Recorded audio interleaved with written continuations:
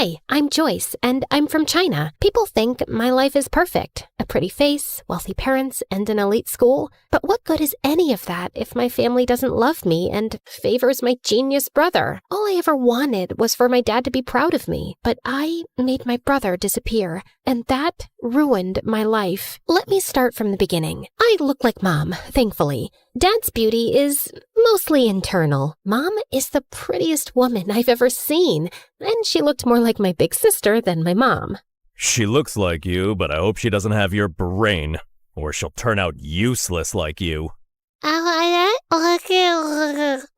I had learning difficulties and barely spoke more than a few words until I was 5. Dad hated me. He spoiled my brother Dustin rotten. I wanted to impress him too, but Dustin, 3 years younger than me, was already a genius. Dustin loved me, no matter how much Dad compared us. He never let it get between us. Like this one time on my 8th birthday, Dad decided to celebrate Dustin instead of me. He invited all his employees and business partners. Dustin was on stage reciting this long old English poem called Beowulf, and people were already yawning and checking their watches. Mom and I were late because we were at the salon, and when we finally walked in halfway through the poem, every single head turned our way. People looked at us like we were movie stars. Dad came rushing over, looking pissed. What are you all staring at, huh? It's just 2 girls who care more about their looks than their brains. Joyce, you're just a disappointment. Go upstairs. Actually, do us all a favor and stay there. I went to my room, and a few people, including Dustin, gave me the thumbs up and told me how pretty I looked in my dress. So I gave them my best princess bow, threw a couple of kisses like a celebrity, and kept walking. Once Dustin started 1st grade, my parents adored him even more. Dad gave him the entire 2nd floor, 3 private drivers, and 1 jet. Maybe you're wondering why a 6-year-old needs a private jet. Yeah, me too. But when you're that rich and that obsessed with your genius kid, I guess a bicycle just doesn't cut it. Anyway, once, Dustin took me on his jet to France for breakfast. And when Dad found out, he freaked out and grounded me for weeks. I knew I would never make Dad love me, so I thought maybe being close to Dustin would help. Whenever he did something wrong, like breaking a glass or messing up the floor, I'd take the blame, thinking maybe that would make Dad look at me differently. Joyce, stop! You don't have to cover for me. Dad's not gonna love you more because you're suffering, and it kills me when he talks about you like you're nothing. No, you're just too young to get it. Once, when I was in 7th grade, Dustin had a science project and wanted to test gravity and weight. He used a bowling ball from our private bowling alley and dropped it on different items. One of those items was an old watch he thought nobody wanted, but it turned out it belonged to our maid, a gift her mom had given her when she was a child my age. When she found it broken, she lost it and said she would tell our parents. I panicked. I couldn't let them think their perfect kid could be this careless. So I did something I'm not proud of. I knew our maid had a sick mother, so I called her. This is Joyce. I'm sure you know who I am. Your daughter is threatening me and my brother, and I don't like that. I know you're sick and you need monthly medications, and your husband is useless and your son steals from you. And your only provider is our maid. So I advise you to talk to your daughter and tell her to back off, or I'll talk Daddy into firing her. Do it before it's too late. Then I hung up with a tight feeling in my chest. The maid didn't say anything after that. She just kept working quietly for days, and I felt terrible. I kept giving her money from my pocket anonymously for years. Then 9th grade arrived, and something completely unexpected happened. One afternoon, I was humming in the school bathroom when the music teacher happened to be hiding in one of the stalls trying to catch girls who were vaping. She heard me, asked me to sing, and ended up loving my voice. She even said I could be the lead singer for the Christmas choir. I was over the moon. And no, of course Dad didn't come to the choir. Only Mom came. And she didn't even stay until the end because Dad called her to come home for whatever reason. But everyone else was so impressed by my voice that a few people came up to talk to me afterward, including this kind-looking man who honestly resembled Keanu Reeves, if Keanu had a paunch. I'm Peter Anderson. I'm a music producer. You've probably heard the rumors that I'm a fraud, but this town loves gossip more than the truth. Anyway, I see real talent in you, and if you're interested, I'd love to help you become a singer. Here's my card. Maybe we can talk more in my office. I was so happy that someone finally noticed something in me and wanted to help me shine, even if it was this half-fraud kind of a mess person. Of course I kept his card with me, and I didn't tell anyone except Dustin. So I guess you're the child who'll make our family proud after all. What is that supposed to mean? I mean, Joy, people think the perfect favored child is the lucky one, but it's actually the ugly, stupid, neglected one. Like, how would you discover your voice if you lived in a cage chasing someone else's dream? Okay, wow, this is getting deep. Don't worry, I won't go that deep. I know your IQ. Anyway, I need a favor. I know you're going to that Halloween party this weekend, and Dad would never let me go. So maybe you could sneak me out with you? I really, really want to go. They're bringing Chicago-style pizza. And if Dad finds out I snuck out, at least he'll know I was with you. Which will make things even worse. Come on! I'll do your assignments for the whole next semester. For the next 2 years. Fine. Shake on it. Wait, did you like this video and subscribe to MSA? Obviously. Why do you think I turned out so emotionally intelligent? Guys, interact with our video so this story blows up. What are you waiting for? Comment now! That weekend, I snuck Dustin out and we headed to this huge party 5 blocks away. Dustin was wearing a white ghost costume. Way too simple for a genius, but whatever. I dressed like Amy Winehouse, and honestly, I looked really cool. The party was wild. Everyone was having fun, and a bunch of kids were wearing the same ghost costume as Dustin. I kept an eye on him until this cute guy came up to me and started talking. I liked him, and when I saw Stephanie staring at us with jealousy, I realized she probably liked him too. She was a girl from my school who was always jealous of me, so I decided to annoy her even more. She walked over and started talking to him, and he didn't mind. So, Alan, did you know I have a really good voice? I can sing Can't Help Falling in Love by Elvis Presley, if you want. They have karaoke here. It's Derek. The singer? No, my name.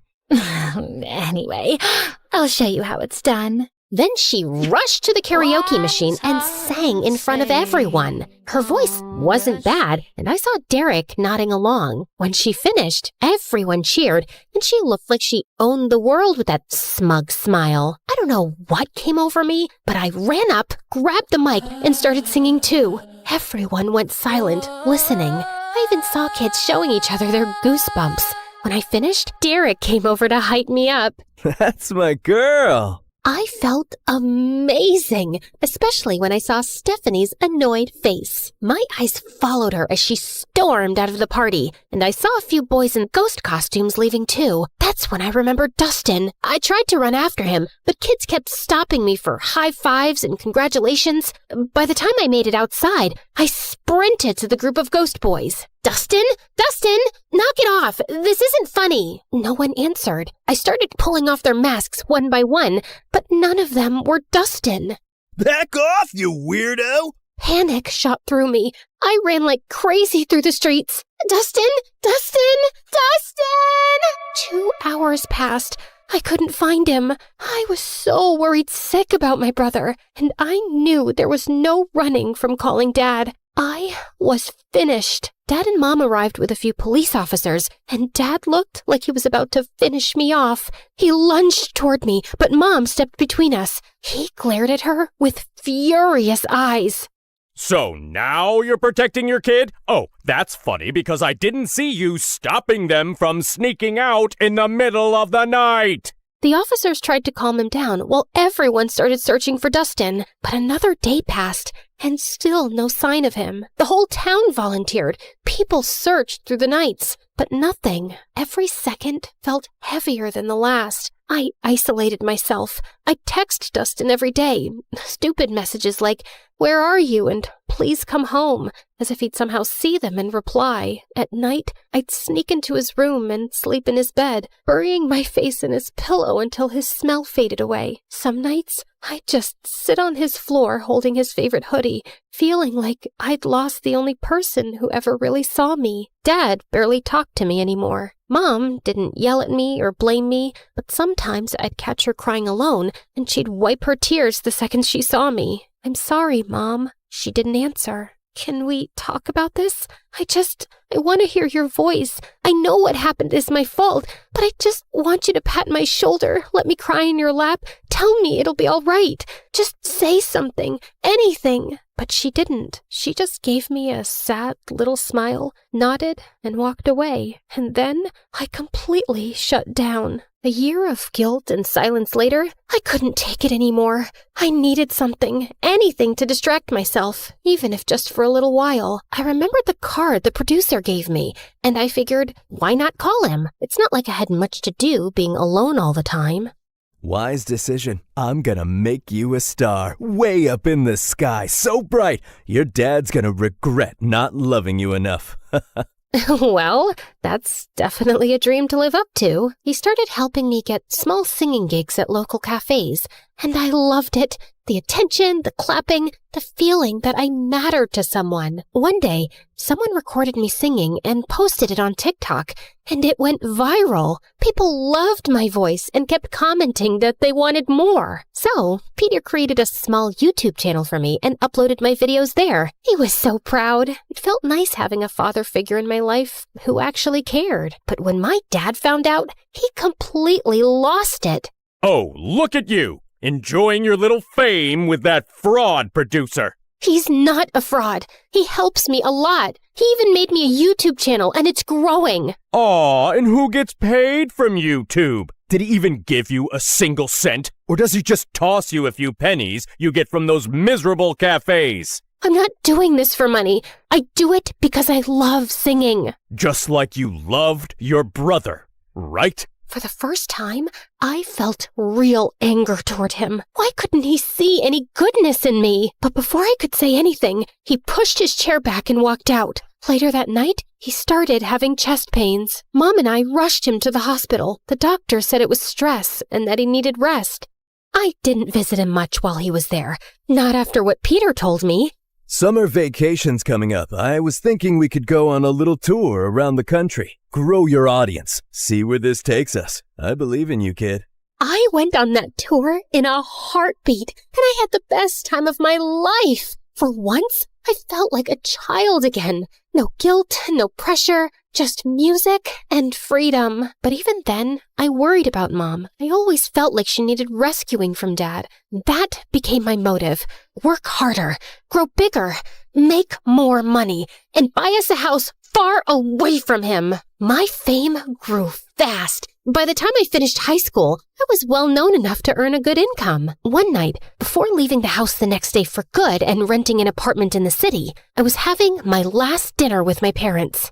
You know, Joy, now that you're getting into business and success, you should know it comes with stress. You might even end up in the hospital since you're so fragile. So I was thinking, I don't trust that knucklehead producer of yours. I should be your manager. I have a pretty good feeling I'll finally be proud of you, especially once we start making real money off your little talent. I paused. The moment I thought would never come had finally arrived. Sure, my dad wasn't nice to me, but maybe this was my chance to make him proud. Maybe I could make up for everything that happened years ago. I looked at Mom for a reaction. She gave the slightest shake of her head, but I convinced myself she didn't mean anything by it. I'll think about it. That night, I told my producer I was choosing my father as my manager. Kid, I can't force you or tell you what to do. You're grown up. If you think your dad's the right man for the job, then go ahead. And just remember, I'm still here for you. I canceled my move to the city, and Dad became responsible for all my finances, all my schedules, and everything. Everything was fine for the first few months, but then I started noticing that my finances didn't make sense. I was earning more back when Peter managed me, and I was working twice as hard now. Still, I gave my dad the benefit of the doubt until one day I checked my bank account and it was at zero, completely empty. I freaked out and went to confront him in his office, but he wasn't there. That's when Mom walked in, pale and shaking. She turned on the TV. William Clark, the billionaire owner of Clark Investment Companies, has been exposed as the center of a massive Ponzi scheme. Authorities estimate he conned thousands of people out of nearly $300 million. Records show the fraud began in the early 2000s, and officials confirm he fled the country this morning. The FBI is now searching for him. Back to you, James. I stared at the screen, frozen. My dad, the man who made me feel small, unworthy, and desperate to impress him, built his entire empire by scamming people. It was my biggest regret, choosing the wrong man to trust. I ran to my mom and hugged her. He stole from me, Mom. He hurt me, and he always made me feel incomplete. All I ever wanted was for him to be proud of me. Where did I go wrong? Mom wrapped her arms around me. You were focused on the wrong parent, honey. Every time I tried to hold you, I could feel myself breaking. And I didn't want you to see that. I didn't want you to carry my pain on top of your own. Words were never my thing, but I always loved having you around. After Dustin, everything fell apart. You shut yourself away, and I didn't know how to reach you. But your father's gone now. Good riddance. It's just us. I've saved some money. Let's start over. I hugged her tighter. Her words came late, and in the hardest moment of my life, but somehow I felt happy. I never knew you could feel so happy and so sad at the same time. After that, everything happened in a blur. The FBI seized our mansion, our cars, and everything inside. Mom and I moved into a tiny apartment and hardly left it. Then one day, someone knocked on the door. It was Peter. Didn't I tell you? I'll always be here when you need me. But who's gonna listen to my music after what my dad did? Joyce, what defines Joyce is what Joyce does, not her father. It's time to rock again. Remember your YouTube channel? I've been saving everything we earned from it for something big, and today's the day. No, I can't. I just want a quiet life with Mom. I'm sorry. Actually, I gave an interview this morning. I told everyone what your father did, including how he stole from you. People are sympathetic. I've read the comments. They love you, Joyce. They want you back. Wait, you did an actual interview? For me? Wow. Peter helped me restart my career, and people were happy to have me back. And soon enough, I was a huge success and making good money too. One day, before one of my biggest concerts, Mom told me that Dad had been arrested and was facing decades in prison. She said he wasn't feeling well and wanted to see me. I decided to see him one last time before closing his chapter for good. I know you probably think I was stupid, Joyce. No, you committed every sin in the book, but stupidity wasn't one of them. You know what? I actually feel sorry for you. You spent your whole life putting down an innocent little girl without a shred of guilt. Well, you weren't like Dustin. For Christ's sake, he was the only one who made me proud, and you had to take that away from me. I guess it was for his own good. Otherwise, he would have grown up to be a miserable little fraud like his father. I finally get it. You were never capable of being proud of me. Not because of who I am, but because of who you are. A fraud, in business and as a father. Now, if you'll excuse me, I have a crowd of 200,000 proud people waiting for me. And with that, I spit on him and left. The moment I stepped on stage, the entire arena erupted. I looked out at all those excited faces, at Mom's proud smile, at Peter beaming at me like his daughter had made it. And then I closed my eyes, and I saw him, Dustin, with that same cute, confident little smile he always had when he believed in me more than anyone else. I keep running, like I'm trying to outrun time. I can't stop, I can't slow down with these ghosts still in my mind. And it hits me when it's quiet, nowhere left for me to hide. So I keep on moving, just to feel alive. But as I sang, the crowd grew louder than I'd ever heard. I opened my eyes. There was a guy being lifted by the crowd, riding toward the stage, and for a second, I stepped back in fear. But then my heart stopped. Dustin? I signaled for my security to let him through. He climbed onto the stage, and I swear the world went silent around us. I looked at him like I had just seen a ghost. The hostess rushed forward, tears in her eyes. After your mother's interview about your missing brother, the internet made it their mission to find him. He's been missing for 10 years. We interviewed him and confirmed with your mom. He is your long-lost brother. My knees almost buckled. I couldn't breathe. But Dustin spoke first. I was taken by some shady people. They asked Dad for ransom, but he ignored them. They took me to Mexico. We got into a car accident. I lost my memory. A kind Mexican couple adopted me. I didn't know who I was, but I always felt like someone out there loved me. I just didn't know it was you. My heart shattered and healed all at once. I dreamt about this moment every day, always imagining myself as the stupid, reckless sister who failed you. I never pictured meeting you like this, as a woman with a life and strength and dreams of her own. Welcome home, brother.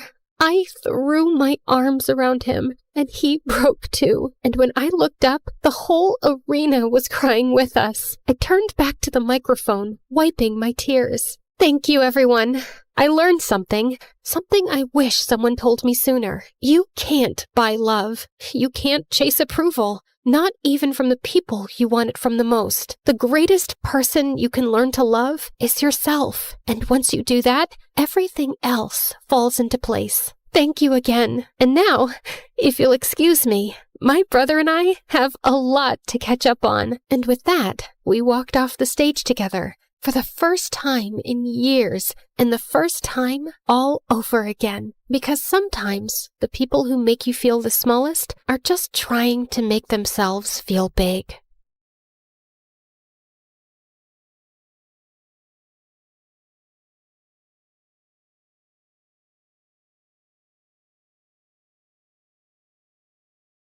Hi, I'm Ramen Lee Min-ho from a place so boring you don't need to know the name. Trust me. And yeah, that's my pen name. You know, just 'cause pen names are fun and add an air of mystery. So I put together my love for K-dramas and my favorite noodles. But if you ever tell my mom that, I will deny it repeatedly. Now, before I continue, you have to like and subscribe to MSA. Sorry, but they make us say that. My mom is Italian, and she raised me and my sisters on her own in a very small town in the US. But we might as well have been living in Italy. Pretty much everyone we knew was Italian. Now, my mom has two talents. One, she's an amazing seamstress. She could make a stunning dress out of a potato sack. My sister and I used to wear all sorts of garbage when we were younger. Old curtains, bed sheets, towels, you name it. On a side note, do you know that cotton lasts for like 100 freaking years? That's longer than the seasons of Grey's Anatomy, man.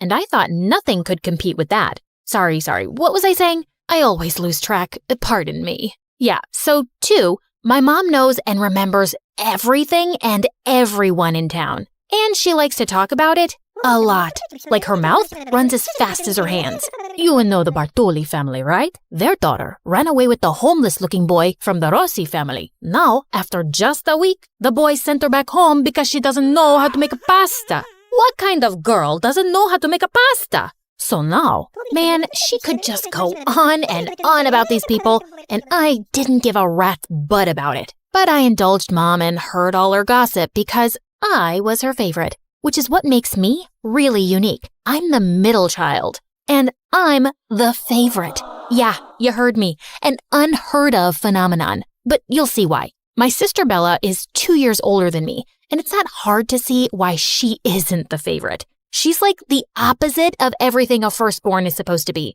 Lazy, whiny, irresponsible, and dumb as a button. Actually, buttons are quite useful, but you get the point. Like on her 9th birthday, she got a $50 note from her aunt, and I convinced her to exchange it with me for $21 notes. She was so happy she had so much money, and I was $30 richer. Also, I often got compliments on my rosy skin, which really bothered her. So one day, I let her in on my secret. Mom's been doing something special with me for years, and now I'll share it with you. You have to make a paste of baby powder, milk, crushed daisies, and a few tablespoons of mud. You know, so you don't get pale like a ghost. and then you put it on your face for an hour, but you have to sit really still while it dries. Otherwise, you'll get wrinkles.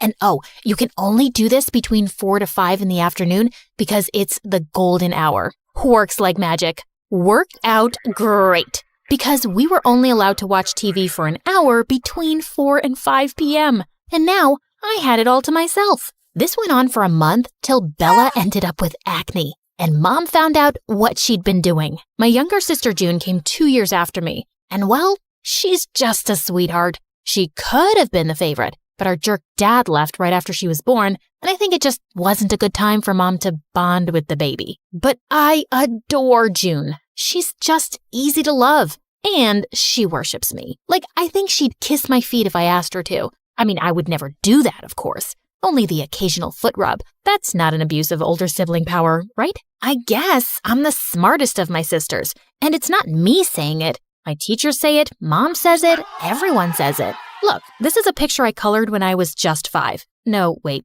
7? Okay, fine, 10. Just focus on the colors and not on my amazing nails, okay? But since you're wondering, June did the nail art. But what really got to Bella was when anyone said I was the prettiest. Like in 7th grade, Mom had come to our school for our parent-teacher meeting, and she met with my class teacher last, who couldn't stop gushing about me. What a blessing to have a child like beep. Oh, the year I had Bella in my class, it was so hard. That's when I started my blood pressure medication. But this one, she's such a marvel. And a beauty on top of that. Now, I'm not saying the other two are ugly, but they look more like you. And beep is more on her dad's side of the family with those delicate features. A bit like Cinderella and her stepsisters. That made me so uncomfortable. Like, you know how the truth can sometimes do that. But why say it, man? And Bella just lost it. She flung a bottle of ink at my teacher. Oh my God, I ruined your clothes. Now, I'm not saying they were pretty to begin with, and you'd look like a sack of turnips no matter what, but I'm still sorry. Actually, they look less tacky now. Here's some more. Oh man, I laughed so hard, I peed a little. That was my fondest Bella memory ever. And yeah, there aren't many to choose from, but that one's pretty cool. Mom was really embarrassed though, and Bella got a reputation in town for being a little cray-cray. I honestly never cared that much about looks. But I understand why people are obsessed with being pretty. You get doors opened for you, someone will give you their place in a long line, offer to carry your stuff, or give up their umbrella for you and get soaked themselves. And sometimes you try to refuse, but people won't take no for an answer. Also, pretty people are almost seen as superhumans. I mean, think of some beautiful person, and then think about them burping or farting or pooping. You can't imagine it, right? Because how could someone that pretty do something so nasty and basic? No, they must poop glitter. Like this one time in 9th grade, I was in an elevator in the bank when I felt this really big urge to fart. There was no stopping it, and I let it out quietly. But man, I stank the place up, and everyone glared at this poor big guy in the lift. No one even thought for a second that it could be me. I kind of felt bad, but how could I own up to that? So yeah, life was good in my little town, but my dreams were bigger than that. I wanted to see the world and maybe become a famous singer. Oh, did I mention yet that I have a great voice? Really won the genetic lottery, huh? Please don't hate me, y'all. I'd sing at every school event and even participate in local talent shows or sing at some restaurants. And any money I made, I put away in my piggy bank. I was saving up to go to LA one day to be a star. But things took a wild turn in 11th grade. One day at breakfast, Mom was going through the mail when she nearly choked. Oh, Lord, my prayers have been answered. Which ones? You pray a lot, Mom. Like, seriously, God must be tired of you asking for so many things all the time.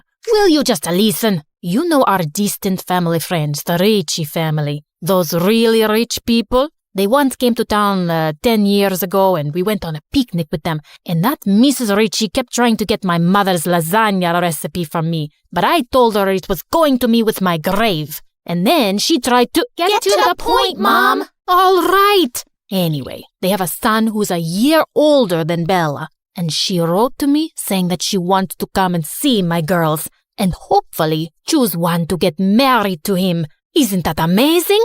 Mom, this is America, and it's 2022. No teenager gets married. Oh my God, it's all I ever wanted. I've always wanted to be Mrs. Richie Rich. Yes, 100 times yes. Oh, it's like I'm Cinderella. I'll never have to work a day in my life again. You already never worked a day in your life, Bella. Look, Bella is almost 20. She barely passed school, she's useless around the house, and she'll never get a job. Also, people in town still think she's, unstable. Getting her married off to someone who isn't from around here is the best we can do. For us. Hear, hear. Now listen, the only problem in this plan is you. I don't want to have you around when they come over. They might choose you instead, and I don't want to ruin this chance for us. I mean, for Bella. Fine by me. The Ritchie family was coming over that weekend, so Mom sent me off to my aunt a day in advance, right to the other end of town. I was in for a relaxing weekend. Aunt's house was close to a lake, so the next afternoon I was sitting by the water practicing my singing when I spotted a boy swimming. And oh, mother may I, his blonde hair shone in the sunlight and the water rippled smoothly over his strong arms. Wow. Now, don't think I'm boy crazy. I find most guys annoying, actually. And who knew? Maybe this one was annoying too. But who minds a little eye candy? It's the only candy that's good for you. But suddenly, he let out a sound I've only ever heard a cow make in labor. A jellyfish bit me! He passed out and started sinking. I swam like a graceful mermaid towards him. Man, he weighed a ton. I managed to drag him to the shore and checked his heartbeat. Yeah, he was gonna live. And up close, he did look kind of annoying. You know, those boys who are too pretty and think the universe revolves around them. Yeah, he was definitely giving off those vibes. I thought I'd wait around till he came out of his beauty nap, so I started singing one of my original songs. You wanna hear about this girl who makes jealous witches hurl? She had beauty, she had brains, there was talent in her veins. Not that everyone was dumb, but the town made her numb. What? Stay here forever, that made her feel bummed. She knew that there was more, so much more to her life than the gossip and the small talk, being a dumb man's dumb wife. It's not hard to see, the girl I'm talking about is me, so if you wanna hear the rest, pay up now, it's not for free. Suddenly, I felt something touch my foot. I'd almost forgotten the boy who was staring right up at me. Wow, you're a goddess, an angel. That voice? And you saved me, right? Yeah, but anyone would have done the same in my place. It's not special. Of course it's special. You saved my life. I think I'm in love with you. Aw, man. This boy was dumber than I'd thought. That's so sweet. You know what? You still look pale. You should lie back down. And I'm gonna go make a mixture of herbs for your jellyfish bite. Oh, I've forgotten all of my pain, except that ache in my heart. Yes, we'll deal with that too. Just close your eyes and I'll be back before you know it. I skipped off all the way to my aunt's house. I'd be gone in 2 days from here and I'd never bump into him. When I returned home, I went through the back door into the kitchen. Just as I popped a muffin in my mouth, Mom walked in. What are you doing here? Hello, I live here? I'm your favorite child, remember? Shh, keep your voice low. The Ritchie family came for a second visit today, and they're in the house right now. You better not come out. Okay, I'll just stay here. Just leave the cakes, woman. Oh, sorry, I was looking for the bath. Oh my God, it's you, the rapping angel. What the freaking fruitcake? The Ritchie boy was the guy I'd saved from the lake? Apparently, he'd stopped for a swim on their way here. His name was Luca, and he told his parents he was in love with me, and he'd marry me, or marry no one. Such a drama queen. He cried, Bella cried, his parents begged, Mom panicked, and she sent them away saying, we need time to think. You really went out of your way for these guests, Mom. You never make pasta for me. And yum, I haven't had this pastry in ages. Will you please get serious for a minute? What are we going to do? About what, Mom? I'm not getting married, duh. You don't have to get married. It could just be an engagement till you know him better. Okay, fine. Just be his girlfriend. It's too good a proposal to pass. And I wanted it for Bella, but if it's not happening for her, you'll have to accept it. Before I could reply, Bella came flying at me. You stupid witch! I'm not letting you get away with this. Gosh, Bella, have you gained weight? Get off, you baby cow. I was so close to getting everything I've ever wanted,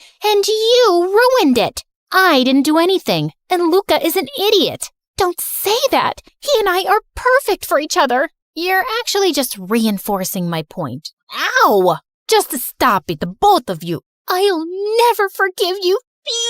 And I'll curse you every single day for the rest of my life. I wish that you gained stubborn fat on your thighs that never leaves you. Well, I won't bore you with the details of what happened after. You know those annoying people who say, long story short, and then tell you every detail and all the bonus scenes? Yeah, I hate that. Anyway, I turned down the proposal, the Ritchie family left, but Luca sent letters non-stop. Bella stopped talking to me, which was amazing, but Mom stopped talking to me too. And then a month later, she got really sick. I ended up using all my savings for her treatment, and somehow, she emotionally blackmailed me into agreeing to date Luca. See, with great favoritism comes great responsibility. Mom favored me all her life, and as her perfect child, I felt the responsibility to make her happy now. Really, it's not easy being me. Of course, Bella was furious, and after she gave all my clothes to the neighborhood dogs, she started muttering things under her breath whenever she saw me. Gosh, so immature. Thankfully, Luca lived very far away and we just talked on the phone. But he called so much that eventually I made June take his calls and say, every other minute. He never knew it wasn't me. But he was supportive of all my singing dreams and said we could move anywhere I wanted to pursue them. Maybe sometimes your dreams come true in a way you didn't expect? Then one morning, I woke up with a really sore throat. I tried calling out to June for water, but my voice was gone. It turned out that I had laryngitis, and I was mute. The doctor said they couldn't say if my voice would come back. This was the first time in my life I was truly depressed. I could see all my dreams slipping away. Mom announced excitedly that Luca was coming, like that was supposed to cheer me up, and Bella's smug face made everything 10 times worse. One day at dinner, she turned to me. See, I told you I'd curse you. You've lost your precious voice because of my curses. Or maybe it's just karma. For the first time in your life, you get what you deserve. For once, you lose. And something inside me just snapped. I threw my pasta at her face and then jumped on her. It took June and Mom some serious effort to save her miserable butt. Later that night, I was crying angry tears in my room when June slipped in. You know it's not Bella's curses, right? Of course I know. She's just unbearable. Why is she like this? Maybe because it's not easy to live in your shadow. She's always been told she's not as good as you. She's never even tried. Maybe because there isn't any point. You're pretty much perfect. How come you turned out so nice? It doesn't bother me that you're better. Also, being nice is easy. Being mean is hard. And it doesn't even feel good. Why are you writing things down? I have no idea. June had given me some food for thought. I guess it wasn't fun to always be compared to someone. And I guess I never made it easier for Bella either. Maybe I could start now. So when Luca arrived a few days later, I told him I was breaking up with him. He held my hands and looked really sad. Ha! See? I see a smirk! Animator, please go back a little bit. Okay, Animator, you can continue. It's not that I don't care for you, babe, but yeah, I totally get it. You need your space. Maybe if you get your voice back, give me a call? I won't be doing that, but I think you should ask out Bella. Trust me, you guys are made for each other. Looks like he listened because when I went down later, Bella sprung on me like a python. Oh, thank you, my amazing, lovely sister. I'll start a prayer circle for you tomorrow and you'll get your voice back in no time. You'll see. Now let's kiss and make up, but only in the air because I don't want to ruin my lipstick. Bella and Luca got married a month later and she left. And that is my favorite Bella memory, watching her leave. One evening, it was just me and June, and I was sipping tea when I spilled some on myself. Ow! June and I looked at each other in shock. I tried speaking a bit more, and I could. My voice wasn't totally normal yet, but it was coming back. We both started crying and dancing around for joy. My voice did recover completely, and I was able to sing again. But I felt a bit different. I felt more appreciative of the things I'd taken for granted. And June was wrong. Being nice was frickin' hard. Much easier to be selfish. But I wanted to be nicer, and I really tried. A few months later on my birthday, Mom and June surprised me with a ticket to LA. The American Idol auditions are happening there next week, and you deserve this chance, love. I'd always waited for an opportunity like this, and now it was here. I was excited and scared. Good scared, though. Here I come, world. Also, in case you're wondering, this is not my real voice, obviously. They hired a professional voice actress to do the job. I can't do it. You know you can't be perfect at everything. Also, if you want a part 2 of me telling you what happened in LA, please comment Ramen Lehman Ho, our amazing MSA character. Okay, thanks, bye!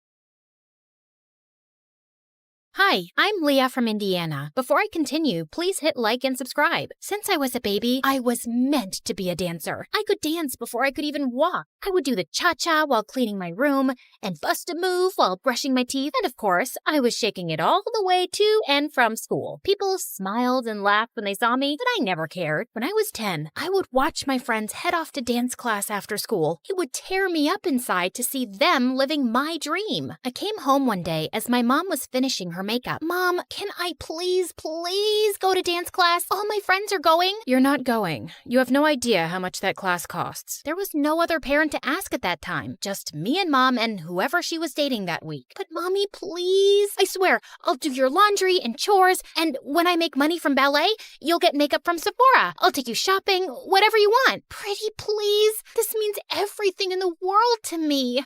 We'll see if that ever happens. Right now, I don't have time for this. I'm going to be late. The answer is no, and that's final. She left me alone in the cold house while she sped off in Ted or Fred's Ferrari to some fancy dinner. For me, another night of instant noodles. I felt devastated with how my life was going, just dreaming about my dream of dancing. But then I turned 12. I was alone, like always, and before I could blow out my candle on my plain cupcake, it flickered out. Oh no, there's still so much to wish for. I was about to leave for school when Mom barged in. Hold on, Leah. You have mail. My mom handed me a card with my name and address on it. Who's it from, Mommy? To Leah from Aunt Lucy. Who's Aunt Lucy? I haven't spoken to her in years. I don't talk to that side of the family. She gave me a ticket. Mom snatched it immediately from my hand. That's not a ticket. It's a check for $10 million.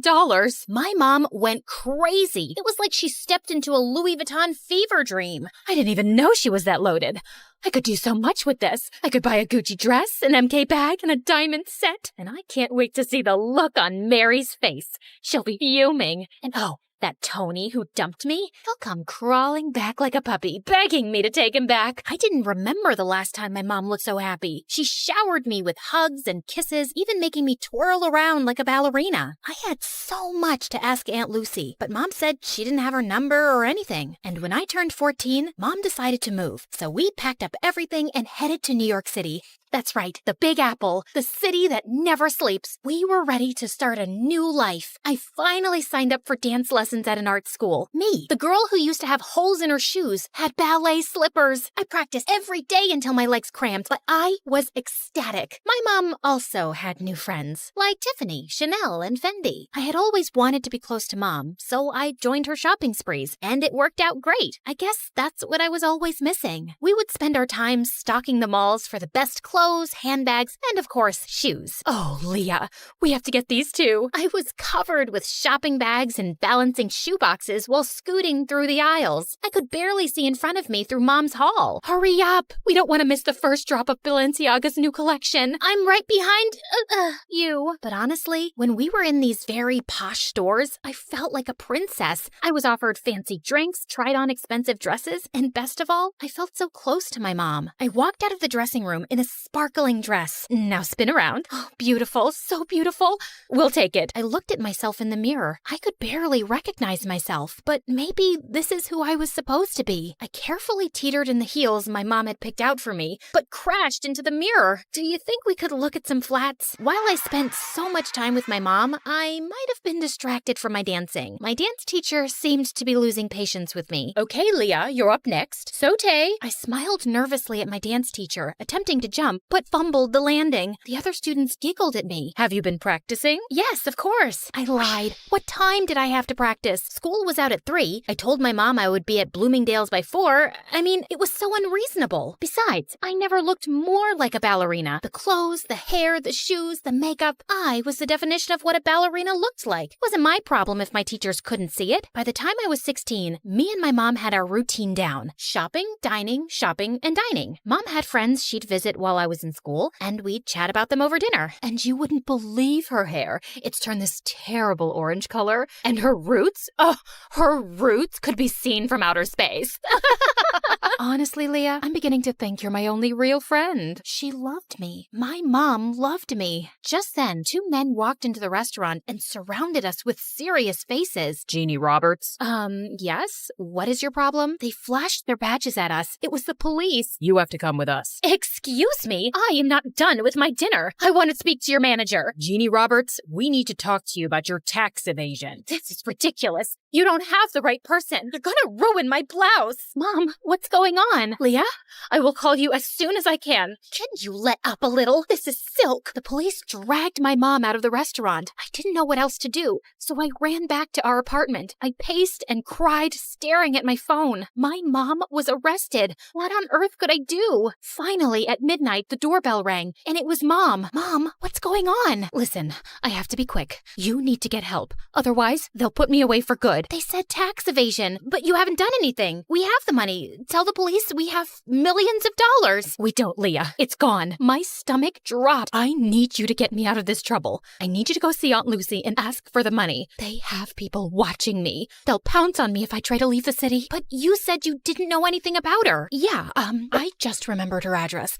Go to her and get the money so I can get out of here. I had no other choice. It was just me alone, and I had to save my mom. I hopped on the first train I could find. There were 1 million people on the subway, and I squeezed my way through the crowd. The train car jerked, and the guy's soda splashed all over my face. He glared at me. Hey, watch it. But he splashed me. Finally, I arrived at my aunt's house and knocked on the door. Her house towered over me with dozens of closed shutters and fading awnings. I'm not interested in buying anything. I'm not selling anything. I'm Leah. Are you Lucy? I'm looking for my great Aunt Lucy. Leah? I ran to her and opened my arms for a much-needed hug, but I was taken aback when Aunt Lucy sidestepped me like she was avoiding a bug. Do you know you look very sticky? I know. I took the subway here. My mom asked for your help. You helped us before, and we appreciate it, so I didn't help you. Well, with the money you graciously gave us, you helped us a ton. That was your father's last investment. I was instructed to cash it out and send it to his next of kin. That's you. My dad? I can only recall bits and pieces of him. I know. You're not missing out. So, Jeannie's in trouble. You want something from me? Why should I bother? We're family, aren't we? I always disliked your mother. Spoiled, selfish, and vain. Does the apple fall far from the tree? You look just like her. But I didn't look like myself. She wanted me to leave, but I couldn't. She was my only hope. I kept pestering and pleading with her for days, buzzing around her like a pesky fly. Finally, after what felt like forever, she talked to me. This used to be a hotel, you know. I took care of everything, and I was great at it. But it's hard for a person my age to manage everything around here. There's too much space and too many stairs. I have a few guests coming over, but I don't have much staff. I would like to see how useful you can be. Whatever you need, I can do it. I needed to win her over to save my mom, so I got to work by cleaning out the fireplace. Large chunks of ash rained down on me, covering the floor in a thick blanket of gray.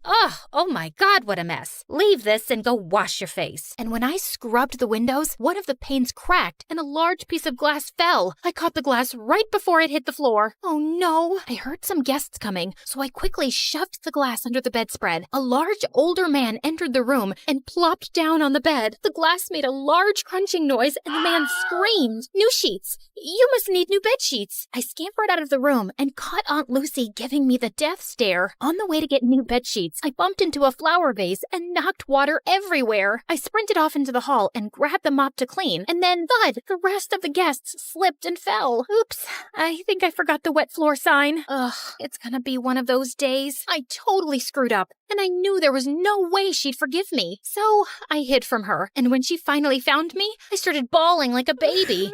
She couldn't be mad at a sobbing girl, right? I could see her face soften, and I figured I had a chance to get on her good side. I tried to make up for all the mistakes I had made. I gave my aunt a foot massage, made her fresh juices and warm soup, and in my final efforts, I polished her dresser and found a music box. Don't break it. Oh, I wouldn't. I love it. I'm a ballerina too. Well, maybe. I used to be. You're a little young for used to be anything. For me, this ballet feels like. Aunt Lucy and I were finally talking, and it felt like the ice was melting. She told me how she used to be a dancer. When I was a baby, my dad would tell her all about how much I loved dancing. I finally got through to my aunt, but I still needed her help. I brought up how desperate I was to save my mom. I was wrong. You're not like your mother at all. Okay, enough of all this. Let's go. We took a car downtown and met my mom. What on earth happened, Jeannie? You are still as disappointing as ever. Ugh, here we go. Why did you even bother to come here? You could have sent the money with Leah, but I guess belittling an innocent woman is more your speed. Aunt Lucy asked Mom for her tax forms, but all she got was silence. Mom, just give her the paperwork. She'll help us. What's wrong with you? Okay, fine. I'll just leave. And then Mom spilled the beans. She had conned us. The cops were fake. The tax problem was fake. All a scheme to get money from Aunt Lucy. I can't believe this, Mom. How could you do this? I had to. The bank was going to take the apartment, so I had no choice. I was in debt and knew only you could convince your aunt. I'm sorry. I know I spent a little, but I spent on you too, and it was for us, right, Leah? It made you happy, right? You were happy, and that's what made me happy. But I'm behind on all of my classes. We're out of money, and we don't even have the apartment. And now you're definitely not happy anymore, so I'm not happy. And I don't see how I could ever become a dancer. Enough. Leah, you need to go to school and work on your studies. You want to be a ballerina? Yes, of course. Then you are coming with me. And Jeannie, you need to pay all of this off. You'll need a source of income to dig your way out of this. This is an impossible situation. I know I made a mistake, but I want to change, and I can't live without you, Leah. I had doubts, and I was furious too. I even stepped outside with my aunt to leave, but then I realized I couldn't abandon my mom, not even after all the things she did. Okay, Mom, I think we should try to be a family, all of us together. I believed that this time it was gonna work out. The three of us went back to the hotel and were ready to start our new lives together. But the next morning, Mom, I ran around the hotel but couldn't find my mom. Her clothes and purse were gone. I searched up and down until I got to the front desk. The cashier's box was completely empty. She left and took my Aunt Lucy's money. I was devastated. I brought her here, and it all happened because of me. What should I do? I had brought on enough trouble, and I had to earn and return every penny back to my aunt. Leah, are you leaving too? I'm so sorry, Aunt Lucy. I just wanted us to be a family. I don't want to cause you any more trouble. I thought it would be better if I just left. I'm so sorry about my mom. I wanted to believe that she would be different, but she wasn't. Just the same horrible, selfish woman. Leah, you don't have to go. It's not your fault. We're family. Sometimes the family you're given isn't the family you end up with, and that is okay. Really? Really. I love you. And I do have some good news. I made a few phone calls, and you have an audition next week. Oh, thank you. I love you too, Aunt Lucy. At the audition, I danced my heart out, and for the first time ever, I was supported and loved by my Aunt Lucy, and that sounds like the perfect kind of family to me.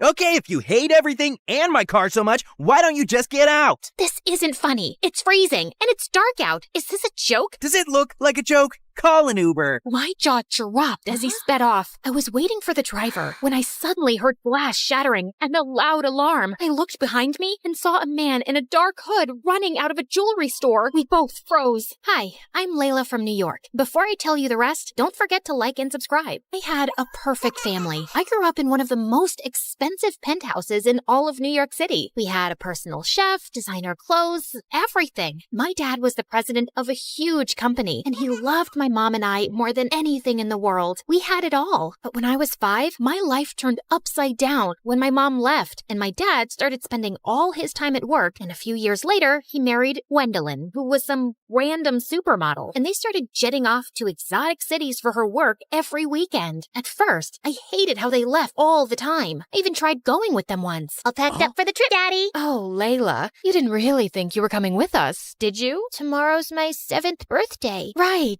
right. The housekeepers will make you the biggest cake you've ever seen. Toodaloo! But as I got older, I got used to them being gone for weeks, and eventually, I totally loved it. Who needed actual parents when you had their credit card? An empty house meant having epic karaoke parties, movie marathons, and makeover parties whenever I wanted. My parents didn't care as long as no one broke anything that cost more than $10,000. Having the best party house in an elite private school was like being royalty among royalty. Oh my god, Layla, your party this weekend was incredible. When's the next one? Don't think I didn't see you break my stepmom's favorite vase. For you, there won't be a next one. Like any queen bee, I had to keep my hive in line. And most importantly, I had to have a super hot king by my side. So I had a boyfriend, Jackson, who was the heir to a massive family fortune. Hey, babe, want to take my dad's helicopter to the Bahamas this weekend? Ooh, the Bahamas. Should we ask our parents?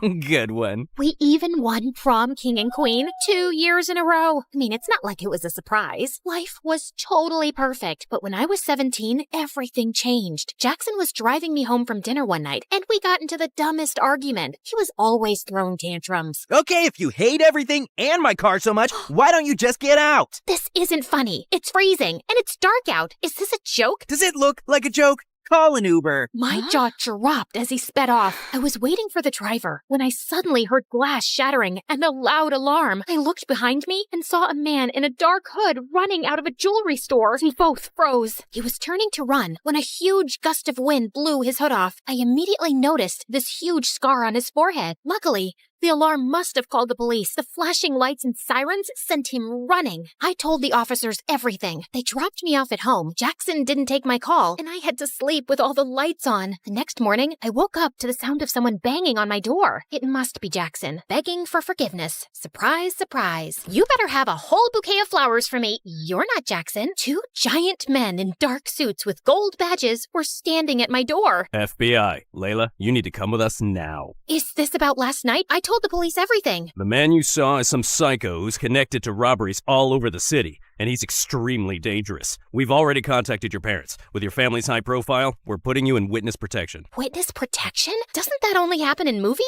You'll be living with a new family in a discreet location until he's captured. He barely saw me. My dad will never allow this. Dad? Wait, what? Can't you just come home to protect me? Apparently, Gwendolyn signed all the paperwork and sent it to the FBI that morning without even asking me first. You can't do this to me. I wasn't even allowed to say goodbye to my friends or take my phone. And I dozed off in the car until we pulled up to a small house in the desert. A woman and a little girl stood at the door waving and holding up a handmade sign. Eunice? Who is Eunice? Welcome home. Miss Celia will tell you everything you need to know from here. Good luck. Walking into the house felt like the beginning of a nightmare. Everything was so old. Even the floorboards were creaking under my feet. I know this is probably a lot for you, Eunice, but we're here to make you feel like home. Okay, but where's the rest of your house? I can't believe I have a pretty big sister. Don't mind Amy. She's only 5 and she is excited to meet you. I'm sure you're exhausted, but I was instructed to change your hair tonight. You need to be unrecognizable, Eunice. Are you kidding? I just got highlights. And please stop calling me Eunice. My name is Layla. Sorry, sweetheart. But according to your new identity, your name is Eunice. You're my niece who just moved here from a farm, and you have short, green hair. Cool. I love green hair. I'm gonna be sick. Hopefully not too sick. You have to start school tomorrow. After hours of sobbing, I had no choice but to let Celia destroy my hair. Before school the next morning, Celia printed out a schedule and told me about my new identity. Whoa. AP Trigonometry? Chess Club? You'll do great. Oh, and I packed you a sandwich for lunch. It's probably nothing as fancy as you're used to, but I think I make a mean PB&J. The best sandwich. Oh, and here's your phone. Don't try to sneak any texting to friends. It's only programmed to call me. A flip phone? Have a great first day. As if that wasn't enough, the students all looked so weird. Not a single person was wearing designer clothes. I guess I wasn't either. I shut the locker and jumped when I saw a tall guy with glasses and a plaid sweater standing right in front of me. Who are you? Hi, I'm Edward. Eunice, right?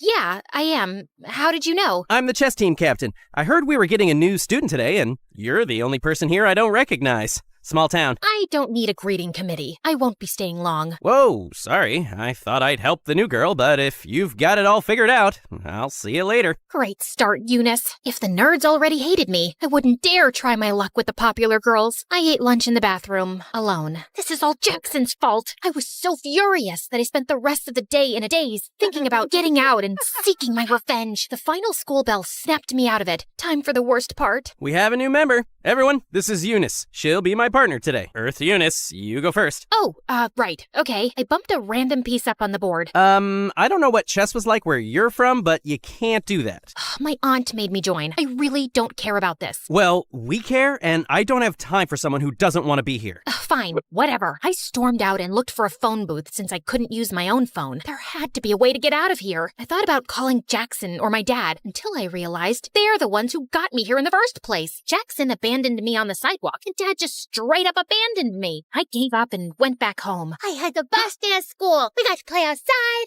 and I saw a rock that was bigger than my head. Okay, what about you? Did you make any new friends? Nope, but maybe a couple of enemies. I told Celia that I didn't want to go to chess anymore. Although, seeing them all play did remind me how fun it was to play with my dad. Did I just call chess fun? One day, I was walking to the bathroom for another sad PB&J, but someone was blocking the door. Edward, you know this is the girls' bathroom, right? I just wanted to make sure you knew that it wasn't the cafeteria, since you eat lunch here every day. Small school, people talk. Well, that was humiliating. What do you want? Surprisingly, he apologized for being so harsh on the first day. He even offered me to join him for lunch, where they play chess as well. I never thought I'd say it, but it was way better than eating alone in a bathroom. Edward even walked me home after school, and I saw Celia spying at us through the window before he dropped me off. Someone's making friends. Does he want to have a play date with me? I'll ask him. Edward and I started spending more time together, and it was fun. And I started to look forward to school, and I had to admit, it was nice not having friends who only looked for status and where I had to dress up like I was going to a fashion show every day. And once, as I prepared to leave for school, I saw Celia braiding Amy's hair, and it reminded me of my mom. I gathered myself and took my bag to leave. Okay, bye, Mom. Bye, before I knew it, Celia was hugging me. I'm sorry.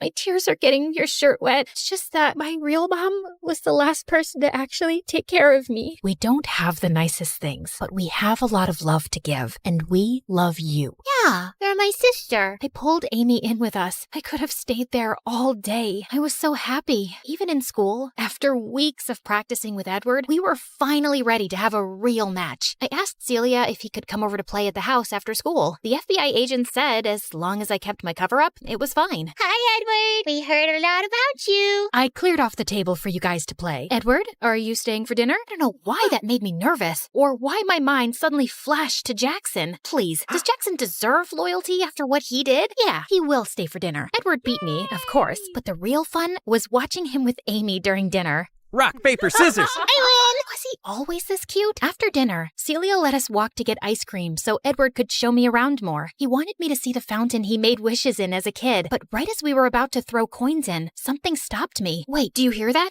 There's a rustling sound. Edward stepped in front of me, and that's when I saw a dark figure, and my heart raced with anticipation of the man with the scar to come out and... Jackson? What are you doing here? Layla, I felt terrible for what I did, so I came to rescue you. You're not safe here. You know this guy? Wait, why is he calling you Layla?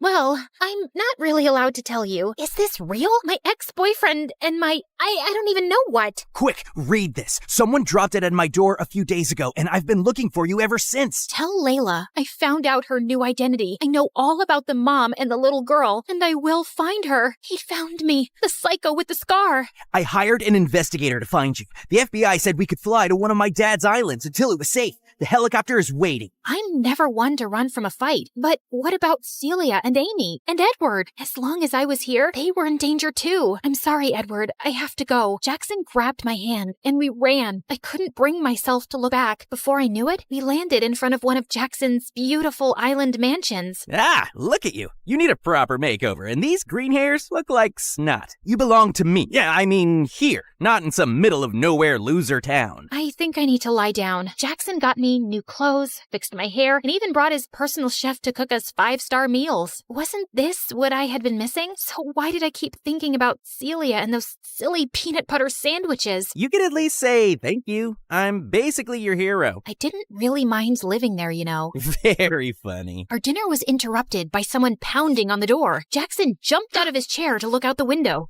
Oh, no. FBI, open the door. FBI? What did you do? He tried to block me, but I pushed past him to open the door. Good, you're safe. Celia thought something terrible happened to you. We've been looking for you for days along with your dad. We asked him to wait for you at home. But Jackson said I showed them the letter. Miss, the man you identified has been on trial for a few days. We were waiting until he was in prison to tell you it was safe to return. There's no way he could have written that letter without us knowing. I can explain. Jackson, you ruined everything again. I had a family who cared about me, friends who wanted me for more than just parties. Why do you even care? You got me into this mess. Because no one walks away from me. Only I can decide that. I am Jackson St. Germain. I always get what I want, and I still want you. Walked away? I was in witness protection. I didn't even have a phone.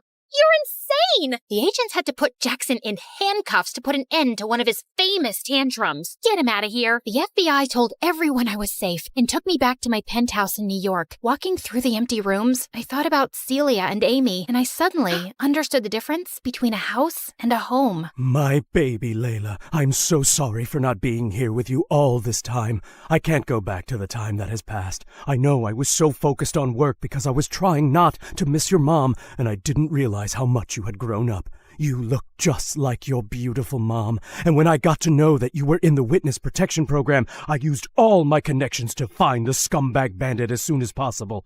And when I found out you'd gone missing, I realized what a terrible father I am. Oh, Dad, you'll always be my dad, but I really want to go back to finish high school with Celia. My dad accepted as long as I had a bodyguard for protection. There was just one thing I had to do before going home. Driver, can you please make a stop at the local jail? You better tell them to let me out. Tell them it's a mistake. I cut him off with a well-deserved slap across the face. Clearly, he hadn't learned any lessons yet, but he was super rich. I knew he'd be bailed out in no time, but not by me. Bye, Jackson. It was time to reveal my big plan. Layla, it's beautiful. I took Celia and Amy's blindfolds off and revealed a brand new house by the fountain in the park. My dad wanted to make up for his absence, so he paid to build a big house with everything the three of us could need. And yeah, I did ask for a walk-in closet. A girl can only change so much. Do I have a playroom? You have two. Wow! I still can't believe your name is actually Layla, and you did all this just for some chess-playing nerds in a small town. Don't flatter yourself too much. It was for all you nerds in this beautiful small town. Let's head inside. I'm kind of craving a peanut butter and jelly sandwich.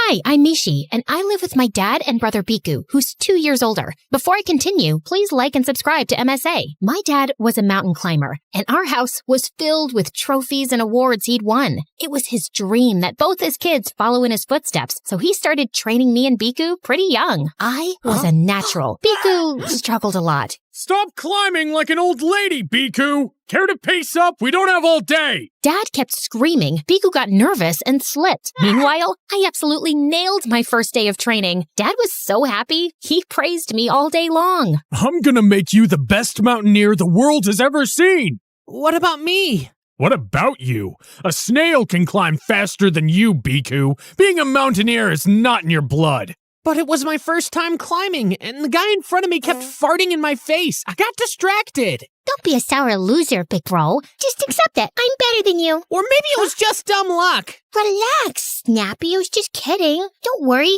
When I become a famous mountaineer, I will definitely train you to be my assistant. I was joking, but Biku took it seriously and flung his shoe at my head. I ducked, and it hit Dad's trophy shelf, and everything fell to the ground. Have you gone completely crazy, Biku? It's bad enough that you're an absolute embarrassment, and now you're disrespecting my achievements? You're grounded for a week! Biku ran to his room crying, and since then, he just hated me for being Dad's favorite. Every time Dad would praise me, Biku would get angry and do crazy things. This one time, he filled my bed with sand, and another time, I opened my bag and saw a huge spider on my books. I was so scared I almost passed out.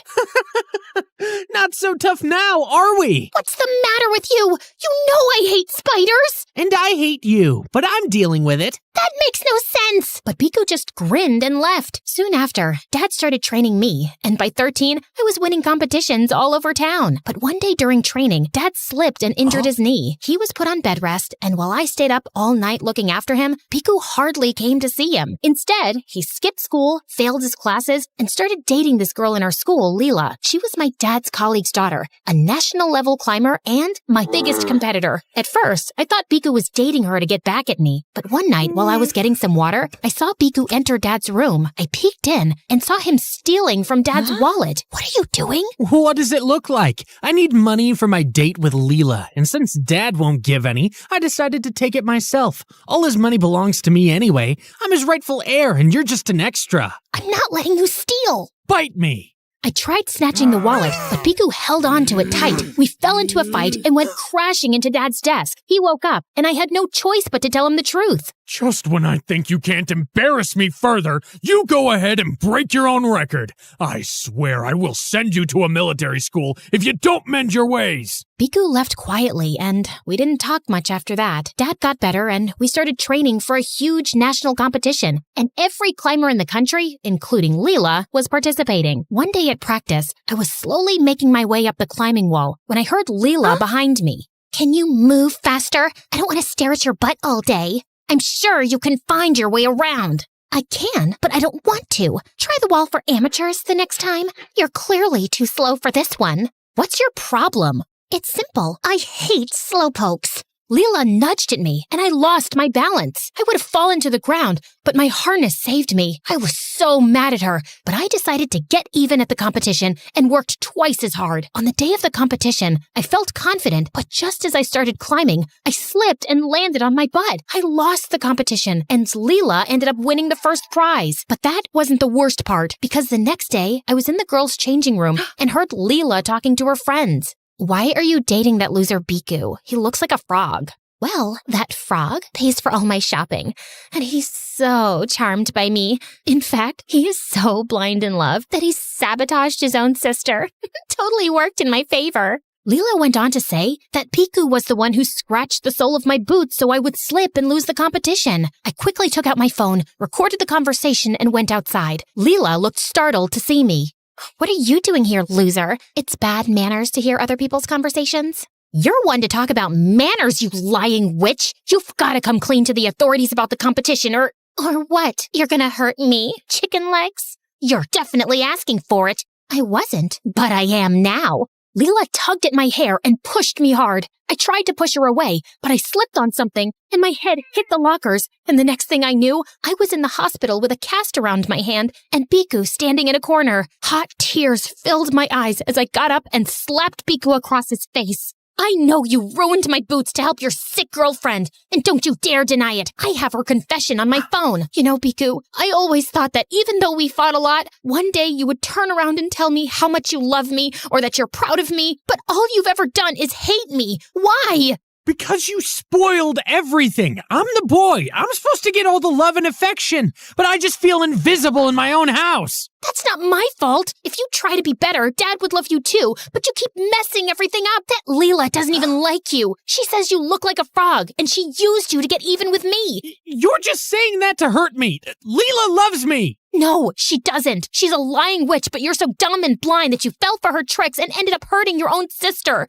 I hate you, Biku. Just get out. Biku tried talking to me, but I was too mad to respond. I told Dad everything, and he gave the recording to the authorities. Leela ended up getting expelled, and I never saw her again. The next morning, Dad spoke to his friends at the military school, and a week later, Biku was gone. I missed him, but I guess it was for the best. It took me some time to recover, but eventually, I got better and started climbing again. When I turned 18, I was chosen to represent my school at the International Camp for Young Mountaineers. On my first day, I was pretty excited until I went to my room and saw Leela.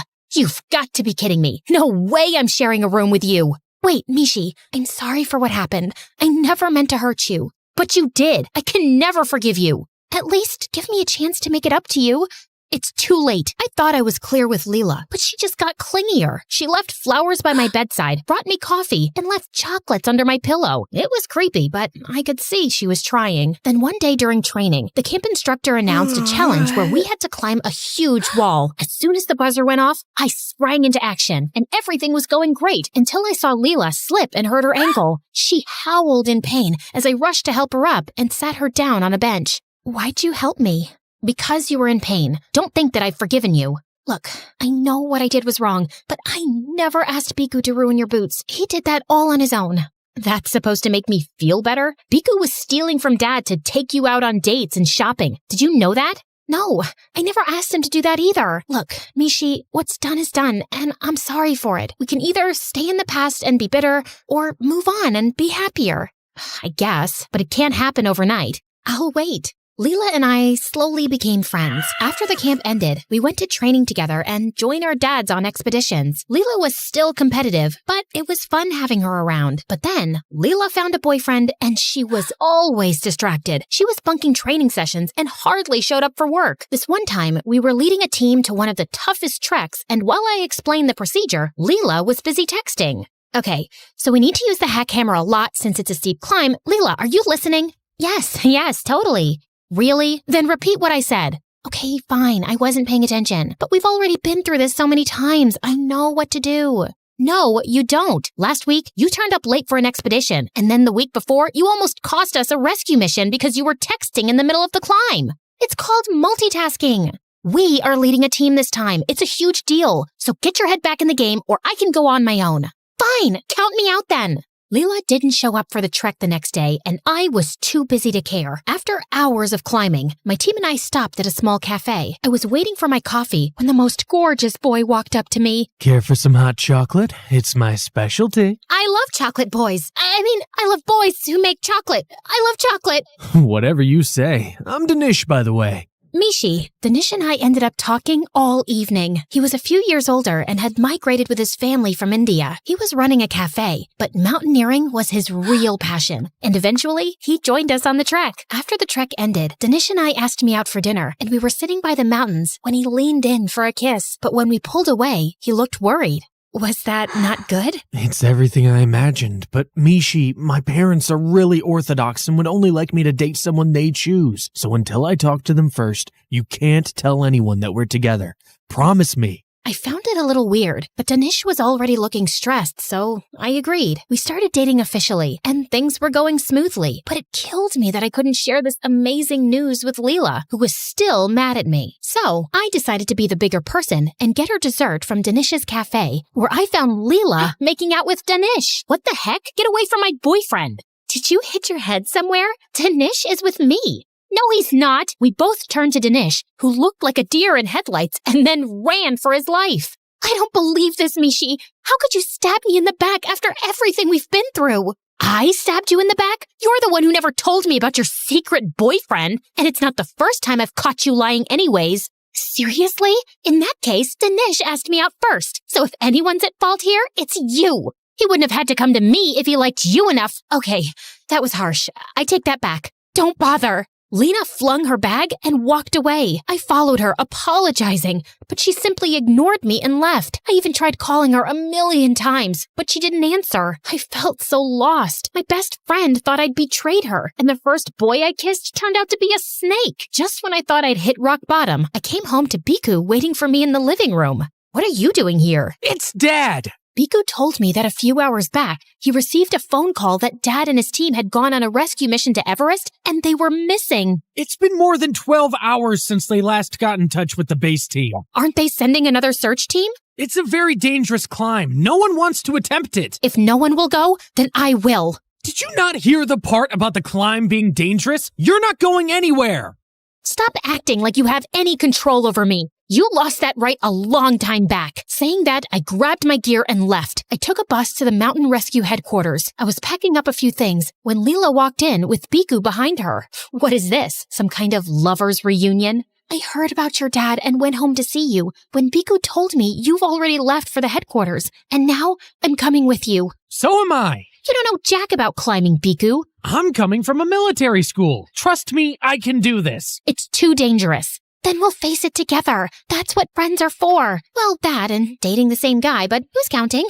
Leela and I hugged and made up and left to look for Dad early in the morning. When we reached the base of Mount Everest, I gulped. I'd climbed cliffs before, but this was the tallest mountain in the world. It was freezing cold when we started climbing, and at one point, Leela almost slipped, but I caught her and pulled her to safety. We reached the top of the mountain, and ahead was a stretch full of white snow. And then suddenly, I saw Dad waving back at me. I ran and hugged Dad tight as he told me that he and his crew were hit with bad weather and were hiding in a cave till the weather got better. They had a few minor injuries, but no one was seriously harmed. We quickly went back to base before the weather got bad again. Piku saw us and came running. I'm so glad you're okay, Dad. There's so much I want to say, but let me start by saying sorry. Sorry for being a horrible son and brother. I guess I felt so invisible. I just wanted to get your attention somehow. And that's partially my fault. I was so focused on Mishi, I couldn't pay you the attention you deserve, and that pushed you away further. And for that, I'm sorry. And Mishi, I don't know if you'll ever forgive me, but all I can say is I will do better and earn your apology. It might take me some time, but I'm sure we can work things through.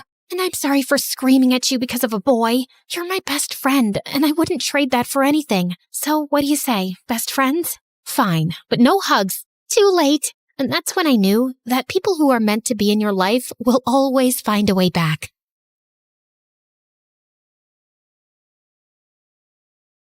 All right, here's a weird one for you. I accidentally became a teacher at 14. Yep, you heard that right. I taught my own classmates for weeks. Growing up, my parents were super intense about my education. They were both professors at the local university. Dad was a professor of mathematics, and Mom was head of psychology. 60% of kids without a master's degree are said to be clinically sadder than those without. They were basically prepping me for Ivy League school from the ripe old age of 5. Mom, can I play in the sandbox? No, honey. The sandbox isn't going to help you get into a good college. You need to master your ABCs first. But no matter how hard I tried, I just wasn't good at school. I just didn't see the point. What would I learn there that would help me achieve my true passion? Dancing. Ever since I was young, just the sound of the garbage truck backing up would make me bust a move. Honey, are you feeling okay? One morning, while I was choreographing a new dance for the school talent show, my parents stormed into the room like two furious prosecutors ready to deliver a life sentence. Becca, turn that noise off right now. I froze mid-move, one foot in the air, and held up my harmonica bottle like it was Exhibit A. It's not music, it's my water bottle. Excuse me? Yeah, see? The bottle you guys gave me? It has a built-in harmonica cap, so technically I'm hydrating and being a musical genius at the same time, which honestly is pretty productive if you ask me. Wait, it does what? I took a deep breath and blew into the cap. A loud, shrill whistle-like note filled the room. Ta-da! Best present ever! Becca, put the bottle down. We're serious. I sighed, but placed it down. We're very disappointed. You flunked 3 classes and now you have to repeat the 8th grade. And as punishment, we're sorry, but you can't compete in the talent show. Oh, okay. Okay, that's it? You're not angry? Nah, I'm used to it. No good grades, no talent show, no future, no husband. I'll be outside, digging my own grave. Becca, don't be so dramatic. I picked up my harmonica bottle and played a slow, tragic tune. A funeral march, if you will. Too late. Ugh, Becca, we're serious. You need to get your priorities straight. Oh, I have priorities. Dance, talent show, become TikTok famous. Academics are like, 6th on the list. Well, they better move to 1st, or else. Fine, but I'm keeping my grave plot, just in case. To make things way worse, all my friends were all moving up without me. When I started 8th grade again, for the 2nd time, I was totally ridiculed. Becca, how about you? What's 6 times 6? 220? I think we need to send Becca back to 3rd grade. Ha, idiots. Laugh it up now. Just wait until I'm your teacher. First lesson, Advanced Apologies 101. Homework, begging for mercy. I was miserable, but as I was walking home from school, I heard my favorite song playing, like it had come from the heavens. I followed the noise to a brick building. When I looked through the window, I saw a group of teenagers my age with their own totally distinct styles, taking turns showing off their individual dance routines. They looked happy. I rushed home, ecstatic. Mom, Dad, I've seen the light. I found my calling. I need to join a modern dance class. Becca, sweetie, how about you find your calling in algebra first? Ugh, algebra doesn't call anyone, Mom. It's like a spam call. Modern dance is my destiny. And your grades? What about those? I'll get my grades up. Straight A's. I'll even tutor other kids. Just let me dance. Fine, but if your grades don't improve, we're canceling everything. Yes! Thank you. I won't let you down. Unless it's a backflip. Then I might. Becca. Sorry, couldn't resist. Thank you. Now all I had to do was figure out how to pull the grades thing off. I just needed to find Jeannie. Jeannie was a bookish girl who was made fun of at the talent show last year for her terrible choreography. But one day in the bathroom, I caught her practicing a TikTok dance. Oh gosh, I didn't know anyone was in here.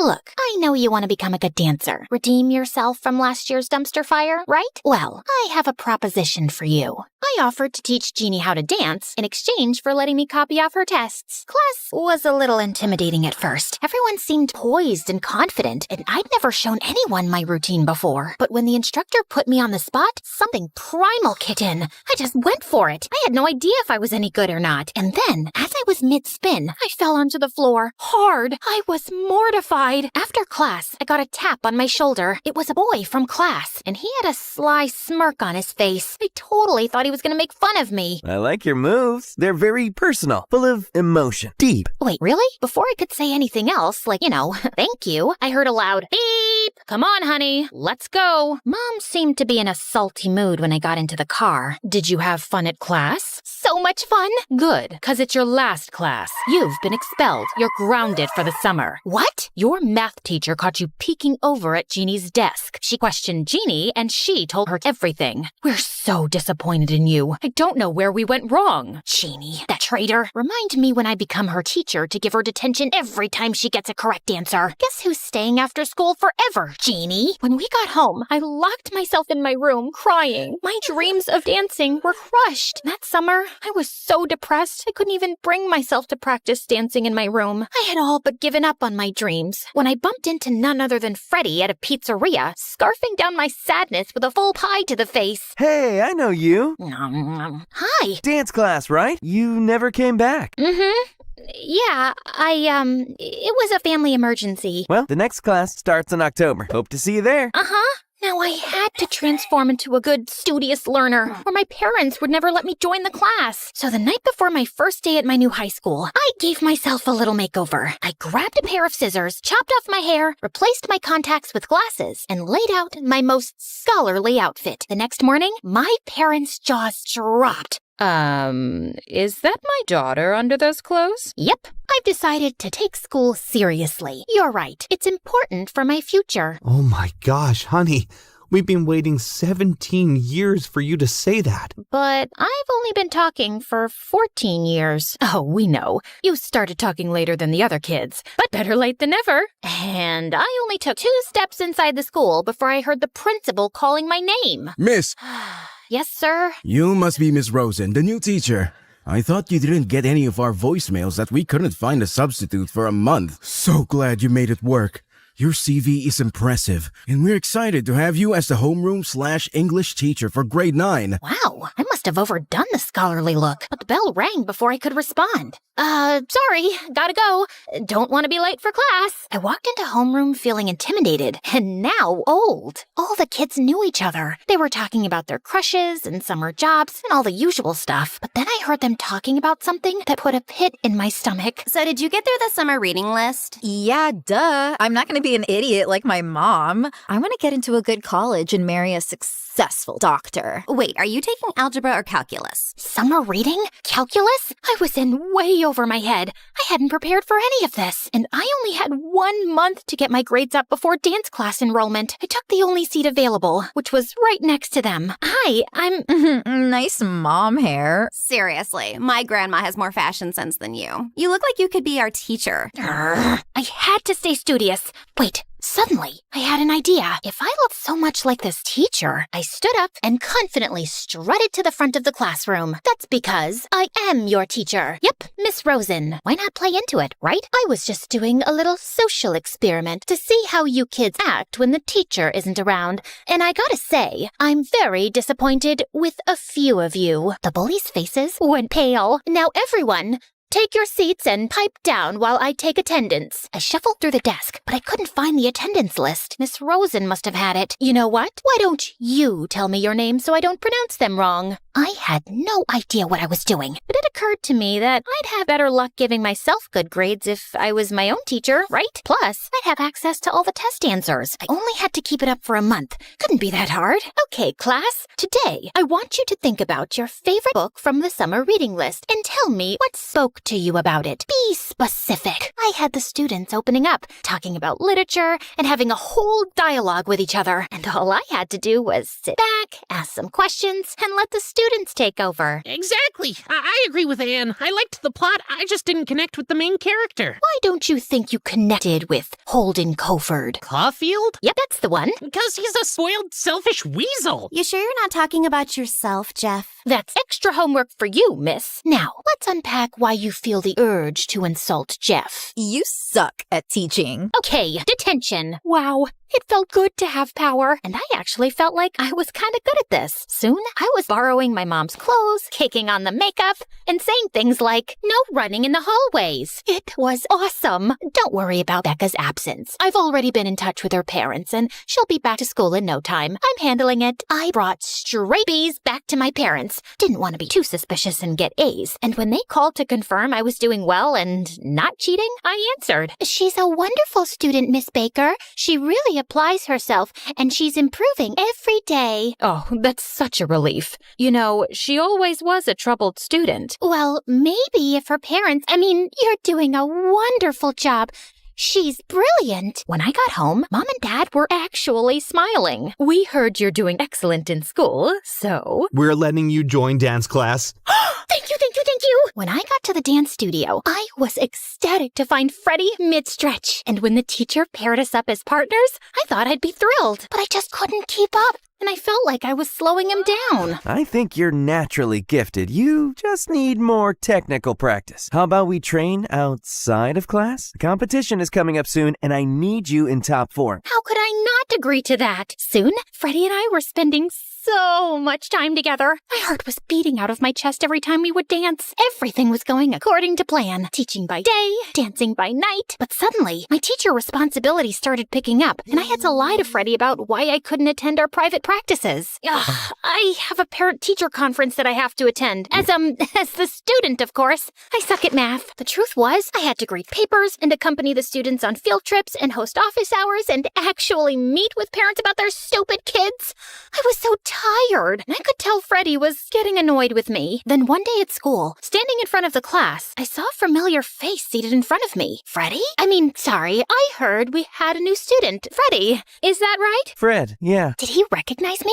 I couldn't tell, but soon I was so distracted by him finding out my secret, I had a hard time keeping up the charade. And Freddie was being so weird and quiet. In dance class, he was charismatic and lively, but here, he sat in the back of the room all alone. I couldn't tell if he was hiding my secret or what. It was starting to get to me. I couldn't even look him in the eyes when we danced. Is everything okay? Yeah, obs. Is everything okay with you? Yeah, you just seem different. Nope, I'm exactly the same as I am. Not the same as who you think I might be, but... Okay, distracted then. I promise you, my heart is in this. You have to believe me. I want us to win. Yeah. At school, I started to put on heavier makeup and frumpier clothes to improve my disguise. I was so worried about Freddie. I didn't even know what I was talking about in class anymore. With a shaky hand, I wrote something on the board. Okay, where does the comma go in this sentence? The bully came up to the board and confidently drew a comma in. Correct! No, it's not. I was testing you. You don't even know basic grammar? Everyone in the class was snickering at me. I felt like I was the dumb student again. What? Of course I do.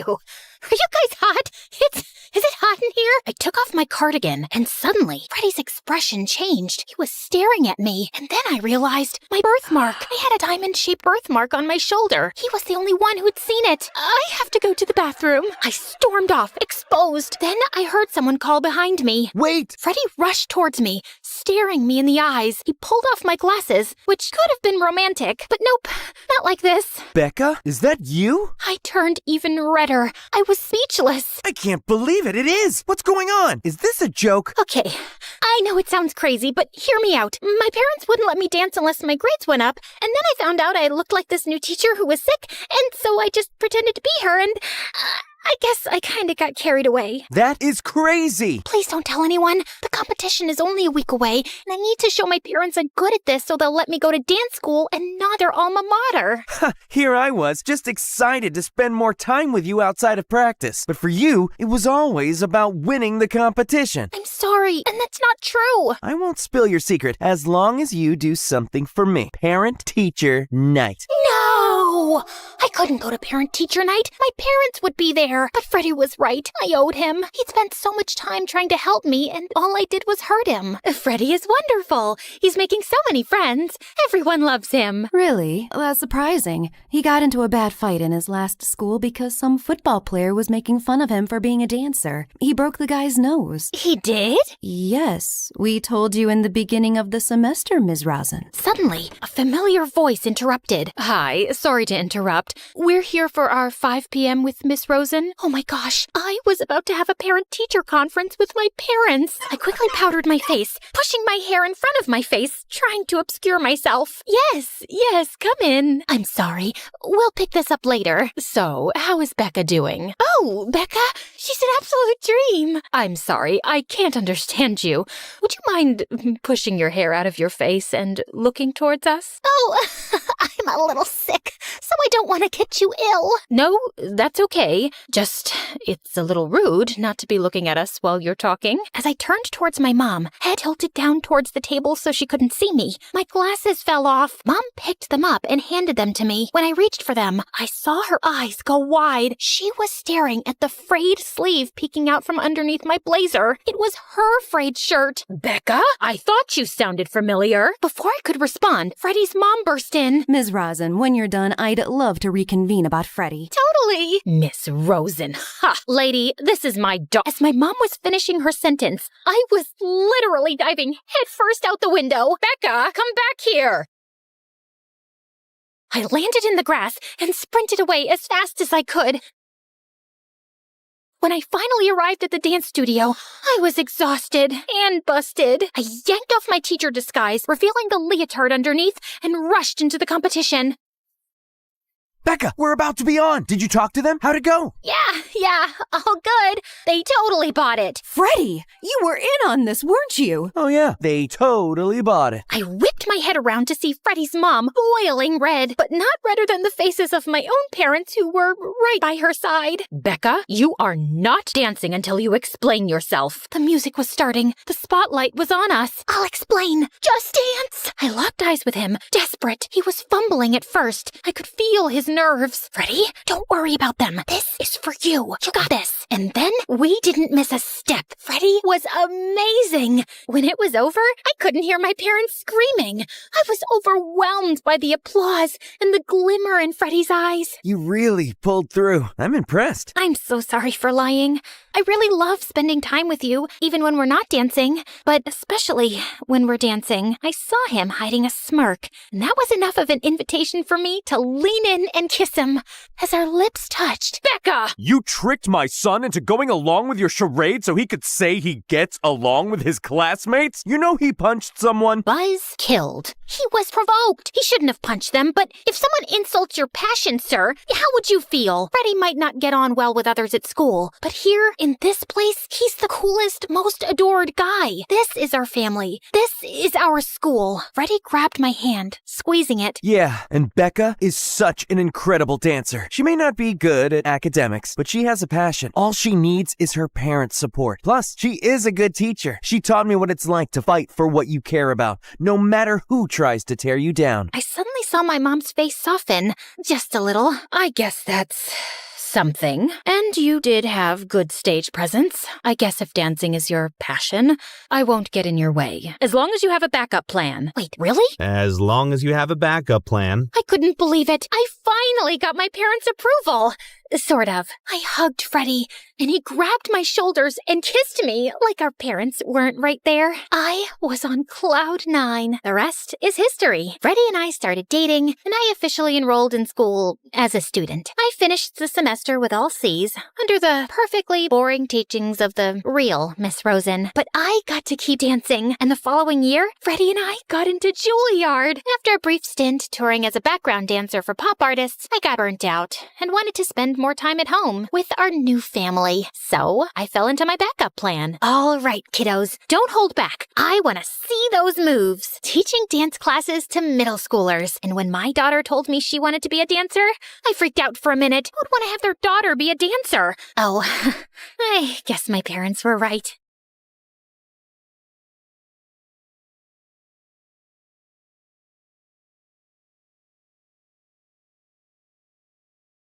Hey guys, how's it going? Okay, you're probably wondering why I only have one half of an eyebrow. It's just that I was waxing my eyebrows and I had a little accident. But no biggie, your girl's gonna pencil them in just as soon as I find my brow pencil. Ruby, you're gonna be late for school. Again. What am I supposed to use? Lipstick? Ugh. Oh, magic marker. Guys, please don't give me that judgy look. I can't go to school without eyebrows. Oh, wait, sorry. I meant to introduce myself. I'm Ruby, and I live in Montana with my parents as an only child. Oh, before I continue, would y'all mind hitting that like and subscribe button? Sorry, my director will fire me if I don't tell you guys that. Anyway, I live with my parents, but I'm not really close to them, and I don't relate to them either. It's not that mom and dad are bad parents, it's just that they're possibly the most boring people on the planet. Oh, let's face it, you won't ever be a normal, responsible adult, you silly thing. You probably wouldn't even notice if your own head fell off. Whoa, rude! Also, I'm only 13, Mom. I don't want to think about marriage. But Mom disagreed. In fact, she wanted to get me engaged right now. Okay, maybe I'm exaggerating. She just wanted me to meet my potential fiancé, hoping he'd fall in love with me and propose after high school. So in 8th grade, she introduced me to her friend's son Grayson, who was a couple of years older than me, and a triple package. Handsome, smart, and planning on starting his own company one day.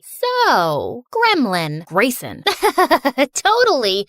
So, your biceps, they're huge. I've never seen biceps that big before. Not that they look bad. They look very, very fine. Sorry, did that sound creepy? I swear, I'm not a creep. Please kill me. Oh, I can't kill you. Sorry, I really can't go to jail for murder right now. At least not until the new Wednesday series gets canceled. Anyway, this has been a lovely meeting, Mr. Healthy-looking biceps.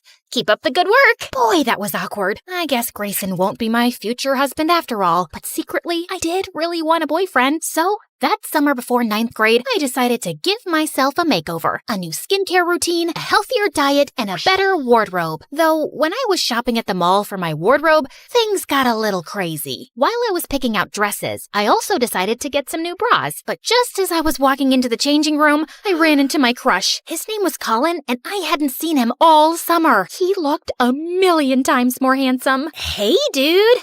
Fancy seeing you here. These aren't mine. They're for my mom. Your mom likes bras with unicorns on them? No. I mean, what's wrong with unicorns? Do you have a problem with them? Because that's just racist. I ran off before Colin could answer. That didn't exactly go well. And when I got home, things just got worse. I found out Mom's friend's son Grayson was gonna start volunteering for her company. Remember that handsome snob with the enormous biceps? He wasn't exactly thrilled that we'd be seeing each other all the time at the house and at social gatherings. As if I was excited about it. Ignore stupid handsome Grayson. Back to my glow-up makeover. Not to brag, but I looked like a knockout the first week of 9th grade, and everyone showered me with compliments, including Mom and Dad. Finally, you cleaned yourself up a little. Look, sweetie, our ugly duckling has turned into a swan. Mom! She looked beautiful before, and she looks beautiful now. I don't get what the big deal is. She just caked on 10 layers of makeup to make herself look like a Barbie doll and put on flashy clothes. I just rolled my eyes hearing that. Of course the jerk had nothing nice to say about me. Well, his opinion didn't matter, because the following week at school, guess who finally noticed me? My longtime crush, Colin. Even after our embarrassing unicorn bra encounter, he asked me out to a movie, and a couple weeks later, we started dating. Talk about the perfect start to a girl's teenagehood and high school career. Colin writes me good morning texts and takes Instagram selfies with me. I remember the olden days when I was a sad, lonely girl, but now my life is perfect. On the night before winter break, Colin took me to an exclusive cool kids party. But just as I was getting ready to leave, I saw Grayson waiting for me outside. What the frick was he doing here? And how did he even know where I was? Your parents asked me to come check on you and then drive you home. You're at a midnight party with your boyfriend, Ruby. Someone needs to supervise you. Who do you think you are? My dad? You can do whatever you want, but I don't need any supervision. I meant to do that. Anyway, I'm gonna go kiss my boyfriend now, so bye! I just hope he's available to kiss you. I saw him looking pretty happy talking to some other girl a few minutes ago. Yeah, because it's a crime to talk to other girls when you have a girlfriend. Grayson, get a life. He was really starting to get on my nerves, so to stick it to him, I took the bus home, and he had to drive all the way back to his house for nothing. It served him right for being such a control freak. Unfortunately, though, I couldn't see Colin after the party because he was going on vacation. I knew he'd be busy, but a week went by, and he didn't call or text at all. Okay, no reason to panic. Couples need space. I totally get it. I had other stuff going on in my life. I went to a yoga class, read books, painted my nails. Finally, when we got back to school, I searched everywhere for Colin. I didn't have much luck until I wandered into the school garden to find him kissing another girl. Ahem! Oh, Ruby. Sorry, I meant to tell you. I'm getting back with my ex-girlfriend. We've sort of been on a break, which is why I asked you out, because I was still getting over this precious girl. So I was just your rebound? You are such a jerk. How could you use someone like that? I'm sorry. You're really great and all, but I just wasn't feeling those magical sparks between us, you know? I just smacked him across the face and told him we were done. And then to really stick it to him, I texted Colin, "We're done," 3 more times over text message. The truth was, though, I felt really depressed about my breakup. I mean, yeah, I was mad at Colin for what he did, but I was more mad at myself for believing he'd actually cared about me. I distracted myself the next few days by hanging out at the pet shelter and keeping the kittens company. It was exactly the heartbreak therapy I needed. I was even starting to feel better until Dad called me, begging me to come home and help him prepare for a fancy work dinner. But when I arrived at the house, Grayson was already in the kitchen with his sleeves rolled up. Ugh, I just knew my parents had told him about my breakup, and he was waiting to rub it in my face. I asked Grayson over to help us cook since your mom isn't home yet. Yeah, and also, because your dad told me you don't know how to cook. Did you seriously start a fire trying to deep fry ice cream? First of all, the fried ice cream disaster wasn't my fault. I just happened to forget to watch the tutorial first. And second,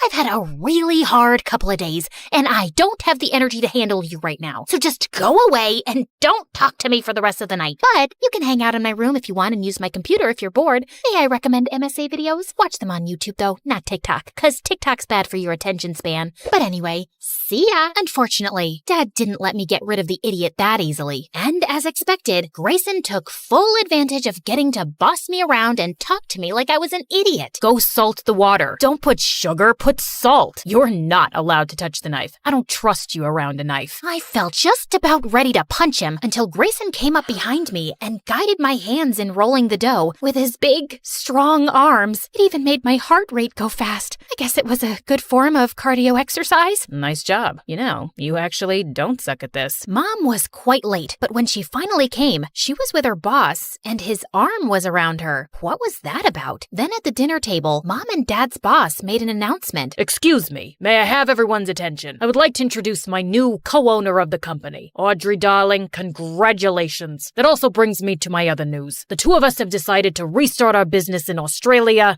and we'll be moving there in a month. What do you mean? We're gonna be moving in a month? No, I'll be moving. Actually, I'm divorcing you. I'm just not happy with our life here, and I need a change. I hope you'll understand. My heart stopped as I saw Dad's stunned face and all the guests staring at us. Many of them were strangers strangers I barely knew. The whole thing was just this surreal, unexpected mess. And fast forward 2 months later, Mom was gone, Dad was a wreck, and I was still numb with shock. I didn't exactly have time to cry and grieve though, cause I had to take over the house since Dad wouldn't leave his bedroom. 3 guesses how that went. Yeah, I broke our dishwasher, also our oven, and killed all our houseplants cause I forgot to water them. Not that I was surprised. It was like Mom said, I was just too dumb to ever be able to take care of myself, let alone Dad too. One day, I just couldn't take the stress anymore and literally fell asleep on the kitchen floor. When I opened my eyes, Grayson was staring down at me, and for some reason, it made me feel relieved. Ruby, are you okay?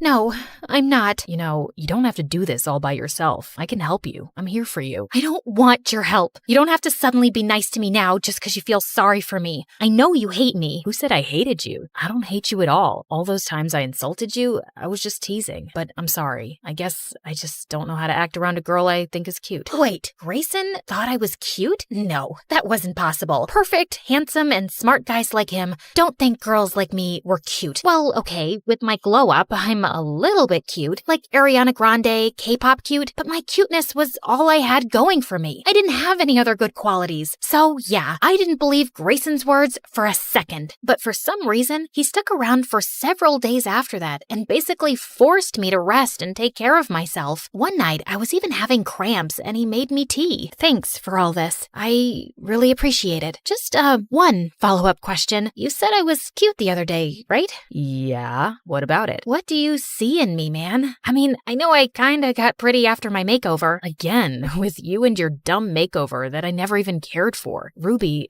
you're funny, you're charming, you're interesting, and hands down, the kindest person I've ever met. Why isn't that enough for you? How come you don't believe in yourself? Grayson's words really caught me off guard. I didn't really have an answer for him. Well, actually, I kinda did. The truth is, it's hard to have confidence in yourself when you're always bumping into walls, losing your stuff, and eating soap. Okay, calm down. I've only eaten soap once, and it was an accident. Basically, I was in some fancy hotel, and they had some tiny soap bars in the bathroom that looked like candy, so I ate one. I don't actually eat soap on a daily basis, but you get my point, right? Animator, show the reference scene of 14-year-old me making myself over that summer. Remember when I felt super confident after my major glow-up? Yeah, that wasn't real confidence. Real confidence isn't based on stuff like outside beauty and high IQ. Real confidence comes from loving yourself no matter what. So I guess now it's time for makeover number 2, feeling good on the inside. And a few months later, I did start to feel a lot better. And apparently, confidence is a lot more attractive than looks anyway, because one morning, freaking Colin showed up at my doorstep begging me to take him back. Which do you want? A bouquet of roses or lilies? Or would you prefer chocolates? A life-size teddy bear? What do you want from me? I'd like for you to get off my porch. Also, I don't like either of these bouquets. I'm just not feeling a magical spark. I was about to throw the flowers in the loser's face when suddenly Grayson showed up behind me because he was already over at my house. We'd gotten super close over the last few months, and between you and me, I've developed major feelings for him. I guess that explains why I was happy when he sprung onto Colin and tackled him to the ground. The boys were like animals, full on rolling into the bushes, and I certainly didn't mind watching the spectacle. Come on, ladies, admit it. Who doesn't love it when boys fight over you? Finally, though, Colin ended up leaving, and Grayson pulled me into a very pleasant hug. So, when do we get to have our first kiss? Maybe we can have a beach date tonight? Because I really don't want to kiss you next to loud traffic. Animator! Hey, me again. Can Grayson and I maybe have a nicer setting for our first kiss? Yeah, keep going. This is supposed to be my romantic moment, dude. Oh, yeah, I like the sunset. Perfect. Thanks. Anyway, I hope y'all enjoyed hearing my insane drama. If you want more stories in this style, make sure to comment below. Ruby, our craziest MSA character.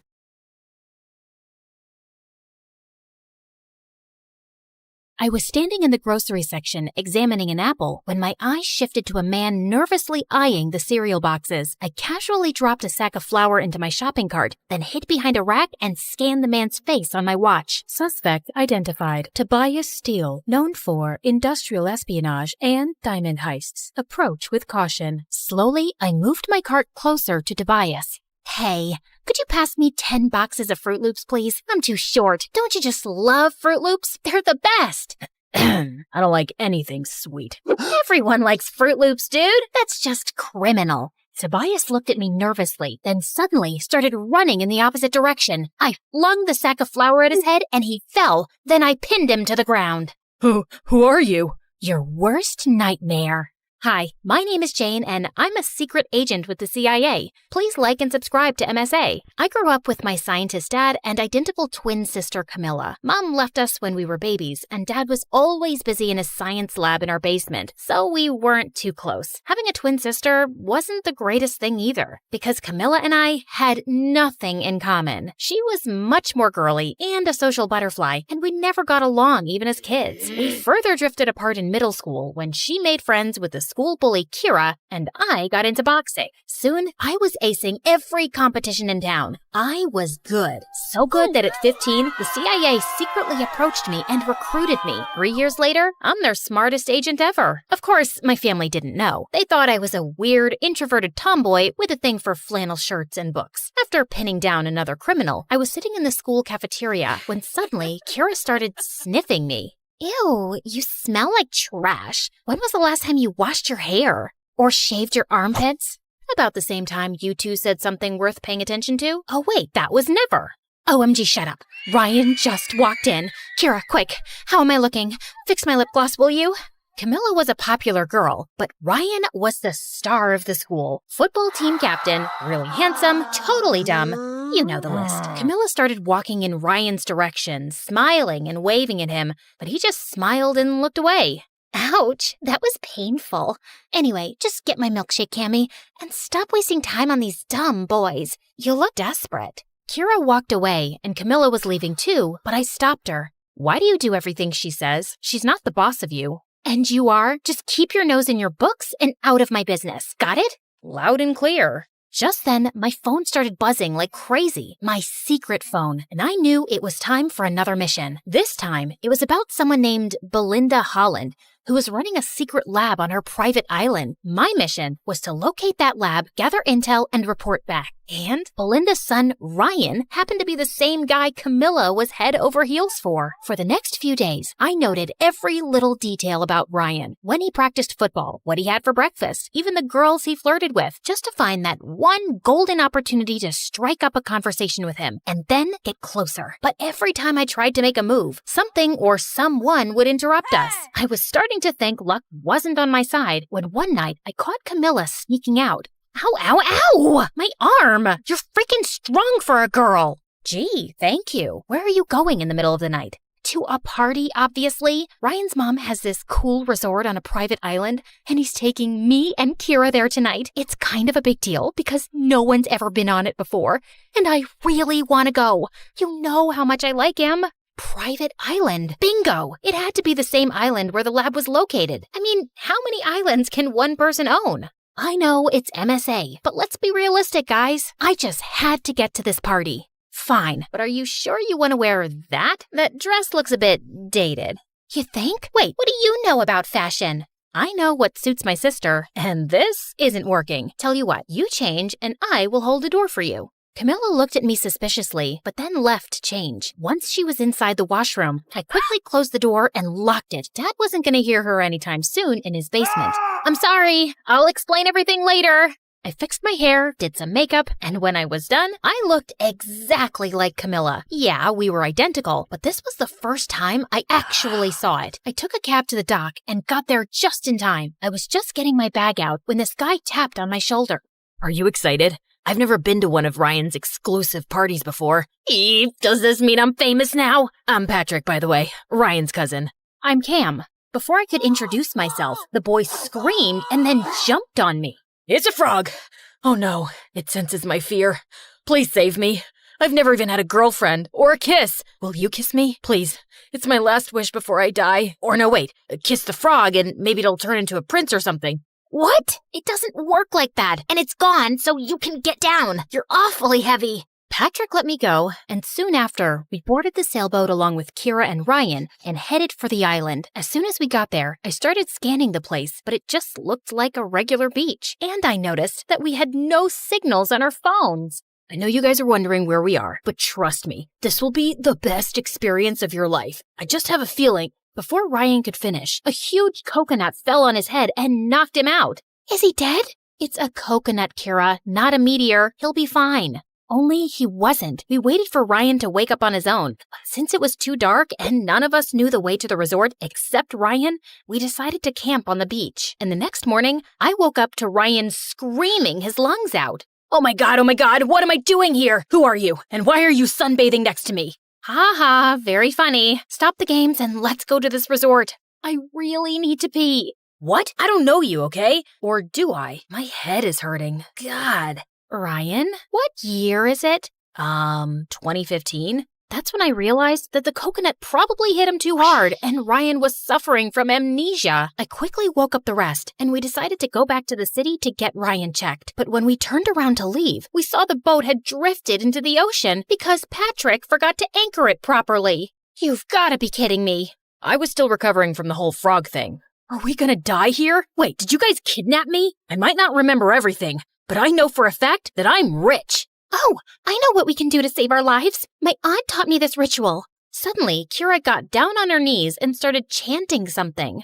Oh, my Lord, Kumbaya, please save us. Don't let us get eaten by dolphins. As a sacrifice, I'm giving up my vintage Chanel sunglasses. Please accept this.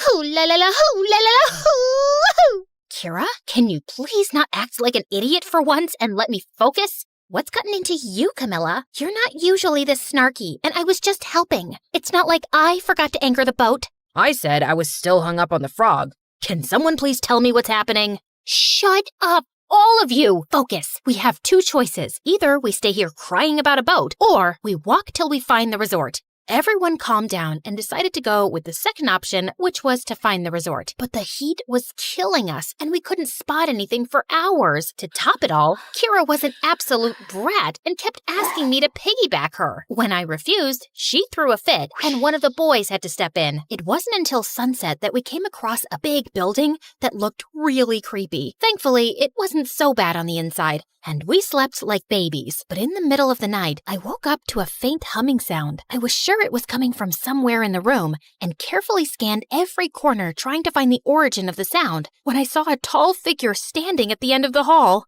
Who's there? No answer. I can hurt you really, really bad. I know kickboxing and kung fu. Still no answer, and the sound kept growing louder as I got closer. It was too dark. I couldn't see the face and was sweating bricks when suddenly Patrick jumped out of the shadows wearing headphones. Ah! What are you doing? What are you doing? And why were you making that sound? I was just singing. It helps calm me down. You should try it. I relaxed a bit, and both Patrick and I sat down. As we got talking, I asked him more about Ryan and Belinda. He was Ryan's cousin, after all. I've never really met Ryan before. I was here on vacation, and when he heard I was in town, he invited me to this party. My mom hates his family because she thinks Ryan's mom is kinda snooty. Rich and pretty people are often snooty. Well, I guess that means you're not rich then. But you are pretty. I'm sorry, I didn't mean to say you looked poor. I meant, watch out! Just then, Patrick pulled me in as a lizard fell from the ceiling. We were so close, I could practically feel him breathing on my face. He wasn't so bad to look at, actually. Ew, no, Jane, snap out of it. That was a close call. It's a lizard. Also, you're kind of strangling me. Sorry. Patrick and I left for bed soon after, and the next morning, I woke up extra early to check the places for clues when I noticed that Ryan was missing. I searched for him everywhere in the house, but he was nowhere to be seen. So I rushed outside and walked around till I spotted Ryan standing under a coconut tree. What are you doing? I figured if I stand here long enough, a coconut might fall on my head again and I might get my memory back. I don't think that's how it works, Ryan. Let's go back. We started walking back when I noticed a weird-looking bird following us. I grabbed it to take a closer look when I saw a small camera under its tail. Holy cow, this was a surveillance bird. Just then, the bird started flapping its wings like crazy, making loud beeping sounds, and within seconds, a black van arrived and 2 guards came running in our direction. You're outnumbered, sweetheart. Surrender peacefully, and we might go easy on you.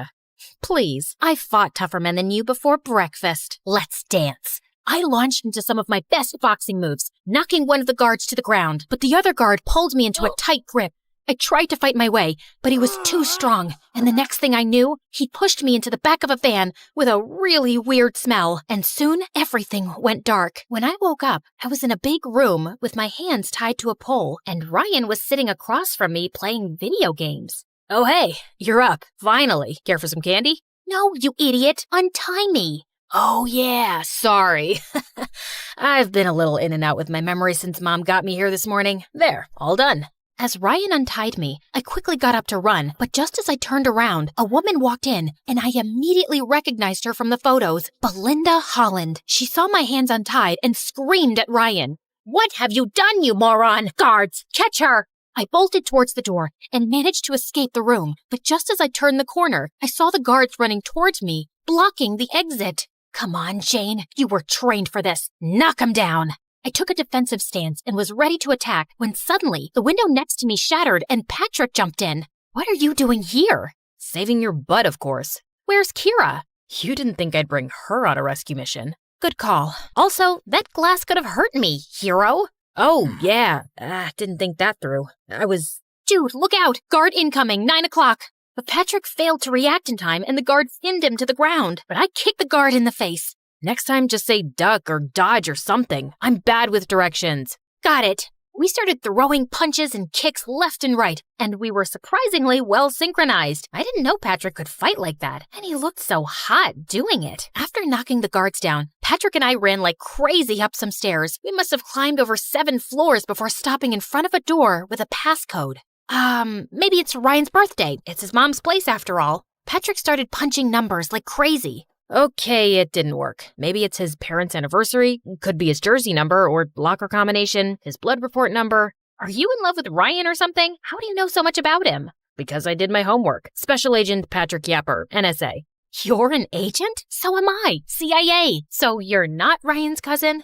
I am, but I'm also an agent. It was my mission to stay close to the family and get information about some secret lab. And can you stop talking? I'm trying to concentrate. Yeah, sure. Dude, you're like the clumsiest agent ever. That was just my cover. I'm not that clumsy, okay? Sure, whatever you say. How did you find me? I heard some loud beeping sounds, ran out, saw you get abducted, and followed you here. Also, I maneuvered through a laser maze, fought almost 1,000 guards, and came here to save you. That sounds like an exaggeration. But wait, you came here to save me? And not for the mission? Why? What do you mean, why? Because God, I can hear footsteps. I have to break this door down. Brace yourself. Before I could react, Patrick took a deep breath and charged at the door, but it was made of metal and he stumbled backwards right into my arms. There now. All good, princess. Happens to the best of us. I looked around and saw a fire extinguisher, which I used to smash open the lock. When the door flew open, we saw something that blew our minds. There was a huge machine in the middle of the room that looked like some kind of weapon. We were inspecting it when Belinda walked in with her guards and Kira. What are you doing here? I told you to stay back in the room. I couldn't stay back when the love of my life was taken away from me. Camilla, I love you. If we survive this, I'd love to take you out sometime. What? I thought it was obvious. I have always loved you. I was just jealous that you liked that idiot Ryan. No offense, ma'am. None taken. Let's get to the point. You will not be leaving till your dad comes here and gives me the key chemical I need to finish my master project. What chemical? And what's my dad got to do with any of this? Belinda went on to tell me how my dad was actually working for the government and he was the only person who could make the chemical she needed. That's why I asked Ryan to invite you here, so I could use you as bait and get your dad to help me. But unfortunately, my son's an idiot and lost his memory. Also, I didn't know you were an agent, so that kind of messed up my plan. A little tip, cooperate, and I might be lenient with you. I have a little tip for you too, ma'am. Don't watch the mouth, watch the hands. With that, I landed a solid blow right on Belinda's face, sending her stumbling backwards. In the meantime, Patrick picked up the weapon and hung it over the railing. One move, and I swear this thing will go over the edge. Patrick, your family, son. Family my butt. You didn't even know I existed till I showed up at your door. Tell your guards to drop their weapons and release Kira. Now. Belinda reluctantly signaled her guards, and when they'd put their weapons down, I took the phone from one of the guards and alerted my team. Within minutes, reinforcements arrived via helicopters and arrested Belinda, seized the lab, and safeguarded the weapon. Ryan, too, was taken in for questioning. When everything was wrapped, Patrick, Kira, and I went back to the mainland, where I saw Dad and Camilla waiting for me. I rushed to them immediately. Why didn't you ever tell me you worked for the government, Dad? You never told me you were a spy either. That's just how things are. But Janie, I am so proud of you. Thanks, Dad. Wait, you're not Camilla? No, I am. Before I could react, Camilla started hitting me like crazy. Who does that to their own sister? You locked me and you took my phone? You know I can't live without my phone. Ow! I'm sorry, but it was important. Ow! I swear to God, if you put yourself in danger again, I will kill you. Are you crying? Aw, I'm glad you're here. By the time I was done meeting with my family and briefing the team on what happened, I noticed that Patrick was gone. I couldn't even thank him properly. And worse, tell him that I might have a little crush on him. A few weeks passed after the operation, and I was informed that Belinda had finally confessed that she was working for an enemy organization. Ryan was sent to his dad in Germany, and I never heard from him again. Kira finally asked Camilla out, but unfortunately, Camilla didn't feel the same way about her, and they mutually decided to take a break from their friendship. Meanwhile, I tried to use all my sources to find out where Patrick was, but it was like he disappeared into thin air. Then one day, I was in a coffee shop when I heard a huge crash. Ow, my head. Patrick, what are you doing here? What happened to your clothes? I got lost, then took a little detour and fell into a puddle. Then 2 minutes later, I walked into a flower shop to get you some flowers, but ended up tripping over something there too. But I know you like to come here often, so I thought of giving it a shot and voila. How did you know I came here? Have you been stalking me? You make it sound like stalking's a bad thing. Stalking just means caring enough to find out things about people that they don't want to tell you themselves. Look, I like you, Jane, and I know I'm kind of clumsy and stupid, and I say all the wrong things, but I was hoping I could get to know you better. But Kira asked you out and... Hold on a second. Kira likes my sister, Camilla. I'm very much into boys, especially clumsy ones. Really? Yes. But you can't disappear like that again. Noted. Now, can I kiss you spy style? Patrick took me by the waist and leaned in to kiss me, but ended up losing his balance and we both crashed into a table. Why am I not surprised?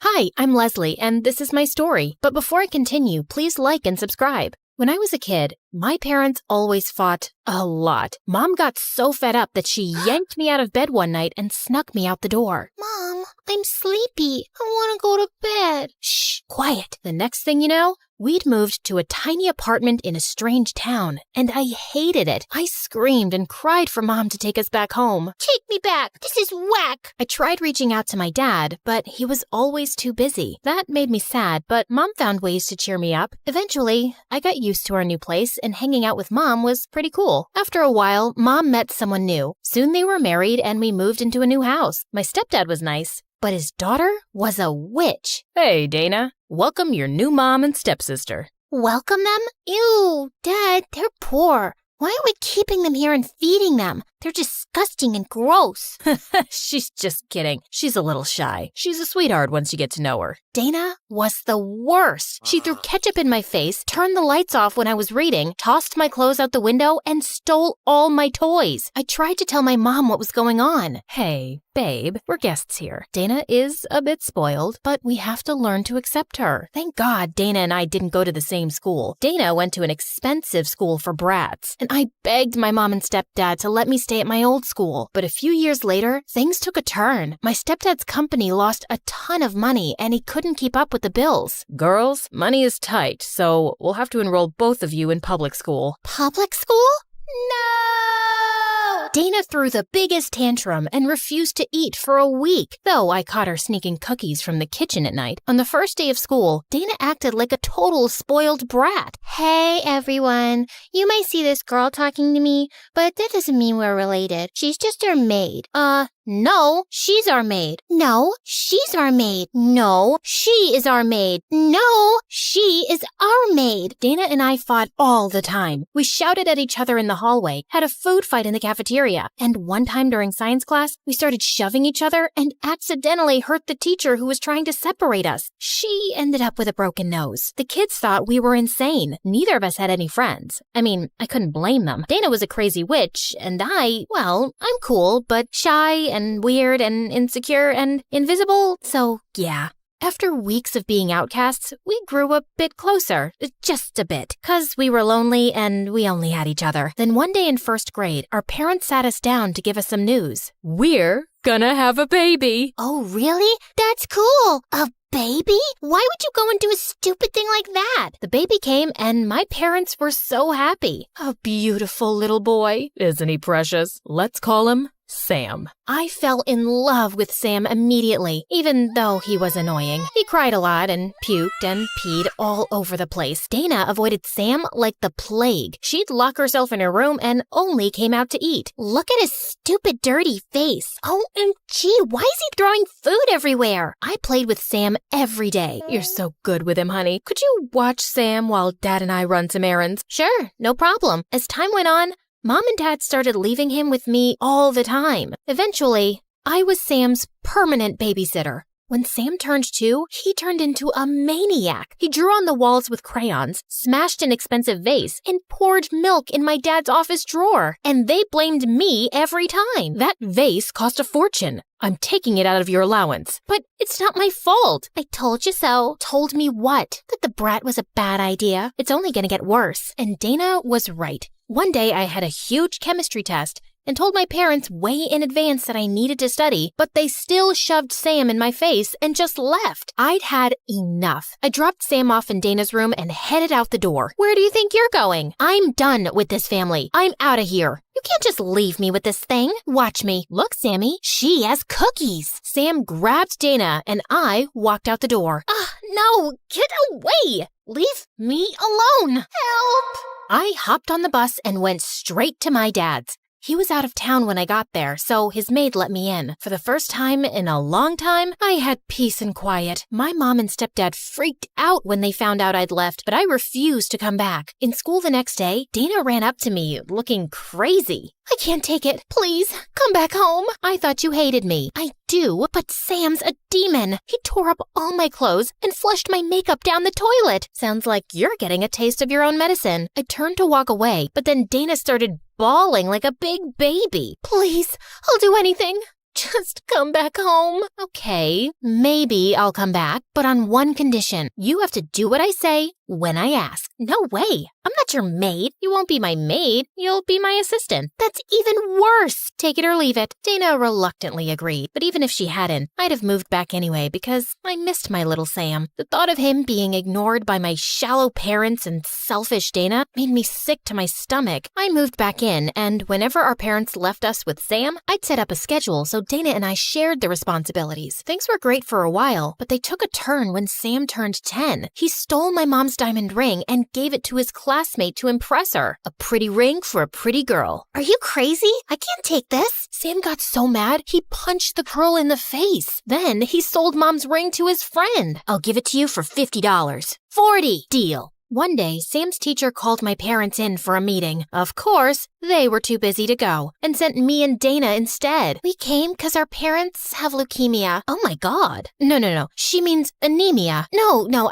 I think I meant amnesia. They're getting old and crazy. They're just sick, and we came instead of them. Can you tell us what the problem is? Sam gave one of his classmates a black eye. He broke a window, and he's been terrorizing the other students. When we got home, I went straight to Sam's room. We need to talk about what's going on with you in school. I'm busy. If you keep this up, you might get expelled. Get out! Sam slammed the door in my face. He was very stubborn, but I wanted to help him. When my mom and stepdad came back that night, Dana and I told them everything. It's those mean kids. They hate me, and they're always making fun of me because I don't have nice things. Oh, darling, we're so sorry. We'll buy you new clothes. Then Mom took Sam on a shopping spree. I couldn't believe they fell for his act. Later that night, my parents went out of town for a business dinner, and Dana Dana and I were watching MSA videos in my room when Sam appeared out of nowhere. Hey, stupid witches, you're gonna pay for telling on me. Get out of the way, psycho. We're trying to watch TV. Sam pulled out a huge jar of crickets from behind his back and smashed it onto the floor. The crickets landed in our hair and all over our clothes.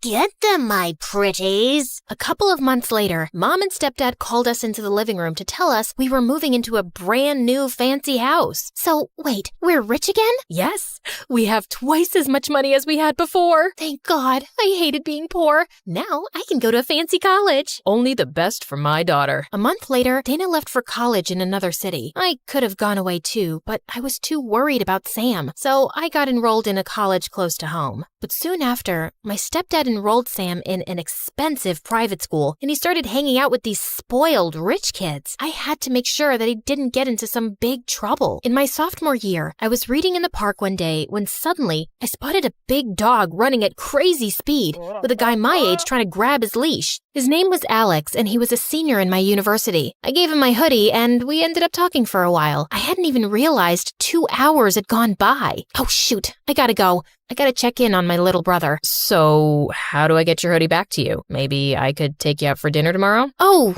I'm sorry, but with the university and some things at home, I really don't have time to date. Gotcha. Well, here's my number. Just let me know where I can drop it then. He started walking away, and so did I, but a part of me felt like I was doing the wrong thing. Hey, wait! How about a coffee tomorrow? Sounds like a good place to start. Alex and I started dating, and being with him just made me happy. For the first time, it felt like someone was noticing what I needed and was taking care of me. But things at home with Sam just kept getting worse. He was skipping classes and getting detention all the time. And then some creepy guys started coming around the house looking for Sam when my parents weren't home. When I asked him who they were, he just told me to mind my business. Then one night, Sam came home with a bruised face. Are you okay? What's going on? I'm fine, sis. I can take care of myself. Sam, I can't be your babysitter forever. I have a life of my own. And one day, I'll just leave. Then leave. My life, my choices. You can't change someone who doesn't want to change. Then he just hugged me and cried. The next morning, I tried to talk to him, but he was already gone. I'm worried about Sam. I think something's going on with him.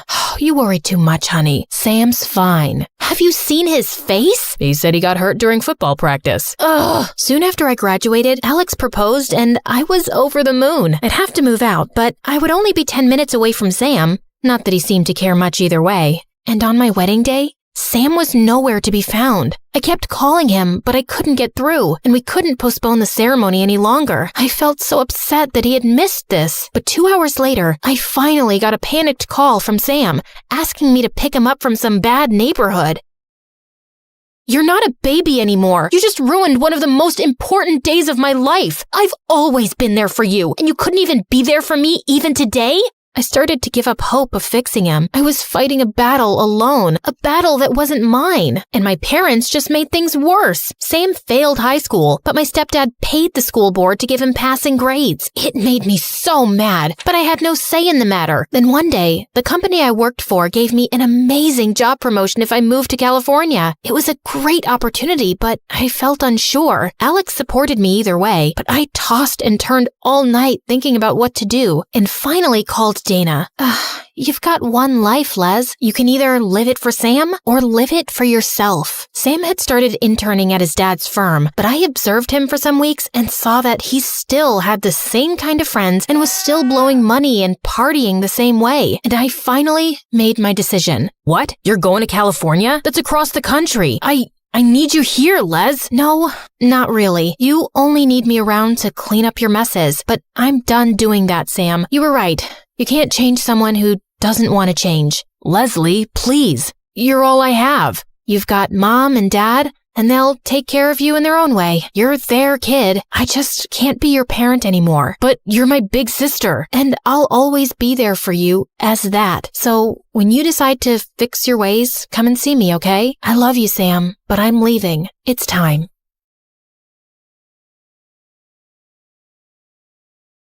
Hi, I'm Savannah from Chicago. Please like and subscribe. I never knew my mom because she fell ill soon after I was born, but my dad named me after her. He was a real estate tycoon, and my older twin brothers and I grew up in the lap of luxury. Dad loved us all, but I was his clear favorite. I don't remember him missing a single parent-teacher meeting, recital, birthday, or game practice, no matter how busy he was. And I only had to ask for something once, and he made it happen. Like when I was 7, my favorite cereal company announced that they'd be hiding the Avengers superhero figures in selected boxes, and I wanted to collect the entire team. Not that I couldn't buy action figures from a toy store, I just really wanted the cereal ones. So the next day, Dad had cereal boxes from every store in the city delivered to our mansion, and the entire household spent 3 days opening them till I had the whole range of figures. I even made it to the local news for that, and I always got my way with my brothers, Adam and Jeff, too. Hey, get up. I was sitting in that chair first. When were you sitting here? Yesterday, or maybe on Sunday. It's not important. Just get up. Buzz off and sit somewhere else, loser. I'm warning you, Adam. I'm gonna cry. He ignored me, and then I let out a scream like someone had cut my arm off. Dad came running in a panic,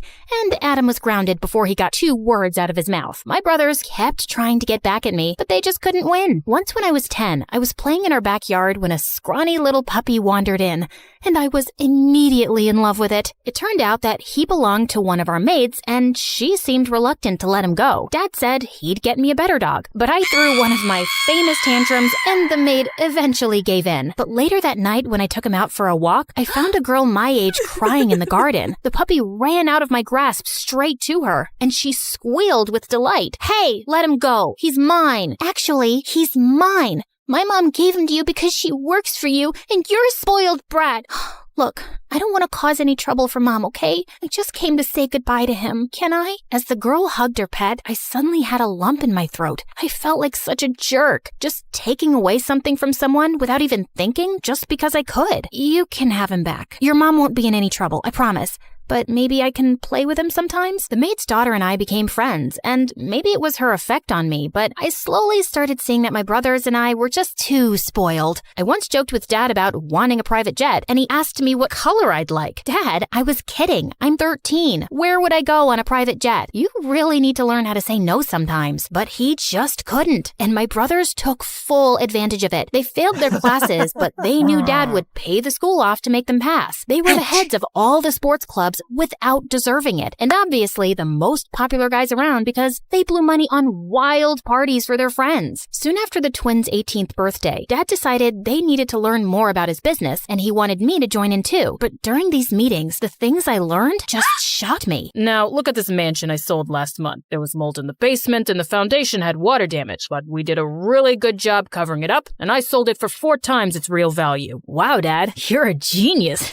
I had no idea you were such a cool cat. What? That's just plain wrong. How could you sell someone a damaged house? And they could sue you. Honey, relax. I've been in the business a long time. They can't prove we knew about this damage already. And don't worry, the insurance will cover it. But it's still dishonest. So? No man can make as much money as I have by being honest all the time. Everyone cuts corners. It's how things are done. And I'm doing all this for you guys. No one asked you to, Dad. You know, you've always been my role model and my favorite person in the world. How could you be so disappointing? That's enough, Savannah. Don't be ungrateful. After that, things were never quite the same between me and Dad. I'd always put him on the highest pedestal, and he'd just fallen so far. It completely changed my relationship with him. And I knew one thing for sure. I wasn't going to be part of the family business. I'd always loved to paint, so I started working harder to build a good portfolio and apply for scholarships to art schools. I knew Dad would pay in the blink of an eye, but I wanted to try doing things on my own. But a few weeks after I started art school, Dad suffered a major heart attack. When he finally came home from the hospital, he gathered my brothers and me into his study and made an announcement. Kids, I'm giving you my business and my wealth. I don't want you to wait longer to inherit everything that's yours. I was stunned, but I could see the greedy excitement in my brother's eyes. Really? So what do we get? Everything. I've made all the arrangements. All I ask is that you enjoy what you've been given to the fullest, and that you let me stay with you throughout the year. I'll split my time among your 3 homes, wherever you choose to live. This is amazing. And of course you can stay with me, Dad, as long as you want. Thank you, Adam. I leave you control of the company. You have a shrewd mind for business, and you'll do really well. It'll be my honor, Dad. Thank you. Thank you. Dad, if he gets the company, what happens to me? Jeff, I know how much you love to travel the world. I leave you half of my material wealth to use as you see fit. Oh my goodness, this is unbelievable.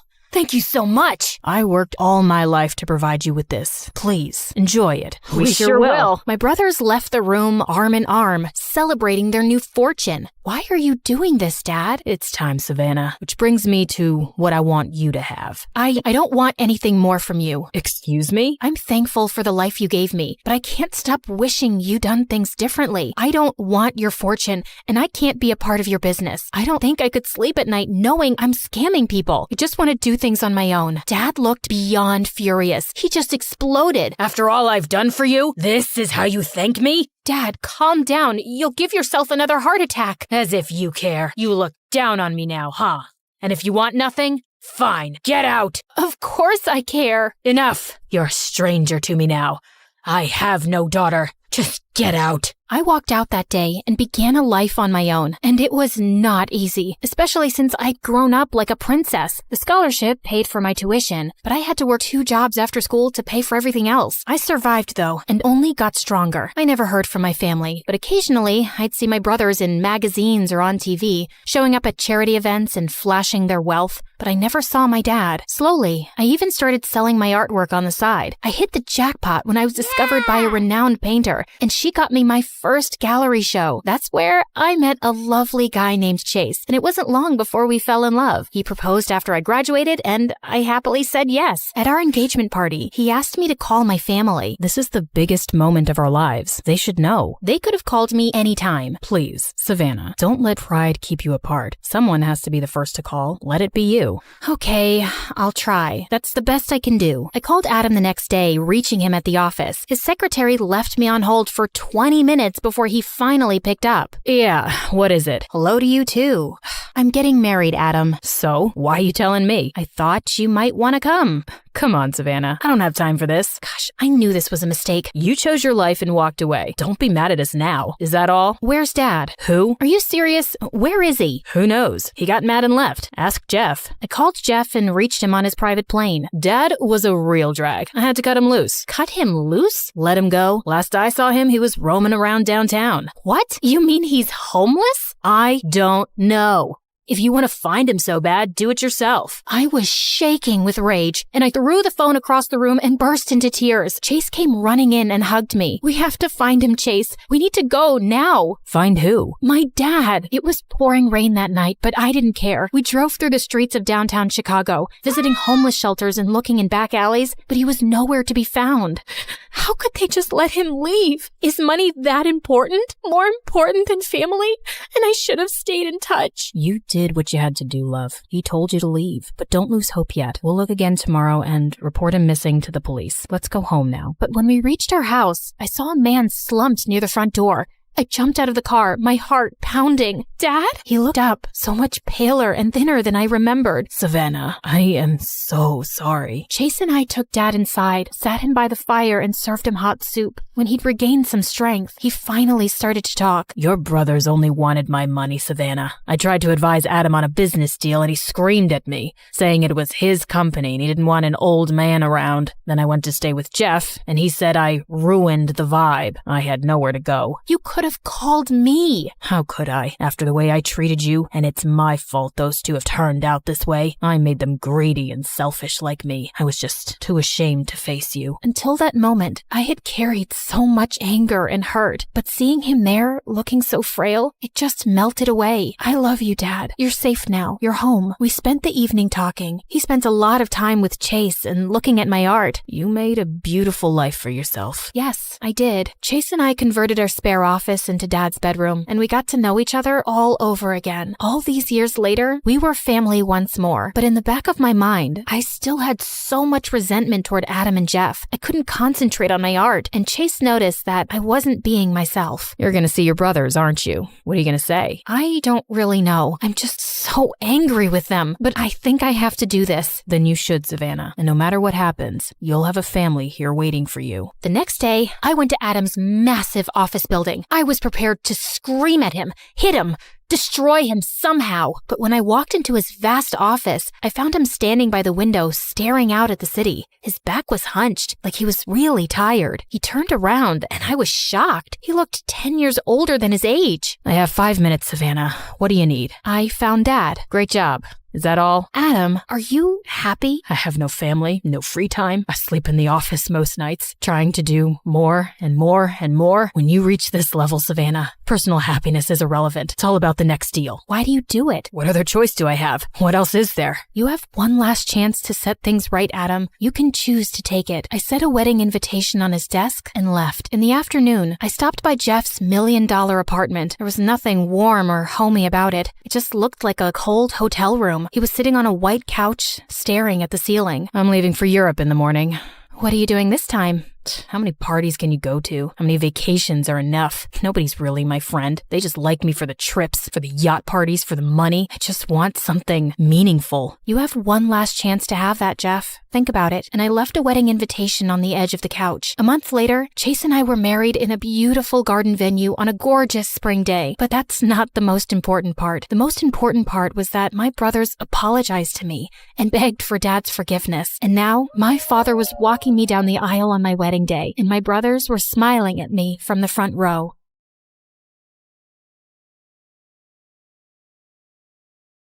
Hi, my name is Ashley, and I live next to the worst family on earth. They're the biggest snobs ever. They drive around in the fanciest cars and clothes and look down on everyone else. And they have a son named Jack, who's an absolute troll. But before I continue, please like and subscribe. If you do, you might see a shooting star tonight. When I was 6, I was playing with my favorite doll, and Jack ran up to me, snatched it out of my hands, and threw it into the street. A car ran over it and smashed it into pieces. Another day at school, Jack stole a bunch of cookies out of the cookie jar and blamed it on me. Ashley took the cookies. No, I didn't. She hid them in her desk. The teacher opened my desk and found a cookie inside.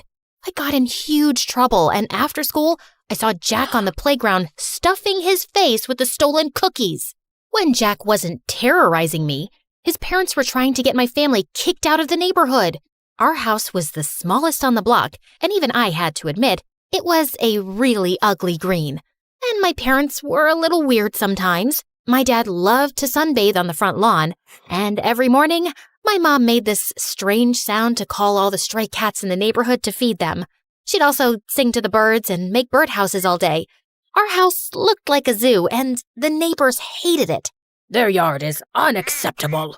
It looks like an overgrown swamp. Their house gives me a migraine every time I look at it. Mommy, my eyes hurt. You have to do something, officer. And can someone please tell that man to put a shirt on? Jack's parents threw fancy parties every week, but me and my family were never invited. We only lived in the neighborhood because we inherited the house from my grandfather, who used to be a famous investigative reporter. I wanted to grow up and be just like my grandfather. When I was 12, I joined the school newspaper, and when my teacher's cat, Mr. Whiskers, went missing, it took me less than 2 days to find him on the roof of the school auditorium. Though I suspected Jack had something to do with it. In high school, Jack was the richest and most popular kid. I, on the other hand, only had one friend, my cousin Bethany. Bethany moved into town a week before we started 10th grade. But Bethany was obsessed with being popular and would do anything to get Jack and his rich friends to like her. Jack's friend Sadie was the ringleader of the rich kids, and she made Jack look like a saint. Bethany adored Sadie. She'd carry Sadie and her minions' books, do their homework, and follow them around. She'd even let them copy her answers during tests. They'd smile in Bethany's face and laugh at her behind her back. Why do you let them treat you like that? They're just joking around. Those girls aren't your friends, Bethany. They're jerks. Bethany never listened. She wanted to be popular so bad she couldn't see the truth. One day, my mother dragged me out of bed at 5 a.m. on a Saturday morning to volunteer at a soup kitchen. It's important to give back to those less fortunate. But do we have to do it so early? As I was serving food, I looked up to see a familiar face. Jack? Ashley? What are you doing here? Jack's face turned white, and he just ran out of the soup kitchen. The next day, I saw Jack at school in science class. The The teacher partnered us up for a big project, and we met in the library after school. Why were you getting soup at the soup kitchen? Did you fall on your head or something? Why would I ever go to a place like that? You don't have to lie to me. I'm not lying. I'm just trying to help. No one asked you for help. The next day, Bethany and I were walking to class, and we ran into Jack in the hallway, and Jack gave me the meanest, coldest stare ever. What's up with you and Jack? I saw you two whispering in the library. Are you guys dating? Is it a secret romance? Oh, Jack's so cute and so rich. I'm so mad you didn't tell me. Jack and I aren't dating. Then what's going on? Can you keep a secret? Of course. I told Bethany about how I saw Jack at the soup kitchen and his weird behavior afterwards. But all Bethany cared about was that I had the attention of such a rich, popular boy. But I had an itch to investigate. So later that afternoon, I stopped by Jack's house to check things out. But I heard Jack's parents yelling inside. I heard someone coming, so I hid in the bushes. Then the door swung open and Jack rushed out. He darted down the street before I could say a word. Jack missed our study session the next day. Then he started missing all his classes. I started to worry, so I called and texted him, but he didn't answer. A few weeks later, I went by his house again, but when I knocked on the door, a strange woman answered. There was another family living in Jack's house. The wheels in my head started spinning. I started asking around to see if anyone knew what happened to Jack.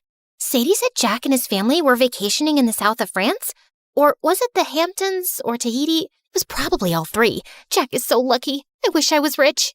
There was even talk about why he'd moved. Jack's dad bought a new mansion that's twice the size of the old one. Twice the size? He's richer than I thought.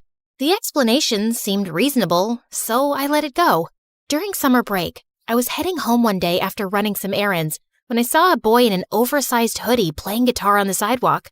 He played a sad song that was so beautiful, it made my heart sink. When the song ended, some people dropped money in the can beside him. I walked over to put in some money too, when a suspicious-looking guy crept up and snatched the boy's can. Then the thief ran toward me. Without thinking, I stuck my foot out and tripped him. Give that back, or I'll turn your face into scrambled eggs. I took a martial arts stance that I saw in a movie once. It worked, because the thief dropped the money and ran. I picked it up and turned to the boy whose hood had come off. It was Jack. Jack? Are you okay? Jack shook his head and broke down into tears. He told me that his parents broke up, then his dad sold their house, stole his mom's money, and fled the country. Now Jack and his mom were broke and living in a shelter. I felt so bad for Jack. No one deserved that, not even a rich jerk like him. So I invited Jack and his mother to my parents' house. Ashley, why is this woman in our house? They're in trouble, Mom. They need our help.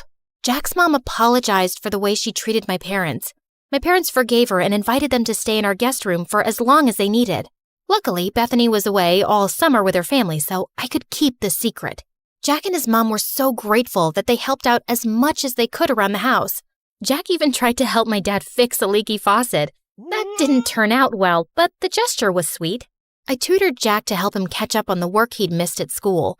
It was odd having Jack in my house at first, especially when I saw him walk out of the shower with a towel around his waist. A few weeks later, Jack's mom got a job and they moved out. I hated to admit it, but I missed having him around. On the last day of summer, Jack sent me a text asking me to meet him. What's all this?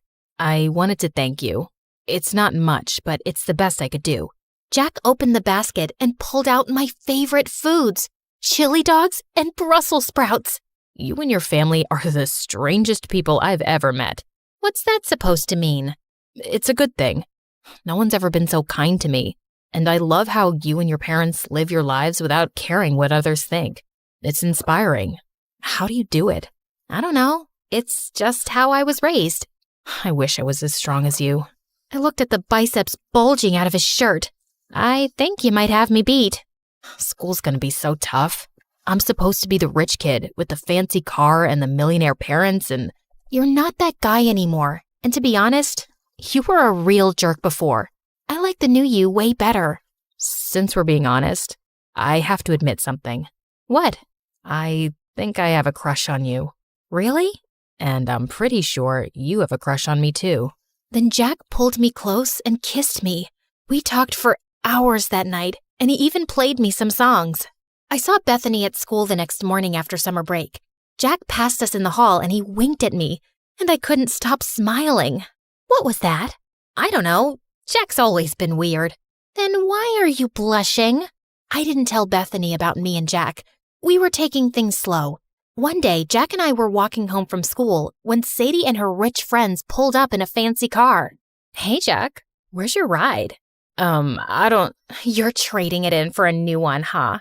Always trying to one-up me, Jack. We all get it. You're the richest, but I'm a close second. Yeah, my new car is going to be great. It's twice as expensive as the last one. Jack, what are you doing? Ditch that loser and hang out with us. Plus, we have to decide what color we're going to wear to the winter dance. I'm not going to the winter dance with you. Then who are you going with? Tell me you're not going to take that freak instead of me. If you're referring to this amazing girl standing beside me, then yeah, I am. Sadie was pissed and drove off. I appreciate the compliment, but you can't keep lying. About what? Your father's not buying you a new car. I know that. Then why lie about it? Why not? It's not hurting anyone. The truth always comes out, no matter how hard you try to hide it. Let's talk about something else. What time should I pick you up for the dance? I think I'll pass. I'm allergic to liars. Jack and I didn't talk after that. I'd see him at school bragging to his friends about the money he didn't have, lying about the huge fancy house he just moved into, and making fun of the poor kids. He was a rich, self-centered jerk again. I couldn't believe I fell for this guy. Jack called and texted me after school, but I ignored him and binge-watched MSA videos. What's with the frown? It'll give you wrinkles. I don't get why Jack has to lie about being rich. Some people will do anything to keep up appearances. Lie, cheat, sometimes even steal. But it's not right. Of course it's not right. Doing the right thing isn't always easy. I decided to go to the dance alone. Bethany and I were supposed to go together, but she wasn't returning my calls. When I arrived at the dance, I saw Bethany hanging out with Sadie and her crew, following them around, holding their drinks. Hey, Bethany, I've been trying to reach you. Sorry, I gotta go. Bethany was acting strange. She could barely look me in the eye.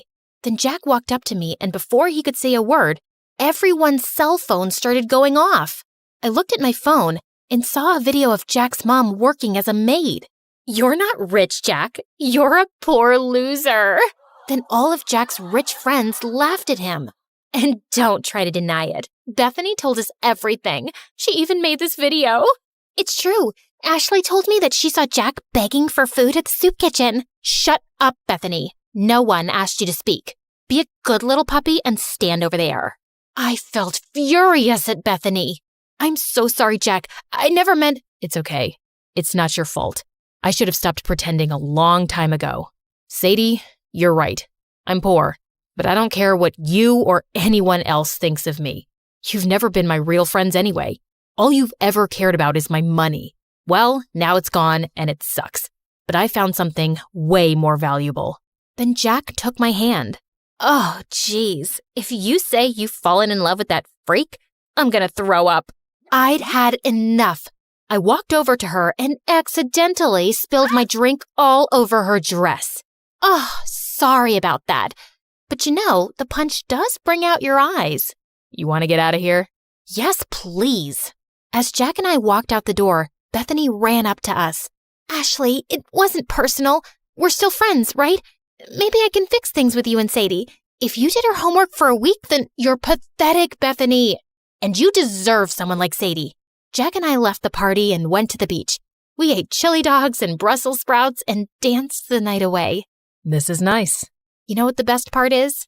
What? It doesn't cost a thing. Then Jack gave me the most romantic kiss ever.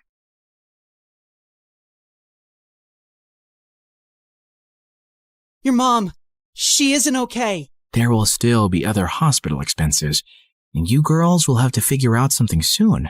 Do you have any relatives? Of course. I'd do anything for you, Claire. Can you tell me where the trial patient files are?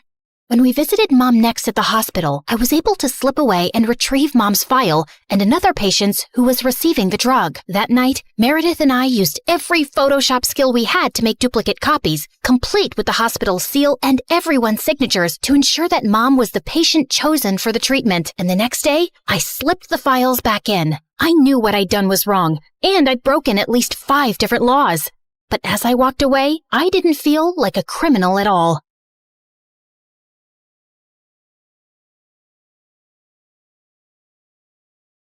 I was walking down the hospital corridor with Freddie when Meredith came running towards us. Where have you been? Mom's awake. She's finally awake. Oh my God, seriously? This better not be a joke, Meredith. I swear on my beautiful face, it's the truth. The doctors are just checking her vitals. Can you girls stop making so much noise? It's a hospital. Oh, shut it, nurse. We're in the coma ward. Who are we disturbing here? Don't you want these people to wake up? How dare you talk to me like that? This is preposterous. That's not even a real word. Remind me to buy you a dictionary. How did you become a nurse? Jeez. We ran down to Mom's room to find her fighting off the doctors. She jumped onto her bed like an animal and started screaming at them. Where am I? Are you doing a science experiment on me? You will not touch the daughter of Vladimir. I learned how to catch fish with my bare hands when I was 3 and tackled a bear when I was 5. You think you are any match for me? Ma'am, we mean no harm. We're your doctors. How are you old enough to be a doctor? You have pimples like a teenager. I'm fully qualified. Shut up, little boy. Tell me where I am before I take your eyeballs out and play bubbles with them. Mom? Mom turned and stared at me with wild eyes. Let's get out of here before she attacks us. For once, I agree with Meredith. Who are you? And what did you just call me?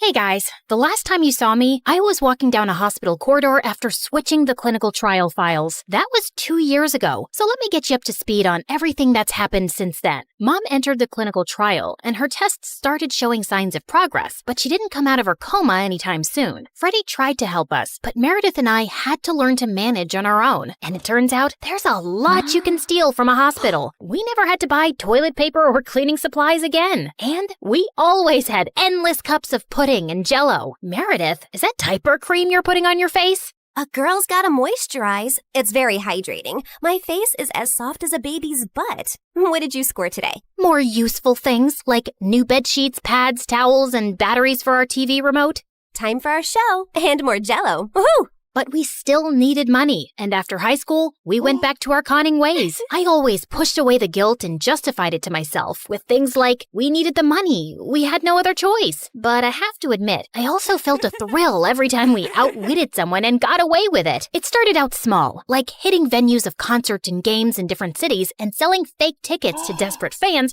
hoping to get in at the last minute for twice the regular price. By the time they figured the tickets were bogus, we were gone. Or going to the American Idol audition venues and convincing hopeful contestants that we were part of the TV show crew, and we'd get them through to the next round if they paid us a little money. Then, we set up an Instagram matchmaking business account with tons of fake success stories. We were getting booked for our services by loads of women. We'd always meet at the client's house in disguise. What is this exquisite dessert? It's like a cloud melting in my mouth. It's a Japanese cheesecake, delivered fresh every day from Japan. You are just the kind of people I like. Ow! Let's get down to business, shall we? Wow, I mean, this cake. Yes, business. This is your daughter? Oof. We know she's a bit plain. And she's 6 feet tall? With that face? Is her case hopeless? Oh no, we've dealt with a lot of uggos before. Believe me. Ow! What my partner means is there's someone for everyone out there, and we're experts at making those two people meet. We'll need a small advance, and we'll bring you a portfolio of suitable bachelors in a week. You'll be the mother of the bride soon, watching your little giraffe walk down the aisle. Sounds good, right? Make that check to cash, please. Can you also pack the rest of this cake? We'd take the advance, keep in touch for a few weeks saying we were gathering options, and then disappear. Of course, people soon started commenting on our page, calling us frauds and reporting our account, but we made a good amount while it lasted. We tried out a wedding planner service next. That's a gorgeous cake, but it's so expensive. But it goes so perfectly with your pink and white theme. Also, we're planning to order 2,000 pink and white roses. And an ice sculpture for the reception area. How much will all this cost? You can't put a price tag on happiness. Daddy will have a heart attack. He's gonna have one anyway. I just saw him eating a block of cheese. Why should that stop you from having the wedding of your dreams? Really, you deserve the best on your big day. Okay, I'm sold. Let me write you a check. When that went bust, we became travel bloggers and influencers. With our huge number of fake followers, we managed to get into the best hotels for free as long as we wrote a review. When I'm rich, I will buy a hotel and live there. They have the best beds. Room service? Yes, we'll have 2 lobsters, 4 sushi platters, 2 beef burgers with fries, the prawn tempura, the fish tempura. Okay, anything with the word tempura. And why don't you bring up the entire dessert menu? Thanks. Of course, none of these businesses lasted too long, and we were always on our toes, traveling from place to place, changing disguises, trying not to get caught. The only person who had any idea of our activities was Freddie. But whenever we went back home, he was always happy to see us and never asked questions. 2 years had gone by like this, and Mom was finally awake, except she didn't remember being our mom. Now, we had no chance to ask her about the fake IDs and laptop we'd found, because all she seemed to remember was her childhood in frickin' Russia. We showed her pictures of us together, and the doctors explained that she'd lost most of her memory, and they were unsure if she'd regain it. Oh, my girls, I am so sorry I don't remember anything about you, but I feel a connection to you, as strong as the frost on my toes, walking barefoot in snow, and as sweet as the smell of my grandmother's honey cakes, and as deep as the violet skies of Siberia, and— Yeah, we get it, Mom. We love you too. As the 3 of us sat in a cafe later, I was still trying to process everything when I saw Meredith had a faraway look on her face. I know that face, Em. What are you planning? Oh, nothing. Just thinking how excited Arthur will be when he finds out Mom is awake. You're talking about our neighbor, Arthur? Yeah, he's been visiting Mom every week for 2 years. He's always been in love with her. He'll be happy, but she won't even remember him. That actually works in his favor. Mom always found him irritating. What are you saying exactly? What if we convinced Mom that she was deeply in love with Arthur before she went into a coma? I'm sure he won't have any problem playing along. Maybe we even say that they were engaged before she got sick. If we set them up, Mom will be taken care of for life. Arthur is rich with a capital $sign. Wow, Meredith, you're a frickin' genius. Jeez, why are you girls always scheming? Because our parents are not neurosurgeons. You can't use that excuse forever. Watch me. Like we expected, Arthur immediately agreed, and we got to work. We photoshopped tons of pictures of Mom and him, and soon he even turned up with a giant emerald ring. You chose this Russian emerald ring from an antique shop where I proposed to you. Oh, it is so beautiful. I wish I remembered all of these moments. But I do feel a connection to you, as strong as the smell of lavender on a Russian summer breeze, and as warm as Papa's fur coat, and as comforting as a bowl of kidney pickle soup, and— Kiss her, now! As Arthur and Mom kissed, Meredith and I walked out of the room and burst out laughing. We laughed till we almost peed our pants. Oh God, my tummy hurts. Are we doing the right thing? Fooling Mom? She's no fool. She asked me how rich Arthur is yesterday. Now she feels very connected to him. And within a month, Mom was walking down the aisle in a grand wedding in Arthur's garden. Of course, Meredith and I had made all the arrangements and totally overcharged Arthur. I promise to cherish and to love you forever, and follow you to the ends of the earth. We will go to Russia and start our new life there in the lovely house you have bought me as a wedding gift. And yes, I will cherish and love you and whatever, etc., etc. Now you may exchange rings. Did you just hear what I just heard? Are they moving to Russia? That can't happen. Is it too late to object to this wedding? Shh! You guys are ruining the ceremony. What's wrong with you? Are you a moron? You know she can't go to Russia. Why not? She's Russian, isn't she? Oh, yeah, she shouldn't go to Russia. Hold it, everyone! Sorry, Mom, but you can't go to Russia. Oh, sweetie, I will take you girls with me, don't worry. We're taking them with us? No one's going to Russia. Can we, discuss this later? You're ruining the moment. Arthur, shh! Listen, Mom, we need to talk. As I got up to talk to Mom, I tripped on my dress and crashed into this big cage holding 100 pigeons, and they all started flying off. This was supposed to be for after the ceremony! But suddenly, those pigeons turned vicious and came back to attack everyone. They clawed at people's hair, poked them with their beaks, and pooped everywhere. As the guests ran around in chaos, someone slammed straight into the wedding cake. Meredith and I grabbed Mom's arms and dragged her home. What is wrong with you two? There's something you need to know, Mom. Meredith and I ended up showing her all her fake passports, IDs, and the laptop, and she was stunned. My name is Alexi, and none of these IDs have that name. Mom, we don't know who you really are or why you left Russia. What if you were a spy or some sort of criminal? What if you're wanted in Russia? If you go back there, you might get arrested or worse. Apparently, many years ago, some bad people were looking for you, and we don't know why. You have to stay here and keep a low profile. But I want to find my parents and see my home. It's all I remember. You can't risk it. Not till you get your memory back. Or we get someone to tell us what's on that laptop and figure out who you are. We're sorry. We hugged Mom as she cried, then fixed her makeup and returned to the wedding. The pigeons had left, and the guests were leaving too. Stop, everyone. The wedding isn't over yet. And Arthur, Mom wants to move to Hawaii instead. From the top, people! Arthur was very confused, but they finally got married. Later, as everyone moved towards the dance floor, Freddie asked me to join him. So, now your mom is well and you have a rich stepfather. What are your plans? I like traveling around with Meredith. Maybe I'll do that for some time. There isn't any reason to stay here anyway. Ouch. Why don't you just hit me with an axe? Of course, there's you. I can always come visit. That's not good enough, Claire. Look, I have to say this now. I've been in love with you since forever, and let's not pretend you don't know that.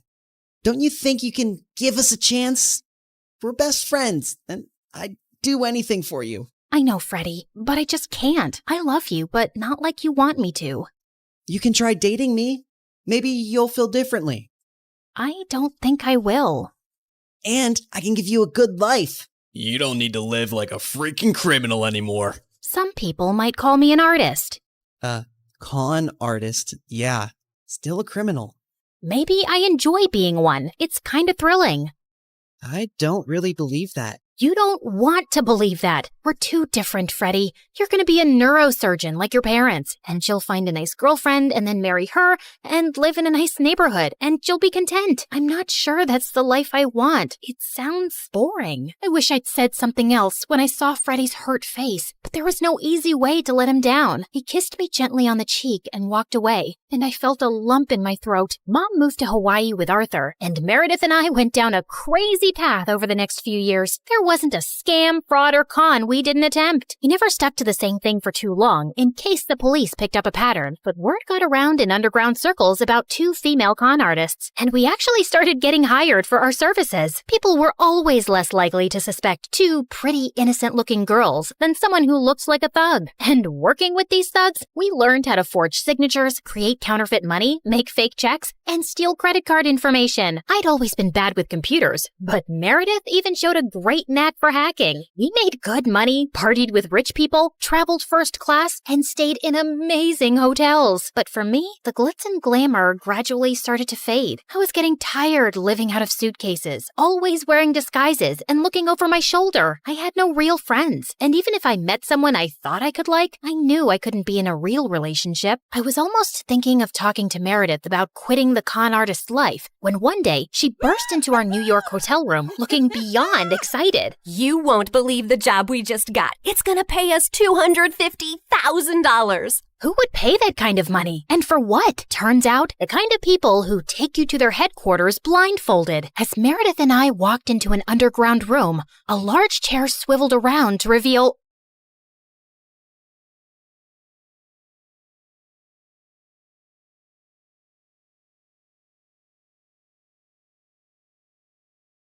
Hi, I'm Alvita from Jamaica. Please like and subscribe. My parents were the most successful members of their family. Dad was a lawyer and Mom was a doctor, and they always worked really hard and bought their dream mansion in a posh neighborhood. And then they were blessed with me. Whenever their family and friends met me, they were dazzled by my shiny dark hair and big green eyes. Wow, you guys are so lucky to be blessed with this beauty. Alvita will definitely be a model one day. As I got older, modeling never interested me much, but I did love talking. Whenever my cousin Maya came over to visit, we loved playing newscasters. In today's news, it looks like there's going to be a heavy thunderstorm. Don't forget to take your umbrellas, people. And thank you for watching Maya and Alvida News Time. Maya was the same age as me, and we were pretty close. But in the 4th grade, my parents hired a casting agent for me. And soon, I got a presenter's role for a kids' TV show. Things changed in my life after that, and I didn't have much time for Maya when she came by. You want to go roller skating today? Oh, Maya, I have to go through my script for tomorrow's show, plus homework. I know, you're very busy. Soon after, I became more famous and her family grew richer, which was great. But I couldn't help noticing that people around us started acting so fake. Once in 8th grade, Maya's mom threw her a party, and when I got there, she made a huge fuss over me. Oh, Alvida, darling, thank you for coming. I know how busy you celebrities are. By the way, you looked gorgeous in this week's show. Thank you, Auntie. This is for Maya. Oh, you brought a present. You didn't have to. Your presence is a gift for us. Maya, Alvida got you a present. Come thank her. Oh, Alvida, thank you so much. Whenever Maya hugged me now, I always had this feeling like she was rolling her eyes. Aunt insisted that Maya open my present right away, and they both looked disappointed at the watch inside. It's very nice. Thanks. I don't know why I was expecting a gold bracelet. You know, like the one your mother gave you on your birthday. But the watch is nice, too. Could I have the receipt, darling, in case I need to exchange it? Why would you need to do that? Oh, just in case it doesn't fit Maya. We went to the same school and we were in the same class. Once in 9th grade, we had a fun fair in school and we bought raffle tickets. And I won a prize. It was a huge package with really fancy chocolates from Switzerland. How come you're always so lucky, Alvy? I don't know. It just happens. We'll share the chocolate at recess, okay? But at recess, the entire class crowded around me. Apparently, Maya had told everyone that I was sharing the chocolates with the whole class. And now I had no choice. Maya, why did you do that? Oh, come on. It's not like you don't have the money to buy dozens of these packages. Yeah, but this was my prize, and I get to choose who I share it with, no? But Maya tried every way to sponge off of me and make other kids do it too. Sometimes I wished we weren't related so I could just ignore her. I felt more comfortable when I was in the studio with people like me. I loved performing and I loved Chris, my boyfriend. He took care of all the sound and background music for the show. Every day after shooting, we'd hang out together and he always found a way to make my day with some thoughtful gift. He was the sweetest. Then one day in 11th grade, the show decided to add another presenter to join me on the show. It was a guy named Mason, and he was gorgeous. I had to show him how everything worked around here, which was a bit difficult because Chris kept popping up. So normally, when we face the camera, we stand like this. Hey, I brought you some coffee. Oh, I just had some a minute ago. Sorry, babe. It's okay. You know what? I can help you mark the floor so Mason knows where to stand. It's easier this way. Chris pushed us apart and started marking the floor with chalk. But Chris, this position will be very difficult for the cameraman. He's too far away from me. Don't worry about that. They'll manage. I'm Mason. And you are? Oh, I'm Chris. I work here too. I'm Alvida's boyfriend. We love each other a lot. Chris just turned into an insecure maniac after Mason joined us, even though Mason showed no signs of liking me. But we had to spend a lot of time rehearsing lines together, which seemed to really bother Chris. One time we were about to go on air when suddenly Chris walked onto the set wearing a ridiculous heart costume and playing the violin. He then bent down on one knee and proposed. Marry me, Alvida. Chris, I'm still a teenager. You can't be serious. Yes, I am. You just have to say yes now. We can get married later. No, can you please stop this? You're really embarrassing me. Chris stormed off and he didn't speak to me for 2 days. But soon after, I decided to talk to him. And when I went to his office, he was trying on a blonde wig. Chris, what are you doing? Just checking if blonde hair will suit me. Is it because Mason is blonde? No, not everything is about him. Chris, I love you because you're sweet and kind, and I won't stop loving you just because there's a new guy on the block. You have to trust me, okay? After our talk, Chris felt a little better, and he started relaxing. When I got home that day, Maya was there, looking like an ostrich egg about to pop. Oh, Alvida, I've been waiting for you. Why? Is something wrong? Yes, I'm in trouble, girl. I watched your show, and I immediately fell in love with your co-host. Please introduce me. Please, please, please. I can't do that. It's against studio policy for me to introduce desperate fans to our cast. But I'm your cousin, not some weirdo stalker.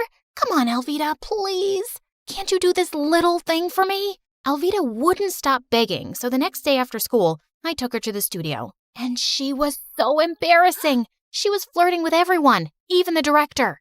Everyone in school says I'm so beautiful and that I belong in front of a camera. What do you think? Maya, can I speak to you, please? Not now, Alvita. But I grabbed her arm and pulled her aside. Can you please behave? The people here are very busy and you're just making a fool out of yourself. Your director was about to give me a role in the show, but I guess you just want all the fame to yourself. She walked off and sat down on the director's chair, and during the live show, she screamed, "Cut!" Everyone in the room panicked, and bodyguards took Maya out. I managed to improvise so the audience wouldn't notice anything was wrong. After the show, Mason caught up with me. Your cousin played a real number on us today. Yeah, I'm so sorry about that. Don't be. You did really well to cover up. You're actually quite good. As we walked outside together, Maya suddenly came running towards us. Seriously? Your bosses are jerks, Alvita. I've been freezing outside. Hi, Mason. I'm Maya. I'm Alvita's cousin, but everyone says we look like twins. Maya couldn't stop talking, and just then Chris came out. What are you guys up to? Oh, Chris. Mason just asked me out on a date. Wait, I did? Really? That's amazing. Why don't we all get dinner now? We can make it a double date. I don't think that's a good idea. Why, babe? Come on, it'll be so much fun. I felt bad for Mason, who was too polite to turn down Maya. We went to a nearby pizza joint I visited all the time, and Maya excused herself for the bathroom. But she came back just in time for our food, and moments after I took my first bite, I started choking. Alvita, what's wrong? Something in the pizza. My face was blowing up like a balloon, and Chris quickly called the ambulance. There was red pepper in the pizza, and everyone in that pizza joint knew I was allergic to it. My parents threatened to sue the chefs, but they insisted that they hadn't used any pepper. Meanwhile, the doctor advised me to take 2 weeks off from work while my swelling went down. So Mason took care of the show on his own. I felt really upset, and when Maya came to see me, I lashed out at her. You know what, Maya? Just drop the act already. I'm tired of you pretending to care about me when you actually hate me. What are you talking about? Why did you take so long in the bathroom during dinner? How do I know you didn't leave the table to put pepper on the pizza? You really think I'd do something like that? Yes, you've been jealous of me ever since I got the presenter role. But I would never hurt you. Maya left my room crying, but I was too mad to care. I was convinced she'd tried to harm me. While I was at home recovering, Chris visited me every day. This one time he came with candles and Chinese food and set up the table, and it was so romantic. Aw, Chris, you didn't have to do all this. You mean the world to me, and I would do anything for you. He turned on the music, and as we slow danced, Maya came barging in. Alvita, I have to tell you something. I don't want to see you or talk to you ever again, Maya. Please, hear me out. Hey, we're having a romantic moment here, so please, get out. But Maya glared at Chris and just switched off the music. Alvita, you have to see this. There aren't any security cameras in the kitchen, but there is one in the restaurant's back alley. I tracked this video down from the city police's office. The video on Maya's phone showed a customer entering the kitchen from the back. Chris, why does this person have the same jacket as you? I don't know. And what are you saying? I was with you the whole time. Yeah, but I also remember you had a phone call and you went outside. Chris's expression changed, and suddenly he knocked over our table and the candles, and food landed on the floor. A rug caught on fire, and Maya rushed to throw a blanket over it. Chris, it was you! Oh my gosh! You were getting so close to Mason, so I had to do something. Aren't things so much better between us since you've been away from the show? You just needed to see how much I love you, Alvita. No! You made me so sick you could have killed me. That's not love. Well, if I can't have you, then no one can. But before Chris could do more damage, we heard police sirens. Too late. I already called the police. Chris tried to run out, but the police caught him and he was taken away. Maya, I owe you an apology. Maybe you were right, Alvita. Sometimes I have been jealous of you, but I swear I'd never hurt you. I know, and you have every reason to hate me. I don't hate you. But do you really have something going on with Mason? No, and there never will be. I know you like him. A few days after, I went back to school and my job, but a lot of things had changed in such a short period. Mason was now showing me what to do. The director really likes all my ideas. We've decided that now you only need to come in to introduce the next program. But that's just 10 seconds on the screen. Yeah, but that's what the show wants. I was so disappointed, but I went with the flow. One day after the show, I was leaving when Mason caught up with me and took my hand. Mason, what are you doing? I see the way you look at me, and I think I like you too. What? Are you... Alvita, what are you doing? I turned around to see Maya behind us, and Mason was still holding my hand. Maya, this is not what you think. But Maya ran off angrily, and I stomped hard on Mason's foot and went after her. Maya, there's nothing going on between us. Yeah, right. So you were just holding his hand because it's part of the show? No, he took my hand and... Just save it, Alvita. She refused to talk to me for days and ignored me in school too. And I just hated being on the show with Mason. So one day at the studio, I made a big live announcement. Hey guys, today is my last day on the show, but you'll definitely see me on screen again. Maybe with my talented cousin Maya, who was my first co-host. See you around, folks. The director was furious with me, but I didn't care. If he wanted Mason to run the show, he was welcome to have him. I was out. Later that evening, Maya came by. Hey, you want to play newscaster? We're too old to play it now, but we'll be doing it for real. Did you really mean that? I just got a call from my producer who wants to help me with my own show. She says my ratings are much higher than Mason's. And yeah, you'll be my partner. It'll be the Maya and Alvita show. Wow, this is a dream come true. Thank you, Alvita. And I'm sorry I jumped to conclusions about you and Mason. It's okay. I forgive you. I did the same thing too once before. And if you really want to see Mason, you can ask him out. Although, I think he's a jerk. I think I trust you on that one. I learned that you must never let jealousy and misunderstandings get in the way of your most important relationships. It's better to get the whole story before jumping to conclusions.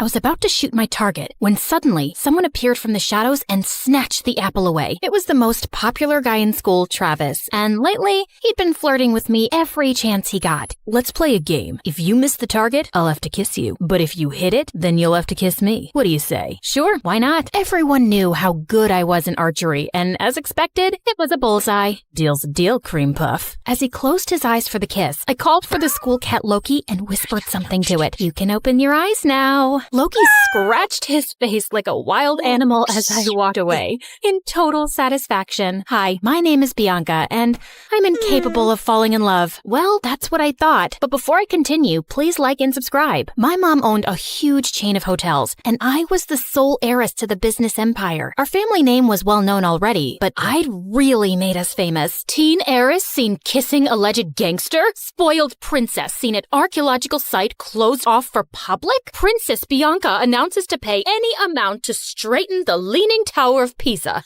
Oh, each headline is worse than the one before. Alleged gangster, Mom. We broke up. And you know my keen interest in history. I had to see that site. And come on, am I the only one annoyed by that Leaning Tower? When will you ever get serious, Bianca? I have a private jet to catch, but we're not done with this conversation. Yes, go to your meeting, Mom. You didn't even remember to wish me a happy birthday, but I was still celebrating in style. I was having a huge birthday party at the newest club in town, but my night was ruined when I saw an uninvited guest, Travis, and he was approaching me and my BFF Carmen as if he was God's gift to women, despite that scary face. Hey, sugar lips, wanna dance? Aren't you supposed to hate me for making you look like Frankenstein? What's love without a little pain? And I adore your feistiness. He was all over me the whole night. Eventually, I had to make Carmen distract him and try to escape, but he noticed and followed me like a madman. I'm not done with you, my love. I turned around a corner and opened a VIP door at the end of the hallway. There were some men in suits playing poker, and they all turned to me like I was an alien. Oopsie, wrong room. Thought it was the toilet. But may I say, sir, your jacket is really cool. Very vintage 90s. 70s. Michael Jackson kind of vibe. Okay, I won't bother you guys. May the best man win. Bye. Travis was nowhere to be seen, so I took the chance to finally leave the club. But of course, I couldn't avoid him at school, and he was being such a nuisance that eventually I got a restraining order against him. My life was finally peaceful, till a few days later when Carmen told me that her cousin from the village would be joining our school. Since when do you have a cousin? Ever since he was born? You never told me about him. I love to collect snake skins and samurai swords in my basement. I didn't tell you about those either. What? Friends should share everything. I think some secrets are good. Oh my god, my cousin's here. I turned to this guy who was walking towards us like he was the king of the underworld. Judging by his walk, he knew he was a fine specimen of the male species. But suddenly, he tripped over nothing and fell into the fountain nearby. And then he immediately got up like nothing happened. I felt like I was watching a comic cartoon strip. Are you sure he's not some hot model you paid to act as your clumsy cousin? Nice way to say that he's hot and adorable. He then spun her around like she was a cotton ball. Carmen, my favorite girl. I missed you so much. The guy turned to me and I was stunned. He was even more handsome up close and also really familiar. You must be Bianca, Carmen's best friend. I'm Slater. Nice to finally meet you. Did you just curtsy? And have we met before? No. Is this how city people greet each other? Excuse us a moment. Carmen pulled me out of Slater's earshot. What you doing?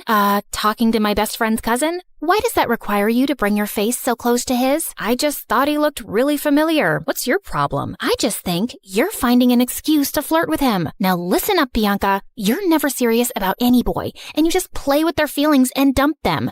And you're not allowed to do that to my cousin. He's not even my type. Relax. Just don't get involved with him that way, or it's friendship over. Understood? Loud and clear, ma'am. Since then, the three of us started hanging out together, and I was having a hard time believing someone like Slater existed. Sheer perfection on the outside, but with the poorest balance a human could possibly have. He tripped, slipped, and stumbled everywhere. He even got a black eye while tying his shoelaces. But one night, while I was admiring one of the paintings at home, it hit me like a bolt of lightning. I remembered where I'd seen Slater before. You gotta trust me, Carmen. Your cousin's up to something shady. Mom and I attended this art exhibition downtown last month, and Slater was there. He was one of the artists. We even bought a painting from him. Only his hair and eye color was different, but it was him, and he wasn't clumsy. He must have been a look-alike. Slater has lived in the village his entire life and just got here last week, and he can't even draw a circle, trust me. I even showed Slater's picture to Mom, and she said it's him too. Now she's contacted the artist to buy more of his work, and he's coming soon, and I'll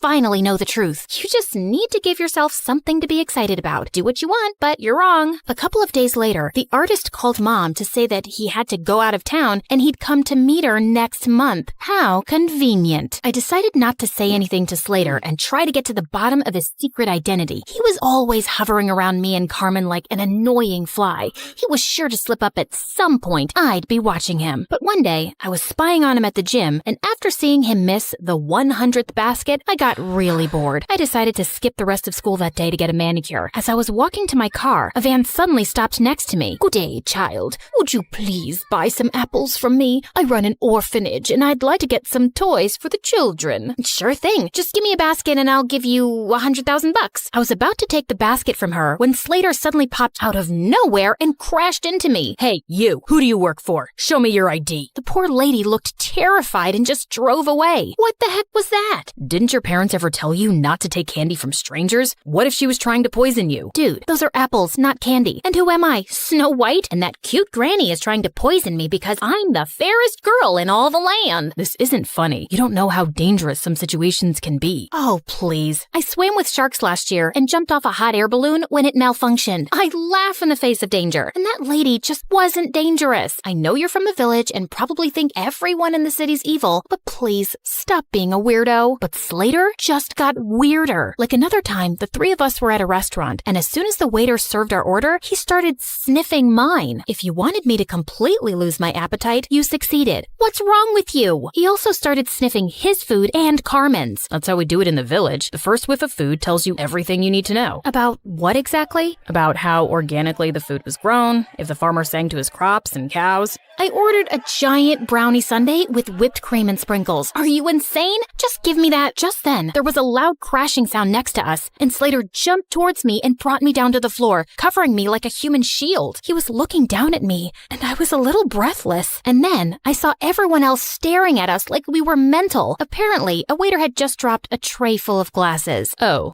my bad. I thought it was a gunshot and maybe some robbers had come in. I just acted on instinct.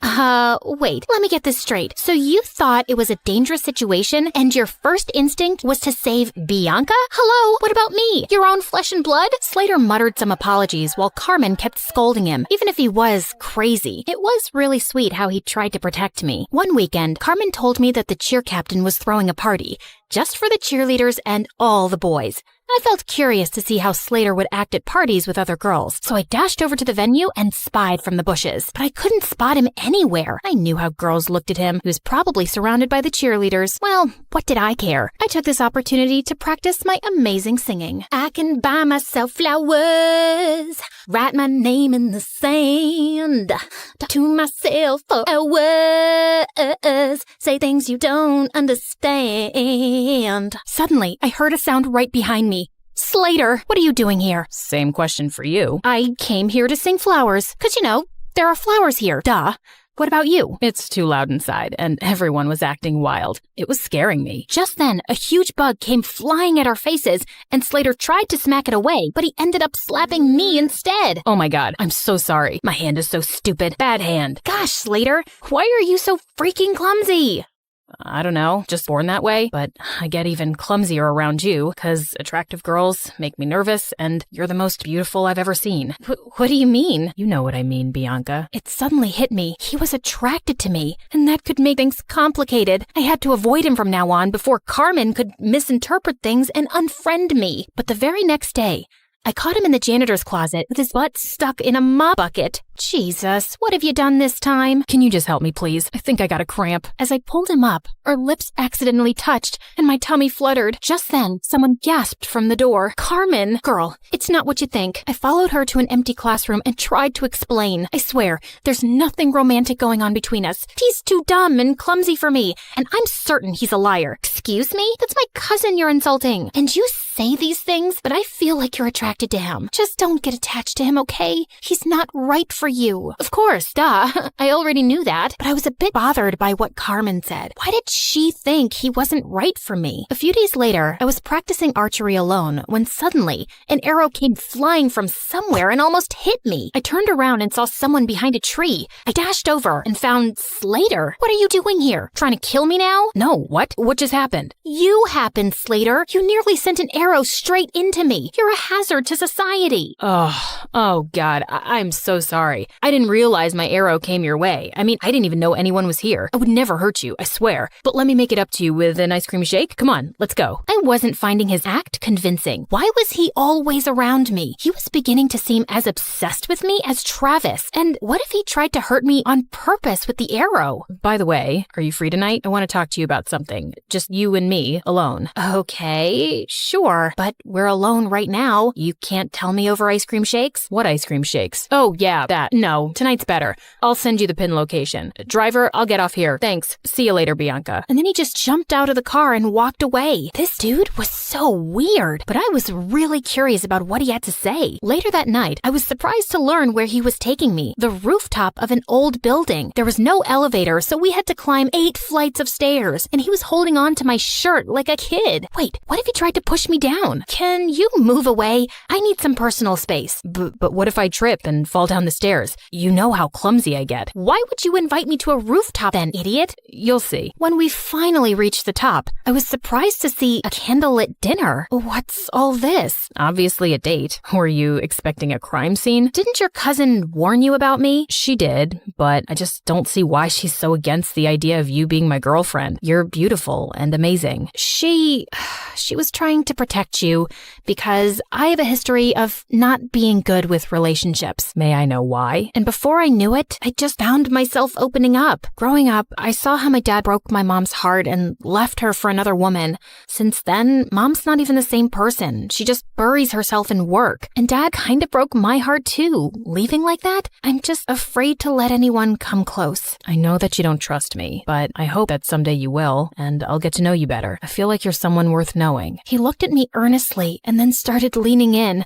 I found myself closing my eyes, and when his lips arms touched mine, I felt something electric. Wait, that was a mistake, Slater. I care a lot about my friendship with Carmen. I can't. Okay, I understand. But later that night, all I could think about was Slater and that kiss. Maybe I could talk to Carmen and she'd come around, but I still couldn't shake off the idea that Slater was lying about himself. As luck would have it, Mom told me the next day that the artist was back in town and he was displaying his work at a gallery that night. Well, Slater wasn't going to be the only one in disguise. I went dressed up as someone completely different and I was thrilled to see him. He might have a different style, but I was certain it was Slater. And as I was walking past him, I accidentally tripped and fell forward, scraping his arm with my pen. I'm so sorry. I'm not very good with the walking.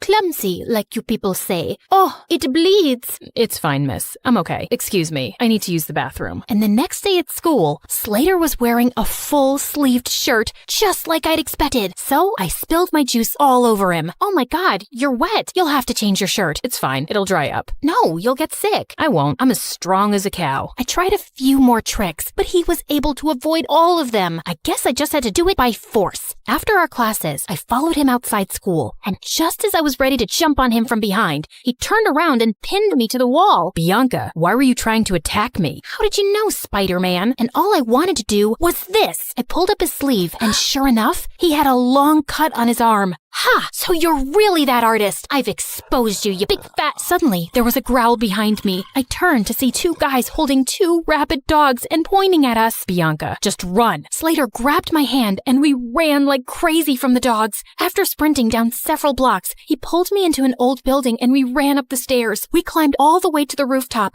and we could hear those guys behind us. Okay, there's no other choice. We gotta jump. Excuse me? I must have heard you wrong. And what is going on? Questions later. And what's the matter? I thought you laughed in the face of danger. Ha. Now is not the time to be sarcastic. Just hold on to me and you'll be fine. Do you trust me? Of course I don't trust you. You're the clumsiest idiot I've ever met. Listen, Bianca, I'm not who you really think I am. I just need you to trust me right now, okay? I won't let anything happen to you. I promise. My instincts told me to trust him, and I did. And what happened next was the most thrilling thing ever. We went flying through the air, then landed straight in a garbage dump. Ew, fish heads. Come on, this isn't over yet. I needed answers about why I was currently running a marathon with my BFF's mystery cousin around the city. Slater, why are these people after us? Listen, something happened. He didn't get to finish because the gangsters finally cornered us. Slater pushed me inside one of the diners as he started fighting them expertly. What were these kung fu ninja moves? He was so hot. Just then, one of the guys came up behind him with a metal chair. I looked around for anything I could throw at that scumbag before he could hurt Slater. Bullseye. That's my girl. Just then, a bunch of policemen arrived and surrounded the men, and Slater pulled out a badge. You're under arrest. What? He was a detective? As those jerks were being taken away, Slater finally told me everything, starting with how I unknowingly got involved with an international mafia gang. You walked in on them one night at the dance club and saw something you weren't supposed to see. You've been in danger since then. Oh, those guys. But I swear I didn't even see anything. They couldn't be sure of that, so you've been their target since. I was already in town looking for this gang and posing as an undercover artist, but when we found out that they were looking for you, I joined your school to be closer. We also thought we could catch them using you. You mean using me as bait? I didn't mean use you like that. We just knew they'd come after you. So that date on the rooftop, was that also a ploy to get the gang members there?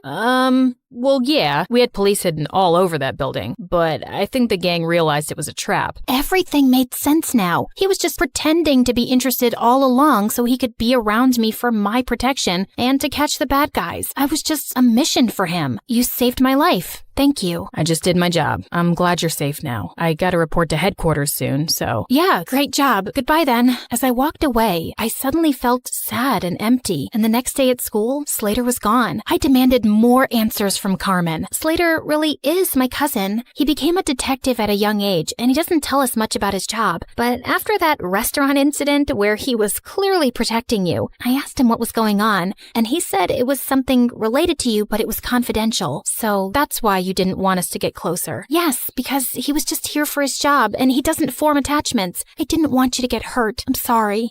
What for? I can see it in your eyes, Bianca. You're in love with him, but I don't think he can make you happy. Oh, please. I've told you, I'll never fall in love with anyone, if you say so. Over the next few days, I tried my best to get back to normal, but I couldn't get Slater out of my mind. Even Mom noticed something was up with me. Haven't seen any crazy headlines lately. No new adventures? Yeah, it's been kinda quiet, but I did make one stupid mistake, falling in love. Mom sat down beside me and then pulled me into an awkward hug. Sweetie, I know you've been affected by what your dad did, but don't close your heart off. Falling in love isn't stupid, and you'll find the right guy one day, and it'll be amazing. Trust me. Mom decided to take some time off work and we planned a vacation together. But just as I was leaving for the airport, I heard a loud crash from the main hall and saw Slater had pinned Travis to the ground. Slater? Travis? What are you both doing here? Bianca, my cream puff, I couldn't go on any longer without seeing you. I can't live like this. You really need to tighten security around here. Found him crawling through the dog door. As Slater handed over a screaming Travis to the guards, he turned to me. Why are you here, Slater? Same reason as Travis, actually. I really missed you. Wait, where are you going? Sorry, can't disclose the location. It's top secret, so whatever you want, make it fast. I got another mission. Okay, so what is it? I need you to fall in love with me and be my girl. Oh, well, that sounds like it's gonna be a very hard mission. I'm not afraid of challenging assignments. He pulled me in for a kiss and then hit his forehead against mine. So you're naturally clumsy. Only when I'm in love.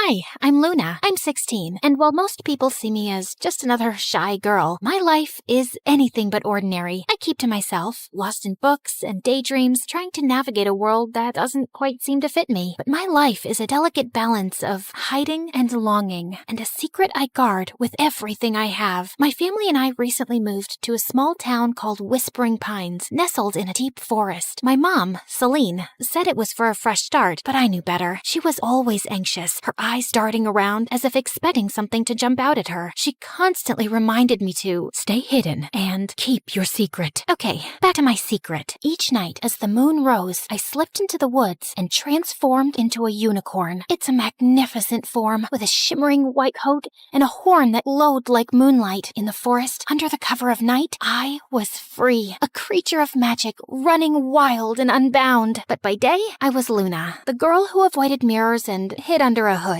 I was isolated, not quite fitting in with any group at school. I didn't seek out friends or companionship because getting close to anyone could have put me in danger. So I remained on the fringes, living a double life that was both exhilarating and exhausting. Then there was Jasper. He's an artist with a sketchbook perpetually in hand, always drawing and observing. There was something different about him. His eyes seemed to see beyond the surface, and he had been curiously watching me ever since I arrived. His presence was a mix of intrigue and unease for me. One day, after school, cornered me by my locker. Hey, Luna, I've noticed you always wear that hood. Is there a reason? I shrugged, attempting to sound nonchalant. Just like it, keeps me warm. He raised an eyebrow, unconvinced. There's something more, isn't there? You're always hiding. I laughed nervously, trying to deflect. What about you? Always drawing? Jasper flipped open his sketchbook to reveal a detailed drawing of a unicorn.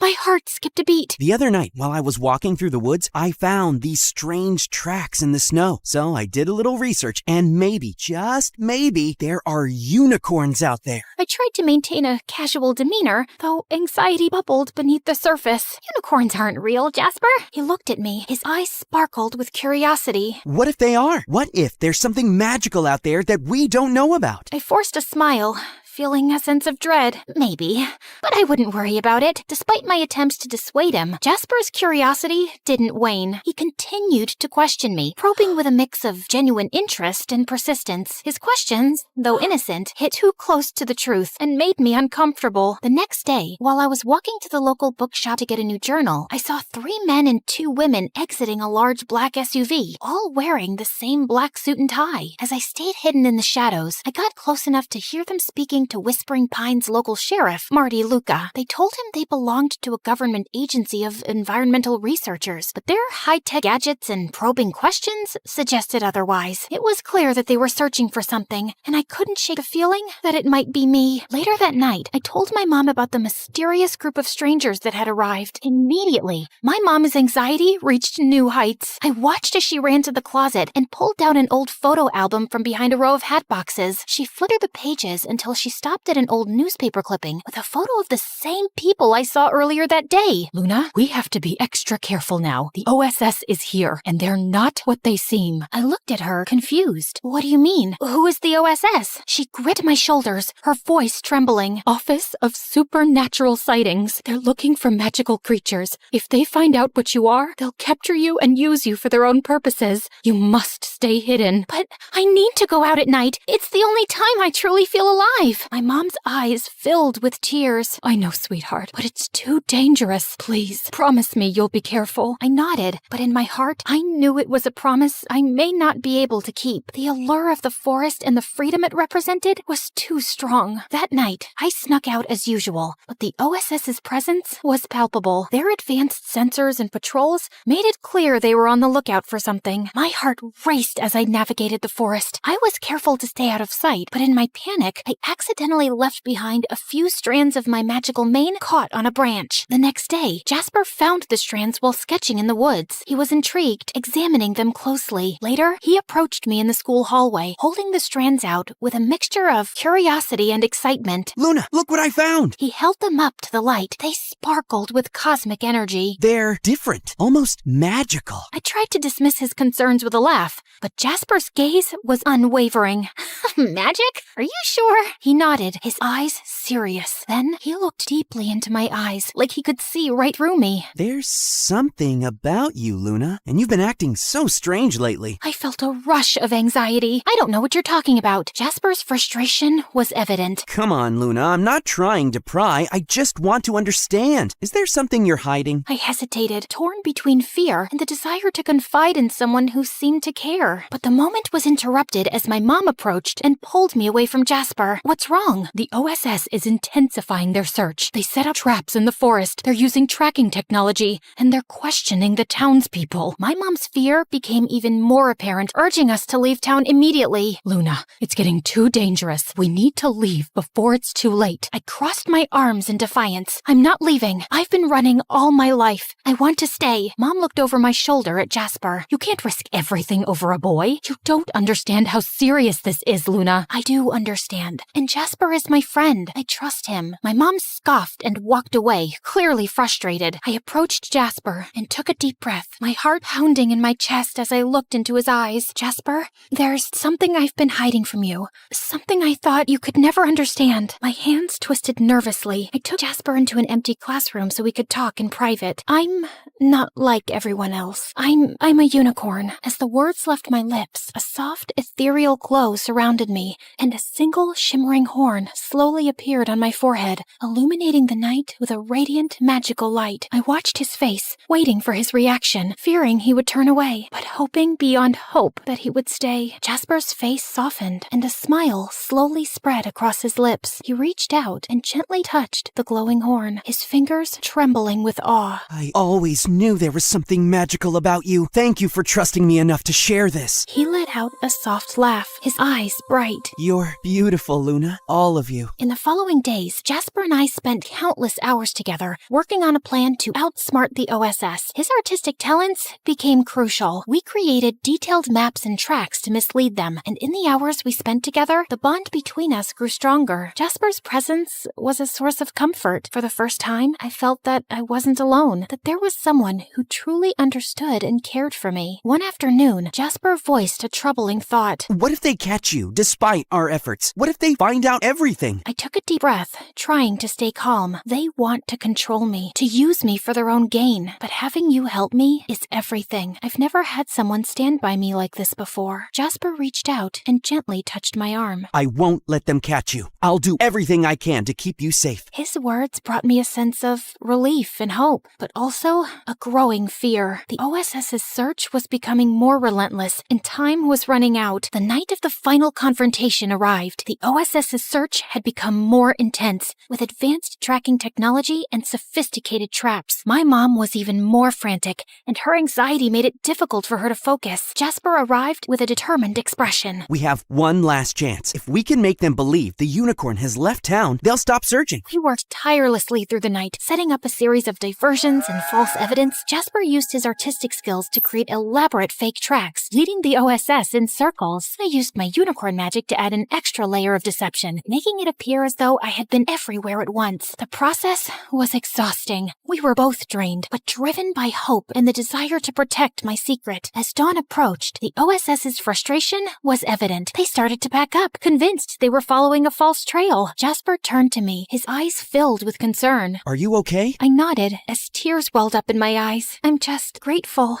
Thank you, Jasper, for everything. He smiled, though there was a hint of sadness in his eyes. I'd do it again, in a heartbeat. You deserve to be free. As the OSS retreated, I felt a sense of peace I hadn't known in a long time. The weight of my secret was lighter, and I was comforted by the knowledge that I wasn't alone. Jasper had been a beacon of hope in my darkest moments. With the OSS gone, my mom's fear slowly subsided, though the threat of their return lingered in the air. As the weeks passed, the town returned to a semblance of normalcy. I continued my life as Luna during the day, but the nights were still mine. Jasper and I maintained our secret meetings, and our friendship grew deeper with each passing day. He became a confidant, someone who understood both my human and unicorn sides. Then, one evening, as we walked through the forest together, Jasper turned to me. Luna, what do you want for the future? I thought for a moment, the weight of my dual existence heavy on my shoulders. I want to find a place where I can be both Luna and the unicorn, a place where I don't have to hide. Jasper smiled, his eyes shining with determination. We'll find it together. We continued our walk in companionable silence as the moon cast a gentle glow on the path ahead. There was still uncertainty, but there was also hope. Jasper's presence was a reminder that I wasn't alone, that there was someone who cared about me and believed in my future. In the days that followed, Jasper and I continued to navigate the challenges of keeping my secret while building a life in a small town. We shared our dreams, fears, and hopes, and our friendship deepened. Jasper's sketches were a chronicle of our journey, capturing the magic and struggles of our shared experiences. One night, as we sat together by a small stream in the forest, Jasper asked, Luna, what's the most important thing you've learned through all of this? I reflected on the journey, the challenges, and the moments of connection. I've learned that even in the darkest times, there's always a light. It might come from unexpected places, like a friend who believes in you, and sometimes the magic we seek is within ourselves. Jasper nodded, his gaze thoughtful. I think you're right, and I believe that with your strength and our friendship, we can face whatever comes our way. We sat together in the moonlight, the stream's gentle murmur, a soothing backdrop to our conversation. The future remained uncertain, but with Jasper by my side, I was ready to face whatever challenges lay ahead.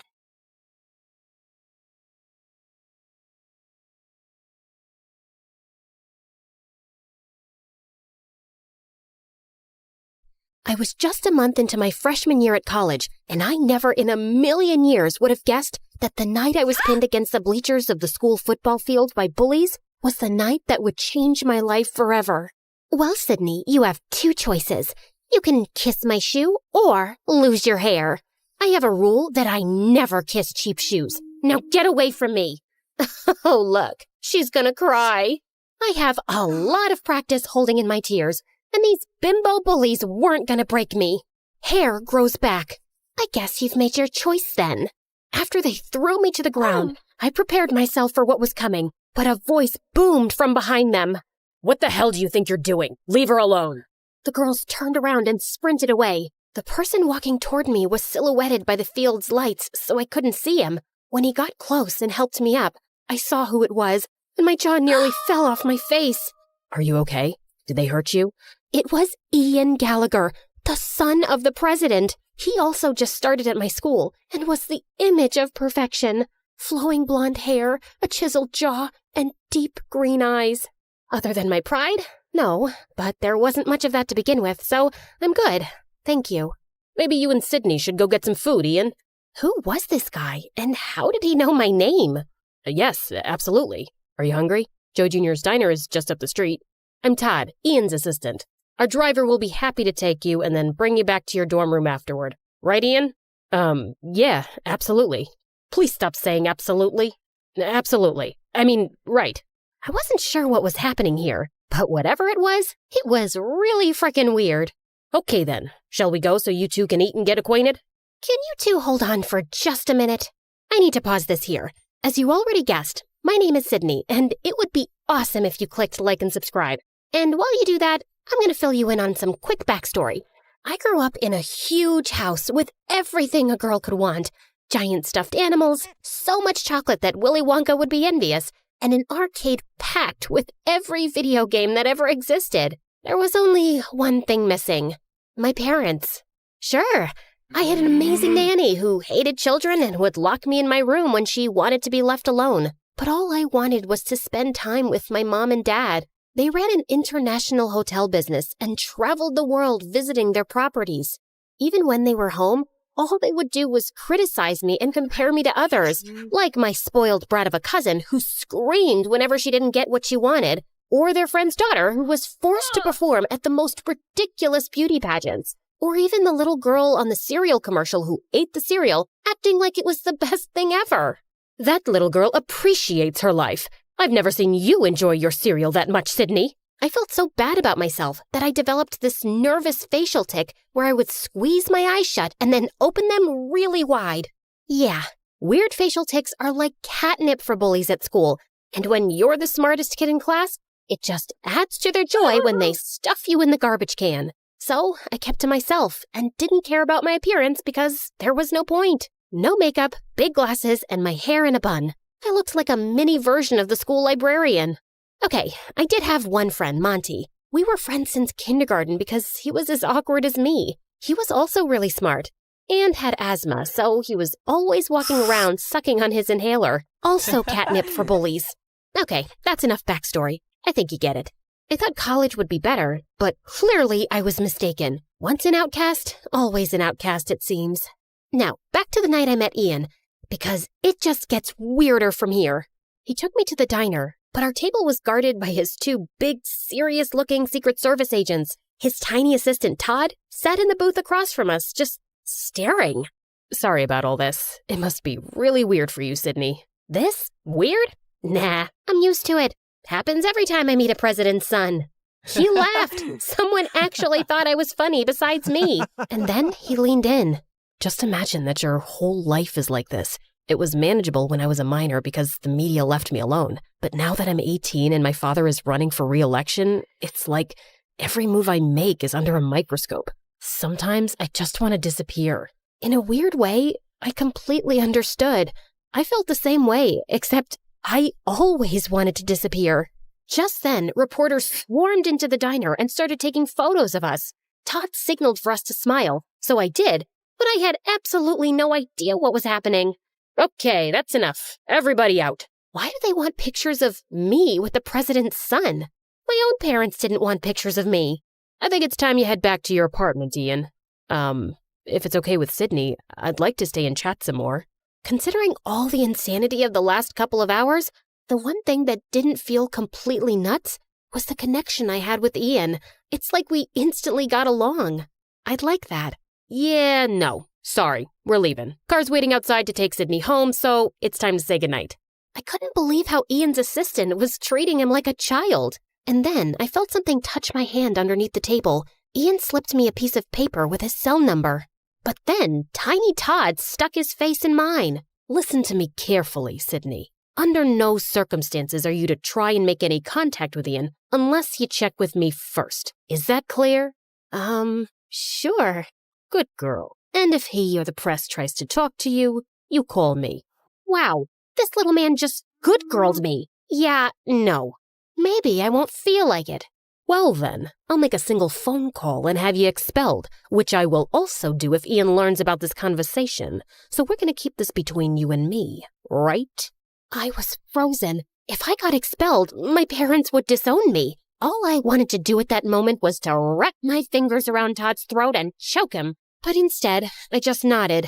When I got back to my dorm room, the first thing I did was call Monty. Yeah, we both applied to and got into the exact same colleges.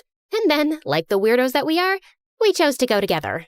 That's crazy. So you hit it off with Ian Gallagher, like for real? I wouldn't say we hit it off, but I feel like we kind of get each other. You mean like you and me? Yeah, but the difference is, he's the president's son. But why me? Because you're amazing, Sydney. You're like the smartest person I know. You're funny, you're not deserving of Ian's attention, that's for sure. That's not true. You're deserving of anyone's attention. You're just saying that because you're my best friend. I want to call him, but I'm scared his tiny jerk assistant will find out and get me expelled. So don't let him find out. I stared at the number on the piece of paper for like an hour before I got the courage to call Ian. And then, late that night, he snuck out of his apartment and picked me up. I'm so glad you called. Now hold on to me. They let you have a motorcycle? Nope. They have no idea. And then we sped down the road, and it was thrilling. I actually had to pinch myself to believe that I wasn't dreaming. We raced up to a narrow, twisting road to a spot that looked out over the city below. Wow, this view! I found this spot when I first got to school. I needed a secret place to get away from everything. My dad, his re-election campaign, Todd. He was so sincere. When he looked into my eyes, I thought I would melt into a big puddle. He's such a jerk. He really is. Why do you let him treat you like that? Why don't you just fire him? I wish I could. My dad hired him to manage me, and now you're in it too. I'm so sorry. What do you mean I'm in it too? He then handed me a copy of the morning newspaper. On the front page was a photo of Ian and me at the diner with the headline, Ian Gallagher's new college girlfriend? I couldn't believe what I was seeing. If you never want to see me again, I totally understand. This is my life, but it doesn't have to be yours. I had spent my whole life avoiding attention, and here I was, about to be on the front page. My instinct was to run away as fast as I could, but Ian needed someone, and for some reason, that someone was me. We just sat on a rock and talked and laughed for hours, but as the sun came up, Ian looked at his watch and panicked. Oh no, they're going to be looking for me. We have to go, now. We sped down the road, but suddenly there were flashing lights behind us. It was the police. At that moment, I knew I was going to get expelled. My life was officially over. But instead of being pulled over, Ian floored it. We raced down the road away from the police car. Forget about being expelled. I was going to jail. Ian pulled behind a tree and shut off the motorcycle lights. We watched as the police car sped by. My heart was racing, but Ian looked at me, and we both just burst out laughing.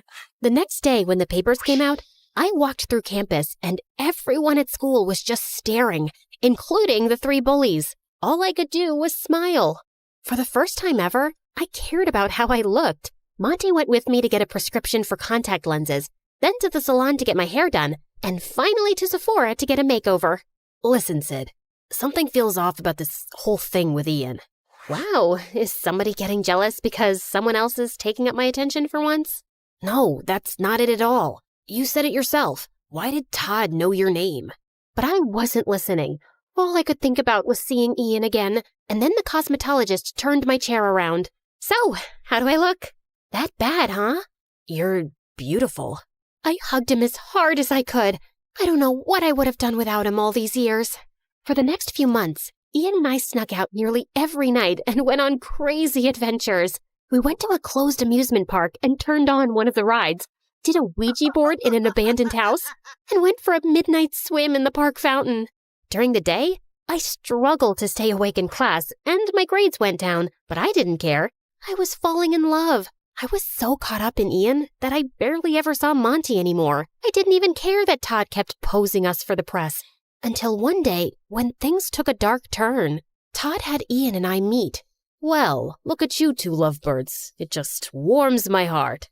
I didn't know you had one of those, Todd. Every day there's a new surprise. Ian tried to contain his laughter, but Todd was not amused. When the press gets here, Ian, I want you to kiss Sydney. Ian and I hadn't kissed yet, which I thought was strange, but I felt like he was just taking it slow. Then, out of the corner of my eye, I saw Monty sitting alone on a bench eating his lunch. Is that necessary, Todd? Of course it's necessary, Ian. And I want you to kiss her like you mean it. Understand? What the heck was that supposed to mean? Why wouldn't he mean it? And like clockwork, Ian's bodyguards ushered a dozen reporters over to us. But Ian looked so uncomfortable. He gave me the most awkward, quick kiss. Now, I'm no kissing expert, but I would have to say it was pretty terrible. I looked over and Monty was gone. Ian and I got to the back seat of his limo. Todd got into the front and just exploded. What the hell was that? I'm sorry, Todd. I'll do better. For your father's sake, you better. For your father's sake? What does that mean, Ian? What does it matter to you, Sydney? You're not bullied anymore. People admire you, which I'm guessing is a first. So be a good girl and keep your mouth shut. Hey, don't talk to her like that. Or what, Ian? You gonna fire me? I was waiting for Ian to defend me, but he just went quiet. When I opened the door to my dorm room, Monty was waiting. I had given him his own key at the start of the year. I was so happy to see him. Monty! But that happiness didn't last long. You're being played, Sid. Played? Oh, stop it, Monty. You and Ian? It's a setup because his father is running for re-election, and Todd was hired to craft his image for the public. You're just jealous because I fell in love and I'm spending my time with someone else. And then Monty held up a printed photo of Ian embracing another boy. I did some digging, and this was Ian's high school boyfriend. Boyfriend? You're saying that Ian is... Yes. I'm so sorry, Sid. And they're using you to give off the image that he's straight, so it doesn't affect his father's re-election campaign. Wow, Monty. You are pathetic. I was a loser until I met Ian, and you're just upset that you're still one. I can't believe I was ever friends with you. Now get out. Monty looked like I just slapped him as I slammed the door in his face. That night, when Ian picked me up, I told him I wanted to go to our spot on the cliff overlooking the city. I'm so sorry about today, Sydney. The pressure to perform in front of the camera just... Before he could finish, I held up the photo. Have you been lying to me, Ian? Where did you get that? Who cares where I got it? This is the reason why you've never kissed me, isn't it? Todd says if the world finds out about this, my father will lose. I was furious at myself. Monty tried to warn me, but I didn't listen. And now I've probably lost him forever. But it all suddenly made sense. Right. Choose a girl with low self-esteem who wouldn't question what was happening, who would be so thrilled with the attention that she would just go with it. And these adventures at night, were they part of it? Not at first, but the police officer that first night ID'd me, and Todd thought it was a great idea to keep them going. He threatened to tell my dad if I told you. I am so sorry, Sydney. I never wanted to hurt you. Your dad doesn't know about you? No, that was the only photo ever taken of my boyfriend and me in high school. And Todd found it too. Goodbye, Ian. Sydney, you need to see this through until the election. My dad is coming to campus tomorrow, and if you're not there, Todd will have you expelled. Doesn't matter. I'm dropping out anyway. I'm done. Ian dropped me off in front of my dorm, and I turned to him one last time. If you want to live your life trying to be someone you're not just to prove yourself, it will crush you. Trust me. The next morning, my face was puffy from crying. I loaded up my car with all my stuff and was preparing to head home, back to a life where I wasn't worth anything, back to face the judgment of my parents who already thought so little of me.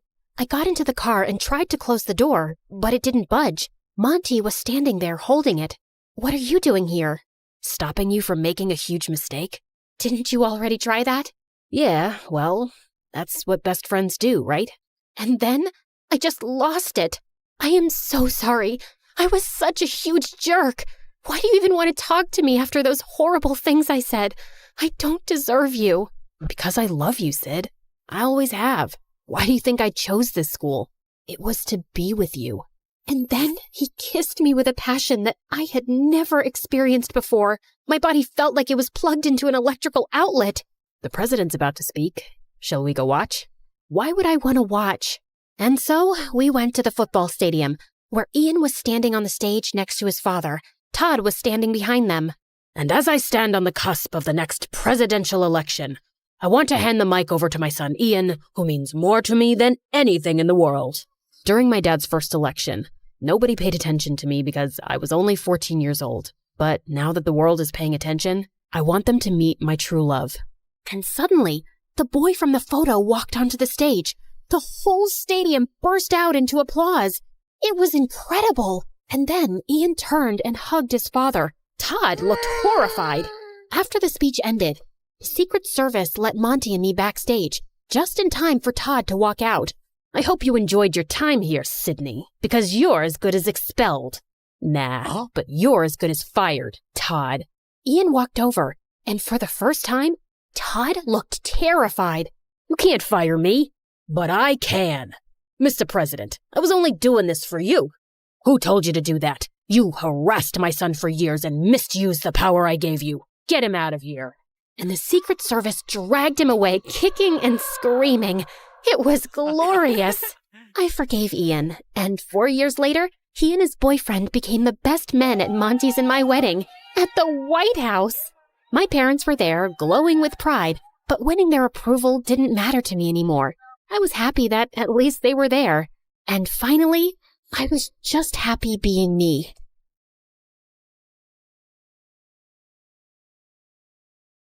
Hi everyone, my name is Marina, and I'm from Nevada. Please like and subscribe. I was raised in a small town by my aunt who owned a small bakery and loved me to bits. Aw, honey, today's your first day at school, so I packed muffins for all your classmates so you can make a lot of new friends. You're awesome, Aunt June. She wasn't super rich, but she was the richest person at heart, and that's why everyone loved her so much, including me.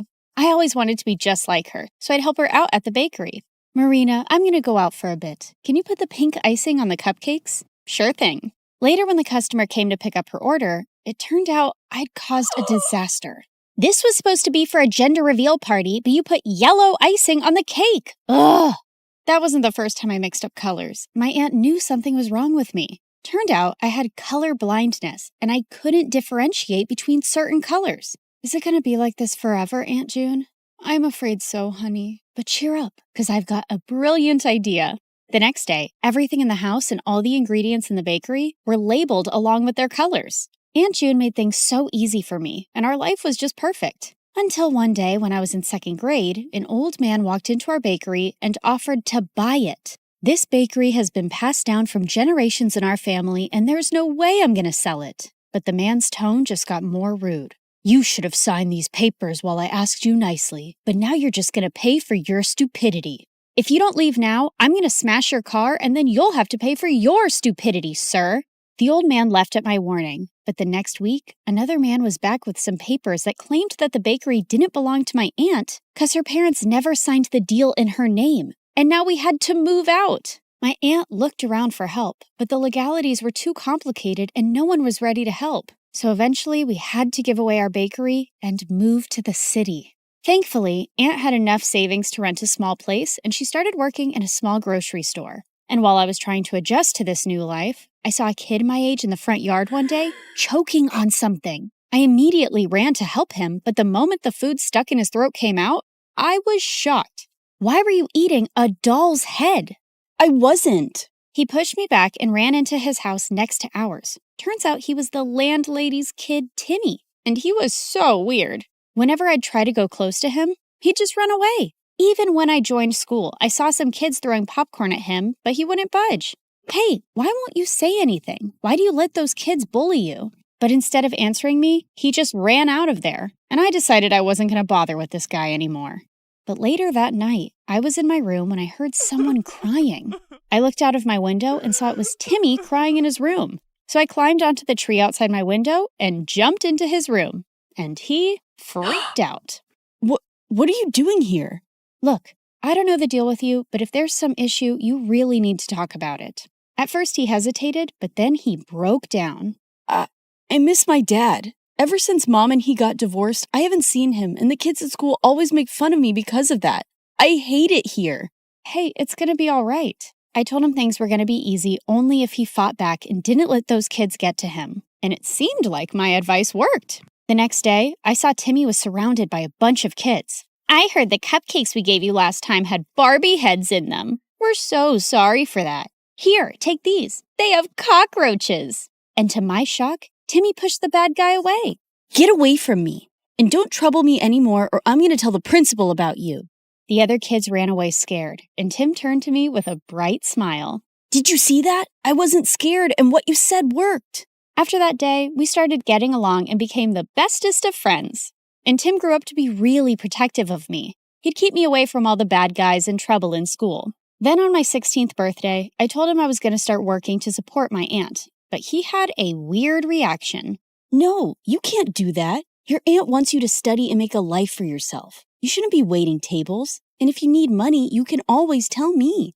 Tim was a genuine friend, and I loved how he always cared for me. But now I really wanted to support my aunt, so I took the job without telling anyone. But the very first week of my shift, something weird happened. I ended up making a mistake because of my color blindness, and the customer went bonkers on me. I want to see the manager right now and get you fired. But I told you it was a genuine mistake. But he kept shouting and started pulling my hand when one of his friends got up and stopped him. Let go of her hand and apologize to her right now. Dude, you want me to apologize to this low-life waitress? As soon as he said that, the guy landed a punch on the bad guy's face and my jaw dropped. Holy jeez! The manager immediately threw all of them out, but after my shift was over, I saw the guy who stood up for me was still sitting in the alleyway and his hands were bruised. I immediately got some ice for him. Excuse me, sir, you can use this. But for some reason, he looked really mad at me. Who do you think you are trying to act all nice, huh? Just leave me alone. I could see his eyes were red, like he'd been crying, and I thought it was best to leave him alone. But to my complete shock, I saw the same guy in my class the next day. The teacher introduced him as a new student, James. While the girls were drooling over his handsome looks, he kept staring at me the entire time, and the moment class was over, he came up to me. I don't want you spreading any rumors about me from last night. Do you get that? Before I could even reply, he just stormed away, and Timmy came running to me. What happened? Was that guy bothering you? I didn't want Timmy knowing about my job or anything about how I knew James, so I brushed it off and went ahead to prepare for my chemistry practicals. But turns out, James was already there. Minutes into the practical, I realized some of the labels on the chemicals were missing, so I asked James to help me differentiate, but he didn't even look at me. That jerk. I continued guessing and mixing the chemicals, but suddenly they caught fire, and I almost got hurt when James jumped in and pushed me out of the way. I quickly got up and put out the fire. What are you, nuts? Did you want to die? Suddenly, my eyes went to the burn on his hand, and I rushed him to the nurse's room and gave him first aid myself. Seems like you're always helping people who are hurt. Yeah, especially those who get hurt because of me, and with you, it's every single time. And that's when this tough guy finally let out a smile. You don't look so bad when you smile. I know. I don't want the chicks going crazy over me, so I keep it under check. This guy had multiple personalities. As time went by, we started spending more time together because we had similar projects, and James turned out to be a really fun person to hang out with. He'd often walk me to my work after school, and we'd enjoy all sorts of treats on our way. And even though he was a little mysterious, he was growing on me by the day. But there was someone who just hated our closeness. What's going on between you and that new guy? He's bad news. Stay away from him, Marina. What are you talking about? And how do you know he's bad? Oh, come on. Haven't you seen? He's always covered in bruises. Just stay away from him, okay? Well, I could understand Tim's concern, and there were things I wanted to know about James, too. A few days later, we were at a friend's party playing Truth or Dare when I was given a dare to kiss James. My heart raced with excitement, but I saw Timmy looking at me with furious eyes. I wanted to run out of there, but thankfully, James got up and left first, and I let out a loud sigh. But later, when I went out, he was waiting for me. Was it that bad, huh? The idea of kissing me so you sighed with such relief when I left? No, it's not like that. It's just that there's only so much I know about you, and I didn't... Suddenly, he pulled me close and looked deep into my eyes. What do you want to know about me, Marina? Well, why did you cry that night in the alleyway? And is there something that you keep from me? My mom is really sick, and she was admitted to the ICU that day, and I couldn't help but... Shh, it's okay. You don't have to say anymore. With that, I pulled him in for a kiss, and he whispered into my ears, I love you, Marina. Gosh, I loved him too. But the very next day at school, my fairy tale came to an end when I received a message from James's phone. Here's my parting gift to you, Marina. There were several pictures of me kissing him and me working as a waitress with ugly captions, and he shared them with everyone in the school. What in the world? I tried to call James about what was going on, but he wouldn't answer it. And I felt so embarrassed and furious about everything, but then Timmy came to me. Hey, are you all right? I thought he'd question me about the pictures, but he just took me home and comforted me. I don't believe what's going on, and I can't even reach James. He left, Marina, and he's never coming back. He then showed me the newspaper articles of how James was the grandson of the same businessman who took away my aunt's bakery. I heard his grandfather sent him here as a punishment because he used to be a jerk at his old school, but looks like he's still going around messing with people's feelings. Gosh. There was no way I was going to forgive a jerk like him, but I wasn't going to cry over him either. I blocked him everywhere and decided to shift to another city for my college, along with my aunt. And after graduation, I joined a top law firm and helped my aunt open a nice bakery in the city itself. For the opening day, we sent out invites to everyone across the city, and it all went so well. After we were done with the day, we were about to close up when Timmy took me to the roof and proposed to me. I love you, Marina. I have always loved you and... Oh, Timmy, please stop. I liked him too, but he was my friend and I could never see him any other way. What is it now? Don't tell me you still love that moron. Timmy, what are you saying? You know I hate him. Then why won't you say yes to me? I tried to explain to him, but he wouldn't listen. And suddenly he pulled me in and tried to kiss me. God, Timmy, just stop. Just then, I saw a man pull him away and punch him hard. James, what in the world are you doing here? How dare you touch her, you filthy. I pulled him away before he could hurt Timmy anymore and slapped him hard in the face. Who do you think you are walking into my life again? Didn't you already mess around enough last time? Marina, what are you saying? I never messed around with you. Oh, really? Then why did you leave? And what about those texts and pictures? What? I have no idea what you're saying. I know it was my fault to leave you like that, but I told Timmy everything. What? What do you mean? That night after you left the party, I received a call that my mom had passed away. My grandfather wanted me to return home. Timmy was right there, and I asked him to inform you. What? I even tried to contact you, but you had me blocked everywhere. And when I called Timmy, he said you hated me and you were with him now. Timmy, what is he saying? Did you hide this from me and lie to him? Yeah, I hid the truth. I didn't want you to be with a jerk like him when I've loved you all my life. So I lied. For you. But those messages from your phone and those posts. I have no idea, Marina. I lost my phone the same night. You didn't lose it, moron. I stole it and sent those messages and those pictures. Timmy, I can't believe you. You son of a witch. No, James, just let him go. He's a jerk and doesn't even deserve that. Oh, Marina, please don't cry. I'm here. I'm here for you now.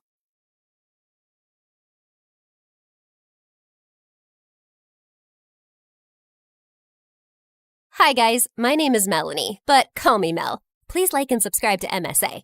I used to live with my older brother Mark and my parents, who usually kept super busy with their work. With them gone for hours, Mark'd be responsible for the house and me. But that didn't come easy for him because I was a mess. As a kid, I was really wild and clumsy. I'd run around the house causing trouble, and he'd had to chase after me to keep me in check. No more chocolates, Mel. They ain't good for your teeth. But they're falling out anyways, brother, so let me have my fun. Even the kids at school would make fun of me for being weird and clumsy. But it all changed as I stepped into adolescence and the gorgeous genes in the family started to kick in. By the time I was 15, the same boys who'd teased me in my childhood now started asking me out. These are for you. Happy birthday, beautiful. Same to you. Little did they know I was still the same weird me on the inside. And Mark's protectiveness was all the more reason why I'd never gone on a single date. No doubt I loved him to bits.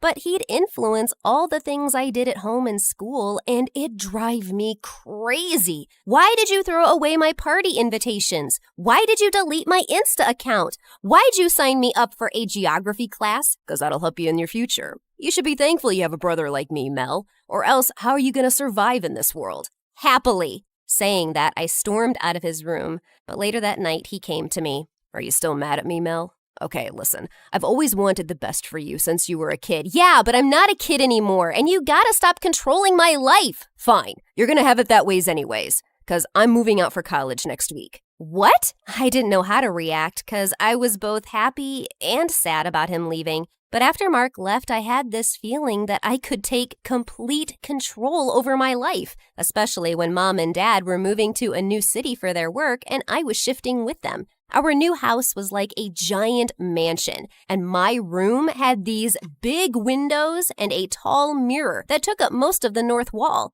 But more than anything, I was excited about getting a fresh start at school because Mark wasn't here to hijack my life. So, on the very first day, I wore a gorgeous new dress to school. But just as I was making my way through the hallways, I stumbled and bumped into a girl who was holding giant paint buckets in her hands, and all of them came flying onto my dress. Holy jeez! I ended up on the floor, but the girl reached out her hand towards me. Are you okay? I took it and quickly got off my butt, but I couldn't believe my eyes. She had gorgeous blonde hair and the sweetest smile. It was like I had an instant crush. I'm so sorry about the paint. Oh gosh, I ruined your dress. Come with me. She grabbed my hand and took me to the changing room, and there she handed me a fresh pair of clothes. Try this. It's not that great, but it'll help you make a good impression on your first day. How did you know it was my first day? A word gets around here fast, especially about cute girls. Okay, thank you. If that was a compliment, I mean. Was it? Oh, never mind. I'm just blabbering. Wow, you're adorable. Saying that, she went away. But indeed, I did make an impression, because that dress was all torn from behind, and all the kids were laughing at me as I walked the hallways, except for the one girl that helped me out. Can't believe Jenny would prank you like this. But then again, she is Jenny. What do you mean? And who are you? Well, I'm Lauren, and I'm definitely not like her. But she is evil. She's got these weird family issues with a mute mom and a mute stepdad who's a complete jerk. And she's turning out to be just like them. Yeah, I could tell that by now. Lauren stuck by my side for the rest of the day, and we bonded pretty well. She was fun and notorious, just like me, and had this YouTube channel where she'd make entertaining vlogs. She even introduced me to this music club that she was a part of, and I was loving her so much that I wanted to be just like her now. Within a week, it was like we were besties, with no one to ruin our adventures. Or at least that's what I thought. Because there was someone whom I felt kept a constant eye on us and followed us everywhere at school. Jenny. One time I was in the swimming class, but just as I popped out of the water, I was shocked to see Jenny right in front of me. Jeez, you scared me. What the heck? You should stay away from Lauren. She's not nice, and she's just spoiling you. Really? Who are you? My mom? And why do you care? Especially after what you did to me on the very first day. That wasn't me. I don't believe you. Just leave me alone. Yeah, okay, I'm leaving. But this is the last time I'm warning you about Lauren. Don't be stupid. I don't like stupid people. Excuse me? With that, she took my towel and left. What a psycho. But luckily, after that day, I didn't see much of Jenny, and I got busy with my music club rehearsals. The school had its very own band, with Lauren as the lead singer, and I wanted to audition to be a part of it too. So I practiced really hard and nailed my auditions. And as a treat, Lauren took me out to dinner. You were great today. I'm sure you're going to get selected. So, what can I get you? Jenny? I didn't know you worked here. That's okay. She ain't Jennifer Lopez, that we should be remembering small details about you. Lauren? After that, she took my order and went away, and Lauren turned towards me. You don't have to be so nice to her. I told you, she's a psycho. Yeah, I get that. But what you said also wasn't nice, man. She keeps following you everywhere. And the other day, I saw her chasing away some guys who were coming to talk to you. God knows what she's up to. Suddenly, Jenny came back with our order, but she seemed off. That's your order. And here's something those guys sent for you. I don't like their vibe. If you want, I can make them leave. Make them leave? Are you nuts? Send them over to us. They're cute. But they seem bad. No one asked for your opinion. Now get out of here. And before I could even say anything, Lauren called them over and Jenny walked away angrily. I also felt awkward because I was still a noob when it came to dating and chatting with guys. So I rushed towards the restroom, but one of the guys followed me there. God, you're pretty. It's like I'm drawn to you. To the washroom? I need to pee. Go away. But he came closer and tried to kiss me. What are you doing, jerk? Get away! I slapped him hard in the face, but just then Jenny came from behind and dumped an entire tray of food over his head. You moron! How dare you touch her? I'm gonna kill you! She kicked him behind his knee and climbed onto his shoulders and started pulling his hair. Suddenly, there were loud screams across the restaurant, and the managers came running.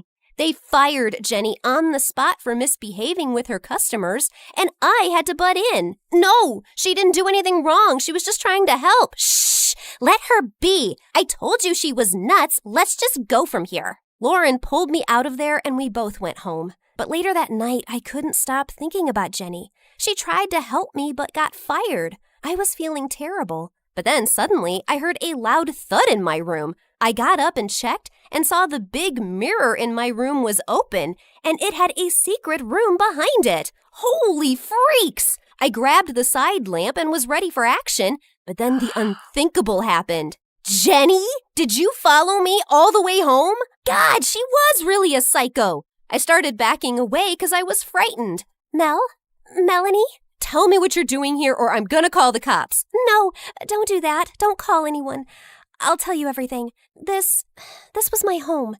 Before my mom married my stepdad, we used to live here happily. I looked around and saw toys and Jenny's pictures with her family all over the walls. She wasn't lying about this. But then my dad left and Mom married that jerk, and he sold everything because of his gambling habits. Mom's head over heels for him, so we won't leave him. And today, when they learned that I got fired from the restaurant, they got mad at me and I just ran away. Oh, God, I'm so sorry, Jenny. I had no idea. I thought you were stalking me. What? Why'd you think that? 'Cause Lauren told me you kept following me and that you'd chase away all the guys who tried to come near me. I'm not a stalker, Mel. I didn't know you lived here. And I did all that 'cause I was just trying to protect you after what happened on your first day of school. But if that's what you think of me, then fine. I'm gonna leave. It made me feel bad that she was just trying to be protective, and that reminded me of my brother. Jenny, it's all right. You don't have to leave. If you want, you can stay with me. No, Mel. You think of me as someone bad. You're not bad. The guy who tried to kiss me was bad, and I want to thank you for saving me from him. And I'm sorry that you got fired because of me. So please stay. Her face lit up, and she came and hugged me. And for some reason, my heart started racing. This was crazy. The next 2 days, it was the weekend. Mom and Dad weren't home, and Jenny stayed with me. And surprisingly, it was fun. We shared so many interests together, including MSA being our favorite YouTube channel. And she baked me the most delicious cookies in the world. Later at night, I was even having trouble working on my homework when she came and helped me. Come on, Mel. I know you have it in you. I'm not really on the smart side, but you can be on the hard-working side. Come on, it's just to pass a few grades. Okay, I'll try harder. But instead of that, I ended up sleeping like a log. And when I woke up, I saw she was sleeping right next to me. And for some reason, I couldn't help but stare at her beautiful face. Hey, what are you looking at? Oh, I fell in love with you from the very first moment, Mel. And that's why I was super protective about you, though I may have shooed away some stupid boys out of jealousy, too. Gosh, she was so adorable. And I liked her all the more for this. Then she got up and played some music and pulled me in for a dance. We danced and played games all night long, and I was super excited to go and break this news to Lauren the next day. But instead, she gave me a shock. Watch this. I'm gonna upload this video on my channel. Psycho Witch Gone Nuts. What? No, you know that's not true. Jenny's a good person, Lauren. She tried to help me. Who cares? We'll get millions of views if we post crazy videos like this. And she's a loner. Nobody cares about her. I do. What? I told her everything. But instead of being happy about me, she looked grossed out. Ew! I can't believe you'd go for someone like her. She ain't even rich like us anymore. How does that matter, Lauren? I like her, and she likes me. And you should drop that low-leveled thinking of yours. Low level? OMG, how dare you? Do you have any idea whom you're talking to? I'm the queen of this school, and you're nothing without me. If it wasn't for the misfired prank I tried to pull on Jenny, I'd have never even talked to you. What do you mean? You were the one who tore her clothes? Yeah, I did it to get more subscribers for my channel, but then I saw you wearing those clothes and the kids making fun of you. I felt bad, so I thought I could be nice to you for a while, but it looks like I pitied the wrong person. Saying that, she pushed me, but I couldn't let her do this to Jenny, so I snatched her phone and smashed it into pieces. You witch! Suddenly, she jumped onto me, and we both broke into a wild fight. The teachers came running and pulled us apart. I'm not gonna spare you now. I rule this place. I'm a diva with thousands of subscribers watching me and following me. And that little music band you want to get into? I run it. I know everything you do, and I've always admired you for it. So much that I always wanted to be just like you, but not anymore. 'Cause now I know that you're a bad person, and you use people to get famous, and I'd never want to be like you. She's right. Lauren is just so evil. Yeah, she's not even that good of a singer. They have her in the band because of her popularity. She's so egotistical. Suddenly, the color on Lauren's face faded, listening to all the comments and seeing the cameras around her. And then we were taken to the principal's office, where we waited for a few hours until I saw my brother walk out of there. Mark, what are you doing here? I came to give you guys a surprise visit, but Mom and Dad weren't home, and I got a call from your school. And seems like you couldn't stay out of trouble without me, huh? I didn't do anything wrong. I know, and I'm proud of that. Mom and Dad told me how well you've been doing on your own. I ran and hugged him, and he told me I was being put into detention for a week, while Lauren was being expelled from school because of several complaints against her for pranking and ill-treating kids. I felt bad for her, but then I felt a gentle tap on my shoulder. Are you okay? I heard what happened, and I got so worried. Why did you fight with her? 'Cause you would have done the same for me.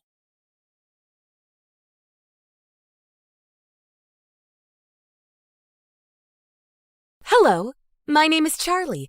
I'm a famous filmmaker and director, but you know me already, don't you? Oh, well, it hasn't always been like this anyway. So sit down, grab some popcorn, and let me tell you my story. But before we start, please hit the like button and subscribe. This is me, Charlie, and this is my best friend, Rose. Me and Rose grew up together since we were only babies. We played together, we went to school together, we did everything together. We were like autumn and colds, unavoidable, like rain and thunder, indivisible. Rose was the sister I never had. I was to her the brother she never... Well, you got the point. She was blonde while I was black. She was shy while I was sunny. She had a big brain while I had a big butt.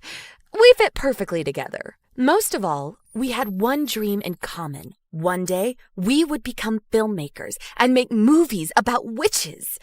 Yes, that was our dream at the time, our common goal in life. And we were all ready to get it realized. But what a tragic fate awaited us. Well, I'm being a bit overly dramatic here, but please, let me explain. It was our last year in high school and a few weeks before Halloween. I was reaching my classroom like every morning when Rose came running toward me. Charlie! Charlie! Rose, what? Charlie! Rose! Charlie! Rose! Charlie! Barely breathing, Rose managed to announce to me that the school had opened a cinematographic contest where the winners would be enrolled in the best movie school in the country. We started screaming. At that point, me and Rose already had tins of scripts ready. We simply chose one and brought it in the next morning to our art professor to have it approved. But instead, there stood Mona, high like a giraffe, dressed like a rock star, and loud like a tempest. Who is Mona, you ask? She's the daughter of a famous celebrity couple, a movie producer dad, and a 5-star actress mom. She had the best connections, the best grades, and the best face. A cloud of desperation came upon us when we saw her just talking to the teacher, explaining her project for her script. We felt lost. When our turn came, I spoke for both of us because Rose was too shy to speak, and the sight of Mona shook her too much. Hey, Charlie. Nice job there. What? What? Mona was approaching me, willing to talk. Had I stumbled, hit my head, and fallen into a dream without noticing? Sorry, I couldn't help but listen to your script while you were explaining. It seems like some hot stuff there. Did you come up with it all by yourself? Well, me and Rose, yes. It seems you have a promising future in the business, baby. Would you mind joining me tonight at my party? There will be producers, movie stars, and many important people. I couldn't believe it was happening. It was too much for me, and all at once. Of course. Me and Rose will be there for sure. Rose? I'm sorry. I don't want someone who is barely able to speak in public to be associated with me. You are invited. See you later, baby. She left like the tornado she was, leaving both me and Rose speechless.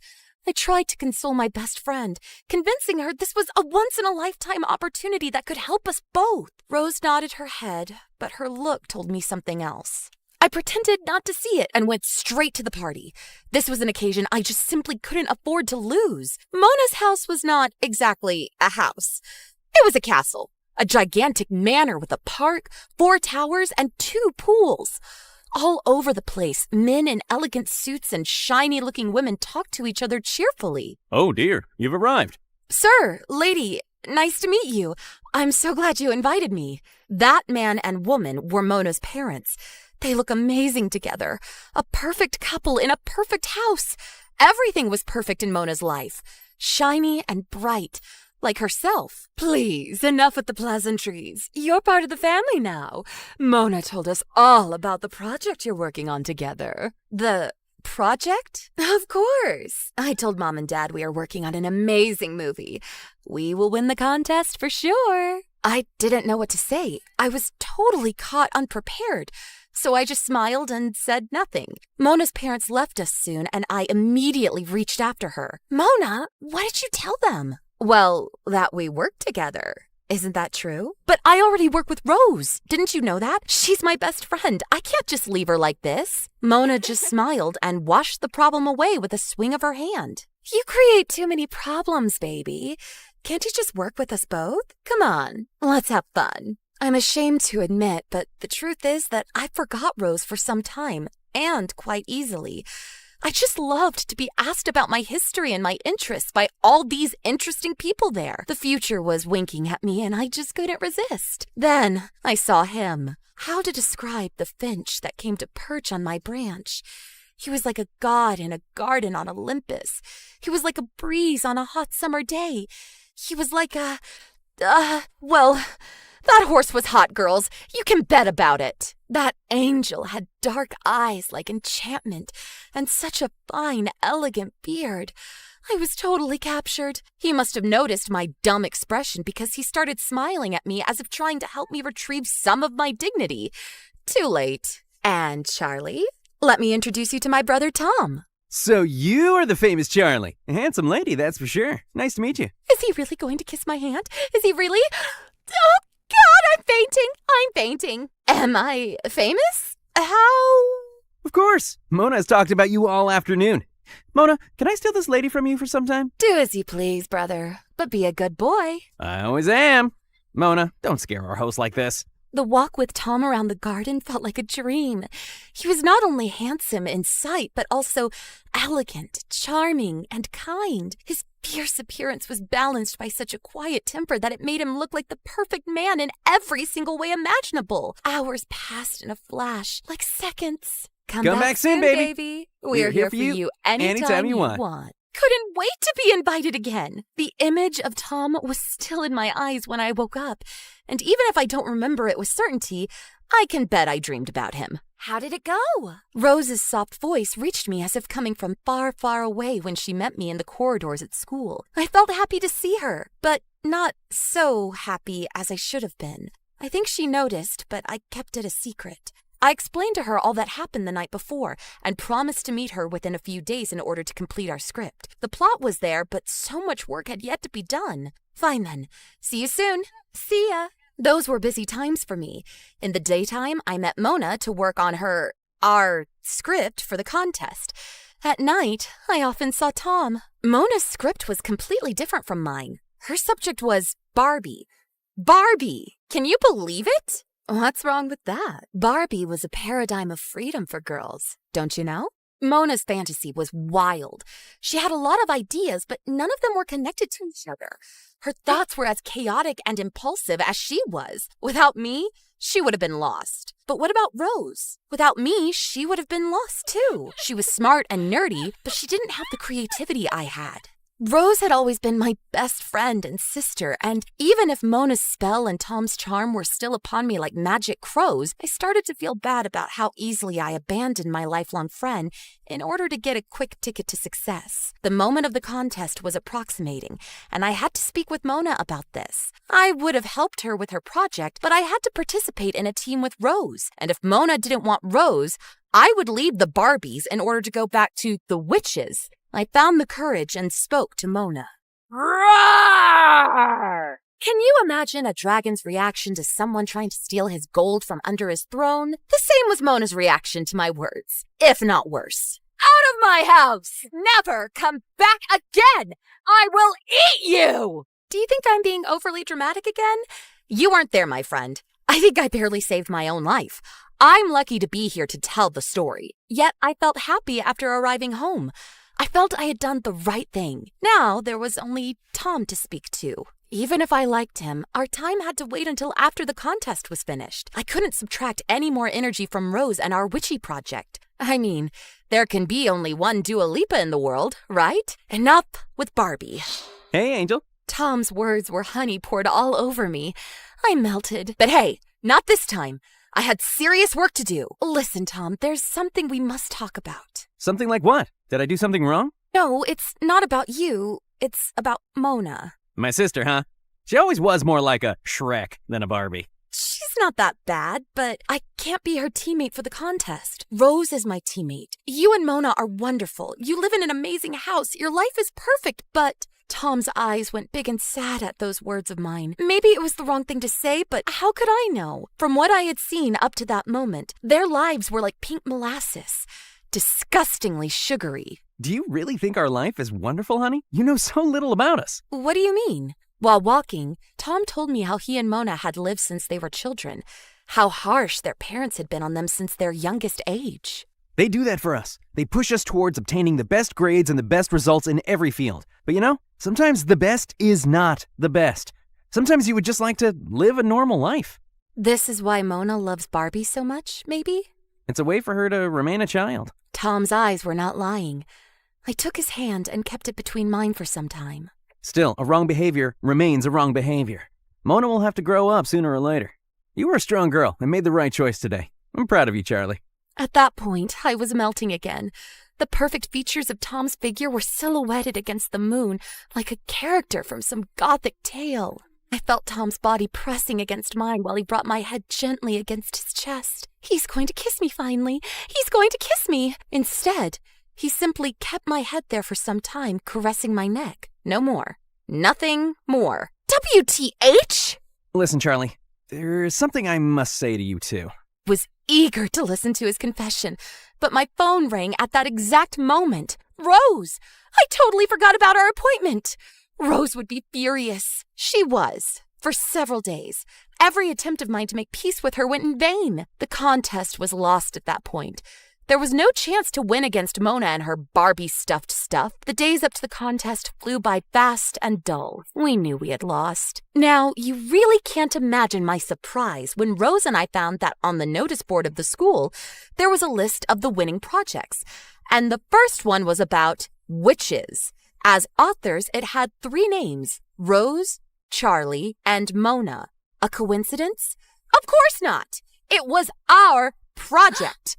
We won, but we didn't submit it, of course. So who did? The question puzzled us for some time until we received a phone call from a strangely masked voice. Oh dear. She tried hard to excuse herself for her behavior in the most recent times. Her voice didn't disclose her origin, but it wasn't too much of a guess. Mona. We found out with certainty later, when the 3 of us, plus Tom, met together at the back of the school to talk about the matter.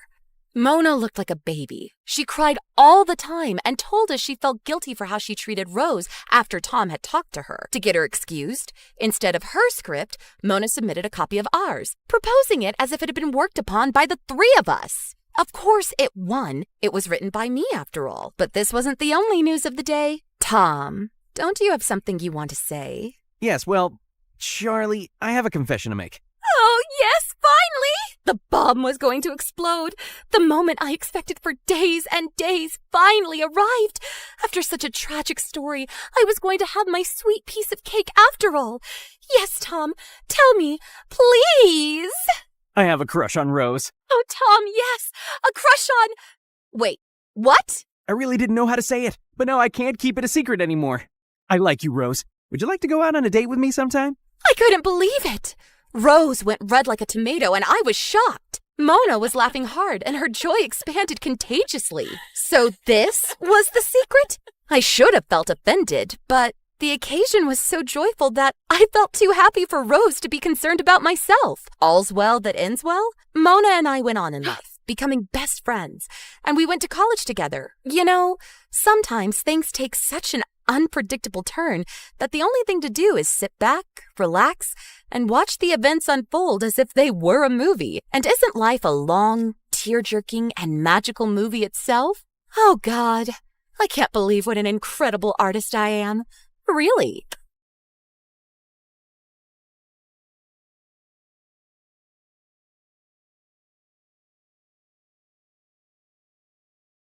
Hi, I'm Summer, and I'm a famous blogger. Please like and subscribe. I was born to a rich single mother who owned a successful chain of hotels. Growing up, we were constantly knocking heads. She wanted me to eventually take over the family business, but I was obsessed with fashion. I launched my YouTube channel at 15, and in 3 years, I became a popular fashion influencer with over 500,000 subscribers. But Mom still wasn't convinced. One night, as I was getting ready for a yacht party, Mom came into my room with my acceptance letter to a top fashion college in France. What's this? Not now, Mom. I don't care, Summer. Quit playing around and focus on a real career instead of some foolish dream. I'm not paying for this. I don't need your money. I need you to start taking me seriously and understand that I want to do this. Why couldn't she just support my dreams? I was so relieved to see my boyfriend Charlie at the party, but 5 minutes into the event, he dragged me into a corner. Listen, babe, I don't think it's working out between us anymore.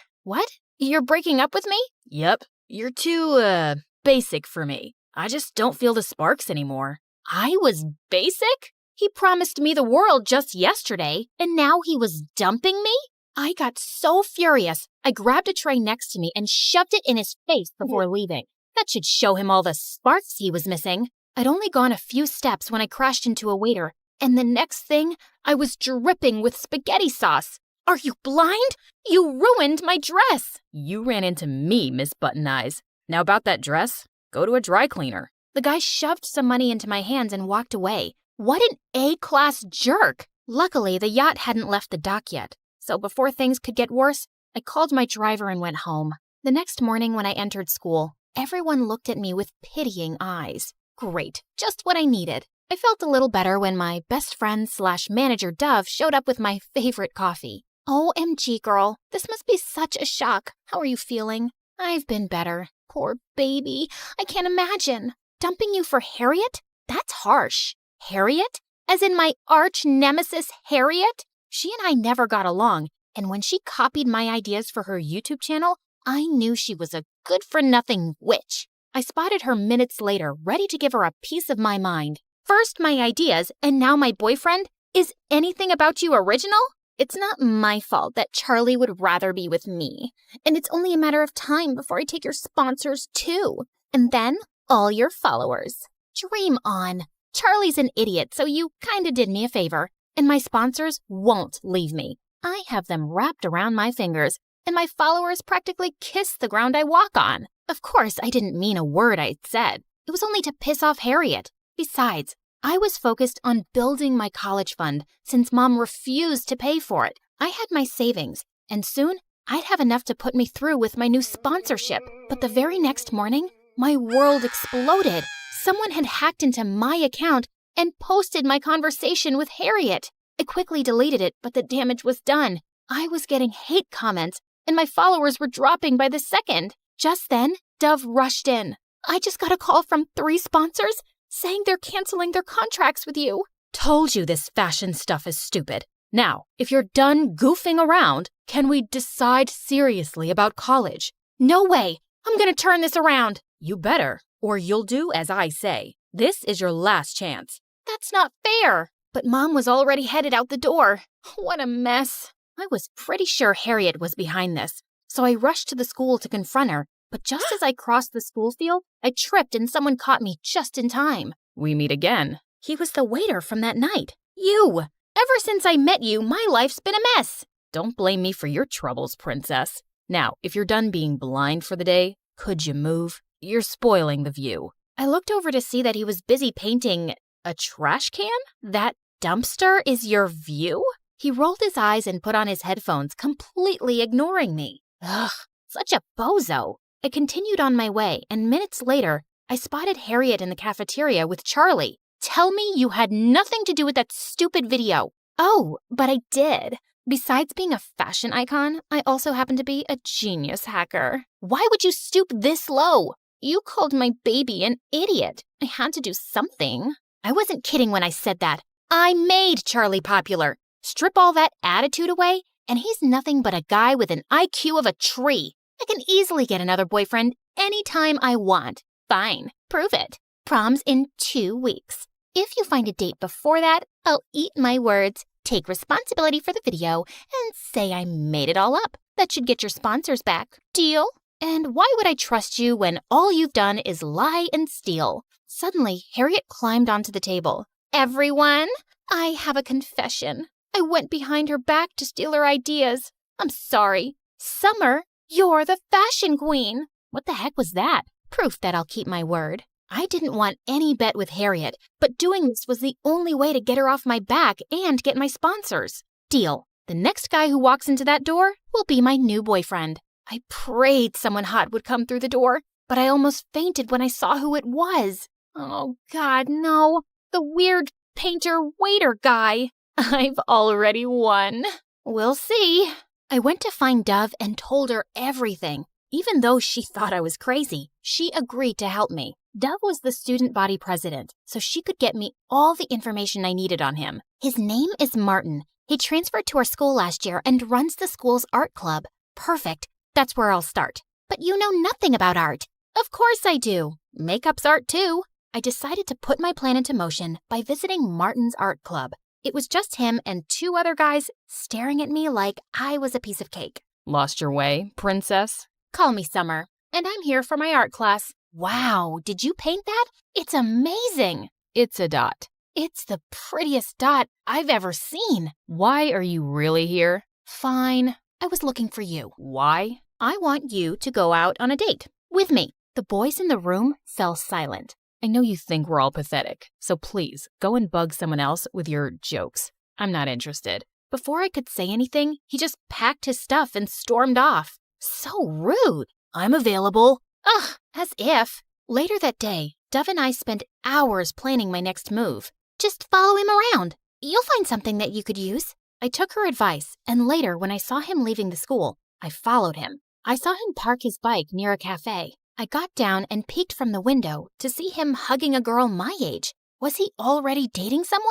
This could ruin my whole plan. I saw her leave for the bathroom and went in. You know, stalking is illegal in all 50 states. What? I'm just here for some coffee. That's not illegal, right? I'll have a latte, please. Martin made a face and left me to get my order. Just then, the same girl he was hugging approached me. She said she was a huge fan and wanted to say hi. Her name was Jane, and she was Martin's younger sister. Oh, thank God. As we chatted, I realized how different the 2 siblings were. She was so sweet and nothing like her sour brother. Their father was a sailor and was often away, so they lived with their grandmother and helped her run the coffee shop. Don't you have work to do, Jane? And you, here's your order. Take it and go, won't you? Slow down, tough guy. We're having a conversation. I'll pay for her time. Unlike you, some of us have to work to get money. I work hard too, you know. It's not easy to follow your dreams when... forget it. I just turned and left. I wasn't going to allow him to talk down to me. I'd only taken a few steps when I remembered I had to make him date me to win that stupid bet. Ugh. Just then, Martin caught up with me. Hey, I'm sorry. That was uncalled for. So does that mean you'll go out with me? Why? You haven't noticed me in a year. So why now? Because I find you interesting. Think of this as an apology for not noticing you. Since you won't leave me alone, fine. But I'll pick the place. Deal. We exchanged numbers, and I left feeling proud of myself. Soon after, Martin texted me the address and asked me to come there at 6 a.m. sharp. Who wakes up that early on the weekend? But I had no choice, so I arrived 5 minutes early at some random dock. Suddenly, I spotted him working on one of the boats, shirtless, with the abs of a Greek god. Yummy crackerjackers. You're early. Yeah. So what's the plan? He reached his arm out to help me into the boat. As soon as I took one step, I stumbled, and Martin pulled me close to keep me from falling. You wanted a date, right? So let's take you on one. On a boat? They're kinda unlucky for me. So you're backing out, scaredy cat? Scaredy cat my butt. Let's do this, sailor boy. Martin smirked at me as we untied the boat and set out onto the water. So you're a painter, sailor, waiter, anything else I should know? You ask too many questions. You never ask any. What do you want to know? You paint all the time, but no one has ever seen any of your finished stuff. Why's that? I paint to escape the world, but I don't think I'm ready for people to see it. It's my passion, not my career. Why not? If you're good at it, it should be your career too. Not everyone has your confidence, fashion queen. So, you've seen my videos, huh? I have a sister, remember? We laughed and talked more before he dropped me back. That entire night, I couldn't wait to go to school and see him again. He was nothing like I'd imagined. Soon after, Martin and I were always together. We would talk for hours, and once he even agreed to paint me for one of my videos. My followers couldn't get enough of him. Is he your new boyfriend? He's so much cuter than Charlie. I didn't confirm the rumors, but my numbers were rising, and Harriet was not looking happy. A few days later, we had an art exhibition in our hotel, and I invited Martin. I was over the moon when he agreed, but when I saw him, I was blown away. Wow, you clean up well? Even nerds can look good. And you? I know. I showed him around, and we were having a great time, till Mom interrupted. The Dean of Yale is here. Go meet him and be nice. Can't, Mom. I'm in the middle of a conversation. Mom gave me a stern look, but I took Martin's hand and walked into the garden. What was that about? Nothing. Just Mom being Mom. She wants me to take over the family business, but I have no interest in it. My YouTube channel means everything to me. It's what I'm good at. I'm not giving up. I think you're brave. Suddenly, I felt Martin's hand in mine, and my heart started racing. Let's get out of here. Where are we going? You'll see. In a couple of minutes, we were parked outside his cafe. He closed my eyes and led me inside. Are you planning on kidnapping me? Another side passion? Just wait for it. You're the first person who's ever come down here. After my mom.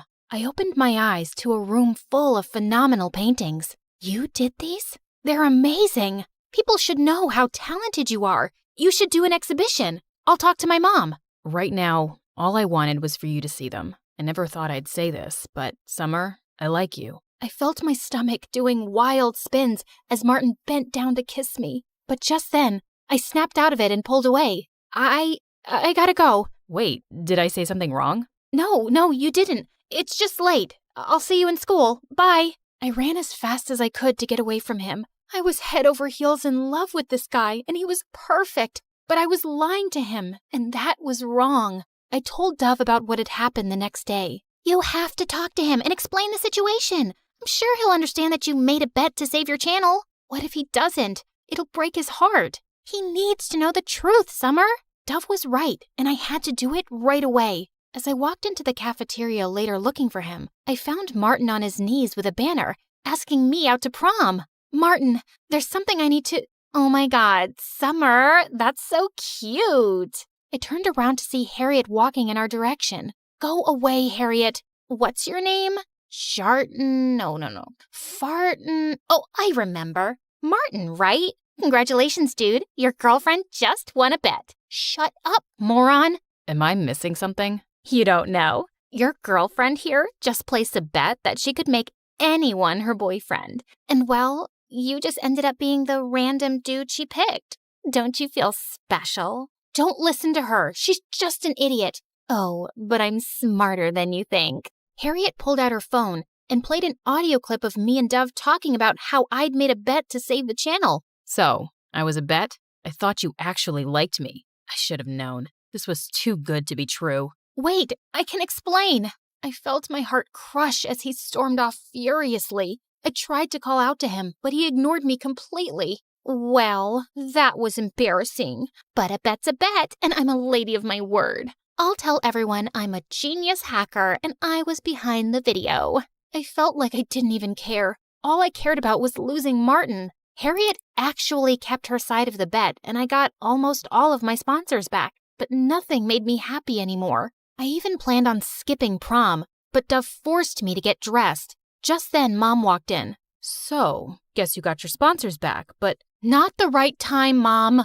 I just came here to tell you, I'll pay for your fashion school. You've worked hard, and you deserve a shot. Let's see how good you are. I couldn't believe my ears, and I realized that if I could change her mind, I could do the same for Martin. All I needed was a chance to make him hear my side of the story.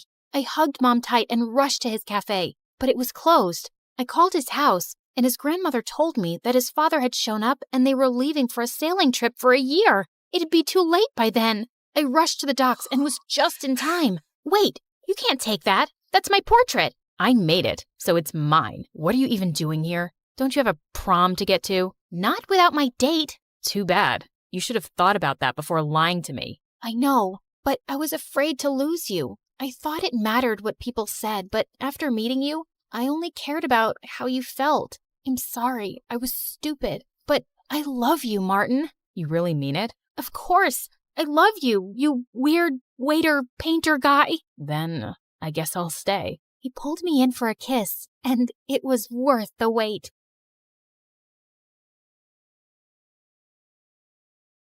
Hi, I'm Evelyn from Florida. Please like and subscribe. 12 years into their marriage, my parents had given up hope of having a kid when suddenly I came along. I was their picture-perfect miracle baby with mom's auburn hair and dad's green eyes. People fawned over my looks, and my parents marveled over my brains as I crossed milestones faster than other kids my age. Except as I was growing older, my parents started noticing that I wasn't really like other kids. I didn't want to play with them and preferred to be alone. I was obsessed with taking apart machines and building Legos and puzzles. I couldn't move until I was done with something I'd started. Well, you could try to move me and then live to regret it. Once when I was 5, my parents and I flew over to Paris for a holiday. On our first night, as Mom unpacked my clothes, I noticed something was missing. Where are my purple socks? The ones with the dinosaurs? At home, I guess. But I packed other socks, sweetie. But they're not the purple ones. I want the purple socks with the dinosaurs. I drove my parents bonkers the whole night and the next day. I want my purple socks. I want my purple sock. Why are you looking at this ugly lady? I want my purple socks with the dinosaurs! I threw myself on the floor and screamed as everyone in the museum stared at us, and my parents carried me out. And that evening, we took a flight back to Florida, and I slept like a baby with my purple socks on. My parents thought I'd get better in school, but things just got worse. I didn't like sharing my things or having anyone touch them, and when other kids realized that, they only teased me more. But once in 2nd grade, the teacher announced we were going to the zoo, and I lost it. It's not on the timetable. See? Where does it say trip to the zoo? We're supposed to have a math lesson. I'm not going. Everyone will stay here and we'll study math. I refused to move from my seat as everyone laughed. Why are you such a big baby? Go back to kindergarten. Grow up, weirdo. But my teacher said I didn't have to go to the zoo and called my parents in. Later that day, they took me to the doctor, and after a series of tests, I was diagnosed with Asperger's syndrome. What does that mean? It means that Evelyn processes information differently than other people, and changes are especially hard for her. But I can teach her ways to manage her emotions better. I wasn't entirely sure what the doctor meant, but I knew one thing. I wasn't like everybody else, and I just didn't fit in. Once in 6th grade, I was having lunch at my usual spot outside when I noticed an older boy bugging this new girl in my class, Alyssa.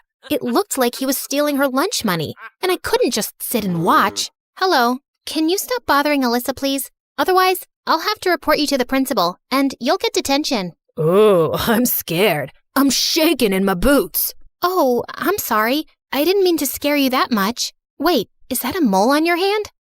Yeah? What's it to you? I recently read about moles in a medical journal, and you should get that checked out by a doctor. Let me take a closer look. No, back off, loser. Please, I need to look at it. You could be really sick or dying. I'm just trying to help. Let me see it. I'm trying to save your life. Oh my God, you're mental. The boy ran off looking freaked out, and Alyssa was laughing like crazy. That was hilarious. You're funny. What's your name? Evelyn? And I wasn't trying to be funny. Well, I think you're a hoot, Evelyn. And thanks for scaring my idiot brother off. Actually, I stole his lunch money, and he was just trying to get it back. Let's go get some donuts, shall we? And that's how I made my first friend ever. And Alyssa was soon one of the popular kids. She was pretty and outgoing, and for some reason, she'd taken a liking to me. And when she invited me over to her birthday slumber party, I was over the moon. I picked out a model train set for her, and I couldn't wait to assemble it. Sweetie, maybe Alyssa will want to eat cake and play games first, so you'll have to be patient. Take a few deep breaths and count to 10 to calm down. Okay, fine. I'm just really excited. And that's okay, but it's Alyssa's party, so you have to let things go her way. I was able to keep my excitement in check and focus on having fun with Alyssa and the other kids, and it felt nice. Alyssa was my entry into any kind of social circle. And even though I knew other people still found me weird, she always had my back. In 9th grade, I got selected for a spot at a science summer camp for young geniuses. I was away learning all sorts of cool new things and came back home a week after school had started. I'd missed Alyssa and I was so excited to see her. Except the next day, I couldn't find her anywhere. I stopped a girl from class to ask where she was, when suddenly I heard Alyssa laugh. You dummy, you've walked right past me, twice. I just hadn't recognized her. She'd dyed her hair and was wearing bright red lipstick, and her clothes were weird. What happened to you? You don't look good. You know how we've talked about you being too blunt at times? You still need to work on that. But I have to be honest, you don't look like yourself. I know you don't like change, but it's good sometimes. Come on, I want you to meet some new friends. It turned out that 2 famous boy band singers, Jamie and Lyle, had joined our school, and Alyssa was suddenly BFFs with them. And now I had to hang out with these pop stars, and all the girls were dying to get close to them. Lyle joined the football team and got busy with practice, but Alyssa started inviting Jamie everywhere with us, and I didn't like it. He was always bragging about his tours and his fans and his bestseller albums. It was so annoying. Wow, that's so cool. Don't you think so, Evelyn?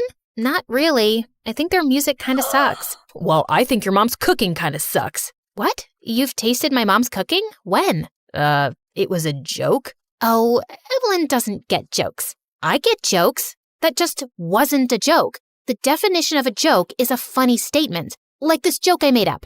Why is it bad to trust atoms? Because they make up everything. I giggled so hard I nearly fell off my chair, and Jamie looked amused. Funny girl. Back to me now. No one's ever told me they don't like my music, especially teenage girls. Why don't you like it? You have a good voice, but you don't really talk about real deep stuff. It's all about parties and dancing and silly nonsense. If I had the power to reach as many people as you do, I'd say something more meaningful. Jamie looked a bit taken aback, but then he smiled. Thanks for being honest, Evelyn. It took me some time getting used to Jamie, but weirdly enough, I did. He wasn't as dumb as he sounded in his songs. He was even curious about the project I was working on for the National Science Fair, which Alyssa hadn't asked about once. My dad's a smoker, and I hate it. So I decided to make this machine, which converts the hydrogen cyanide in cigarette smoke to hydrogen sulfide, which stinks like really bad farts. The smell immediately disappears once the cigarette is put out. I'll make smaller versions of the machine, which you can hide in every room, and the smoker can't find them. They'll just have to put out their cigarettes to stop the smell. I never thought I'd find a girl talking about farts so fascinating. That's a clever invention. And you're pretty cool, Evelyn. I couldn't help feeling pleased. No one ever called me cool before. But Lyle was a pain in the butt. Whenever he hung out with us, he made robot impressions while talking to me, which he found hilarious. And he was so bossy with Jamie and dismissed all his ideas about their songs or videos. Once when the 4 of us were getting smoothies, Jamie gave Lyle a song he wrote that was different from their usual style. Lyle read it, crumpled the paper, and threw it away. Save this lame saving the world poetry for your philosophy class, Jamie. We sell pop music and no one will listen to this trash. I hated seeing Jamie look so hurt. Jamie, I think you should release a solo album. You're a much more talented songwriter than Lyle, and even your voice is 100 times better. He's just holding you back. Excuse me? You have no idea what you're talking about, so butt out. Evelyn, I'm sure Jamie doesn't need career advice from you, and you were super rude to Lyle. Jamie wouldn't look up from the ground, and I felt angry. Alyssa grabbed my hand and we left. When we were far enough, she turned to me. You don't always have to say exactly what you're thinking. What are you trying to do? Break up their band? Jamie and Lyle are famous. Their music is popular, and being friends with them makes us popular. Also, I'm kinda dating Lyle, so can't you just be normal for once? You always made me feel like I was normal, but you've changed now, Alyssa. Well, I've always been different, and that's okay with me, especially if it means I don't have to like stupid pop music just because everyone else does. I was so angry I wanted to scream, but I took deep breaths and counted to 10. By the time I got home, I felt a bit better, but when Mom asked me how my day was, I told her everything. Oh, honey, I'm so sorry, but you guys will make it up, I'm sure of it. Except that we didn't. It stung that neither Jamie and Alyssa tried talking to me, and I didn't either. I kept myself busy with my project, and a month later, Jamie and Lyle released their new single. It hurt my ears listening to it, but all the girls at school went crazy for them, and they'd even perform the song in the cafeteria at lunch. One afternoon, I was putting the finishing touches to my machine in the science lab when I felt tired and took a short nap. Suddenly, I heard something next to my ear and woke up startled, knocking my head straight into someone's face. Ow! Gosh, I'm so sorry. Oh, it's just you. It's all right then. I think you broke my nose. Why was your nose so close to my head? I was just checking if you were alive. Well, I'm alive. Thank you very much. You can leave now. My nose is bleeding. Can you help me here? I gave Jamie some tissues and held an ice pack on his nose. So, what do you think of the new song? I already told you. Your music stinks. You sound like an auto-tuned robot, and your words are still shallow. Well, the whole world disagrees with you. We're #1 on the charts, and we're going on tour in a few months. Then why do you care what I think? I don't know. I just care. Look, I'm really sorry that I've been ignoring you because of Lyle, but the truth is, I've missed you, and the things you say matter to me, and your eyes are really green up close. I had no idea why, but my stomach was doing something really weird. Then why don't you just take my advice and become a solo artist? It's not that easy. I know I'm more talented, but recording songs takes money, which Lyle has. That's why he makes all the decisions. But I have been thinking about quitting the band. Just then Lyle barged in with Alyssa behind him. I knew I'd find you here. And I am so sick of you putting stupid ideas in his head, Evelyn. You don't know anything about the music industry or the real world. And suddenly, he took a swipe at my model and sent it crashing to the floor. No! What the heck, man? Are you crazy? Why don't you just worry about fixing your dumb machine and leave the music to us, Wally? I felt rage bubbling inside, and I just leapt forward and punched Lyle's face. Then I ran off as fast as I could. I cried for hours over my project. The science fair was next week. My parents were fuming at Lyle and trying to console me when the doorbell rang. It was Alyssa and Jamie with my broken machine. Evelyn, I am so sorry. I knew Lyle wasn't nice to you, and I should have stood up for you earlier. I got so caught up with being popular, and I've been a horrible friend. Please, forgive me. I was just so glad to have her back that I hugged her tight. She and Jamie promised to work day and night by my side to help me fix my machine, and I felt together we could really do it. The next morning, my parents and I were called into the principal's office. Lyle's parents kicked up a huge fuss and wanted me to apologize, which made my parents even madder. He broke our daughter's project. Do you have any idea how important that is? She broke our son's face. That's the source of his livelihood. We want this girl expelled. You know who we are, right? Why don't both parties apologize and we end this? I can't apologize to Lyle because I'm not sorry at all. My entire life, people have mocked me one way or the other. They think I don't understand their jokes or the looks and whispers they exchange, and I always act like I don't. But punching Lyle was the first time I really stood up for myself, and I'm never gonna take that back. The principal checked the CCTV footage in the science lab, and it was clear that Lyle had wrecked my project first for no reason, and he was expelled. And a week later, Jamie and Alyssa were cheering for me the loudest when I won first prize at the science fair. I'm so proud of you, Evelyn, and you were not kidding about how bad that fart smell is. It definitely got my dad to quit smoking. That's amazing. Also, I quit the band, obviously. I can't work with that jerk anymore. Time to go solo, but you'll help me with my songs, right? Of course. What are you going to write about first? A girl who's going to save the world. One crazy idea at a time. You're talking about me, right?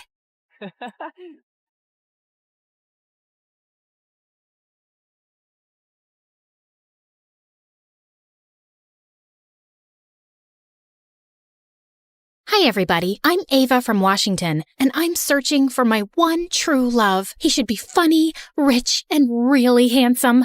But I'm jumping ahead in the story. Please like and subscribe to MSA. I grew up in a big family with 2 older sisters. Maya was super intelligent like Dad, and Tara was pretty like Mom. But I inherited my parents' love for romance. I could roll around all day in bed dreaming about handsome boys. When I was 10, I invited the neighbor's son to run away with me and get married. When he refused, I grabbed him and pulled him down the street until his parents caught up to us. At 12, I had memorized all the dialogue of every romantic movie ever. And at 14, I landed my first date with the hottest boy in class, Danny. But he ran away when I asked him how many kids he wanted. Oh my God, will you stop crying? It's so annoying. But I'm in pain.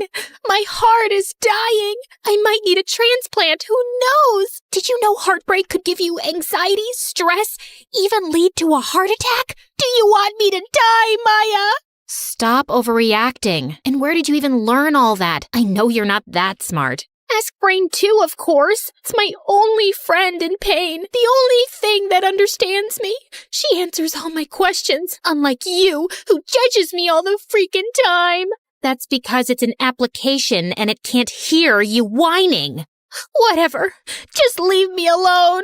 I was heartbroken for days, and Danny told everyone what a freak I was, so no one ever asked me out again. I didn't lose hope, though, and continued to work on my romance skills. But this time, I went a level up and started reading old romantic novels. Slowly, I fell in love with these books, and after I graduated school, I joined a literature course at a reputed college and picked up a job at a nearby library. One time, I was lost in reading when this guy tapped me on my shoulder.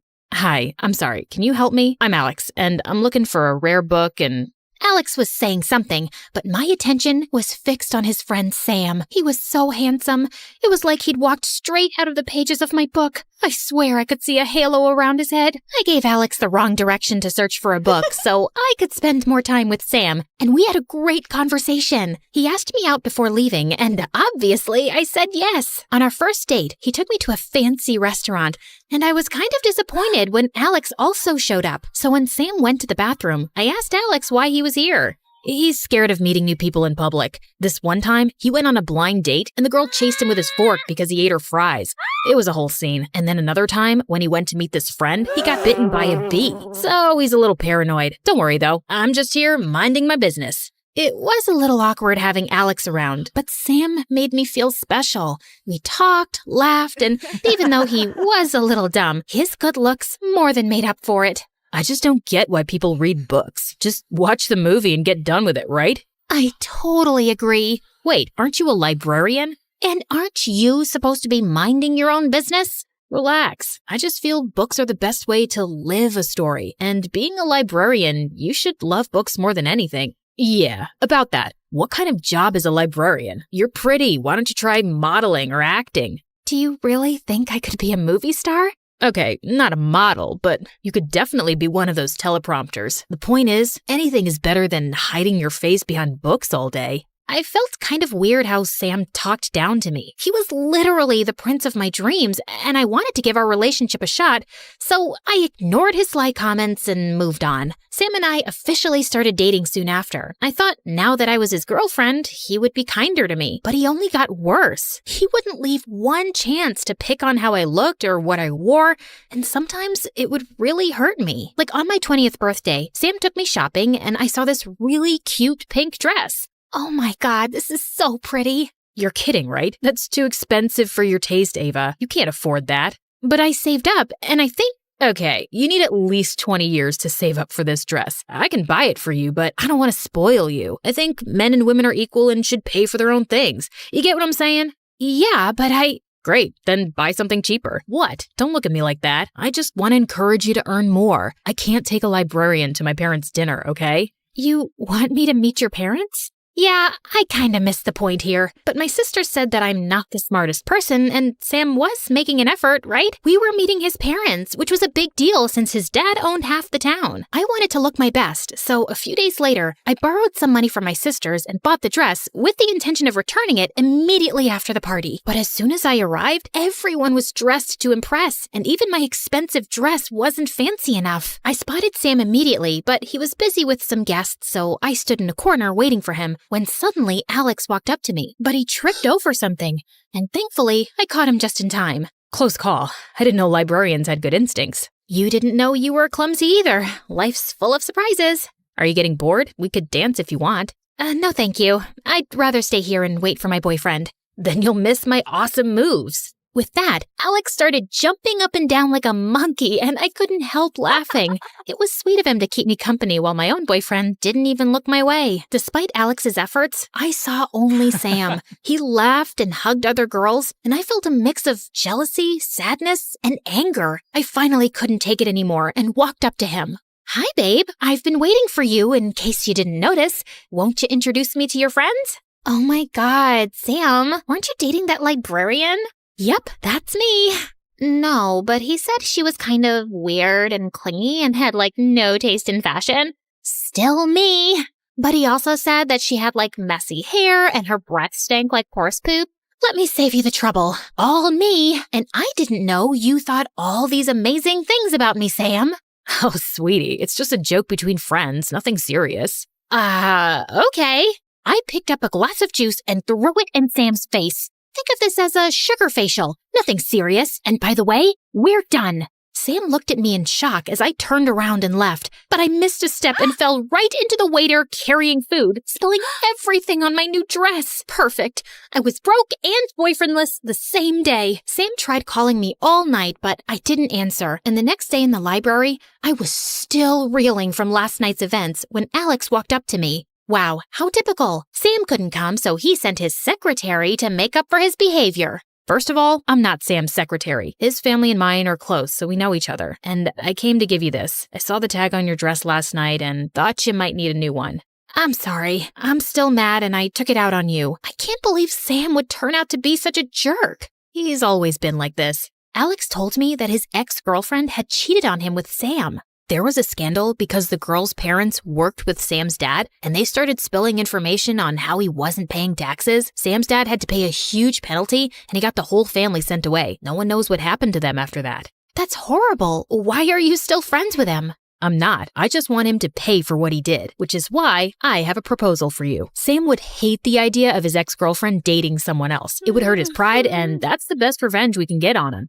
I wasn't sure if the fake dating thing would work, but I decided to get on board anyway. This Sam needed a shot of his own medicine, and I was more than happy to give it to him. Alex and I set the wheels in motion when he invited me over for his birthday party a week later. He insisted on buying me an incredible outfit, and the look on Sam's face when he saw me was worth $1 million. He couldn't take his eyes off me all night. Once I was alone, Sam walked up to me. You know, I wasn't expecting you to make a move on Alex so fast, and I certainly didn't expect you to look like a vision. Why didn't you dress up like that when we were together? Because you had weird eyes. It made me super dizzy just looking at you, and I always thought I might throw up at any time. I didn't want to waste my pretty clothes like that, so I dressed up like a homeless beggar. Happy?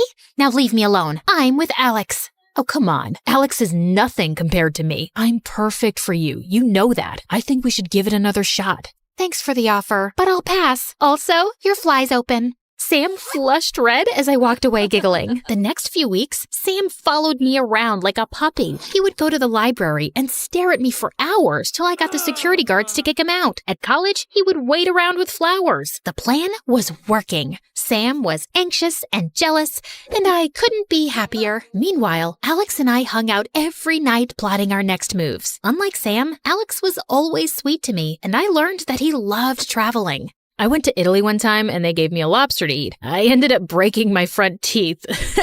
And if you look closely, you can see. Look. Alex came closer and my heart skipped a beat. He smelled like sand on a rainy day. The more time I spent with him, the more I fell for him. He was kind and we shared our love for romance novels. And the best part was that he always treated me with respect. I can get that. You shouldn't spend so much money on me.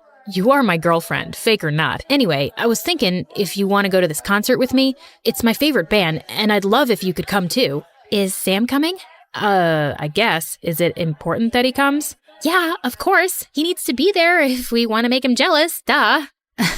Yeah, didn't think of that. Alex smiled and went on his way, and picked me up later that night. As expected, Sam was around too, and he'd picked front row seats to keep a watch on Alex and me. At the end of the concert, the singer called my name and announced that the next song would be dedicated to me by Alex. I was overwhelmed with emotion and cried. Alex hugged me tightly, and we stood like that, listening to this beautiful song. I totally forgot about Sam. This is perfect, right? He's totally falling for it. Huh? What? Who? Sam, he's looking right in our direction. And suddenly, I saw Sam walking up on stage, and then he took the mic and started singing in the worst voice ever. People gathered around watching, and he just enjoyed the attention. Oh, baby, baby, check out my style.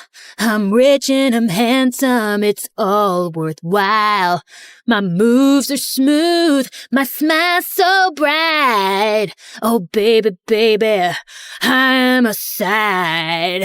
Ava, my sweet love, come back to me. You're meant for great things, and they all start with me. Sam walked down and took my arm, but Alex held my other side, and I stood between the two of them like a lost lamb waiting to get slaughtered. Let her go. She's my girlfriend. She was mine first. You treated her like trash, and you're making her look like a loser.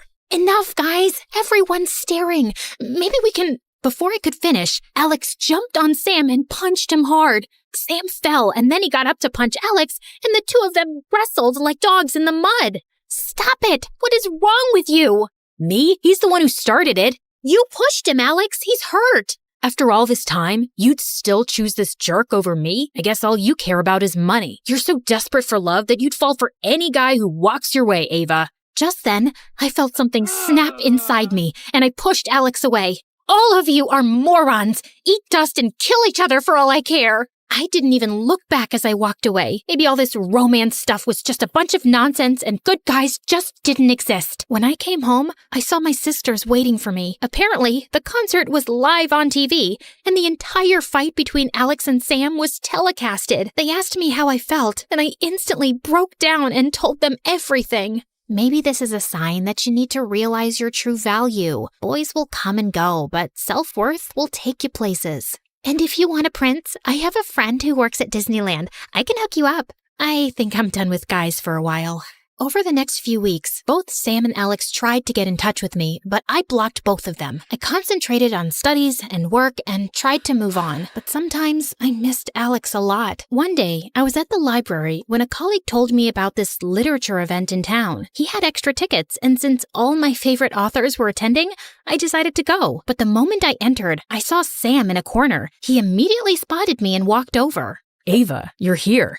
My heart can't take this much happiness. What are you doing here? My dad's the organizer. Ava, I only knew how much I loved you after I lost you. Please, come back to me. Not in a million years will I let you destroy Ava's life. I turned around to see Alex staring furiously at Sam. What is happening? I'm the one who gave those tickets to your colleague because I knew how much you'd like to be here. You know why? Because I know you. I respect you. And I know I messed up, but please, come back to me. No, come back to me. Will you marry me? I was so overwhelmed with what was happening. I just couldn't think straight and started running away. Sam and Alex started chasing me, trying to get in each other's way. Ava, please stop. You're too athletic for a librarian. I may be a librarian, but I can still outrun a billionaire. Wait up, guys. I want to be loved too. Okay, I can't do this. This is too much effort. I can get 1,000 girls like you. You hear that? Not surprised. But I love you. Not because of any plan, but because of who you are. Prove it by catching me. And when Alex finally caught up to me, he pulled me in his arms and promised to never let go of me.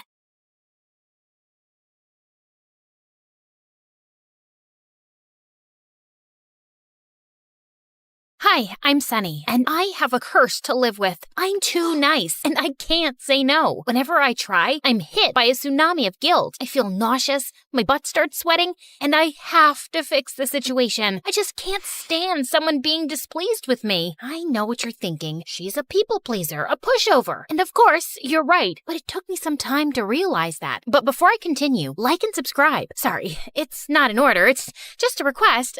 Please, I never disobeyed my mother. I always shared my lunch at school. I always gave up the swing at the park, and I could never turn down a poor person's request. Like this one time in 10th grade, I was running back home after school when the homeless guy around the corner asked me for a favor. Hey, Sonny, could you hold this shovel for a few minutes? It's really heavy, and I need to run to the soup kitchen before it closes. Sure, no problem. I kept standing there for 2 hours, and he didn't return. Finally, I left the shovel in the homeless guy's corner with an apology note, but Later that night, the police turned up at my door to arrest me. Apparently, they'd found my fingerprints all over a murder weapon, a frickin' shovel. It took a while to get my name cleared. Or this one time, I had to go to the bathroom in the mall when I accidentally went into the disabled people stall. When I came out, I was met by a furious woman in a wheelchair. I've been holding my pee for 10 minutes. People like you are what's wrong with society. What? Oh no, this was a mistake.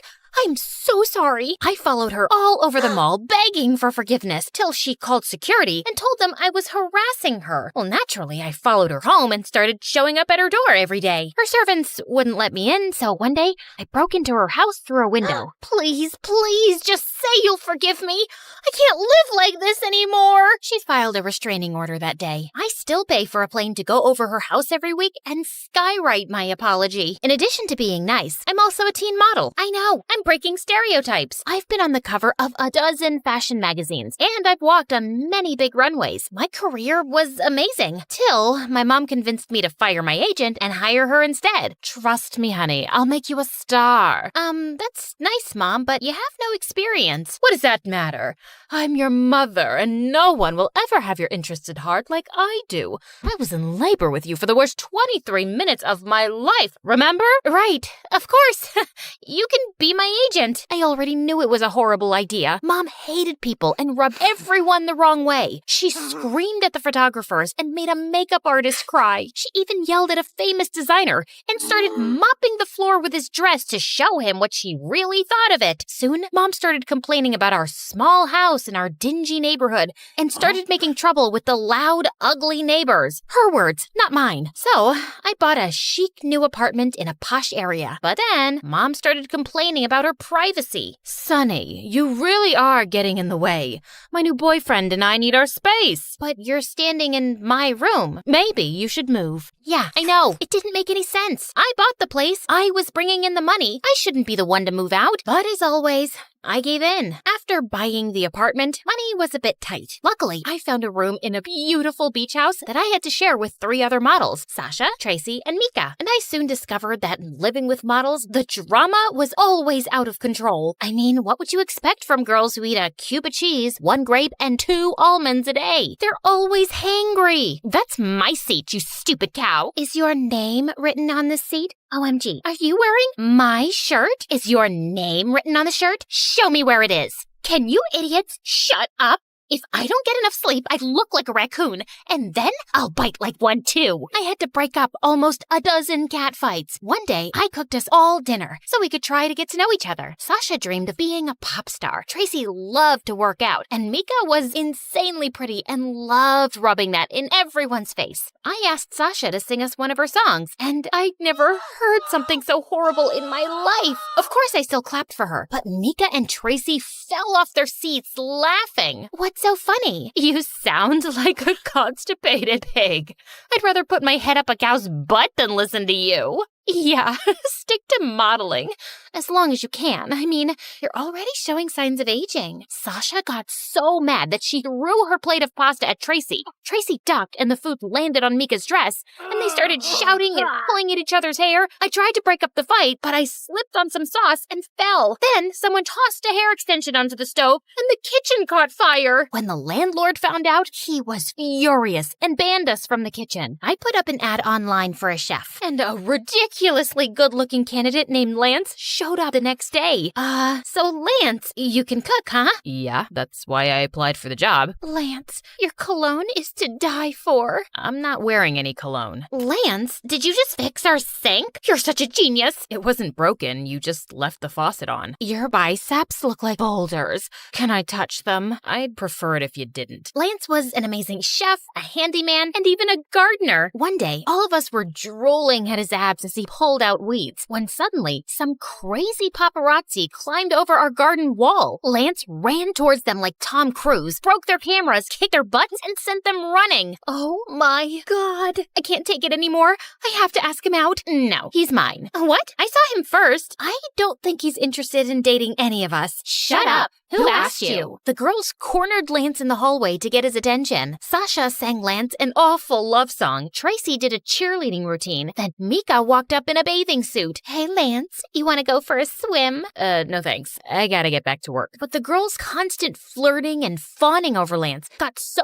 out of hand that he couldn't do his job properly since he was always trying to hide from them. One of the toilets got clogged, the shower stopped working, and the front yard was starting to look like a jungle. I can't live like this! How are we supposed to share one bathroom? I haven't taken a shower in 2 days. I proposed a solution. Okay then, from here on out, Lance is off limits. No one is dating Lance. They reluctantly agreed, and we made a pact. We all left Lance alone, and soon the house started getting back to normal. A couple of months later, I threw a party and invited a bunch of rich models. Sasha, Tracy, and Mika seemed to forget about their crush on Lance in about 2 minutes. Just then, the doorbell rang and Mom walked in. Hey, honey, did you miss me? Clearly not, or you would have sent me a proper invite. Mom, actually, yes, you're right. I'm sorry, but I'm glad you're here now. Just for 10 minutes. I don't want to overstay where I'm not wanted. I just need to borrow a couple of dresses from you and about, $20,000. But I let you borrow $10,000 last week. Don't be cheap, honey. It's unattractive. Don't you want Mommy to buy something nice for her birthday? Your birthday isn't for another 11 months. But Mom was being pushy, and I knew she'd make a scene.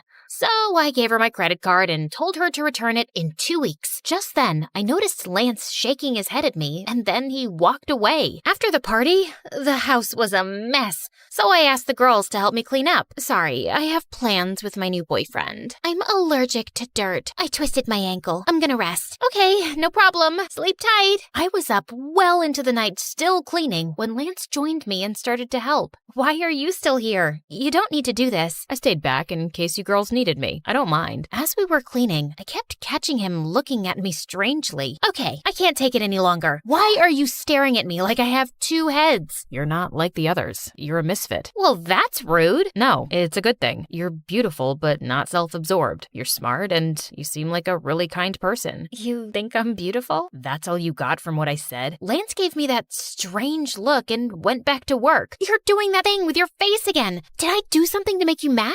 Are you disappointed? Why do you care what I think? I don't know why. I just do. It's how I'm built. Want some advice? Just stop caring what others think and stop letting people push you around and use you. You deserve better. Excuse me? I am not so naive that... Really? Then how come you're the only one who's cleaning up after the party? And has your mom ever returned the money she keeps borrowing? That's none of your business. Okay.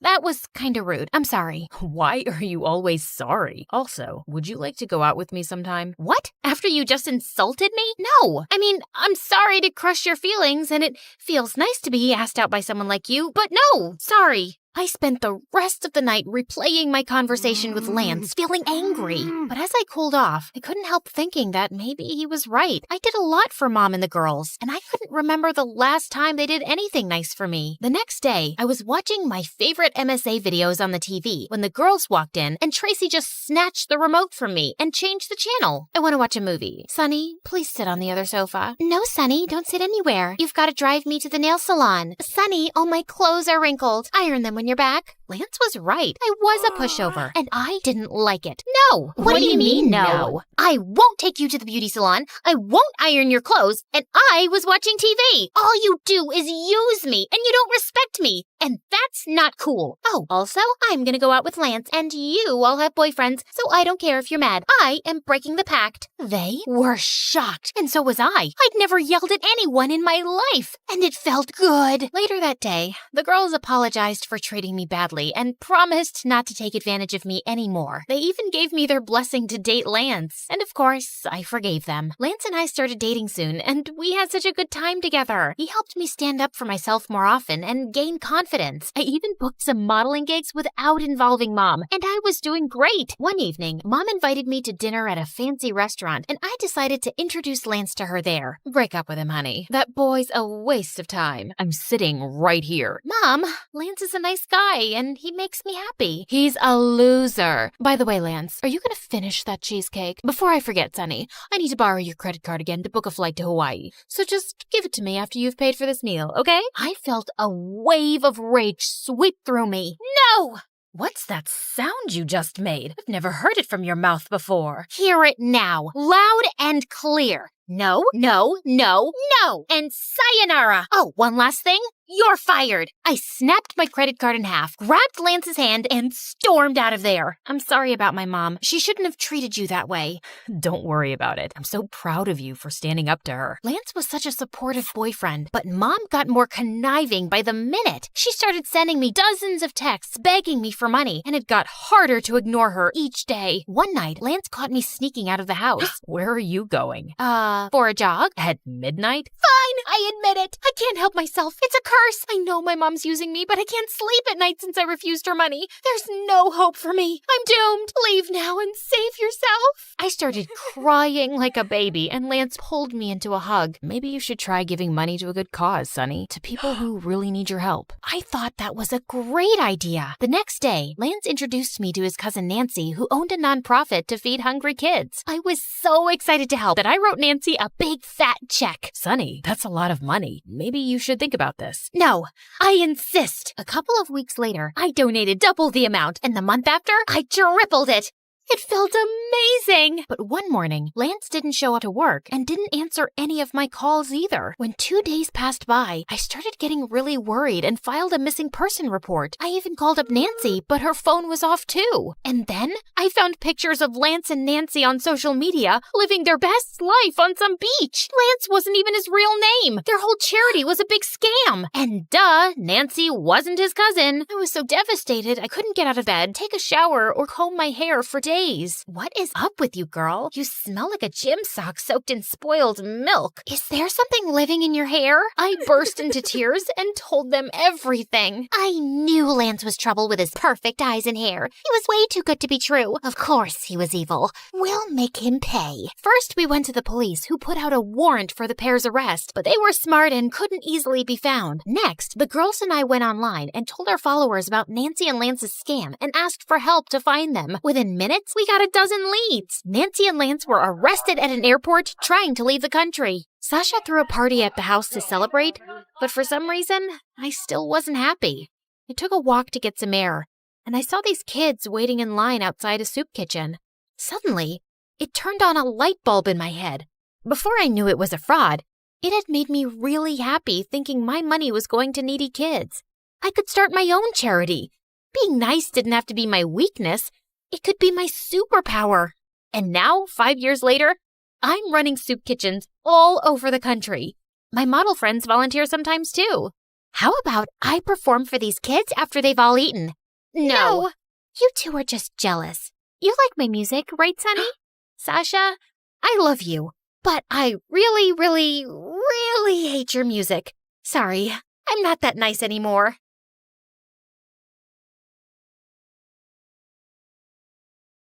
Hi, I'm Lucy. Get some popcorn and settle down because my story is bonkers. Don't forget to like and subscribe to MSA. My childhood was crazy. Mom was super strict and was always breathing down my neck to make sure I followed all her dumb house rules. Lucy, this placemat is 0.5 inches to the left. I'm so disappointed in you.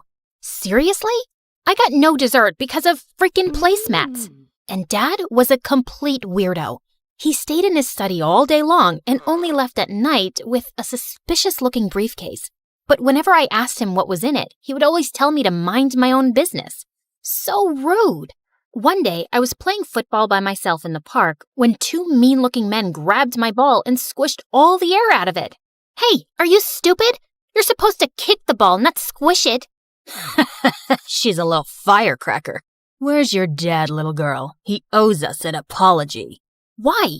Who are you? And what did my dad do to you? You ask too many questions. Let's just say your father isn't a very nice man. Selfie! And they took pictures with me and left. What was going on? I ran home and confronted Dad. He looked panicked but told me it was no big deal. But I wasn't going to let it go. That night, I sneaked out of my room like a ninja and tried to get into Dad's study. But suddenly, a loud alarm went off and red lights flashed all over the house. I nearly jumped out of my skin in fright. Dad was so furious, he made me write 200 times, "I will mind my own business." But the next day, he was gone. I looked for him everywhere and called him, but his phone was off. And I felt guilty. Had he left because of me? But Mom refused to talk about him. Aren't you even a little bit worried about Dad? He's missing. He's a grown man. I'm sure he can take care of himself. People said he's a bad man. What did he do? What have I told you about listening to idle gossip? And straighten your back. Ugh, she was the worst. Rather than go to the police and file a report, she moved us to a new city. I was so mad at her that I stopped showering for a week. Then I accidentally smelled my own armpits and nearly fainted, so I finally took a bath. But I stopped doing chores according to her ridiculous rules. Lucy, I told you to dry the laundry, not dye it. Oops. But I was only getting started. I always put the forks and knives in different drawers around the house after washing them and screwed up the TV remote so it wouldn't work properly. I dyed my hair orange and got fake piercings and tattoos, but told her they were real. She was so upset, she got me enrolled in an insanely strict school. They have uniforms and rules. I'm sure they'll knock some sense into you. Not if I knock them over first. St. Mary's was a mansion with super rich kids. The lawns were perfectly kept, and the halls were so clean they shone like diamonds. But I got in trouble on the very first day.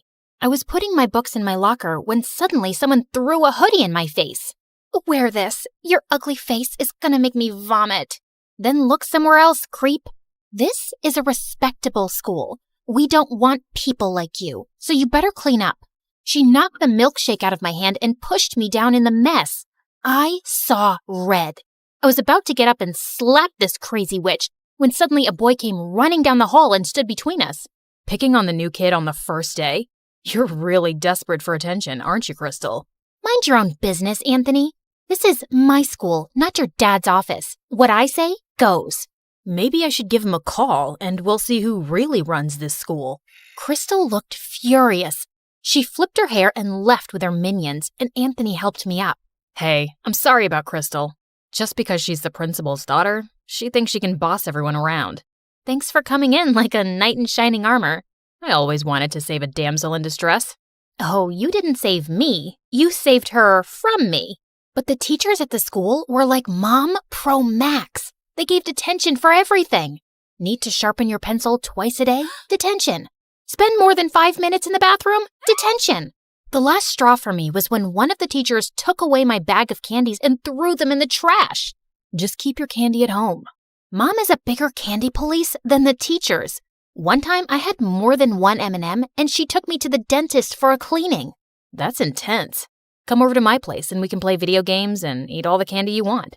Anthony's house was bigger than the White House. There were guards all over the place and a whole room dedicated to gaming consoles, snacks, and a freaking cotton candy machine. Fart in my face to wake me up because I must be dreaming. You are so weird. We played till our eyes hurt, and it was the best time I'd ever had in my life. Over a dinner of greasy burgers, I told him all about my parents, how we'd moved so suddenly, and how I'd never had a normal childhood, and how Dad left. I think Dad was a criminal or something. That's the only logical explanation. Is that why he disappeared? Maybe. This is the best burger I've ever had. Mom would freak out if she saw me eating this. That just shows your mom really cares about you. My dad builds bridges and has a whole list of rules that he needs to follow strictly or people's lives could be in danger. Your mom is just trying to build a strong bridge. I'd never really thought about it like that. Maybe Mom wasn't so bad. But Anthony was so wrong because when I got home, Mom was waiting for me in the living room, boiling with anger. How dare you go to a friend's house without permission? Do I even know these people? You'd know about my friends if you cared about anything other than your stupid rules. You're grounded. I hated my life at home, and Crystal was making me miserable at school. She was the student body president and was always after me for breaking some rule, which she made up herself. Ugh, I know you can't fix your ugly face, but at least have the decency not to smile. Your crooked teeth really make everyone cringe. Detention. For smiling? That isn't against the rules. No, but it should be for you.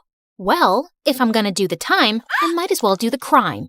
I was getting detention so often that kids in school had started calling it getting a Lucy.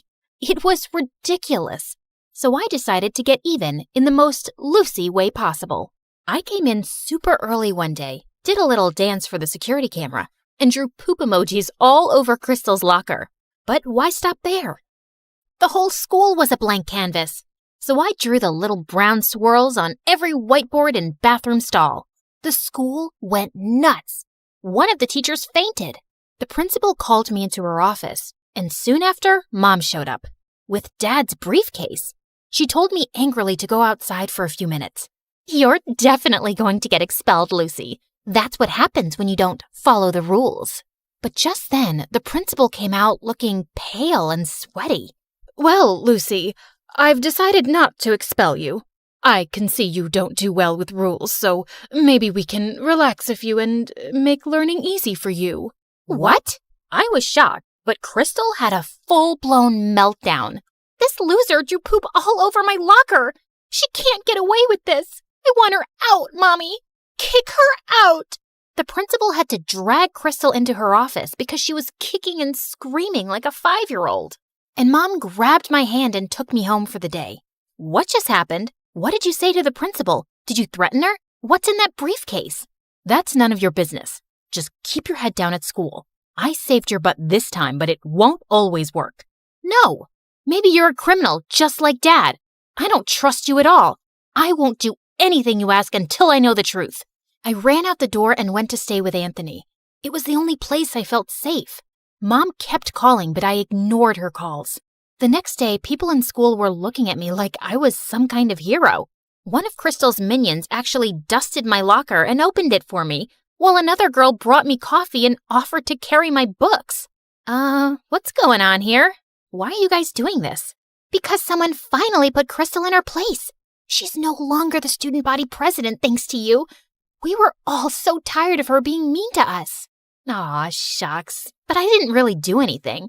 Thanks for the coffee, but you don't have to do this anymore, okay? Life was pretty sweet after that. The teachers left me alone, and Crystal's day of ruling the school halls was over. She was always glaring at me like she was planning something evil in that petty brain of hers. And a few weeks later, I found out what. Someone had spray-painted poop emojis on every teacher's car and left a giant cat turd on the principal's windshield. Don't look at me. I didn't do it. Then who did? You're such a witch, Lucy. Everyone tried their best to make you straighten your ways, but you're a lost cause. Once a criminal, always a criminal. You take that back. You're a criminal. I slapped Crystal so hard that her contacts fell out. I was expelled on the spot, and the teachers reported me to the police for destroying their cars. My case was being investigated, and I was probably going to end up in juvie. But I wasn't a criminal like Dad, and I had to prove my innocence. So that night, I sneaked into the school's security room and got all the camera footage on a USB, and then ran to Anthony's place. Lucy, what happened? Why did you do that to all the teachers' cars? I didn't. Someone's framing me, and I'm going to find out who. We used his laptop to look through the videos, but there were hours and hours of it, and I was getting sleepy. I went to the bathroom to change into my pajamas when I saw something that made the hair on the back of my head stand up. Hey, Lucy, I think I found the footage, but it's no good. The person's wearing a hoodie and a mask. I don't think you'll be able to prove it wasn't you. And that's exactly what you wanted, didn't you? I threw the hoodie and mask in his face. They had the same spray paint stains as the one used to make the emojis. He looked shocked at first, but then an evil grin spread on his face. No one is going to believe a nobody like you. They shouldn't have believed your dad either. What are you talking about? What does my dad have to do with any of this? He has everything to do with this. When you joined the school and I read your name, I knew you had to be that nosy journalist's daughter. Journalist? Stupid, naive Lucy. Doesn't even know anything about her own parents. Yes, he found some stupid evidence against my dad for fraud and ruined his reputation. He sent him to prison. And now I'm going to send his precious daughter to jail. Just then, the door slammed open and the police rushed into the room. Anthony, you're under arrest for property damage. What? It was her. You have no proof it was me. Actually, you slipped up. I have a dashboard camera in my car, and that caught your face when you were ruining it. Lucy, are you okay? Suddenly, Mom came into the room, and I was so glad to see her. I gave her a bear hug.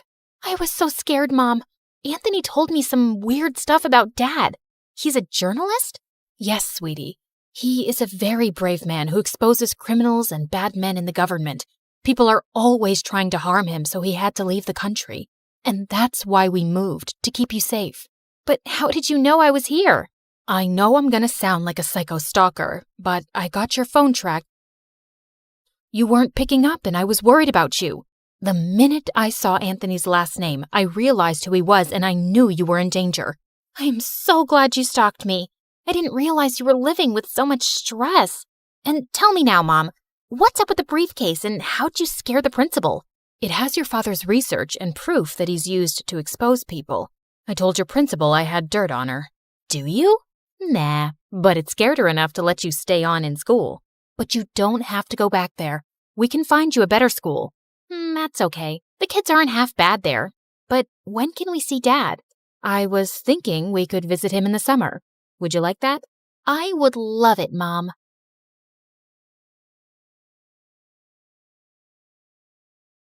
Hey guys, Casey here again. Today, I'll give you a glimpse into my past and show you why my feelings toward my birth mom and stepmom are the way they are. Don't forget to like and subscribe. My parents got divorced when I was just 5, and I've always lived with my stepmom Polly and my dad in a huge mansion. Since Polly was a successful fashion designer, she had an elegant taste. And my mom, well, let's just say she has a flair for the dramatic. Once when I was 6, I was at the school talent show and Polly was putting some final touches onto my costume. You look fantastic. Oh, this is gonna be so much fun. Oh, thanks. I hope so. I love our teamwork. Just then, Mom burst in wearing a ridiculous peacock dress with a colorful tail that kept getting in her way and knocking over objects. Oh, hi there. Your outfit is, noticeable. Oh, yes, I know. I'm going to sing opera, but I'm afraid people might faint because they might not be able to handle how amazing my voice is. The judges won't be able to resist my stunning outfit. It's not a competition, Mom. But Mom just walked off onto the stage and started singing. She was an opera singer before her marriage, and she did have an incredible voice. But 5 seconds into her performance, she did a ridiculous dance move, tripped over her costume, and ripped it apart, revealing her polka-dotted underwear. Polly rushed over to help Mom. Oh dear, that's really unfortunate, but it could happen to anyone. Here, let me help you fix that. Oh, you think this can be fixed? If this happened to you, you'd be crying like a baby. Get your hands off me, you stupid woman. Everyone in the crowd was laughing at Mom, and I felt humiliated, and the incident really affected me because just 2 days later, I ended up picking a fight with some kids and landed in the principal's office. Casey, I'm really disappointed about the fight today, which is why I've called your mom and stepmom to discuss this. That's it? So kids fight all the time. Why are we wasting our time here? He's the principal. Let him talk. We take any form of aggression very seriously in this school. Can you tell us what happened, Casey? I got angry at a few kids for making fun of my mom, so I hid their lunches. Atta girl. Serves them right for mocking me in my gorgeous outfit. In fact, let me teach them a lesson. With that, Mom left the office and went running to the cafeteria and started screaming. You think my costume is funny? Have you seen the way you guys dress up? I should be laughing at you because your sense of fashion is a joke. The kids stared in shock and some of them even started crying. You'd be so lucky if you got to wear outfits as magnificent as mine. If I hear you've mocked me again, I'll make sure you're only allowed to wear polka dot socks for the rest of the year. Well, that's one way to handle it. The principal called security, who took Mom out while Polly apologized on her behalf. Honestly, I was getting tired of Mom's behavior. She was crazy and embarrassing. I even started making excuses to visit her less often. I loved hanging out with Polly because she was so much more intelligent and sophisticated. Once in 7th grade, I was supposed to visit Mom, but I lied that I was busy working on a school project. Polly and Dad had to go somewhere and they couldn't find a babysitter. I knew Polly would never invite Mom to stay with me, so I had the place to myself, and I loved it. But an hour after they left, I got hungry and decided to cook something. I had no idea what I was doing and ended up spilling boiling water all over myself. I cried till I passed out. What kind of circus are you running here? You were supposed to be watching her. Unbelievable. We didn't know she'd be cooking while we were out. It was an accident. Let's focus on Casey's well-being now. You two couldn't take care of a cactus, let alone a child. I'm going to tell everyone about this. Casey is doing fine. The burn is major, though. Her arms and legs are really hurt, and she'll need some weeks to recover. Great. Can we see her now? Of course. Not you. You've done enough, you dumb witch. Mom burst into my room, threw herself on my bed, and started crying like a hyena. That entire week as I recovered, Mom constantly fought with Polly until Dad decided it was better for Polly not to visit me at all. But that wasn't half as scary as the day I found out that Mom had filed a custody case over the burning episode, and worse, she'd won it. Suddenly, I had to live with Mom instead of Dad and Polly, and it was really tough on all of us, especially me, because now I had to deal with her constant craziness. So when they invited me over to dinner one day, I was over the moon. It was their anniversary, and I wanted to look my best, but my scars were still fresh. So even though it was pretty hot, I chose a long-sleeved outfit. Just as I was ready to leave, Mom walked into my room. You're wearing that in this heat? You must be boiling. I feel fine in it, don't worry. Fine, suit yourself. But don't blame me if you're uncomfortable all night. Feeling fairly confident, I arrived at Dad's place and Polly immediately pulled me into a hug. And she didn't comment on my outfit even once. I won't lie, it was uncomfortable to wear full sleeves. And even kids at school gave me crazy looks for dressing up like that. But some of them were nice. I even made some new friends, but there was no one I was really close to. I think God heard me whining because one day after school, I walked into Mom's apartment to find a boy on the couch playing with some toys. Mom, who's this? Oh, right. I forgot to tell you. This is your half-brother, Ethan. His dad had custody, but he's been really sick lately. He's asked me to take care of Ethan for a while. My what? You're my sister? I'm so happy to see you. He hugged me, but I just stood there dumbfounded. I had a half-brother, and Mom kept it from me all this time? Mom, how could you not tell me about this before? Does Dad know? Mom, I'm talking to you. Get off your freaking phone. Oh my God. Do I have to tell you everything? You know now. Anyway, I'm tired. You two get to know each other. After the initial shock subsided, I realized it wasn't Ethan's fault that Mom had kept him a secret from me. Having him around actually brought some unexpected joy into our home. One day, Ethan and I were in the living room playing a game where we had to act out random scenarios. All right, let's see your best chicken moves. He got up and started doing the most awkward, hilarious chicken dance I had ever seen. I couldn't stop laughing. We were having a great time, and then Mom walked in. What is all that noise? Just a little chicken action, Mom. Want to join? Mom was hesitant for a moment, then decided to give it a try. She started flapping her arms and attempted a few clumsy dance moves, but suddenly she lost her balance and fell, hitting her head on the coffee table. Mom, are you okay? We rushed to help her up, and after a visit to the doctor, it turned out she had a mild concussion and needed to rest for a week. Ethan and I spent the week bonding over board games, movies, and even more silly dance sessions. Living with Dad was kinda tough. He's always busy, and I've had to move schools a lot. That sounds hard, Ethan. Yeah, but I've always admired you. I wished I could be part of your life. Dad once told me about you, actually, and I made a secret account on Instagram and started following you. Aw, I wish I'd known about you earlier, but I'm so glad you're here now. From then, our bond grew stronger, and it really felt like we were becoming a family. That is, till one day, Mom decided we needed family bonding time, so she planned a trip to the beach. Despite the heat, I was wearing long pants and a light jacket. I could feel stares from other people at the beach, but I didn't care. My scars were my business and no one else's. But when Dad and Polly showed up, Mom lost it. Who invited you? What are you doing here? I did. They're part of my life too, and I want them here. This is unbelievable. You always find a way to ruin everything. No, Mom. You're the one who's always causing drama. For once, can't we all just enjoy a day at the beach? Despite my best efforts, Mom refused and continued to throw a tantrum. Eventually, Dad, Polly, and Ethan and I decided to leave her on the beach and enjoy the day on our own. A few hours later, when Ethan and I got home, we found the apartment turned into a weird tribute to Mom's opera career. Everything was covered with her performance posters, reviews, costumes, and props, and Mom was sitting there in another ridiculous outfit. Why was she always so attention-seeking? Ah, you're back. I hope you had a great day at the beach with your little family. What's all this, Mom? It's a reminder of who I am, who the real star of this family is. You think you can just live your life without recognizing my greatness? Think again. Just then, I caught Ethan's eye, and we both burst out laughing at the the absurdity at the scene. But Mom wasn't the least bit amused. She started singing and wouldn't stop for hours. And finally, Ethan called Dad to come and take us, and we both left with him. We stayed at Dad's for a few weeks, and Mom tried contacting me several times, but I never responded. I was done with her craziness. As months went by, life seemed to get back to normal with Polly and Dad, and I was happy. Then one day, I received a mysterious Instagram message from an account with no profile picture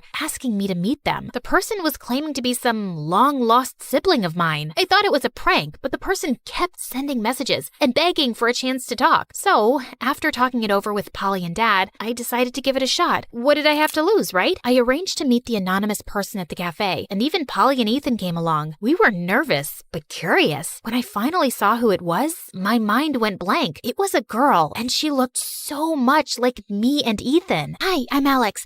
I know this sounds crazy, but I think we're siblings. You too? How are we just hearing about you? Our mom didn't want me to have any contact with you. I've been living with my dad and stepmom, and I only recently did some digging and found out about you guys. I've been looking for you two for a while now. My dad told me too that it's Mom who didn't want me to know about you, Casey. You know what, guys? We're gonna talk to her right now. Come with me. With that, we took off for Mom's place to confront her. When we got there, she was shocked to see all her kids in one place, and then she started crying like a banshee. I tried to make her calm and sat her down. Mom, just tell us why. You already know why, Casey. I clearly have some issues and can't take care of 3 children. I'm getting therapy, I swear, and it's not even the first time. I just didn't want my kids growing up with some weird, embarrassing psycho mom, and I knew they had nice families. Ethan lived with his dad, and Alex too. I wasn't around, but I always knew how my kids were doing. But you clearly chose to raise Casey and be a part of her life. She had a better life knowing who her real mom is. Oh, honey, what better life? She's the miserable one dealing with a crazy mom like me. She's my oldest, and it was hard to be away from her. But with you two, I had more courage and more people to support my decision. What I did is unforgivable, and I hope you understand me. We were all speechless, and Ethan was crying. Alex looked like she would burst into tears any moment too, but Mom looked worse. You should have just told us, Mom. It would have been nice to know my siblings.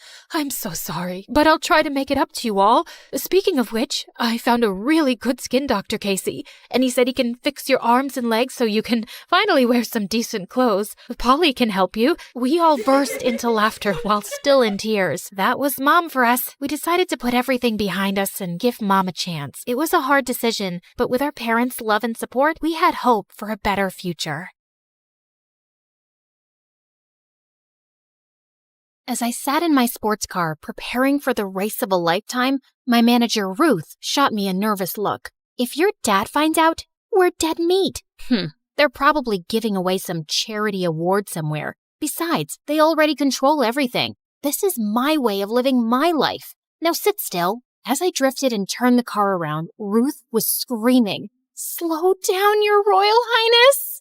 Oh, come on. The fun has just begun. I pumped up the gas, and my brand new Ferrari was whooshing past the rest of the cars, putting me ahead in the race. Told you I'd win. Just then, a big van came out of nowhere and started clicking my pictures. Time to run. Hi, I'm Penelope, a real-life princess from Belgium. Please like and subscribe. I grew up with really controlling parents. They planned my daily schedule and made me go to boring meetings and dinners so I'd be ready for my duties one day. I wasn't even allowed to go to school or parties with people my age. My life was miserable. After what had happened at the race that day, everyone in the kingdom called me the crazy princess. The media is having a ball. This is so harmful to our reputation. Your reputation? I aced that race, and they're saying I came in second. If anyone's reputation is hurt, it's mine. Enough. You are next in line to the throne, Penny. Mend your ways or I'll get you married. I'm 17. You can't get me married. I must be at least 18 according to the rules. I am the king and I set the laws. Dad received a call and left before I had a chance to argue any further. Surely it wasn't serious, right? The next morning, I was swimming in my private pool when Ruth walked in with William, Prince of Denmark, and my childhood best friend. I got out and hugged him tight. Wow, you've become prettier over the years. I wish I could say the same for you. We laughed and decided to catch up over dinner. But when I got to the table, I saw him talking to my parents, and they looked serious. What's going on? Penny, darling, we were just discussing the venue for the marriage. Oh, wow. Who's getting married? Us. William looked at me, grinning, and I felt my mind numb. Suddenly, I found myself dragging William outside. What the heck was that? I want to get married to you. I've always liked you, and your parents don't seem to have a problem. But I do. I don't want to get married to you or anybody. I'm 17, for the love of God. Is that why you're here? Did my parents put you up to this? Wait, don't answer that. I already know. I turned around and walked off, leaving William alone. And after that day, things just weren't the same. I avoided William all day long, and it came to a point where I couldn't step out of the house. It was insane. Just as I was trying to figure out a way out of this, Ruth told me she was leaving for New York on official duty for a year. You can't leave me. You're the only one on my side. Then join me. Nobody knows you there. You'd be free to do what you like. That did sound like a brilliant idea, but I knew Mom and Dad would never allow that. That didn't mean I couldn't try. So the next day, I went to their chambers to have a one-on-one. I want to finish my last year of school in New York. No one, least of all William, should know where I am. And why should we listen to you? You have to if you want me to get married. If this is the last year of my single life, I'd rather spend it away from all this drama. After hours of arguing, they finally caved and agreed to enroll me in one of the best schools in New York under a different name, Mia. Within a week, I was on a plane to my new life. But New York was busier than I'd imagined. If not for Ruth, I would have totally lost my way. Tired and exhausted, I hit the shower as soon as I reached the hotel. But just as I entered the bathroom, I saw someone under the sink. If you're a thief, let me warn you, I know karate. Really? I'd love to see that, Jackie Chan. Don't come up. I will legit punch you. I quickly left and grabbed myself a robe. Come out. The guy slowly dragged himself out, and when I saw his face, I almost passed out. He had to be the most handsome guy I'd ever seen. If you're done staring, can I leave? I have another job to get to. Not so soon, mister. Do you know what would have happened if I didn't see you? This is a strict violation of human rights. I'm late. Call a protest, light a candle, I don't care. My job's done. And he turned around and left. What a jerk. That night, I couldn't get a wink of sleep and woke up feeling annoyed and exhausted. I would have skipped my first day if Ruth hadn't boosted my confidence. As I entered the classroom, I immediately noticed a familiar face, the hot plumber guy. And unfortunately, he was the only one with an empty seat next to his. I'm Asher. What? If you're stalking me, you might as well know my name. You wish. I joined recently. It's my first day. Explains why you're wearing your skirt inside out. I looked down and he was right. How embarrassing. As if that wasn't awkward enough, Asher was also my lab partner and just the weirdest guy ever. I'd never seen him talk to anyone, and he was always either with his books or playing football. If I tried talking to him, he would awkwardly turn in the other direction. What was up with this guy? A few days later after school, I was happily relaxing in my hotel when someone knocked on my door. Asher. You forgot your list of lab supplies. Thanks. You could have given these to me tomorrow in school. I don't know about you, but this class is really important to me, so don't screw up on these. It's important for me too. Clearly. Anyway, I'd love to stop and chat, but I'm late for my night job. Unlike you, I have work to do. Did he just call me useless? Asher turned to leave, but I ran behind him. Hey, jerk. I know you think all the world's weight is on your shoulders, but it's not. Everyone has their battles, so don't you dare talk down to me again. I turned around and left, slamming the door in anger. What an absolute piece of work this guy was. When I told Ruth about him, she had the weirdest thing to say. Maybe he has a crush on you. What? No. The guy hates me for some reason, and he's such a prude. Gosh, he gets on my nerves. And yet, somehow all we've done is speak about him. Whatever. A few days later, we had a surprise literature test, and I aced it. But I saw Asher sulking in the corner. And later, during an experiment, he screwed up badly and spilled everything on the counter. His mind was clearly somewhere else. Are you okay? Yeah, I'm fine. Just do your thing. Fine, dude. I was just asking. I'm sorry. I didn't mean that. It's just that I've scored miserably on my literature paper. If I don't get this right, I'll lose my chances of ever getting a scholarship. What's a scholarship? Asher gave me a confused look before explaining it to me. I had no idea that people struggled so much to get a good education. For the first time ever, I felt lucky to be born rich. Fine, I'll help you. You will? Yeah, but you'll owe me one, and you'll stop pissing me off. Deal?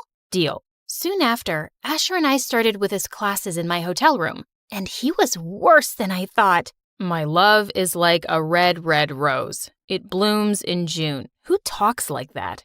Ahem. Now take my hand, look into my eyes, and say it again. And try not to sound like a robot. Asher took a deep breath and did exactly what I asked. But just when he took my hand, I felt a weird rush in my body. My love is like a red, red rose that's newly sprung in June, that's sweetly played in tune. How was that? Wow, that was brilliant. Yeah, cool. That was, good.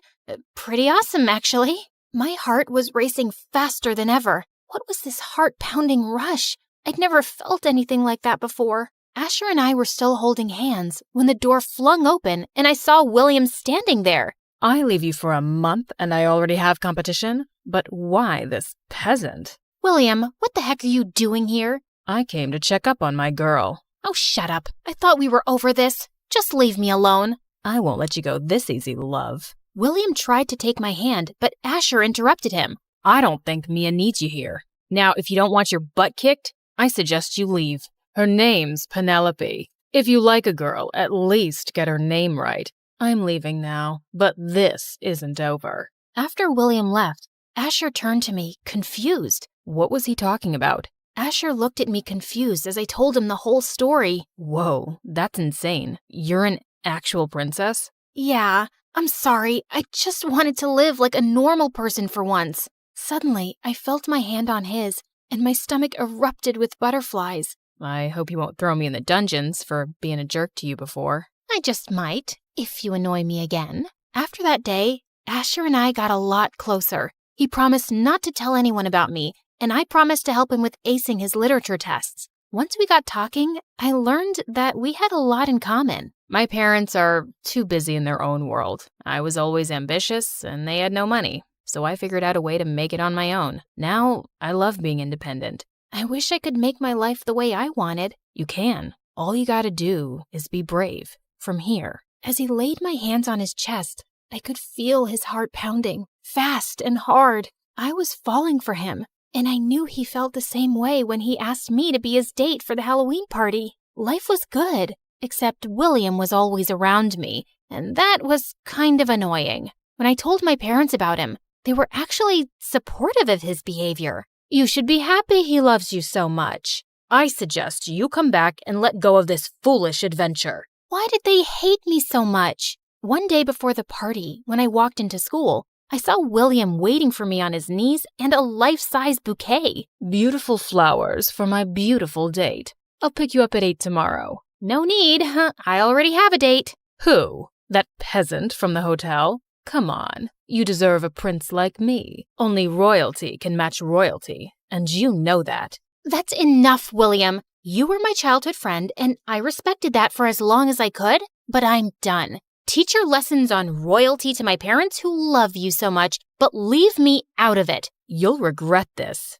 Yeah, whatever. That evening, as I got dressed, I got a text from William that he was leaving, and I couldn't be happier. Good riddance. When Asher came to pick me up, I was shocked to see him stepping out of his car, looking like an absolute dream. We entered the party dressed as Cinderella and Prince Charming, and people couldn't stop gushing over how amazing we looked together. The mood became better when the song shifted to a slow number. You look beautiful tonight. Just tonight? I fell for you the day I saw you, and I never stopped liking you. Is that why you were so rude to me? It was a way of keeping my feelings under control. I thought you'd distract me from my goals, but I was so wrong. Asher pulled me closer till our faces were inches apart, and he gently kissed me on my cheek.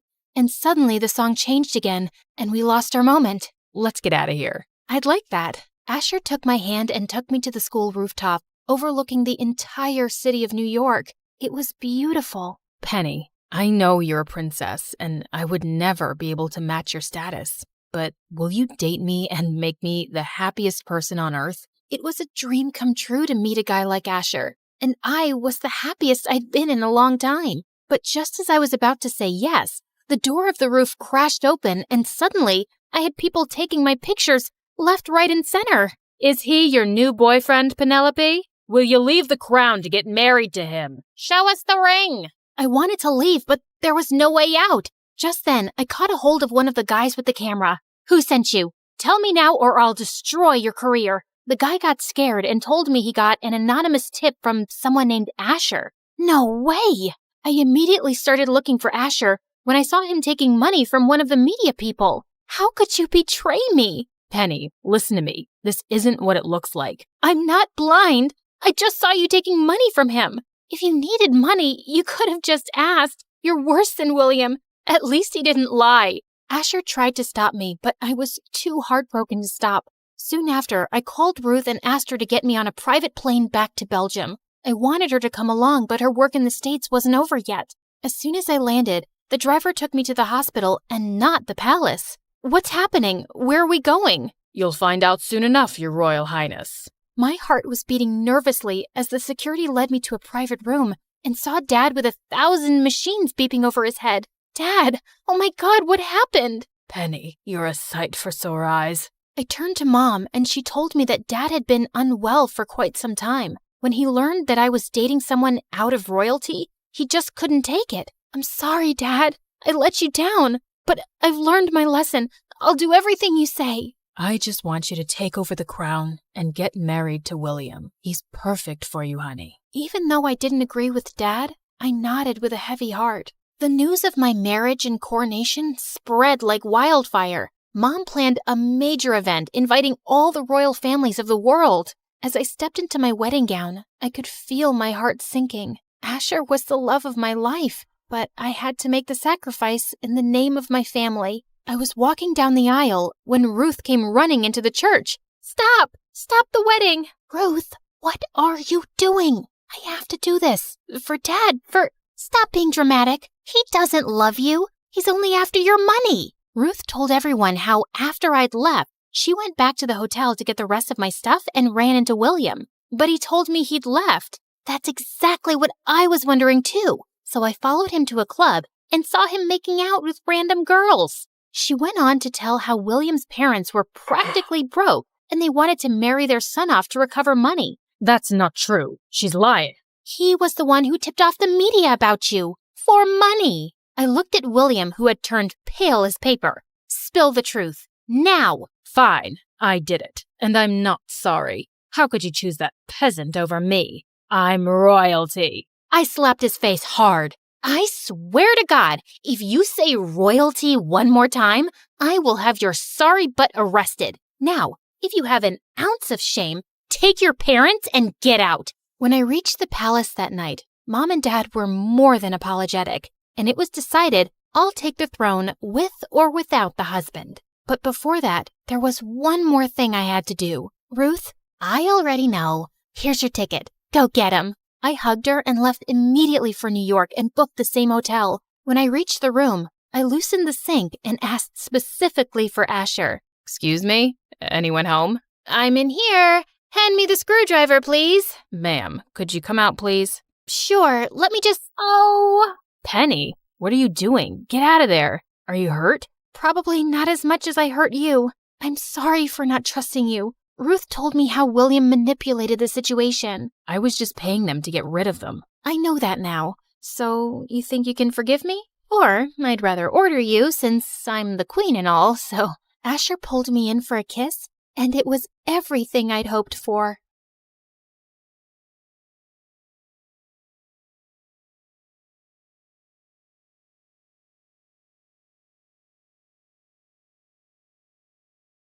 Hi, my name is Gigi, and I'm from Illinois. Before I continue, please like and subscribe. Ever since I can remember, I have loved cars. I guess it's because my dad is a professional racer. I grew up hanging out with him at the racetrack, and his pit crew always treated me like one of their own. Don't get me wrong, I'm totally a girly girl. I love to do makeup, get my nails done, shop for the latest trends, and post selfies on Instagram. But given the choice between a hairbrush and a socket wrench, well, you can't fix a car with a hairbrush. The year I turned 16, my dad was in a terrible accident while racing. It was so hard for my mom to see him in the hospital, but I did the best I could to help by keeping my little brother and sister in line while she was visiting him. I cooked and cleaned, and sure, I hated it, but I had been raised with a pit crew mentality. Everyone pitches in. I missed my dad, and I couldn't wait for things to get back to normal. At night, I would watch NASCAR videos on my phone under the covers, dreaming of the day that it would be me driving. One day at school, our mechanics teacher said he was offering extra credit for anyone who wanted to work on fixing up an old car after class. My arm practically came out of my socket as I raised it to volunteer. The boy sitting next to me sneered. But you're just a girl. I took a wrench that I had in my zini purse and slammed it on his desk. Okay, flyboy, what kind of wrench is this? I was mad, but even though he was dressed in retro style, I couldn't help but notice his wavy blonde hair and steel blue eyes. He was kinda gorgeous. It was like I was watching a unicorn flip his mane in slow motion. I bet you're all thinking, focus girl, this guy is trouble with a capital WTH. And then he answered as if he was teaching me something. Torque wrench. I can show you how to use it if you need a lesson. Oh, no, he didn't. The only lesson to learn here is how to get up from the floor when I knocked you out. The whole class laughed at him. He pushed his chair back and got in my face. Are we gonna fight? The class started cheering. Did they really want to see me fight this gorgeous, annoying unicorn? Hold on, was this guy my nemesis? Smart, gorgeous, and into cars? Just like me? The teacher stepped in front of me before anything could happen while he stormed out of class. I was sent to the office, and he got away. So unfair, right? As I was sitting in the office waiting, I spied him on the football field through the office window. His hood was up, but I knew it was him. I saw him hand another boy a small package in exchange for money. I had no idea what he was up to. I only knew that this is my school, and I had to protect it from bad guys doing shady things. Since you're an honor student, I'm letting you leave this time, but I don't want any more messes, and I will talk to Diego about this later. I thought if the principal wasn't going to take this seriously, I was going to figure out what this guy was really up to. After my next class, I was talking to some cute boys about our favorite subject, NASCAR, and they invited me to go dune buggy racing with them that weekend. Diego must have heard as he walked by. Dune buggy? I guess you can't drive a real car. I followed him to confront him about his rude comment and saw him walk off alone to a lunchroom table. He took a half-eaten apple out of his pocket and started eating it. I stopped myself from gagging at the thought of eating what looked like something you would find in the trash. Gross! I needed to let him know that I was watching his every move, so I walked by him and gave him a dirty look. What's the matter? Couldn't afford a whole apple? He stood up, and I thought, this is it. I'm gonna wrestle him to the ground and search his pockets for evidence. Just then, my friends walked up to me, congratulating me for standing up to this bully earlier. But before they even noticed he was there, he put his hood over his head and darted away. We heard what you did, girl. Chalk one up for girl power. Girls can do anything. I was loving all the positive attention. I was, after all, the hero of this story, but I couldn't believe he didn't challenge me. I expected more of a fight from my mortal enemy. I was thinking that was the end of it, but the next day, I saw him leaning on a locker and talking to another boy and whispering. As soon as they saw me, they stopped and walked in the opposite direction. My spidey senses were tingling. After school, I waited, hiding under the bleachers to follow him home. I had to see for myself what the deal was. My phone rang, startling me, and I nearly jumped out of my skin. It was my mom. I whispered so that I wouldn't give away my hiding spot. Hi, Mom. I'm kind of busy right now. She asked me to pick up groceries on my way home. I wanted to go to the library. Can I do it after? I felt bad lying to my mom, but I needed to have time to confront this worm, Diego. He came out the back door of the school, walked across the field to a hole in the fence, and slipped through. Gotta go. Love you. I followed him. And as I hid from sight, I saw him walk up to this small, broken-down house. 3 little boys came running out to hug him. It was the first time he smiled all day. Hi, guys. Come on, let's get you into the house before... Just then, a loud car pulled up to the house, and Diego hurried the kids inside for safety. A very large, scary man leaned out of the window and just stared at Diego. Diego was clearly intimidated by this man. He dove into the house like he was trying out for the swim team. The car spun its wheels, screeching so loudly I had to cover my ears, and it took off down the street. But before it left, I managed to take a picture of the license plate. I knew he was up to no good, and now I had the proof. The next day after school, I waited for Diego again, but this time, I stopped him before he ducked through the gate. What are you doing here? What's going on? Are you breaking the law? Because we don't tolerate that in this school. I mean it, Diego. Why are you spying on me? Don't you have a life? I'm super connected at this school. I know everyone. And if you think that you're gonna... Okay, fine. I'll tell you, but just to get you off my back. that's Leo. He keeps asking me to work for his chop shop, where they steal and sell illegal car parts. I knew it! You're a criminal! Suddenly, he got really calm and touched my arm. We locked eyes, and for a second, I couldn't explain it, but I wanted to kiss him so badly. I know what you guys are thinking. Love him or hate him, girl, but pick a lane. No, my dad worked for him as a mechanic, but when he found out that Leo was a criminal, he quit. And now he harasses my family all the time because he knows we're poor, but I always say no. My dad raised me better than that. My mouth fell open like the Grand Canyon. I guess I never thought about him having good parents. I felt like the crumbs in the bottom of a toaster. I wish I could take back all the mean things I said, but instead, I kissed him. Yeah, I was as shocked as you were, and I was the one doing it. Are you crazy? First you embarrass me in class, then you follow me around like TMZ, and now you want to be my girlfriend? A girlfriend? Slow down there, Flash. It was just a kiss. No, this is a kiss. He kissed me back, and after a second, he shot me a shy smile. But then I remembered why I was there. Hey, you're trying to distract me. Did it work? Never mind that. What was all that sneaking around school, handing people mysterious bags? If I didn't know any better, I'd say you were obsessed with me. You wish. Now answer the question. If you must know. He pulled up his sleeve and showed me a leather cuff around his wrist. I make these out of scraps and sell them. It's the only income I have since my dad isn't working. I felt like a monster. I wouldn't have been surprised if I had horns and a tail at that very moment. Guys, has anyone ever said to you, don't judge people until you know what they're going through? I'm gonna get that tattooed on my forehead. I'm sorry that I judged you before I got to know you. And yet, you kissed me. I felt embarrassed, but then he started talking, and I got to know that he and his brothers live with their foster dad, who wants to adopt them, but he just needs a steady job first. And just then, my phone rang, startling me again. Man, I gotta change that ringtone. Oh, I have to take this. It's my mom. And without even listening to me, she burst into yelling so loudly that I had to hold the phone away from my ear. You forgot to take out the trash and your brother dumped it all over his bed. Not to mention, I asked you to give your sister a bath. She's so sticky I could hang her from the ceiling. Diego could hear her because it was so loud, and he laughed. When she heard him, she flipped her switch from angry mom to no personal space mom. Are you hanging out with a boy? Oh, Jellyfish, I'm so happy for you. What's his name? Is he cute?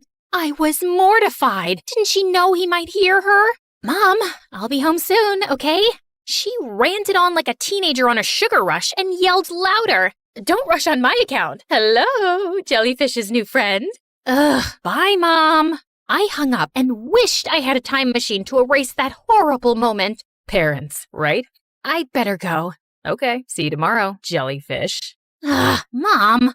Ugh. Well, I couldn't stop thinking about Diego and how they barely had money for food. On my way home, I stopped and bought food to give them. When I got home, my mom saw the extra food, and before I had a chance to explain, she lost her mind. Are you kidding me with all this extra food? Do you want the kids to call you Gigantic Gigi? But no buts. Except your butt'll get even bigger if you eat all this food. I was so angry. And besides, I have a great butt. I'll bet JLo's mom never said that to her. Well, I asked her to calm down, and then I explained to her. After that, she flipped her crazy switch back to sweet again. Oh, why didn't you say so? Let's go bring these to him. She grabbed her keys, and my jaw hit the floor. How could she go from steaming hot to ice cold at the drop of a hat? We pulled up to Diego's house, but he burst out of the front door. What are you doing here? Did you tell child services about me? I knew I couldn't trust you. Was I dealing with another crazy person? Then I saw his little brother snuggled behind him in the doorway, and I realized he was protecting his family like a lion protects his pride. We just brought these groceries. We don't need your charity. Oh, that's too bad, because I brought peanut butter and jelly. His little brothers trampled him like a herd of gazelles. Peanut butter and jelly? Yay! I giggled at their unabashed honesty. Thank you, nice lady. Diego told them to take the groceries inside. Sorry, I might have overreacted. Might have? Okay, I'll forgive you, if you promise never to call me Jellyfish again. Deal. He reached out to shake my hand, but instead pulled me close, took off his wrist cuff, and wrapped it around mine. To say thank you for... And just then, my mom honked the horn and interrupted us. Parents, right? Just as we were about to pull away in the car, that same scary dude came screeching around the corner in his loud car. He pulled up next to my mom's car. I was freaking out. Was he going to try to steal my mom's car or hurt her? Stop. Don't you dare try anything. I will not. He tried to stop them, but they laughed and scratched our car just to terrify him. Mom ducked me into the car, and she floored it and sped off down the street like Mario Kart. That Diego is nothing but trouble. You are never going to see him again. No matter what my mom said, I couldn't wait for school to see Diego. But when I got there, I found out that my mom had called the principal and gotten him in trouble, so he would have detention all week. I tried calling Diego, but he didn't answer. So after school, I rushed to his house. Better you listen to your mom and stay away from me. I don't want you to get hurt. I dashed towards my house and slammed the door open so hard that it shook the wall. Everything okay, Jellyfish? No! You got Diego detention, just so that you could stop me from seeing him? You know he's a great guy. And first, you want me to be friends with him, then you don't. Why have you been acting so crazy lately? I just wanted you to be safe. Since your father's accident, I'm afraid of bad things happening to you, and I just want to protect you from getting hurt.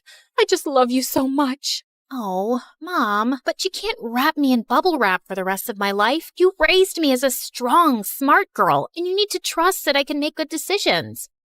You're right. I guess I'll return that bubble wrap. And then the next day, she went into high gear and fixed everything. She got Diego out of detention and reported the shady guys to the cops who got arrested. And the next month, my dad got back on track. And Diego's dad got a job with my dad's pit crew, allowing Diego and his siblings to finally be adopted. Diego was so thankful that he made me a PB&J sandwich in the shape of a heart and asked me to be his girlfriend. I, of course, said yes and immediately called my mom to tell her. You called to tell me your happy news first? Well, yeah. You're my best friend and the best mom. I love you. I love you too, Jellyfish. I couldn't help but be so grateful that Diego taught me not to be so quick to judge someone. You never know, they could wind up being family.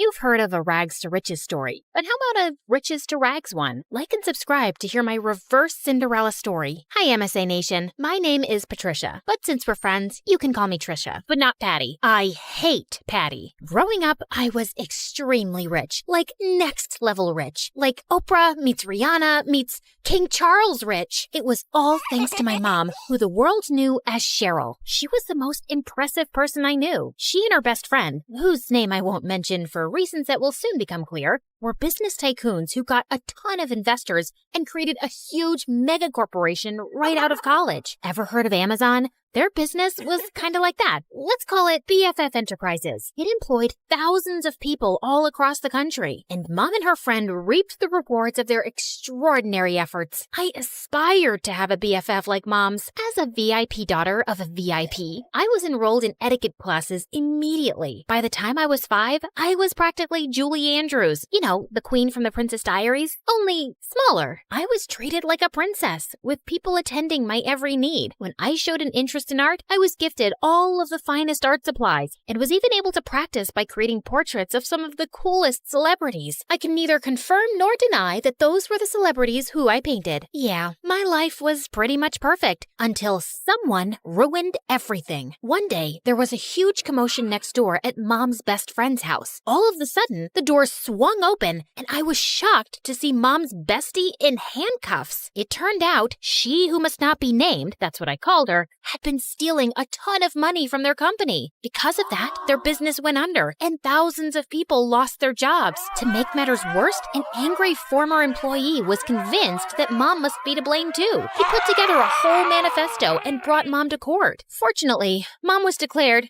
innocent. I knew she always would be, of course. She who must not be named was proven guilty and sent to jail. The employee who had lodged a case against Mom ended up behind bars for defamation too. Mom's name was cleared and she and I lived happily ever after. That's the end of my story. Thanks for tuning in. Just kidding. It got a whole lot worse from there. Even though she was innocent, the public knew Mom as the face of the company, and they were mad. Mom and I weren't exactly well-equipped to fight off an angry mob, so the government intervened for our safety, and we were forced to join the Witness Protection Program and completely change our identities. We were given cover stories and everything. So, remember before when I said my name was Patricia? Well, that was sort of the half-truth. I had a different name before all of this mess. A gorgeous name. But that and everything else were taken from me when she who must not be named ruined my life. I was pulled from my life of glamour and ease and relocated to here. Yeah, the house was a serious downgrade from what I was used to. See what I mean about an opposite Cinderella story?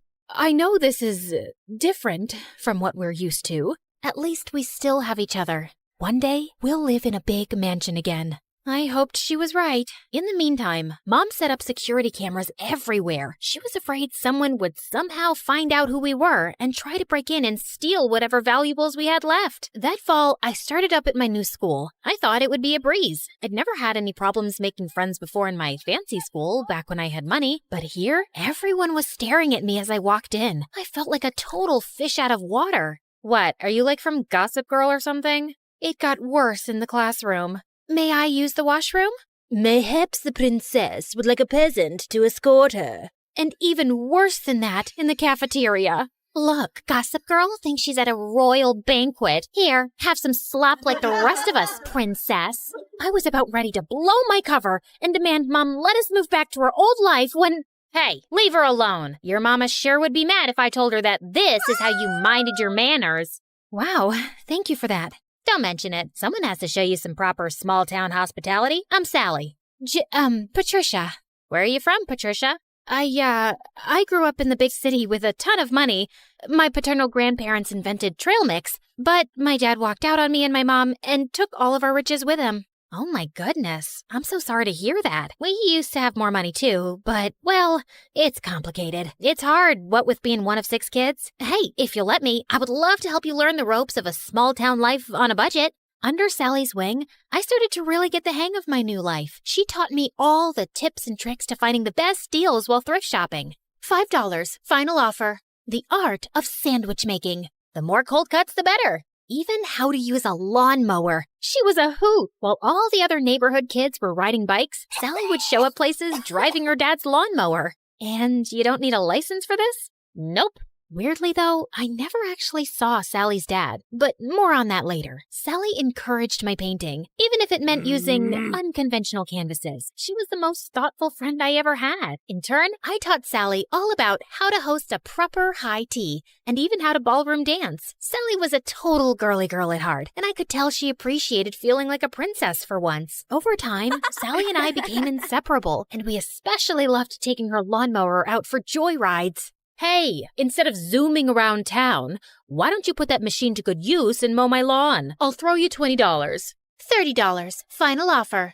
The haggling skills Sally taught me were really coming in handy, and that's how Sally and I started earning some extra cash. In the beginning, we had a handful of customers, mostly our friends' parents, who paid us to mow their lawns and rake their leaves. But then, Sally had a fabulous idea. Trisha, you're such an excellent artist. We should offer painting services too. You can even do customized designs. Oh my gosh, Sally, you're a genius. We showed up to the hardware store, excited to get all the materials we'd need to expand our business, but were shocked when we saw the prices. We were in over our heads. I went home, defeated. But then, I thought of someone who just might have some good advice. Janessa, the apple certainly doesn't fall far from the tree. I'd be happy to jumpstart this business for you too. We'll finally have a new way to make money. But first, I want to see your business plan. With Mom's guidance and funding, S&T's landscaping was born, and with her savvy advertising, our client base expanded quickly. Plus, I was having a blast customizing people's houses with my art. With Sally by my side, I was starting to finally feel at home in this small town. There was just one weird thing. Sally never invited me to her house. She always made excuses why we should meet at my place instead. Oh shoot, I totally forgot. My crazy Uncle Louie's at my house this week. He always brings all 17 of his pet chickens. We should probably just hang out at your house. I fell for it when she told me about Aunt Linda and her 6 boa constrictors, but 17 pet chickens? Yeah, right. One day, curiosity got the better of me. When Sally told me she was heading home after school, I pretended I was going to my place, but I followed her instead. What could she possibly be hiding? I followed Sally to the outskirts of town, the bad neighborhood. Whoa, Sally lives here? The trailer barely looked big enough to hold a twin bed. How could Sally and her 5 siblings and her parents even fit in there? Just then, I lost my balance and fell to the ground with a huge thud. Trisha? Sally, I can explain. I thought Sally was gonna start screaming at me, but instead, she started crying. I'm sorry I never showed you my home. It's just, well, I was embarrassed of this ugly trailer. My dad used to have an excellent job, and we had a big house and a big yard, but Dad lost his job a few years ago and ended up in jail. Ugh. If it wasn't for BFF Enterprises, we would never be in this mess. He was just trying to stand up to their evil owners, and instead Cheryl hired her cronies to make it look like Dad was lying and put him away. It felt like my stomach had dropped out of my butt. Sally's dad was the angry former employee who'd made a case against Mom. Thank goodness Sally had no idea who Mom and I actually were, thanks to our aliases and dye jobs. But why was she blaming Mom when it was really her dad who put us in this mess? I knew I shouldn't say anything or risk Sally getting suspicious, so I ran home before I put my foot in my mouth. Trisha, wait! Was it something I said?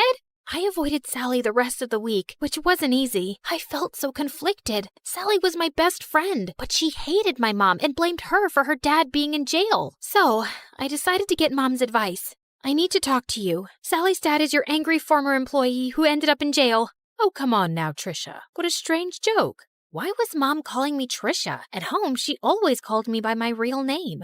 Mom, this is serious. Sally has no idea who I really am, or that you're actually the co-founder of BFF Enterprises. Just then, Sally popped up from behind the couch, and suddenly, Mom's behavior made sense. Sally, it's not... I can't believe this. I thought we were best friends, and all along, your family is why my family is suffering?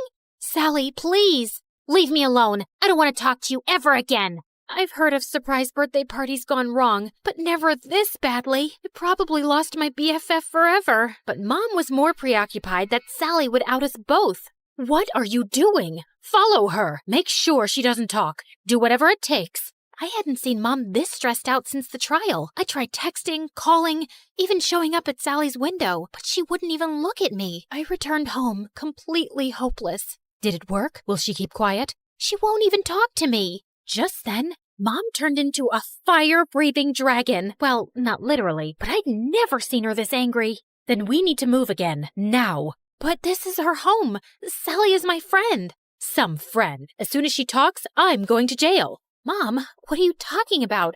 Why would you go to jail? The judge said you were innocent. Of course he did. I bribed him. My business partner and I were both stealing funds from the investors because we deserved more. But unlike me, she was dumb enough to get caught and unwilling to do whatever it took to stay out of jail. And Sally's dad figured it all out and tried to get me behind bars too. But I showed him I am not to be messed with. I couldn't believe it. I was so blinded by all of her generosity over the years. I'd never even once suspected that she could have done anything criminal. And I felt so awful for Sally and her family. They didn't deserve this. But then again, how could I choose between my mom and my best friend? What Mom said next, though, made everything totally clear. You got us into this mess. Now you have to get us out. Me? I'm just a kid. You're the one who was so greedy that you stole money and ruined your company and all of your employees' lives. You even let your own best friend take the fall. You cared so much about money, you forgot about what really matters, friendship.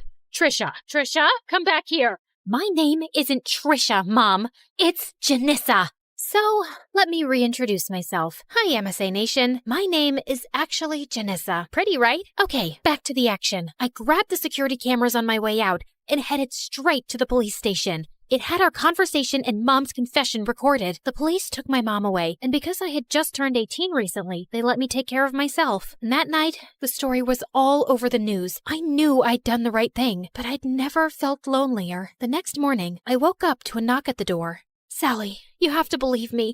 I didn't know about my mom. She told me everything for the first time yesterday. I can't believe you did that for me, Patricia. Well, I had to. It was the right thing. I mean, sure, I probably could have bounced from town to town with Mom for years, pretending to be someone I'm not, but I don't want to be like Mom, throwing my friends under the bus and not caring about hurting other people. I would choose friendship over luxury 1,000,000 times. And, by the way, my real name is Janissa. It took months, but after campaigning tirelessly, we finally got Sally's dad out of jail and back home where he belonged. With Mom behind bars, I was finally free to come out of hiding. Even though I was totally free to move back to the city, I decided to stay put in this small town. After all, this had become my home. I even asked Sally's family to move in with me. Plus, Sally's dad was able to take over the landscaping business. With him in charge, business is booming. Everyone is just so thrilled that he's back home where he belongs. We did have a company name change, though. I'm just so happy to have my best friend by my side.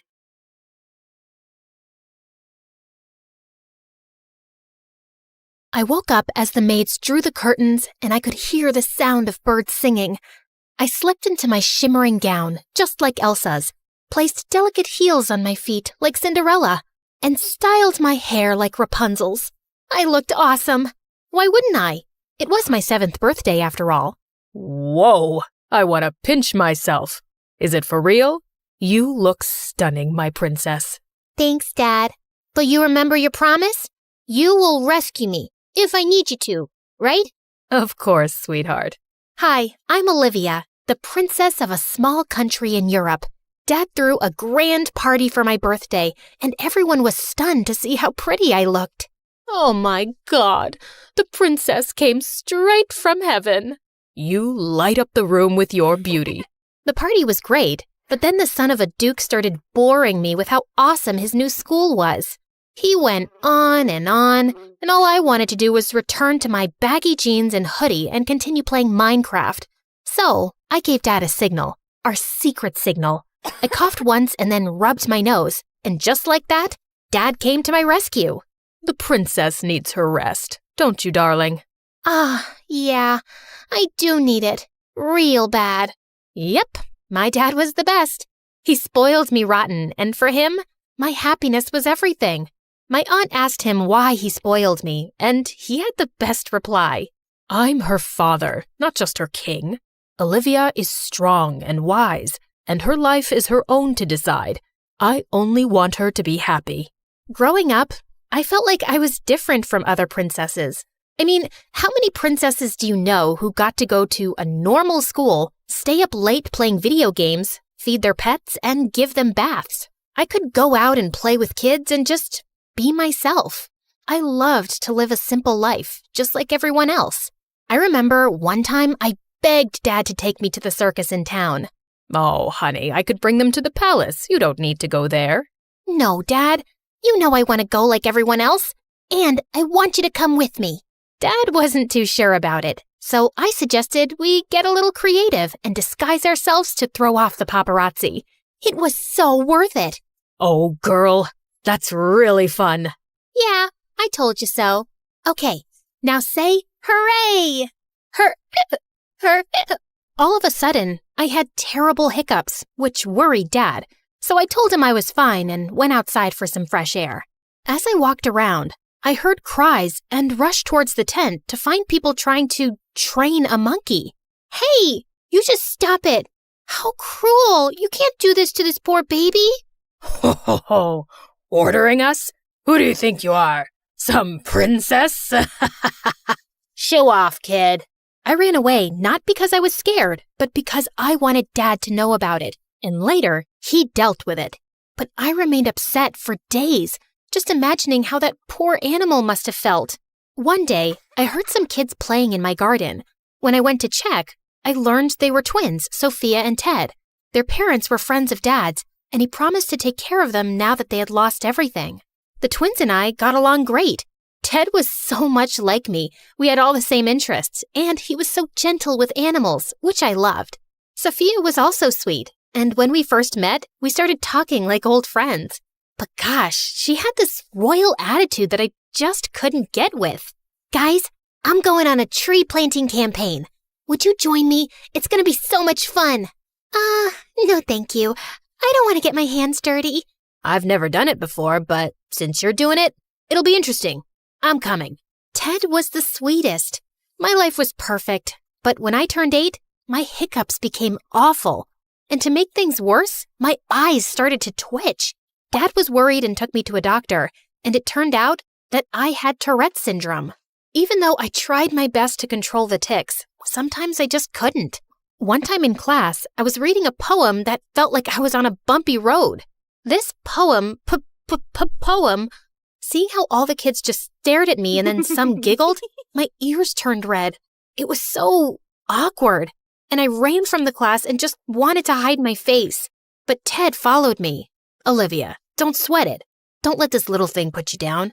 Show the world you're not scared to take on whatever comes your way. Nobody's perfect, and that's okay. He was right, and because of him, I never felt bad about myself ever again, even though the paparazzi once made a meme video of me. It did hurt me sometimes, but it's part of life. Being a princess would never be that easy. On the other hand, Ted always tried to make me happy. He gave me cards every day. That's the weirdest thing he always did. That's so cute, Ted. But nowadays, no one makes cards. But I always have time for you. You know I care about you the most. Oh, come on. That's a little overdramatic. Just because I don't make Olivia one card every day means I care less about her? And then the twins started to fight, like always. I immediately came between them and stopped them from bickering because it could easily turn into a war. When we graduated from high school, he asked what I wanted to do. I told him I wanted to go camping and explore the wild. And to my surprise, he agreed. A couple of days later, I set off on a cruise to reach a forest camping site. I went to my room to freshen up, but when I came out after taking a bath, I screamed in horror when I saw a guy lying on my bed. Who are you, and what are you doing in my room? I'm going to call security right now. Actually, that's my line. This is my room, 206. Why don't you check it again? I marched to the door and cringed when I saw that the jerk was actually right. I'm so sorry for that. No problem. Do you need help with that? Yes, thanks a lot, jerk. I grabbed my stuff and walked to my room as everyone stared at me. I went out to the ship's deck to take a couple of pics for Instagram, but I slipped and was about to fall. Thank God someone grabbed me. It was Mark. Oh, you okay? Oh God, you're hurt. It's just a scratch. It's okay. He looked so worried and instantly pulled out his handkerchief to tie it around my arm. That was kinda cute of him. The next day we reached the campsite, and I was totally mesmerized by it. I loved the greenery and the peaceful atmosphere. Everyone had split up into pairs, and guess what? Mark ended up with me. I saw a pond and decided to refill my bottle, but then all of a sudden, Mark snatched the bottle from me. Are you crazy? No, but I'm not sure about you. Didn't you see that water snake? I was stunned. He saved me for a second time, but he kept bossing me around like he was some kind of camping and forest expert or something. It was really annoying. You packed this many clothes for a camping trip? Are you serious? Perfect. You don't have a sleeping bag? Were you thinking we'd get beds here? You can't go out of the tent without a mosquito repellent spray. You know what? I can't wrap my head around how a princess could give up all luxuries and live in the wild. You know I'm a princess? For how long have you been stalking me? Are you from the paparazzi? You some spy? Some mafia guy? Look, I know karate and I'm not afraid to kick your butt. Hey, hold on. How difficult could it be to know about a princess? You are world famous, you know. So why are you here? I sat with Mark by the fire and told him how I had always wanted to see where animals lived freely. I talked about my love for animals and how I hated those who hurt them, how I even turned vegetarian, and it made me happy when he said he thought the same way. We stayed at the camp for 2 days, and I have to admit, Mark wasn't that bad. Yeah, he was still talkative, but I actually had an amazing time with him. But when the trip ended, we went our separate ways. After some time, I went to college, and right on the first day, I saw a familiar face. You really are a stalker. So you followed me here too? Like, oh my God, this must be my lucky day. I'll get to see you every day. Ew, so cheesy. Is he bothering you? No, he isn't. He's just naturally annoying. After that day, Mark was always around. And Ted, well, it looked like he wasn't too thrilled. Hey, Olivia, just be careful around him, yeah? Just don't be too trusting of anyone, all right? Oh, come on, Ted. Don't worry. He's a nice guy and a good friend of mine. Oh, so he's your friend now too, huh? I didn't know that. Guess you've been spending a lot of time with him, huh? Whoa, someone was jealous. But it's not like I could help it because I really started falling for Mark. I couldn't figure out why I kept smiling when he was around. When we were in the second semester, we had the assignment to make an awareness campaign, and I chose Mother Earth. Mark and I worked together on it, and soon we even created a YouTube channel educating people about animal rights and plantations. It made me so happy to teach people about it. Just a couple of days later, Ted asked me to go with him to a big business award ceremony. I didn't want to go, but he begged, and since I didn't want to break his heart, I agreed. It was boring until I spotted Mark and went to go talk to him. But I stopped in my tracks when I heard the announcer. And the award for Best Leather Supplier goes to... And then Mark went on stage with another guy who looked a lot like him. His brother. At that moment, I felt like my world had turned upside down. It was then that Ted told me how Mark's family owned a leather company that used animal skins and wood that was cut down from trees in the forest. And right then, Mark spotted me. Ted, I want to get out of here. Now. Look, Olivia, I'm sorry.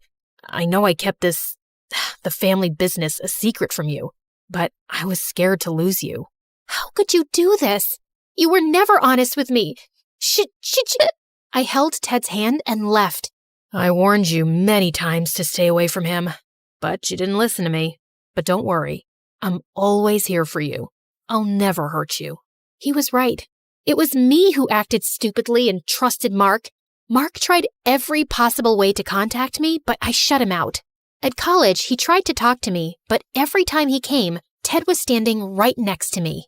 I so wanted to hate Mark, but my heart wouldn't let me. Ted, on the other hand, tried everything to make me happy, but nothing worked out. Sometime later, Sophia and Ted made a plan for a family holiday in France, and right outside the Eiffel Tower, Ted suddenly got down on his knees and proposed to me with a ring. Holy moly, what is this? But my words were stuck in my throat. Right then, tons and tons of paparazzi came flooding in and flashed their cameras at us. Dad and Sophia looked at us with a smile. Ugh, it was like I had no choice but to take the ring. After that, it was like the whole country was talking about Ted and my wedding. The news spread like wildfire, and people even came out with merchandise with Ted and my faces on it. I was stuck. Seeing me look so worried all the time, Sophia asked me what the matter was. I lied and said everything was fine. You were never a good liar. Olivia, it's not Mark, is it? What? No.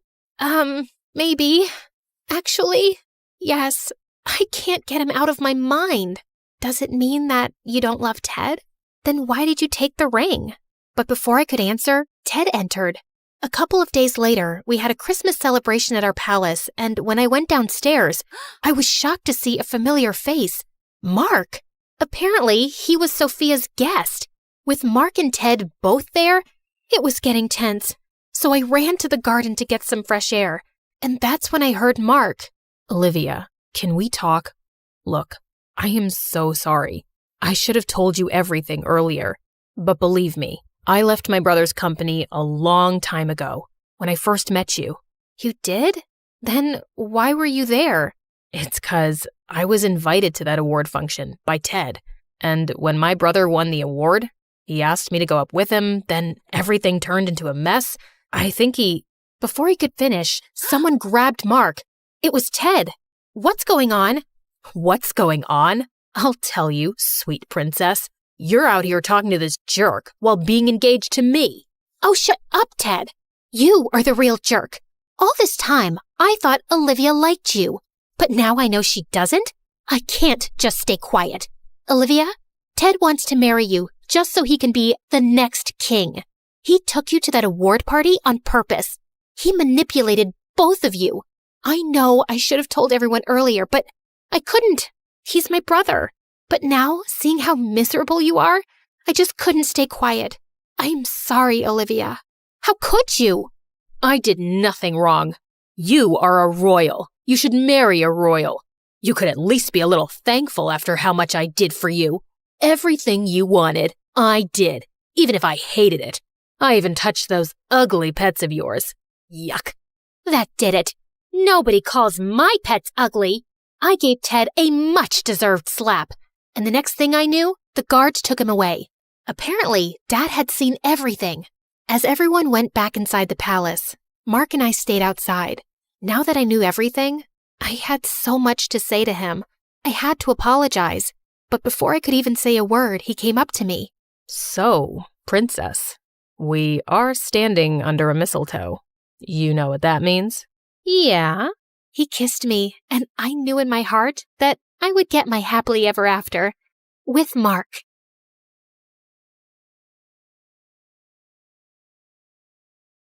Hi guys, I'm Lucy. Like and subscribe to hear my crazy story. Growing up, I had a happy life, and I basically had it all. Only one thing was missing: siblings. And since my parents were always busy, I felt lonely. So I came up with new ideas every time. Once when I was 4, I asked my driver to push my life-sized doll in a stroller to my dad's office. Oh no, she pooped. Dad, can you please change my baby sister's diaper? Oh, honey, I can't do. Remember when you cleaned my bum in the middle of the forest with a leaf? My dad looked horrified. You've got this. You can imagine my dad's embarrassment in the middle of the meeting. When I turned 8, I'd grab the neighbor's kids and beg my parents to bring them home, but they weren't convinced. So I did everything to let them stay with me as long as I could. Until, stop trying to kidnap my kid. Put down that Prada bag filled with jelly beans and get your butt home now. As they left, I started bawling, and my parents had enough embarrassment. So the next month, they adopted 6-year-old Harrison from foster care. I was ecstatic. Welcome to your new house. Whoa, it's so big. Is it an orphanage? He was so cute, but he didn't play with the toys our parents bought for him. Instead, he picked up the cans from the bin and played with those. He also kept wearing the same clothes until they got worn out. My heart just swelled. So I stepped up and decided everything for him since then. But outside the house, his innocence quickly made him a target for bullies. Like in primary school, this one kid, Finn, kept picking on him. Once, when he made Harrison wipe up his shoes dipped in dog poop, hey, gross! I went full demon mode on this kid and sent him packing. But the teacher caught me giving him a black eye. Lucy Godot Raffaelli, my office now. I was in deep trouble, and I got detention for 3 weeks, and Mom had me doing chores for twice as long. But it was all worth it. Finn never messed with Harrison again. But when Harrison turned 12, he bought ponies for all the pretty girls to get their attention. This one's for you. Her name is Chestnut, and she loves carrot-flavored ice cream. Gosh, oh my gosh, thank you! As a responsible sister, I'd have to go around to all those girls' houses later to fix the damage. Chestnut's coming back with me. Hey, is that scarf cashmere? Give that to me. Stay away from Harrison, understood? I was genuinely worried that if a girl bats her eyelids at him, he'd buy her Prada bags and skirts from Miu Miu. In high school, the stakes got higher. There were more bullies who'd trick him, but the biggest threat was the hotties trying to charm him. Thankfully, my boyfriend Justin was 100% genuine. He was handsome and the best basketball player. Harrison is totally gonna get his butt whooped. And you're going to follow him around with the baseball bat beating up anyone who tries? I wish, but I have my own stuff going on too. But maybe if you could... Nuh-uh, no way. You can hire someone like Nathan. It's not like you don't have the cash for it. I was kidding, Lucy. I sprinted off looking for Nathan. Oh, meet Nathan, the editor of our school paper. He's your typical dork, but don't underestimate him. This guy knows his work best. I remember in middle school, someone was smearing boogers on all the walls, and it turned out it was our cruelest teacher, Mr. Wobblebottom, and Nathan caught him in the act. Say cheese! So that meant if I wanted the inside scoop on any girls digging their claws into Harrison, he was the guy to ask. But when I went to the school newspaper office to find him, I didn't see him. I saw this muscled blonde guy with a nose piercing. Then I realized that it was Nathan. Wow, talk about a glow up. Puberty did him wonders. If it isn't the queen bee, what are you doing here? I wanted you to keep me updated on any girls getting close to Harrison, and I'm willing to pay anything. I slid an envelope bursting with cash across the table. But Nathan just laughed. An info for an info. Tell me more about Justin. Justin? Why? Guys want to be him, girls want to be with him, so you feed me the info on his lifestyle, and I'll help spy on your little brother. Deal? I wanted to smack Nathan so bad, but now I'm stuck. Spilling the tea about Justin isn't a big deal, and it might even get him more fans. For the next month, I got the inside track on any girls who had their eyes on Harrison and shut him down early. And all I had to do was listen to Justin a bit more when he started gushing about his new protein powder or whatever. But things got messy when the first article on Justin came out. Gains, come my ways. He stopped me at my locker and shoved his phone in my face. Do you know anything about this? Your special no-carb meal plan? In the school paper. How'd they find out about that? I eat my lunch in the gym storeroom just to keep it a secret.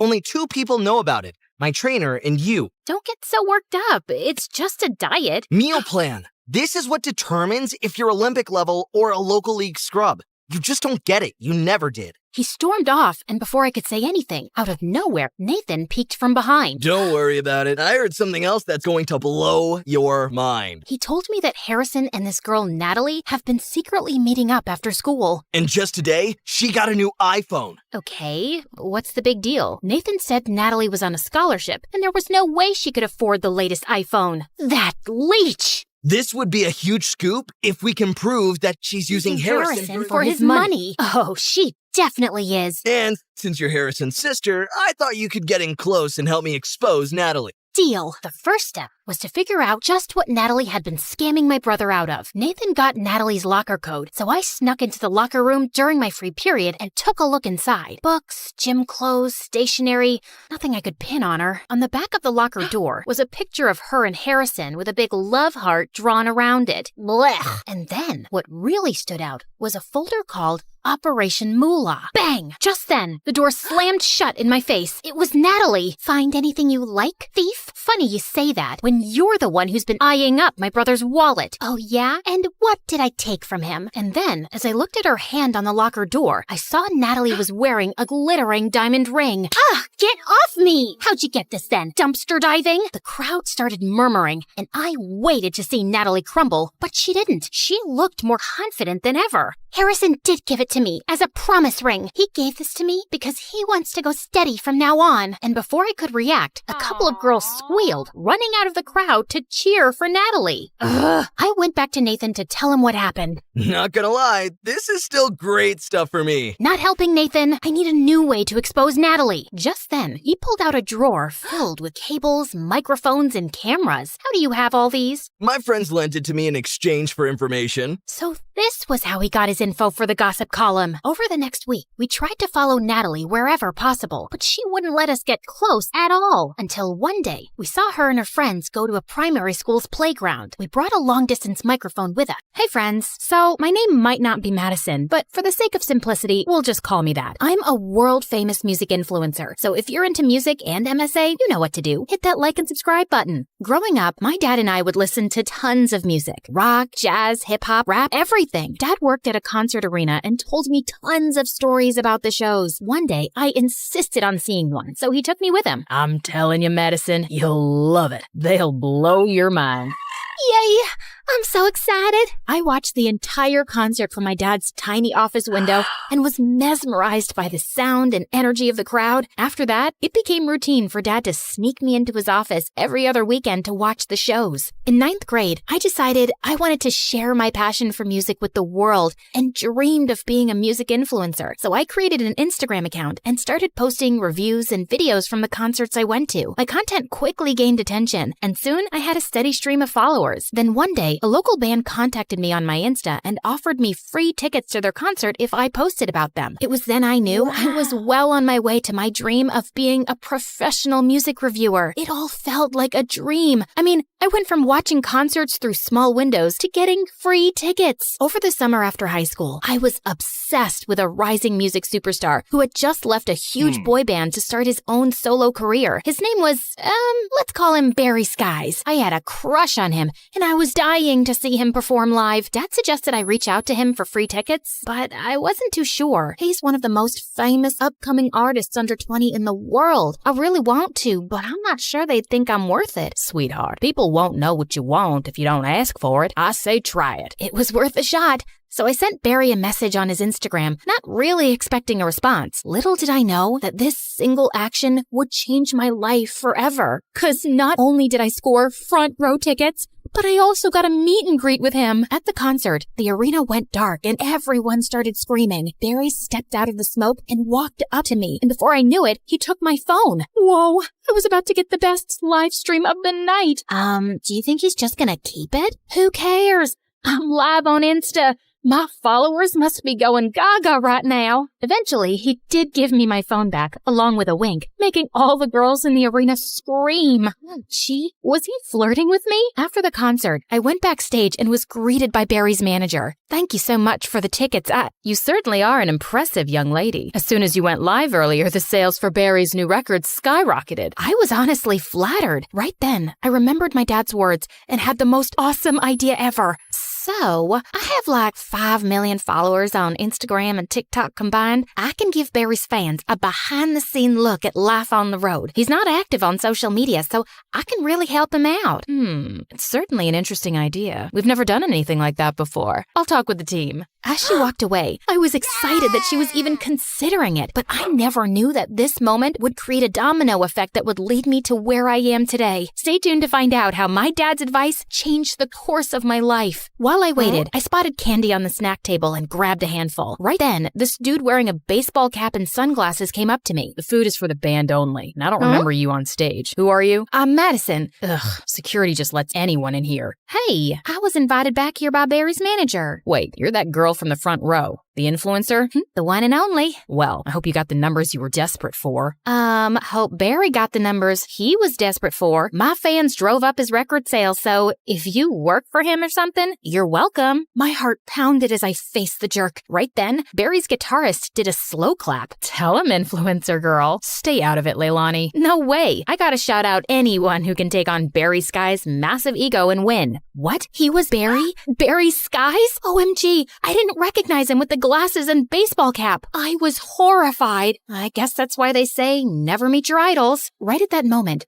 Barry's manager returned and told how the team wanted me to join them on the tour. Actually, I'm not so sure now. And this is what we'll be paying you. When I saw the contract, I had to take it. I could use the money to buy tickets to a music festival, fly first class, get a whole new wardrobe, buy a car. Okay, not buy a car, maybe rent an awesome car. I'm all yours. No way. She's not on my tour. Yes way. You need to engage your fans and she'll help you do that. See you tomorrow. Saying that, she walked away, taking Barry with her. At home, I begged my parents to let me go, and once I promised to call every day, they agreed. I packed my bags and was off on my first ever tour with a band. My first night backstage was nerve-wracking. Barry was giving me the stink eye, but then Leilani came over and put her arm around me, making me feel better. Hey, it's nice to have another girl my age here. Yeah, if I can survive Mr. Ego over there. Barry's not so bad once you get to know him. You should watch out for Mrs. Skies, the momager, though. Oh, she's his mom? Mrs. Skies had everybody under her thumb. It was obvious why Barry was so grumpy. Even the sound techs, Leilani, and the lighting guy were all scared of her. I was relieved I didn't have to deal with her. My job was to post videos of Barry performing with great captions, go live on Instagram, and keep everyone updated about what was happening backstage. The tour was going great, and I was getting tons and tons of new followers, and they all had one request. Give us an interview with Barry.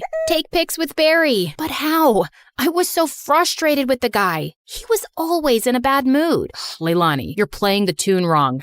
Start it again. Barry, I am not feeling well today. I am trying. Give me 5 minutes. Fine. Everyone take 5. I don't know how you do it. He's such a baby. Well, we've known each other since we were kids. Barry used to be more easygoing. I think he's just overworked. He just needs a little more fun in his life. A little fun, huh? I'd give him fun. That night when Barry opened the dressing room door, fake spiders dropped on him. The guy totally freaked out. Hey, who did this? Leilani and I cracked up watching Mrs. Skies trying to pick up the fake spiders. But when he realized they weren't real, he started laughing. Everyone else looked at him like he was crazy, but then they started laughing too. After that day, whenever Barry had a bad day, I'd pull a prank to make him laugh. I'd put a fake snake in a suitcase, fill his dressing room with balloons, have his favorite caramel apples delivered, but with onions instead of apples. Everyone loved hearing Barry's laughter, and it felt like Barry was finally being himself. He was more relaxed, and everyone had a blast on stage. Whilst everyone was having fun, in the background, his momager would be tapping her foot, reminding Barry that he's the star and this is work. I could see why he was so tense all the time. One night, I went to listen to Barry and his bandmates rehearse. As soon as I sat down on a chair, there was a loud fart noise. I was so embarrassed, but Barry just laughed like crazy. Someone had put a whoopee cushion there. Gotcha. What? You thought I wouldn't get back at you? I realized then that he knew I was the one behind the pranks.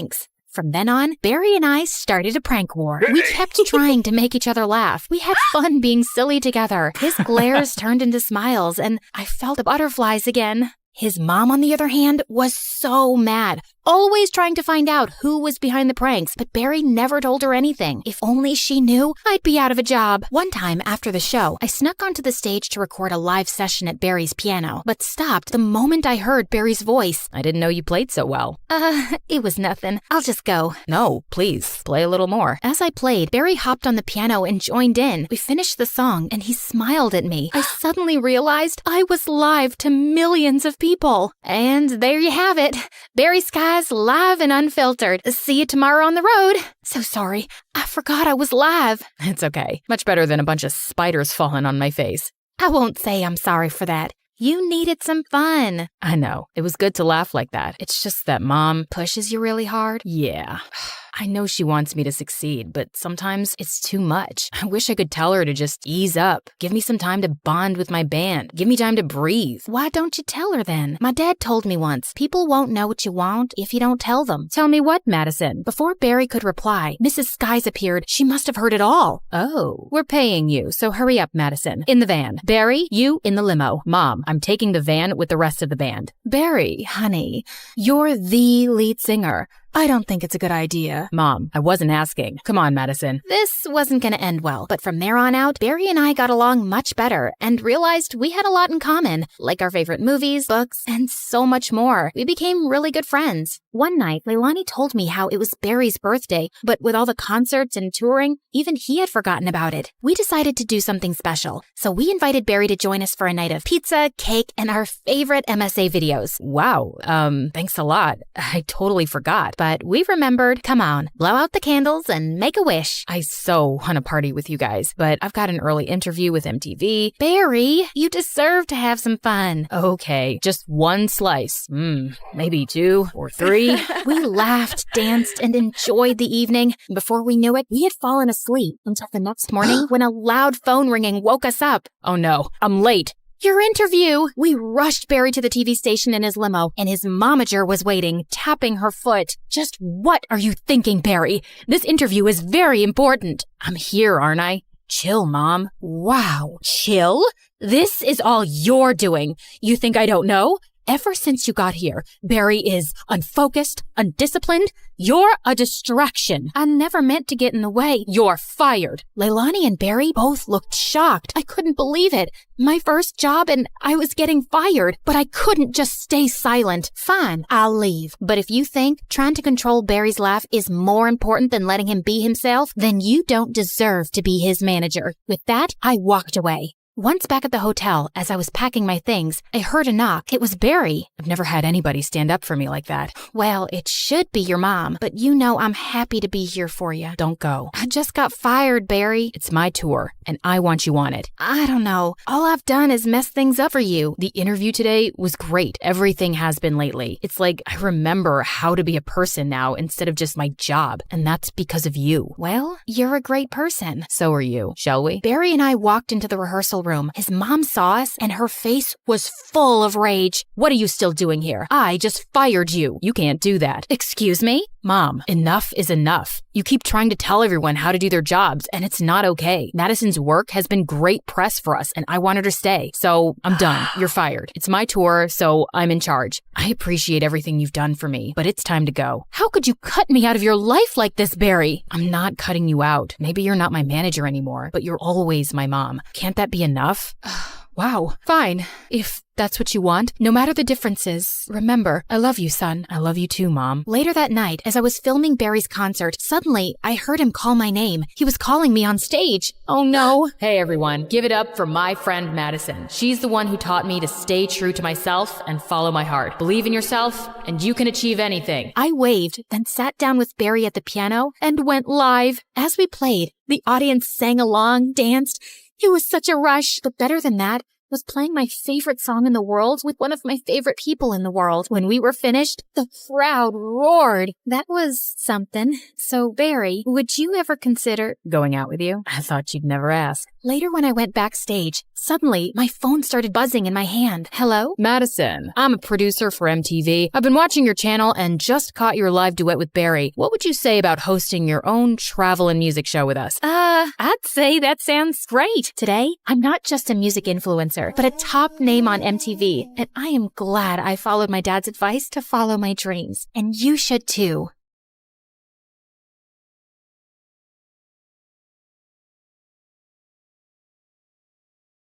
I used to think silence was peaceful. Then my mom fell into a coma, and silence became the loudest sound in the world. Everything just kept piling up. And worse, it was just the two of us. No rich dad, no secret inheritance, no billionaire auntie waiting to adopt me and fix my life. I tried to stay strong, but when the nurse gently reminded me again that we still had unpaid bills, something inside me finally cracked. I just nodded, locked myself inside the restroom, and finally broke down. I had already sold almost everything I loved. My iPad, my sweatshirts, even the tiny cute things that used to make me happy. What else was I supposed to give? My hair? Both of my kidneys? I had almost lost hope. Please, I'll do anything. I'll study harder. I'll stop complaining about homework. Okay, maybe not completely, but I'll try. I won't even call the mean girls at school ugly goblins anymore. Just, please, I need a miracle. Just then, I heard a calm woman's voice speak. If you want a miracle, then look up. Wait, like treasure? You are reading it right. A special treasure awaits you. Is this a prank or something? Hello? I slowly turned around, expecting a hidden speaker or a hospital ghost with good acoustics. But there was nothing. I did not just hear a bathroom wall answer me. The wall did not answer you. I did. This is stress. People cry too hard and start hearing things, so this is totally normal, right? Just then, an arrow beneath the message suddenly started glowing. First I'm hearing things, and now I'm seeing things. What's happening? Believe your own eyes. Only that which you see is true. What is unseen is but an illusion. Okay. Let's say I believe you for 3 seconds. So, are we talking about gold? Money? Something that I could sell for millions? Because I don't need some riddles right now. I need some miracle, or at least some actual cash. Or some treasure valuable enough to change your fate. Whether it becomes salvation or disaster depends on who finds it first. And right now, you're already running out of time. Out of desperation to save my mom, I eventually gave in. I followed her out of the restroom, through the hallway, and toward the exit, while she narrated every tiny step like a freaking GPS. Continue forward, and please do not look suspicious. Proceed to the exit. Step over the small crack. Avoid the wet spot. Lift your foot slightly higher. There is an unpleasant object 2 centimeters ahead. I stepped down, and my whole body froze. Oh, my apologies. I meant there was an unpleasant object 2 centimeters ahead. Too late. Soon, we reached a narrow alley between 2 old buildings. Miss, are you sure this is the right way? The path continues forward. Though I understand your hesitation, narrow passages often awaken the mind's instinct for danger. However, if treasure were always placed in bright, comfortable places, far few people would learn anything from searching for it. So, that's a yes? Oh, that pretty summarizes what I've said. So, yes. I finally stepped into the alley, and thankfully it was only normal scary and not dangerous and life-threatening scary. Just then, everything went silent all at once. Even the dramatic pigeon on the street shut up. Miss Lady Voice? Hello? Are you still here with me? Don't worry. I'm here. Just keep walking. Do not turn back yet. Step back and just breathe slowly. I only asked if you were there. And I answered with additional guidance. The alley stretched longer than it should have. Soon warm wind rushed past me, and when I looked back, the alley was gone, and I was now standing in an open field under a bright blue sky. Holy yummy cheese balls! Did I just teleport to another place? I also noticed a small glowing orb floating in front of me, shining softly like a tiny star. Yes, you have arrived in Mondstadt, the city of freedom, a land of wind, songs, nights, and many stories carried through time. I realized that the glowing orb pulsed when the voice lady continued yapping. So that meant her voice now had some sort of a body? So, you mean I'm not somewhere in Europe and not dreaming? Yes, this is not Europe, nor is it a dream. A world with its own laws, gods, stories, wounds, and miracles. Why am I exactly in this unfamiliar land? I just want my mom to wake up. Then keep walking, Sabrina. The treasure hunt begins here. Fine. If this treasure can really give me a miracle, then lead the way. Watch out! Explosive encounter highly likely nearby. Explosive what? Just then, a loud boom suddenly echoed from somewhere near the trees, and a tiny red figure then burst out from behind a bush. Ta-da! Clee is here! Spark Knight of the Knights of Favonius. She is known throughout for her enthusiasm, remarkable explosive talent, and a long history of incidents that are best described as energetic. Sorry about that. Clee was only doing a little fish blasting. Well, maybe not a little, but the fish tastes so good, so Clee thinks being grounded for a day is worth it. Anyway, are you here for the treasure hunt? You know about that? Uh-huh. Miss Nicole told Clee. She said a dear traveler named Sabrina would arrive. Wait, you can hear her too? And she actually has a name? Of course, Miss Nicole is the best. And she talks inside heads because she can't talk with her mouth. Mom says she's very smart and very nice, but also talks a lot. Alice said that? Yep. I see. Clee skipped closer and grabbed my hand like we'd been friends for 10 years. Can Clee come play with her today, Miss Nicole? Please? Yes, you are allowed. As far as Alice is concerned, nothing is more important than a request from her beloved daughter. Yay! But why does Sabrina look so sad? Did someone make you cry? Was it a bad guy? Clee can blow them up! Only a little. Well, maybe not a little, but Clee will try. I'm not sad. You are.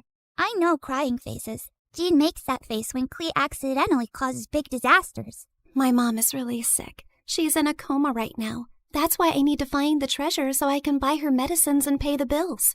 Clee gave me a soft smile and squeezed my hand. Mom always says love can travel very far, even farther than my best bombs. So your mom's love must still be with you too, even if she's sleeping. Thanks, Clee. You're welcome. And don't worry, we're going to find that treasure, help your mom, and only blow up the bad guys. Maybe we can do the first two without the third one? Clee will try very hard. Just then, Nicole's panicked voice suddenly filled my head. Watch out! Hilly Charles incoming! Hilly what? Literally 6 seconds later, masked monsters burst out of the bushes, and Clee pulled out her bombs like this was a normal Tuesday. Jumpy, jumpy, go! Boing, boing, boom! Yeah! Oh my god, am I gonna die? Stay calm. Step back. Duck! Now! Before I could fully lose it, golden light bloomed beneath us. Moment of birth. A glowing flower platform rose from the ground, blocking the monsters just in time. Then a calm boy appeared above us and landed lightly. Mr. Albedo, you came! Clee knew you would. I heard explosions nearby and thought it would be wise to investigate. Finding Clee here confirms my hypothesis. Sabrina, this is Mr. Albedo. He's like my big brother, and he's super smart. Nicole quickly explained that Albedo was the chief alchemist of the Knights of Favonius, and that his knowledge of ancient mechanisms would be very useful for our treasure hunt. Clee is my little spark knight. I need to keep her safe and sound. Besides, investigating the unknown is certainly my thing, so count me in. Well, I guess the more the merrier. After that, Nicole led us to Thousand Winds Temple, an ancient ruin full of broken pillars, weird symbols, traps, slimes, and things that clearly wanted me flattened. But somehow, because of Nicole's directions, Albedo's magic, and Clee's little bombs, we made it through. I thought you were just going to lead me to the treasure. You did not warn me about all this. Seriously, did I get transported into a video game world or what? A world is only called a game by those watching safely from the outside. To those inside it, every path, every danger, every choice is real. Wow, that was beautiful, but also very unhelpful. Then allow me to be more direct. Keep moving. Something larger is approaching. Larger? Just then the ground shook. From the dark corners of the ruin, 2 giant metal monsters slowly woke up. Please tell me those are statues. Please. Unfortunately, no. Those are ruin guards. Ancient machines built for battle. And judging by the glow in their eyes, they have already identified us as a threat. Before I could pee my pants, someone crashed down from a broken wall and stood between us and the machines like a walking shield. One swing sent a ruin guard flying back like a stupid little tin can. Whoa, this guy looked like he could punch a mountain and the mountain would apologize. Uncle Varka, you came! Klee knew you would. Now the big metal meanies are in trouble. Ah, the almighty Knight of Favonius to the rescue. How timely. Ha! Miss Nicole! Didn't expect to find you leading children into ancient ruins. And I didn't expect you to enter by jumping from a wall. Yet, here you are. Fair enough. When the coast was finally clear, Albedo calmly stepped toward the broken machines and found a small glowing fragment inside them. The moment he lifted it, the air around us shimmered. The first clue has awakened. First clue? Nicole's glowing orb rose into the air, stretched like a flower opening, and became a beautiful woman. Well, there you are. I was wondering how long you planned to stay as a floating light. Wait, you're Miss Voice Lady? You actually had a physical form this whole time? Nicole looked at me, and even though her lips did not move, her voice gently entered my head again. My apologies. Until the first clue awakened, I could only guide you through a small projection of my presence. Now that the path has opened, I can take this form before you. However, for certain reasons, I am unable to speak. This is the only way I can communicate with you. Now then.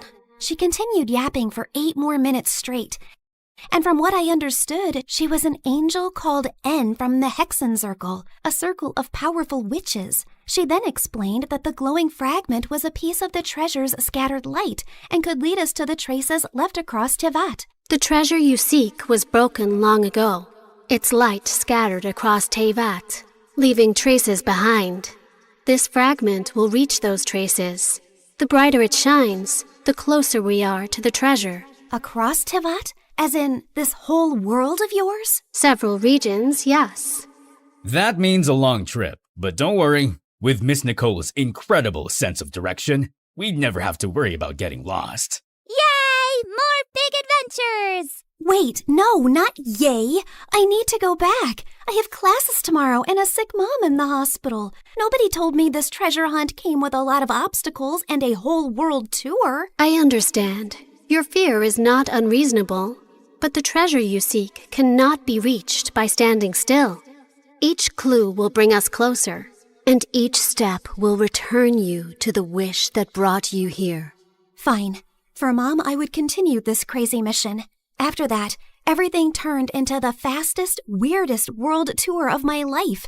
The mute angel continued her directions like an unmutable treasure hunt navigation guide, dragging us across a giant magical map, jumping from one region to another, while I tried my best to stay alive and understand what was actually happening. In Inazuma, the sea was angry, the sky was angrier, and my stomach was fighting for its life. Storms often remind mortals that control is an illusion, and yet... Miss Nicole, respectfully, I'm about to throw up into the ocean. I suggest you give the kid the short version, Miss Nicole. Very well. Storms pass. Thank you. That one helped.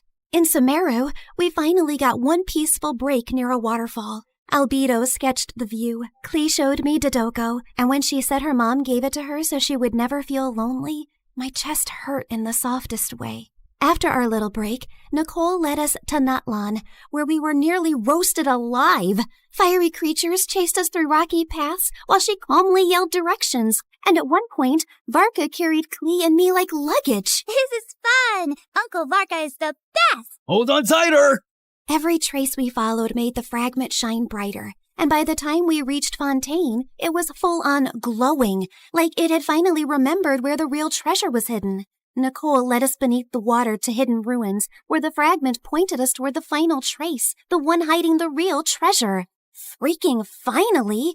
Soon, we found a mysterious sealed door, and Albedo figured it out like a puzzle in minutes, using one of Fontaine's underwater mechanisms like it was nothing. The sealed door opened, and I thought we had finally reached the treasure. Behind it were more passages, hidden compartments, and even more puzzles. I swear to God, is the treasure shy or what? Ancient civilizations valued protection. Finally, we reached a chamber where a small chest waited on a pedestal. I opened it with shaking hands, but there was no gold, no money, no jewels, nothing I could sell. Inside was just a small, broken, flower-shaped relic. No, we traveled across Tivat for this? For a broken thing? It is indeed damaged.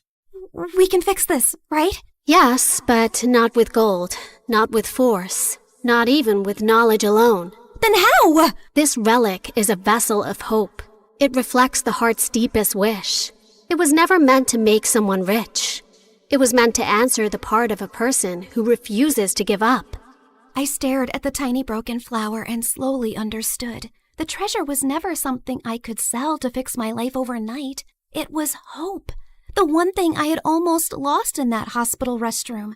Nicole said every region had left something inside me. Courage, endurance, wisdom, strength, and truth. I held the broken relic and thought of Mom's smile, her warm hugs, and the little things she did whenever I was sad. I wish for my mom to wake up. I don't need gold or anything. I just want more time with her. Please. Just then, the relic started glowing. Golden light filled the cracks, and the broken petals slowly repaired themselves until the flower became whole again. You fixed it! The restoration is complete. The way home can now be opened. A portal appeared behind us, and my chest hurt when I realized I was really leaving them. They were supposed to be just my treasure hunting team, but somehow they had become my friends. Klee hugged me first and gave me a tiny Dodeco charm. So you won't forget Klee. Fear doesn't mean you're weak. It means what you're fighting for matters. Always remember that, kid. If fate allows us to meet again, perhaps we could continue this conversation over dessert. You asked for a miracle, but you were the one who kept walking toward it. Remember that, too. After a tearful goodbye with them, I finally stepped into the light. When I opened my eyes again, I was back in the hospital restroom. I thought it had all been a dream until I felt Klee's Dodoku charm in my pocket. So it was real. Everything was real. I ran back to Mom's room. The bills were still there. Mom was still sleeping. But I felt different. Scared, yes, but not empty and hopeless anymore. One day, my seatmate was secretly playing some online game called Genshin Impact, and the second I saw her screen, my soul almost left my body. The characters looked way too familiar. And then it hit me. So I was in a game? That night, I downloaded the game beside Mom's hospital bed, and when Nicole's banner finally appeared, I pulled for her. Not gonna lie, I really miss her voice and her endless yapping about lore and random facts. Step into the world of Genshin Impact, the open-world action RPG where you explore, battle, and uncover the secrets of Tivat across PC, mobile, and console, all seamlessly connected. Experience exciting new adventures in Luna 7 Truth Amongst the Pages of Piranha, featuring powerful new weapons, fun minigames, and exciting rewards to enjoy. Uncover a brand new story chapter in Sumeru. Meet new Wishbanner characters like Nicole, Prune, and Lowen. One afternoon while I was studying beside Mom, her fingers finally moved. Mom? Hey, sweetie. Mommy, you're awake. You're really awake. I missed you so much. And for the first time in a long time, the silence in the room did not feel scary. It felt peaceful at last.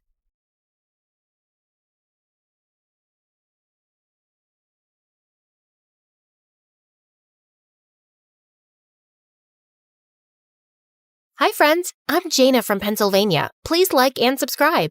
I grew up happy. My dad worked in marketing and my mom was a teacher. We had a beautiful big home, white picket fence, even a dog named Biscuit. Every birthday I got a huge party, and every summer we stayed at a house by the lake. My friends and I spent every moment together. Everything was wonderful. Then my dad lost his job.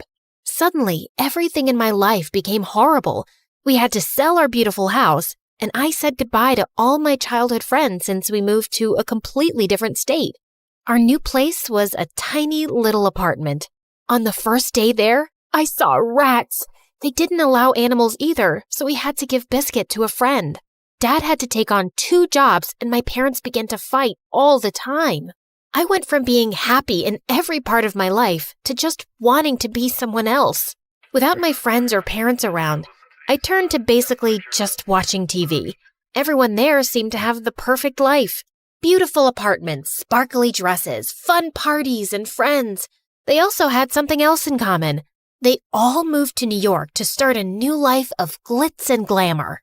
Maybe if I went to New York, I could be someone totally new too. As soon as I turned 15, I started working at the local ice cream shop. I saved every single penny, smiling even as the rudest people came into the store. This strawberry ice cream is too pink. My kid dropped his ice cream. We want a new one. This is melting. I want my money back. It didn't matter what they said to me. All I cared about was saving for my new life. Slowly, my savings started to add up. By the time I turned 16, I had enough for a weekend in New York. I knew I couldn't have a whole new life yet, but for now, a weekend would be enough. I finally told my parents on the morning of my birthday. I'm going to New York for the weekend. New York? That's so expensive. We can't pay for that, honey. I saved up from the ice cream shop. Okay, but call us every day, okay? Yeah, sure, whatever. They dropped me off at the train station and I was off. I was so excited to finally be on my own and knew that at least for the weekend, I could be whoever I wanted. New York was so exciting. I could go wherever and do whatever. I tried on dresses at a fancy department store. I bought a hot dog from someone off the street, then got sick an hour later. But it was okay. I was living my dream. Finally, I went to the hotel I booked. I dreamed of gold chandeliers and well-dressed doormen and expensive steak dinners the whole train ride here. Instead, I got this. The hotel was tiny, dirty. Flies buzzed in the lobby. I didn't even have my own room. It was filled with other people and I just had a single bed. I think there's been a mistake. Nope, this is what you booked. Welcome to New York. This was not what I imagined my New York trip would be like, but it was all I could afford. Even in my dream city, I was still the same person and my life hadn't changed at all. Suddenly, New York didn't seem that great. It was smelly and dirty and there were way too many people. Hey, watch where you're going. Who are you looking at? Nothing, Hey! Someone bumped right into me and I nearly fell over. As I stood up, I realized he had stolen my wallet. I ran after the thief, but after a few minutes, he was gone. Now I didn't have anything. It was all too much. People were so mean. I started to cry in the middle of the street and people began staring and pointing. It was so incredibly embarrassing. Finally, I decided to just go into the nearest building to get away from everything. Wow. This was the hotel of my dreams. Big, beautiful chandeliers, doormen in fancy suits, rich women drinking champagne and dressed in sparkling gowns. This is who I wanted to be. I was so enchanted by everything that I ran headfirst into someone. Ow! Elena. Huh? That wasn't my name. This man must have confused me with someone. Where have you been? You can't just run off without telling someone. Who even are you? I'm Stefan. Your parents sent me to make sure you stayed safe. You have to tell me when you leave the hotel. Come, let's go back to your room. My room? The one with the bed surrounded by other strangers and mice? It was the last place I wanted to be other than home. I almost ran. Then I noticed that Stefan wasn't taking me out of the building at all. Instead, he was taking me further into the hotel. I was shocked as I stepped into an elevator completely made of gold. It whisked us away so high and so fast, I almost got sick. It felt like we were flying. The elevator doors opened directly to a hotel room. No, not a hotel room. A penthouse. This is my room? I know, it's not big enough, but you have to deal with it for now. And again, if you want to leave, you just have to ask. Your dad just wants to make sure you're okay. Not big enough? This place was a palace. Stefan left, and I had the whole room to myself.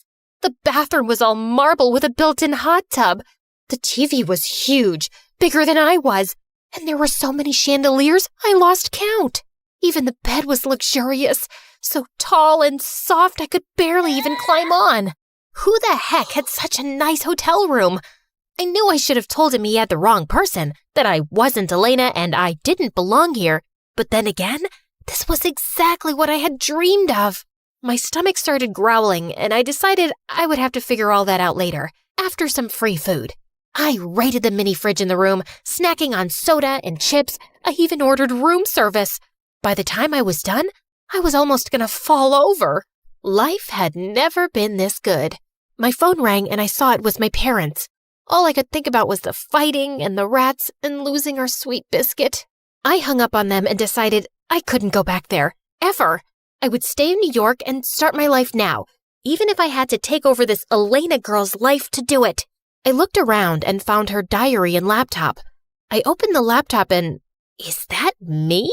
Suddenly, I realized who she was. Elena, a famous actress. My friends used to joke that she was my alter ego. Jaina and Elena sounded similar after all, except while Elena was living a perfect life, I was stuck with nothing at all. Elena would probably be back soon. If they caught me in the room, I would get in huge trouble. I had to get out of here before I was arrested or kicked out. But maybe I could go with a little something extra since my wallet was stolen after all. After changing into Elena's clothes, I told Stefan I was going shopping. He insisted on coming with me. When we got to the store, I said, I forgot my card. He just sighed and handed me the money, no questions asked. It was more cash than I had ever seen in my life. With this kind of money, I didn't have to go back to Pennsylvania at all. I grabbed a bunch of clothes and told him I was going to try them on, but as soon as I was out of view, I made a run for it. Maybe New York hadn't been that great at first, but things were going to be different now. Or so I thought. I hadn't even walked more than a few blocks when I realized I had forgotten my phone. But that was the least of my problems because suddenly someone grabbed me from behind and everything turned dark. I woke up a few hours later, feeling dizzy and confused. Where am I? You! Hey, you! I looked around and saw a girl staring at me from across the room, but she was in total dark, so I couldn't see her. What are you doing here? I don't even know where here is. I don't even know who you are. Well, I've been kidnapped. It happens a lot, to people like me. What I don't understand is why you're here. I've never been kidnapped with other people before.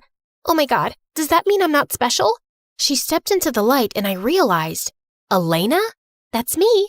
Now, who in the world are you? I'm Jaina. Jaina. You seem familiar, but I don't remember meeting you at a party or a ball. We look a bit alike. As if I could never have such ratty, dull hair. Or put together an outfit that horrible. Horrible? It's your jacket. Oh my God, it is. You're stealing from me? What? No, well, kind of.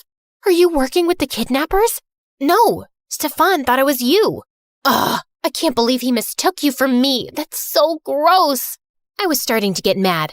This girl was so rude. We have bigger problems here. Maybe you get kidnapped a lot, but I definitely don't. I'm gonna get out of here, with or without you. Now, are you gonna help me or not? Elena stared at me for a long moment. Fine, but only so I can yell at Stefan. The two of us sat down and hatched a plan. The kidnappers come to check on us every few hours. They have to unlock the door, which means we can escape. How about I pretend to be hurt so they have to come all the way in? Then you can knock them out. I'm the actress. You knock them out. Ugh, fine, okay, then what? We have to tell someone where we are. How the heck are we gonna do that? We gotta steal a phone. Suddenly, our planning was interrupted by something outside the basement. We eavesdropped through the door. What are they saying? They don't know which one of us is actually famous. That's why they kidnapped us both. We only have a little time then. Once they figure out which one of us is the real Elena, who knows what they'll do? Probably wonder how they could possibly have been so dumb to think someone like you could be someone like me. That kinda hurts, Oh, sorry. I'm not very good with people.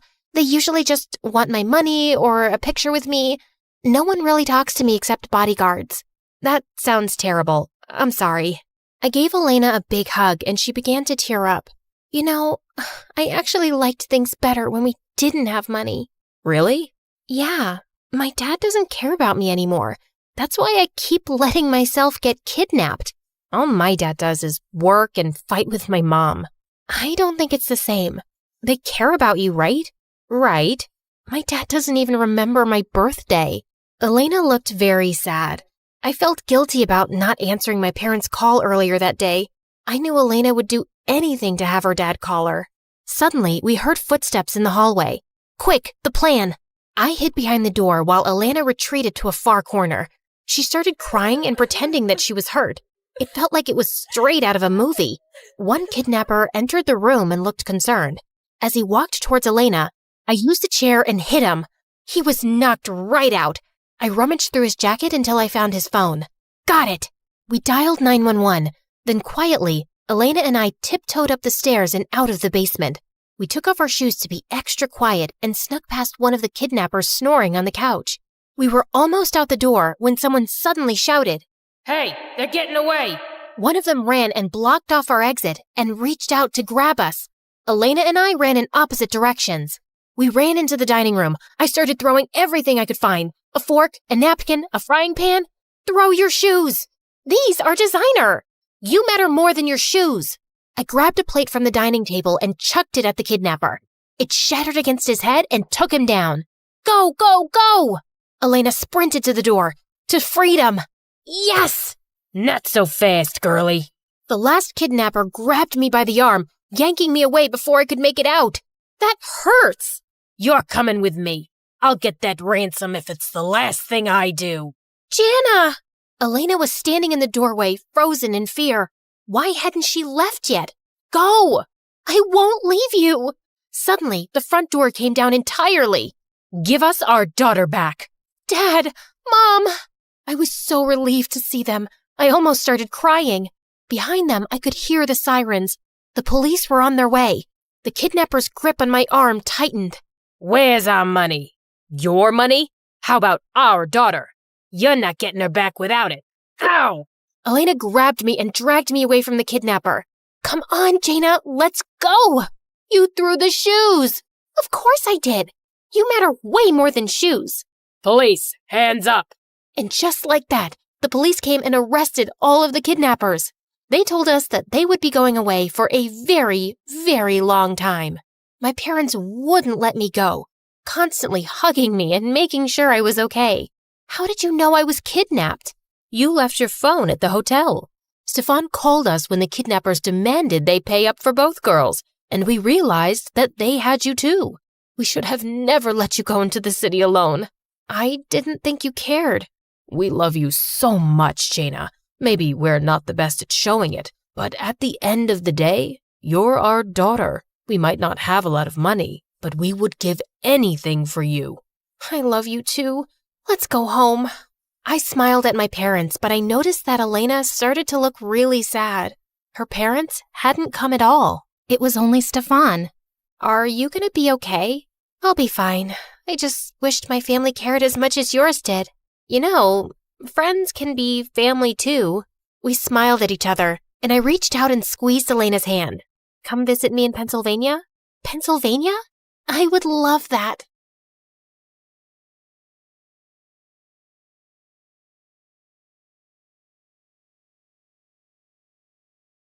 Little Natalie's tummy couldn't stop growling. She had been hungry the whole afternoon, but it was evening now and her mom wasn't home yet. Those rich people should stop making my mom work so much. I wish we'd never moved from France. Mom didn't have to work so hard there like she does here. As she walked outside, she heard loud music coming from the biggest mansion in the whole countryside from afar. Her tummy told her to go there, and she found out there was a large party happening in the garden. Natalie started drooling when she saw the huge feast. She tried to sneak in, but a group of women blocked her. Where do you think you're going, little girl? I'm hungry. Can I have some meat, please? And a glass of juice, too? Just look at her dirty clothes and hands.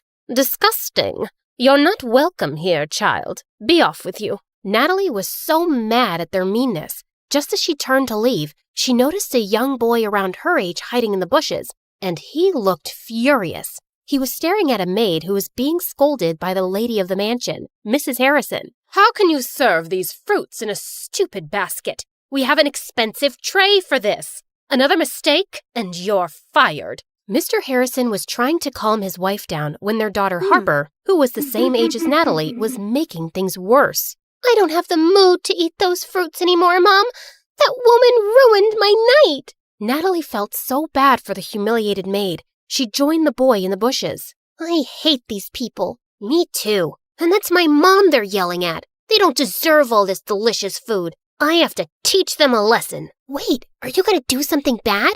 Mom said you shouldn't do bad things no matter what. But he just ignored her and dragged a bag of manure lying close by. Then he started climbing a tree that overlooked the garden. But moments later, the branch under him cracked, and he went tumbling down straight onto the food table, spreading cow poop everywhere. Everyone screamed, and Mrs. Harrison looked ready to explode. She yelled for security, and Natalie thought she had to do something to save her friend. And with that, she ran towards the nearest barn, rode on a young horse, and made it run around the garden, completely ruining the party. You little rascals! Natalie grabbed the boy's hand, and they fled the scene. I can't believe you just did that!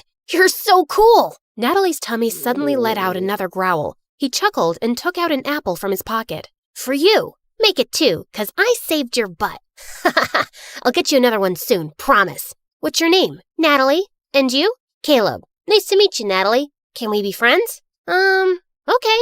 And since then, Caleb and Natalie became best friends. Growing up, they shared their love for food and their hate for rich and mean people, especially for people like the Harrisons. Caleb was 11 years old when his mom met a guy, Mr. Cross, a gardener for the Harrisons. His mom said that from now on, Mr. Cross would be taking care of them.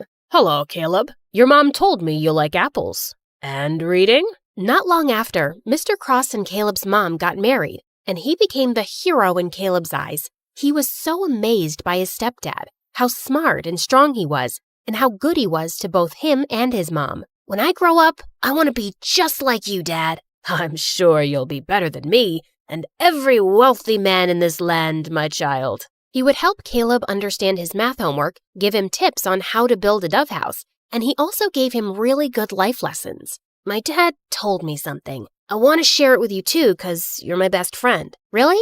Tell me. He said, sometimes we need to stand up for ourselves and fight back, whatever it takes. Yes, we fight back the right way. Mom said we shouldn't do bad things no matter what. I know, you told me. But is it bad to defend ourselves? Do we just let other people do bad things to us and say nothing? You always speak about how unfair the system is in this town for poor people. Yeah, I do think that. Like, if someone hurts you, I'll hurt them too. Natalie was surprised by how firmly Caleb said it. Suddenly, as she changed her position, she lost her balance and fell. Caleb laughed and helped her up. Now, I don't know how to hurt the fence or the ground, but Caleb then kicked the fence and stomped his foot on the ground. Natalie found it funny. She liked the thought of Caleb as her protector and felt really lucky to have a best friend like him. And over the years, she grew to like him as much more, but she was too scared to admit it, too scared to ruin their friendship. One day in high school, she decided to cook his favorite food and surprise him at lunch, but her heart ached with jealousy when she saw him laughing with some girls in the canteen. She was leaving when Caleb called her name and walked up to her. Is that for me? Before she could reply, the girls jumped in and glared at Natalie. Why are you friends with that dumbhead, Caleb? Same question. Handsome boys like you should hang out with pretty girls like us. Suddenly, Caleb wrapped his arm around Natalie's shoulder. My girlfriend is not a dumbhead. She's the smartest, coolest, and most beautiful girl I've ever known. So please, stop talking rubbish about her. Girlfriend? As the humiliated girls left, Natalie turned to him. Why did you tell them that nonsense? Those girls are going to hate me forever. Are you mad? Yes, I'm mad because you lied. We're not dating. We're just friends. Fine, I'm sorry. But what if I wanted to be more than that? What do you mean? Can I hold your hand? No. I love you, Natalie. I've loved you since we were kids. Do you love me too? Caleb's sincere gaze made her melt. Yes, I think I feel the same way. Caleb started to lean in closer, and when their lips finally touched, She felt like she was on cloud 9. After that, the best friends became lovers, and Natalie was really happy with Caleb as his girlfriend. But over time, things started to get complicated. His mom fell really sick, and his stepdad's earnings weren't enough for her medicines. So Caleb was forced to take more part-time jobs around the farm. He hardly had any time to spend with Natalie anymore. Meanwhile, that night at the Harrisons, the family was having their usual dinner. Mr. Harrison was talking about the progress of their business, while Mrs. Harrison was being pushy towards their son to date someone. I don't understand the rush. I'm so young, I'll have plenty of time later on. You have plenty of time now. I don't, Mom. I'd rather focus on school than date. Love is nothing but a stupid distraction. All work and no play makes people really dull, darling. Remember Sheila? Benjamin's daughter. I think she's a nice girl. Mom, I don't like her. She's weirdly obsessed with me. Duke, she cares about you. Let him be for now. Don't push him so hard. He'll eventually find someone. But Sheila might not be around till he decides he's ready. And I think she would be so good for him. She's a smart young woman. They're perfect for each other. I have no interest in wasting my time on girls right now. Oh, brother, how about boys? Do you want to share something? Shut up, Harper. Well, Sheila and her parents are visiting us soon, and you will spend time with her so you can get to know each other. Who knows? Maybe it will end in a wedding. Hearing that, Duke suddenly felt the urge to lie. I'm sorry, Mom, but I already have a girlfriend. What? I said I'm not dating Sheila because I already have a girlfriend. Since when do you have a girlfriend? Since 6 months ago, but we kept it a secret. I don't want people in my business.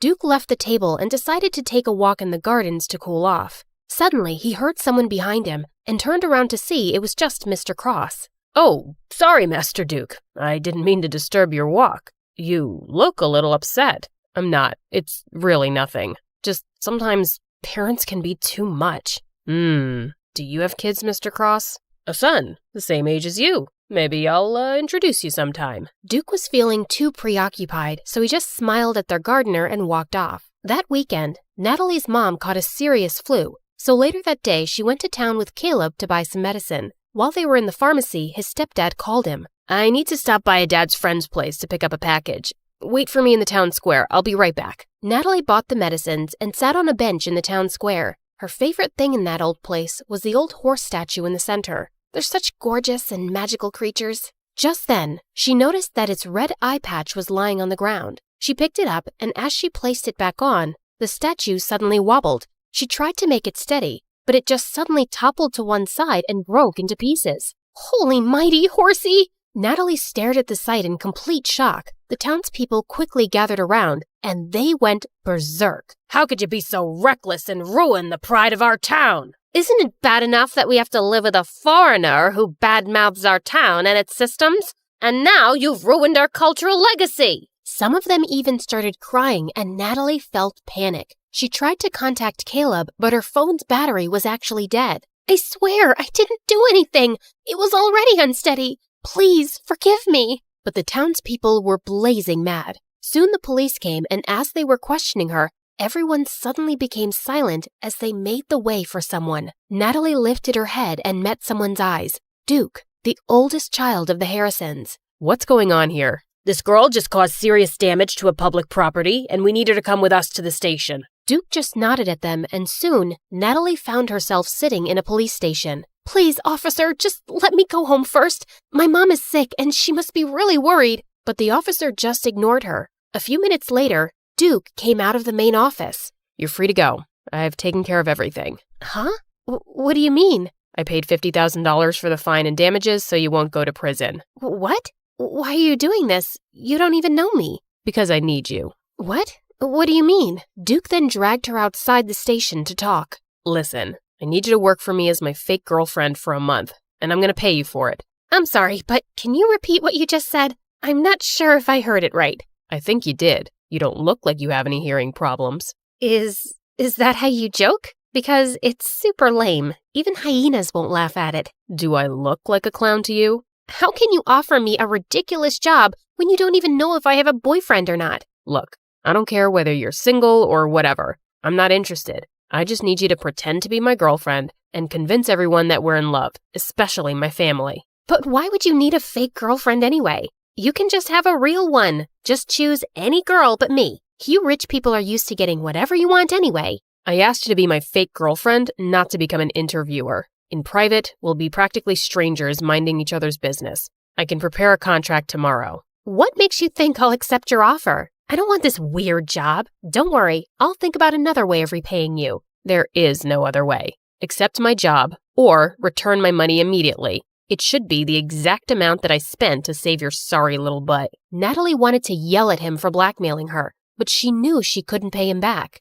Let me think about it. I don't have much time. I'll give you a day. Let's meet at the cafe tomorrow, same time as this. Before Natalie could say anything more, he turned around and left. When she got home, she found Caleb's messages saying that he'd be staying at his stepdad's friend's house for the night. Natalie really needed to talk to him, but she was also worried about how he would react. She also didn't want to tell her mom about this yet and stress her out. So later that night, she went to her favorite spot on the farm to think it over alone. Suddenly, Caleb appeared beside her. Hey, what are you doing here? Wait, Nat, are you crying? Tell me what's wrong. She didn't have a choice but to tell him everything. Are you serious? You shouldn't have let him help you. He took care of it himself, and I could never pay $50,000 on my own. But of all the girls, why does he want you? This is stupid. I thought Harper was evil. I didn't expect that her brother would be worse. Look, if he didn't help me, I'd be cold and miserable in jail right now. But he obviously helped you just to force you into this stupid job. What am I gonna do? He left me with no choice. Seeing my girlfriend dating another guy is torture, Nat. It doesn't matter if it's fake or not. Caleb got up and furiously kicked some rocks. Okay, fine. I won't do it. I'll have to think of another solution then. As Natalie's tears poured, Caleb sighed and sat down. Okay, I'm sorry. Don't cry, please. Let's talk this over. You'll just be acting, and it's only for a month, right? And are you sure he's paying you a huge amount for it? Yes, I'll just be a fake girlfriend. I'll never fall in love with that jerk, ever. Okay, I'll agree to it, but on one condition. What is it?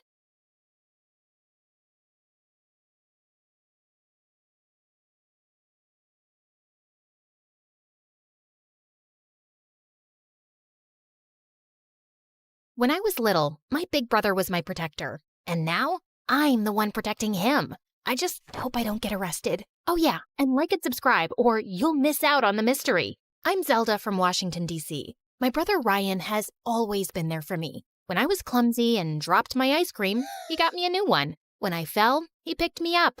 And when I watched a scary movie, he covered my eyes. And when he had to go somewhere and leave me alone, I want Ryan! On my birthdays, he always gave me the best presents. One time, he even paid the zoo to let me meet the giraffes and elephants. Mom told me he worked all summer to afford it. Since he was so cool, brave, and awesome, you'd think he'd want to be an astronaut when he grew up, or a lion tamer, or a dinosaur catcher. It's a thing. Look it up. But no. Because our mom had to support us both by herself, ever since he was little, his dream was to buy her a house one day and be rich enough that she wouldn't have to work anymore. That and take me on a grand adventure, which was my dream. Yeah, my brother's better than yours. Deal with it. Ryan got a super cool Mustang. He would always pick me up after school, and of course, all the girls swooned and every single one of the boys was jealous of him. I was the most popular girl in school without even trying. What kind of music does he like? Does he have a girlfriend? How can he afford such a cool car? Is he rich? Take it easy, girls. I'll tell you everything you want to know. My brother works for NASA. He's an engineer. He's saving up to buy my mom a house. No girlfriend. If he had one, I would be the first to know. And as for music, he and I listen to the same kind. Synth. The girls are always asking questions about you. They're all in love. What do you tell them? Just the usual. It's not like you're a mystery or anything. They don't need to know my business. Next time anyone asks, tell them you don't know. What? Why? Look, NASA is secretive. I can't tell everyone about what I do there. The government doesn't want anyone to know. I wish I could tell you more, but I can't. Actually, we really can't talk about it at all. I've already told you too much. Just be cool about it, okay? What? No. I want to know everything. Tell me immediately. Maybe someday I'll be able to explain, but for now, keep everything I said between us. Ryan, that's not fair. Life's not fair. Here we are. Go on. I have to go back to work. I'll see you on your birthday. My birthday's next week. I have school tomorrow. You have to pick me up. Oh, right. Ryan, I'm worried. You're acting weird. Don't worry, little Z. I can handle myself. He dropped me off and drove away like he always did. Except this time, something felt different. Government jobs are very hush-hush. I'm sure he's perfectly safe. Please, respect his wishes and just leave him alone, okay, honey? He forgot my birthday. He never forgets my birthday. He's been a little distracted lately, just a little stressed. But he's okay, I promise. But I knew Ryan more than anyone, and he seemed worried.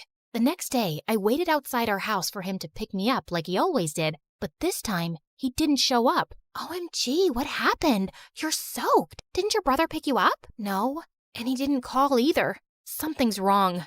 I texted him all day, but there was no response. After school, with all the girls waiting to see him like they always did, I stood at the curb, looking right, left, waiting, calling, and yeah, you guessed it, he didn't show up. My brother, who had been there for me since the day I was born, was now missing. Mom, I can't find Ryan anywhere. He won't answer his phone, and he didn't pick me up today. Oh, honey, I'm sorry, I forgot to tell you. He texted last night and said his phone's dying. He'll be getting a new one soon, but he won't be able to reach us for a few days. Why didn't he tell me? He was acting strange yesterday in the car. Something is going on with him. What if they heard us? Who? The government. What if they listened to our conversation? And now, honey, you're just so used to him being around, and now you're extra worried. This is probably the longest he's been away from you since he graduated college, isn't it? Well, yeah, but it's strange that he didn't text me when he texted you. And why didn't he pick me up? Maybe he had car trouble and couldn't call you. Don't worry. Your brother can take care of himself. He always has. Why wasn't Mom more worried? Everything felt wrong. Was I just being paranoid? She left in a hurry to go to work, and I was alone with my thoughts. Everything Mom said was true. But then again, he really was acting weird yesterday. And just because Mom got a text from his phone doesn't mean it was really him. I had to be sure.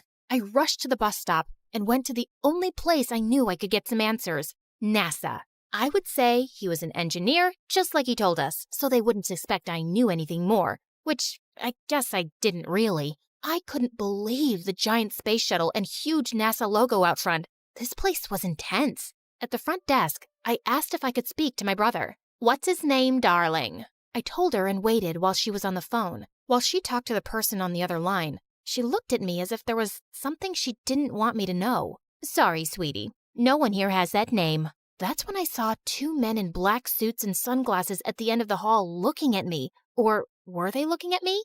Maybe they were just waiting for someone. I didn't want to find out, so I hurried out of there. I had no idea what was going on. It didn't make sense. Unless they really didn't want anyone to know where he worked because he was part of some top secret mission. Without any other choice, I decided there was only one more place I could go to try to find him and find some answers. His apartment. I had only been there one time when I was about to move in a year ago, but I had written down the address. The building was super tall and fancy. I ran to the door and pressed the number to his unit. When an old woman answered, I asked if my brother lived there, thinking maybe she was the maid. "No, he doesn't live here. Sorry." My head was spinning. What the heck was going on? I saw my brother almost every day since we were little. I knew him, didn't I?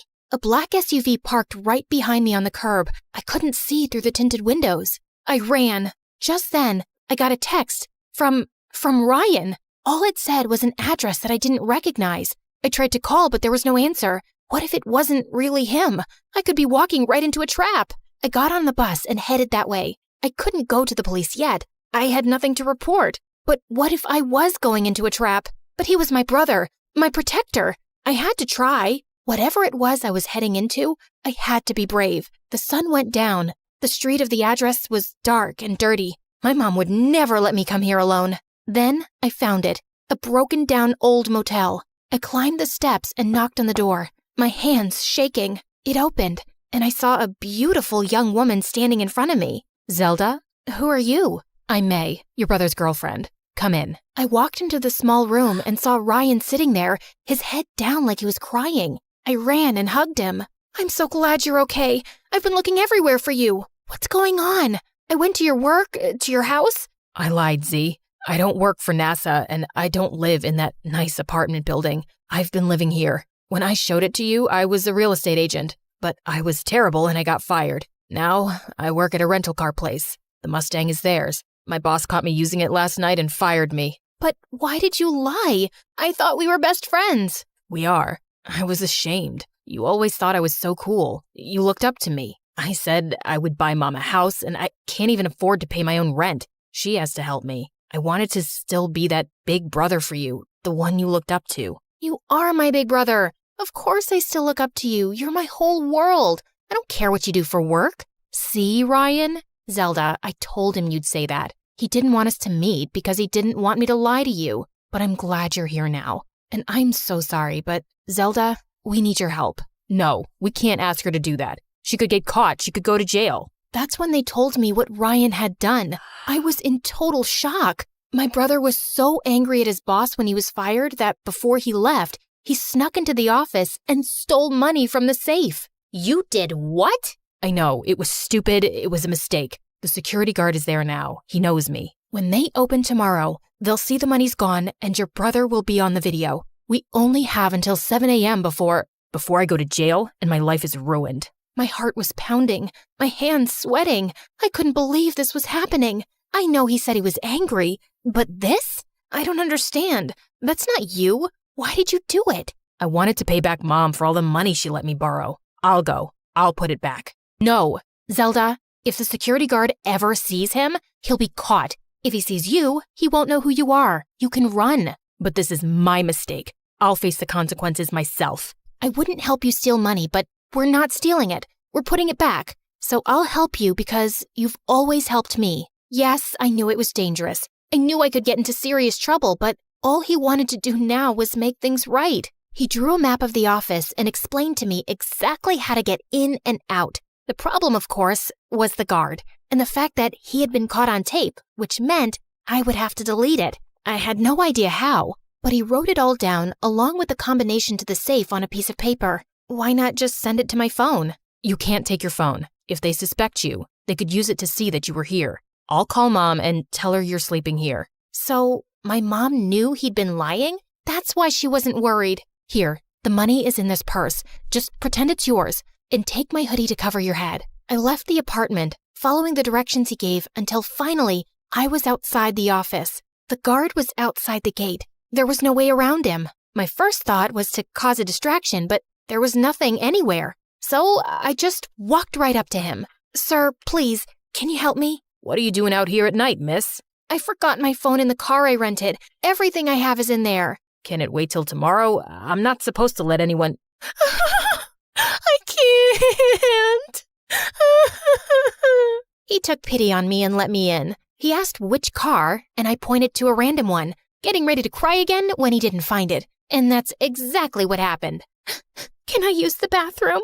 In the stall, I checked the paper Ryan gave me. I had to climb into the vent to get to the office. I knew the guard would get suspicious, but there was nothing else I could do. I just had to hope he was too uncomfortable to go into the women's room. Before I put the money back, I wanted to make sure the video of my brother was deleted, so I went to the computer. There was a password, but Ryan had written it down on the... Where was it? I checked all my pockets and even the purse. It was gone. The door flew open, and the security guard aimed his flashlight at me. Come with me, young miss. I failed. There was nothing I could do now. He led me out, and at the gate, I saw the black SUV, and from inside, a man in a dark suit and sunglasses was waiting for me. What was happening? When I got close, the man smiled and took his sunglasses off. It was Ryan?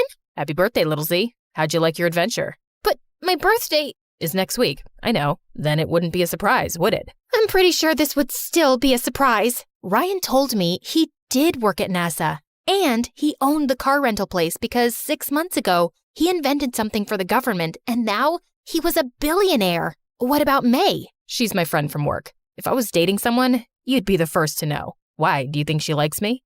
But your apartment. I moved out 2 months ago because I bought a house. Wow, you got your own house? No, that one's yours and Mom's. Mine is that one. Mom came out from inside, smiling and waving. Thanks for trying to save me, little sis. My protector. I was happy. He really was the best brother ever. Except for one thing. You made me walk to school in the rain. Hi, I'm Alicia, and I'm about to tell you how I met the love of my life. But before we get into that, please like and subscribe to MSA. If there's one thing you have to know about me, it's that I wasn't an ordinary little girl. Being raised by a single father who was an ex-army officer does that to you. I had rules, discipline, and responsibility drilled into me since I was very young. And growing up, I found other kids my age really immature. I don't know why he'd break up with me. I wore the clothes he liked, woke up at 5 every morning to do my hair because he liked them curly, and pretended to love watching wrestling.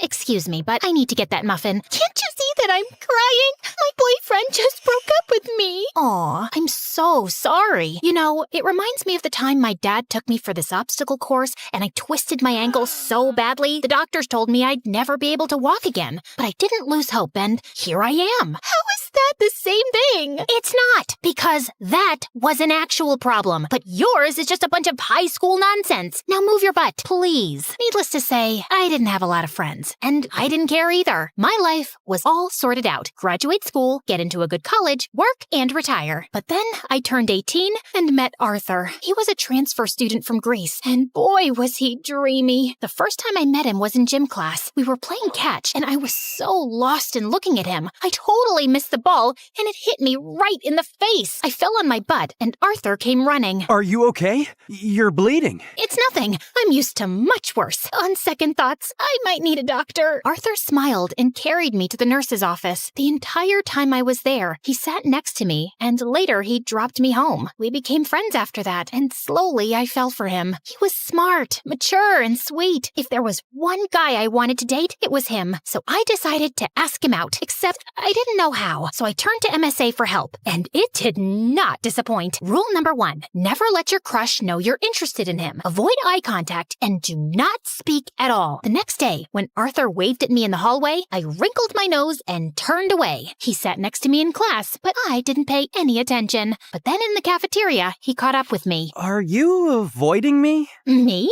Avoiding you? Oh, don't be silly. I was just really busy thinking about global warming and how it's impacting the fish population. Oh, that reminds me. I have to water my fish. My plants. I'll see you around. And I just ran before I embarrassed myself further. After that epic failure, I turned to step number 2. Dress up nice and behave like a total diva. I went shopping, picked up a bunch of dresses, and the next morning, it took me 2 hours to get ready. I thought I looked great, except the moment I entered, everyone started pointing at me and laughing. Oh my God, why is she dressed like a peacock? What is that on her face? Did someone finally punch her for being a know-it-all? I was so embarrassed. I immediately turned around and ran for the bleachers. I was still sulking when Arthur walked up to me. If you rub your lips anymore, they're gonna fall off. This lipstick won't come off. Ugh, it's so annoying. Let me help you. Also, I'm not saying you don't look good with makeup, but you actually look way prettier without it. Really? Does that mean you'll go out with me? Are you serious? I wanted to ask you out for the longest time, but everyone in school told me you're a cold-hearted cold-hearted girl who hates people. That's not true. I hate dumb people. There's a difference. So, you and I, dinner tomorrow? I'd love to. My first date with Arthur was perfect, and he told me that his parents were divorced like mine, and he lived with his mom and 9-year-old brother Charlie. We started dating soon after, and spent all our time together. People in school were also nicer to me since I was Arthur's girlfriend, and even Dad liked him a lot. Life was just better with him in it, until things started getting weird. Some days he would come to school looking like a half-dead zombie, and other days he would skip school altogether. His grades were slipping, we were barely seeing each other, and I knew something was wrong. So one day when he canceled our date, I went to his place with his favorite ice cream. But when I knocked on the door, some kid opened up. Hi, you must be Charlie. Is your brother around? Is that ice cream? Give me it. Hey, that's not very nice. Say, ma'am, could I please have that tub of ice cream? Repeat after me. Sure. Ma'am, give me the ice cream or I'll kick you. And Charlie kicked me on my shin, snatched the tub, and ran away. As I yelled out in pain, Arthur came running downstairs. Alicia, why didn't you tell me you were coming? When would I tell you? You hardly talk to me these days. I know. I'm sorry.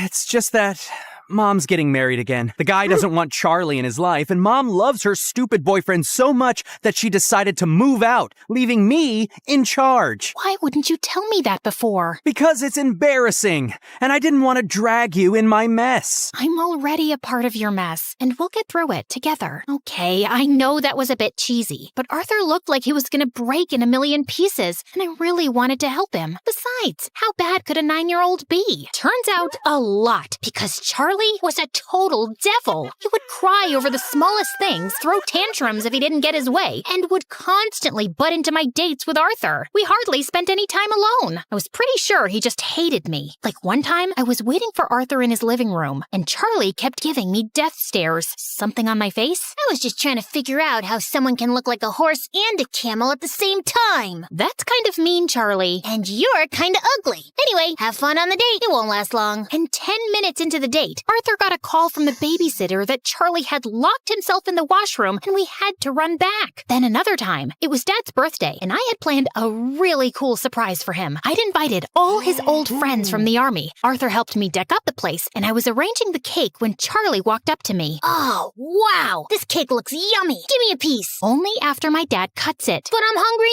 now. Then eat something else. There's a whole pizza on the counter. Are you stupid? I said I want the cake. Charlie tried to get the cake, but I got in his way. He shoved me away, and I accidentally knocked into the cake, which crashed to the floor. Whoopsie. Guess no one gets to eat it. What happened? I heard some noise. Your brother ruined my surprise. I just asked her to give me some cake. And I asked you to wait. Relax, Alicia. We'll get a new cake. I'm sure your dad won't know. That's not the point, Arthur. Your brother is a spoiled brat. He needs some discipline. You put that kid on a leash, or I swear I will. He's my brother, not some dog I can put a leash on. I know he made a mistake, but he's just a kid. You know what? We'll just leave. We wouldn't want to ruin your evening any more than we have. Perfect. Arthur took Charlie's hand and they left. I wanted to stop them, but I was too mad. Later that night, when I calmed down, I realized I might have been too rude and called Arthur up, but he didn't answer. He didn't even show up to school the next day, and neither did Charlie. So I went to his place to talk to him and saw Charlie crying on the porch. What's wrong? Arthur wasn't here when I woke up this morning,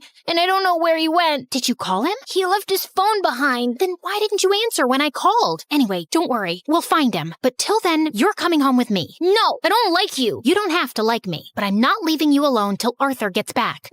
So annoying. We waited the whole day for Arthur to show up or get in touch, but he didn't. By nightfall, I decided to sleep in the lounge and offered Charlie my room. If you need anything. The next morning, Arthur was still a no-show. I couldn't reach his mom either. And then remembered he told me she was out of the country on her honeymoon. Next, I asked his friends and colleagues, but none of them knew where he was. Eventually, I contacted the police. But even a week later, they had no news of him, and I was worried sick. What could have possibly happened to him? Meanwhile, Charlie refused to go to school or shower. He mostly kept himself locked in my room and reacted rudely to any nice gesture I made. I was losing my mind. So I turned to Dad for help, and he promised he'd get a word out to his colleagues in the army to track Arthur down. I still don't know what to do with Charlie. He shuts me down every time I try to talk to him. He's been through a lot, Alicia. What he needs is some distraction to keep his mind off things.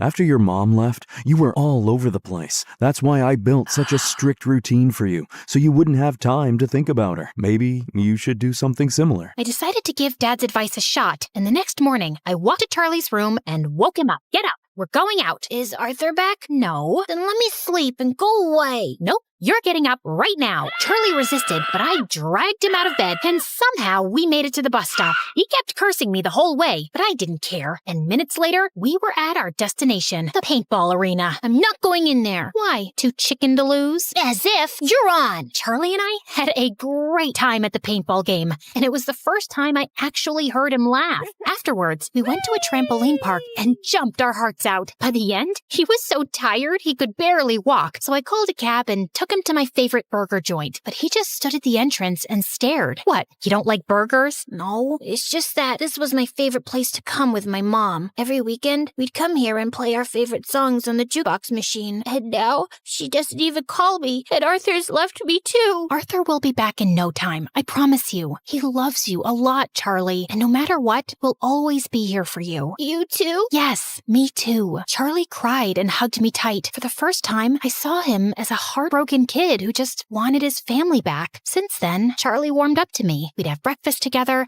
and he would always make my bed when I got home from school. He was a lot calmer and hardly threw a tantrum. I couldn't wait for Arthur to come back and see how much progress Charlie had made, but we still had no leads on him. I wanted to be strong, but with each passing day, my hopes of ever seeing him again were getting dimmer, and it broke my heart. Finally, one night, I broke down in front of Dad. "I don't think Arthur's coming back, Dad. It's been weeks, and no one knows where he is. If he was in town, we would have found him by now. And Charlie, he's lost his mom and might lose his brother too. What can I even say to him?" "What?" I turned around and saw Charlie standing at the door. "You've been telling me all along the police will find him. You said you were sure." "No, I'm sure he's fine, Charlie. I was just..." "Stop lying! Why do all grown-ups lie so much? I hate you! All of you!" And Charlie just ran out of the house. Dad said he'd go after him, and as I was sitting in the kitchen in despair, the phone suddenly rang. It was the police, saying they'd found Arthur in a hospital close to town. I rushed to the location and texted Dad on the way. The doctors at the hospital told me that Arthur was brought in a few days back by the forest rangers. Apparently, he went on a hike and got injured, and since then, he'd been in a coma. I was sitting next to him when Charlie walked in with Dad. "How is he?" "He hit his head, but he's out of danger. Doctors say there's a very good chance he'll be just fine. Charlie, promise me, no matter what happens, you and I will never fight again." I promise. I will never scream again,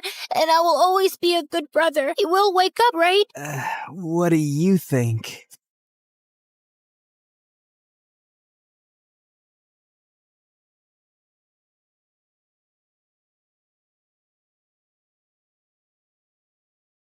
Hi, I'm Sophia from Armenia. Please like and subscribe. When I was little, my mom and I moved a lot. We changed towns every few months, and I couldn't help noticing that I was different from the people around me. Even Mom. Everyone had dark eyes and hair, so my blonde curls and green eyes attracted attention. "Wow, she's so precious." And well, she looks nothing like you. "Is she really yours?" Mom always smiled and said I looked like my dad, but I knew she didn't like the comments. And soon, we moved again. Don't look at anyone directly, and never take your hoodie off outside. People get jealous of your beauty, love. I was 6 when Mom started working as a cook in a mansion, and she told me strictly to never leave the kitchen. One afternoon, Mom had gone out for groceries when a tall woman walked in, and she stopped short when she saw me. "Aren't you a beautiful little girl? Why don't you come with me, honey?" As I was in her living room eating cakes and chatting nonstop,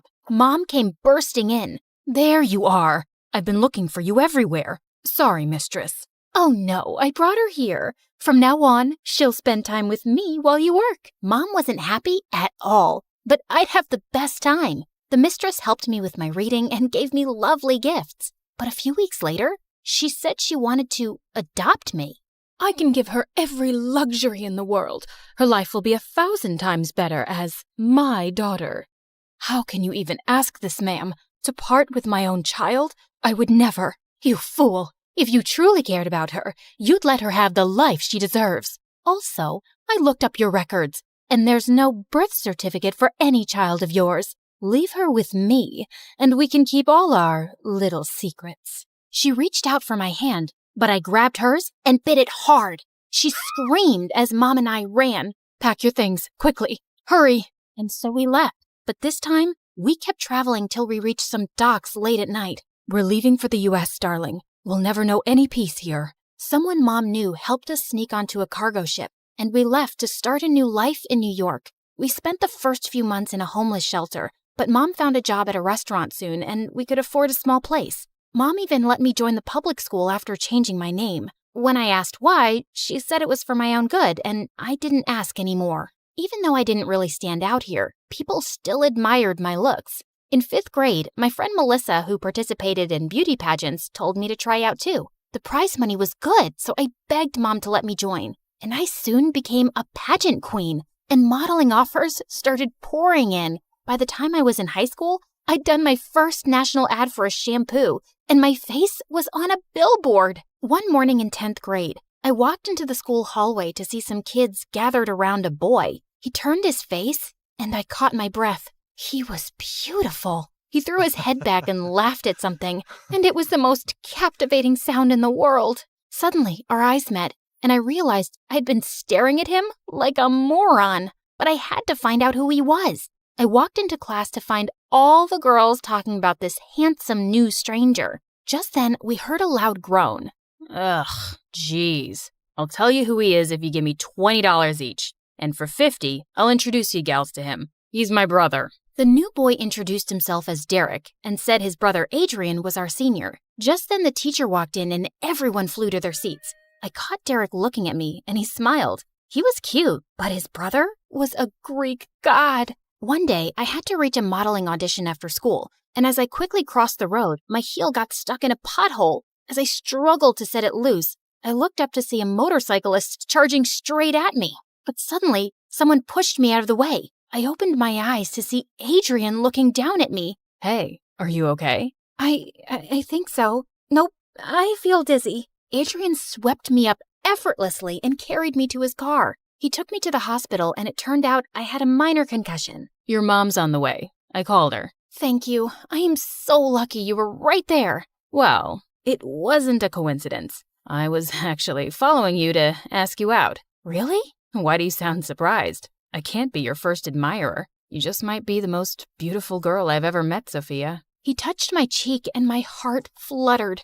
Just then Mom walked in and she couldn't stop thanking Adrian. I was discharged soon and he even dropped us off at home. Adrian and I started dating, and the next few weeks were like a dream. He was intelligent and thoughtful and always knew how to make me laugh. We were the golden couple of the school. A few days later, I got paired with Derek for a science project, and we met up at the library to discuss it. It's funny, we've hardly spoken before, especially since you're in my class and I'm dating your brother. Well, Adrian has that effect on girls. They fall head over heels for him and see nothing else. That's not true. And I'd like to get to know you. Let's all have dinner sometime. I'm not sure that's a good idea. Listen, Sophia, there's something... What's going on here? Hey, we're working on our project, and I was just... He's your project partner? No, that won't work. I'll talk to your teacher and have your partner changed. What? This is none of your business, dude. It's very much my business, dude. I don't want my girlfriend to fail, which she will with you. Derek looked furious and stormed off. Adrian, you can't tell me who to be partners with. And what's wrong with your brother? Listen, babe, you don't know him. He's not serious about anything, and he just thinks he'll inherit millions one day without lifting a finger. I'm already working with Dad in his company, and freeloaders like Derek just bother me. Trust me, he's gonna make you do all the work and just take credit for it in the end. Just ask your teacher to change your partner, please. Derek didn't seem like that, but Adrian knew his brother better, and he looked upset. So I requested the teacher for a partner change the next day. Life was good, except that lately I'd been getting rejected after auditions, and Melissa had gotten a few ad campaigns I'd really wanted. But she was my friend, and I was happy for her. We were at a party together one evening, and I noticed Adrian was really quiet on the way home. Hey, you worried about something? Yeah, just you, babe. You trust people way too easily. What do you mean? You don't think it's strange that Melissa has suddenly been getting every single commercial? She's rich. What if her mom paid bribes to get her those parts? What? No, Melissa would never do that. She's the one who got me into modeling. And she probably regrets it now, since you've been doing so much better than her. Jealousy can really change people, Sophia. Trust me, I know. His words made me uneasy, but I decided to ignore him. But a few days later, Melissa and I were at an audition for a lipstick commercial, and she kept forgetting her lines. I had a flawless audition, so I was shocked when Melissa was selected again. Hey, I was so sure you'd get that. Yeah, me too. Wait, why do you sound mad at me? I'm just as surprised. Oh, drop the act. It makes no sense you'd get selected unless you paid your way in. What? Are you crazy? I can't believe you'd stoop so low. Adrian was right. He said this about me? Sophia, you've known me since we were kids. Why are you letting this guy? He's my boyfriend, and he's clearly less naive than I am. Melissa and my other friends stopped talking to me after that, and it just made me angrier that they all took her side. Thank God I had Adrian. Soon it was our 2-month anniversary, and Adrian wanted to celebrate in style by taking me out on a date to a classy French restaurant. I want you to sit on this side, facing just me. I don't want anyone else to admire your beauty tonight. That's a bit weird, and so cheesy. It's just how I feel. And here's your present. Adrian, you've already done so much. I gasped as I stared at a gorgeous amber necklace. See? How could I not get that? It's like it's made for you, Amber. My heart was pounding as he put it around my neck. Why did you just call me Amber? Did I? Obviously a mistake, Sophia. Now, shall we order? I felt so distracted that I could barely read the menu. I needed some air. I excused myself to go to the bathroom, but just as I got up, I bumped into the waiter bringing our drinks. Oh, I am so sorry, madame. No, it was my mistake. Here, let me help you. Please, don't worry about it. I'll get you some drinks. As he ran off, Adrian turned to me coldly. Why were you flirting with the waiter? What? I was just trying to be nice. But suddenly, Adrian swiped all the plates off our table. Don't play me for a fool. You kept touching his arm. You're insane. I'm leaving. I ran out of the restaurant and looked around for a cab, but Adrian caught up with me. If you walk away now, I'll make your life miserable, Amber. Why do you keep calling me that? Just stop it. Because that was your name before you came here, wasn't it? I know all about your past, and you can't escape it. Yeah, I'll have you and your mother deported to Armenia, and... Suddenly, Adrian tripped over something and fell down, hitting his head.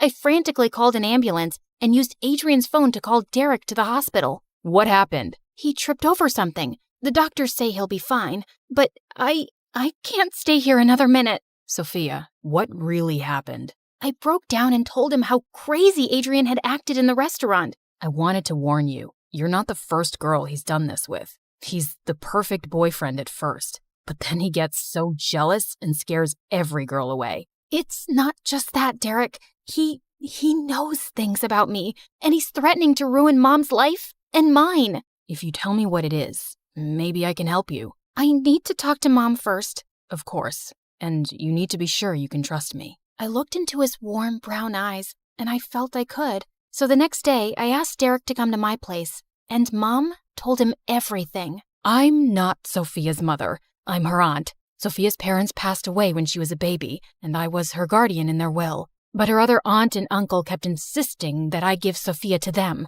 They only wanted her because of all the money in her name. They were powerful people, and I knew they'd keep trying to take Sophia away from me. So I ran away with her. We traveled far, but I'd always felt they'd find us. Then we came here and changed our names, and it seemed like we'd finally left everything behind. Until now. We can't go back there, Derek. I'll do everything I can. I promise. I couldn't bear to go to school for the next few days. I felt sick with anxiety. Then finally, one evening Derek showed up, and he was smiling. My lawyer worked on your case, and given how long you guys have lived and worked in the U.S., your status will be made legal immediately. You can't be deported. No one's going anywhere. Mom and I cried and laughed as we hugged, and I threw my arms around Derek too. Thankfully, Adrian still hadn't returned to school, and I started hanging out with Derek. I also apologized to Melissa.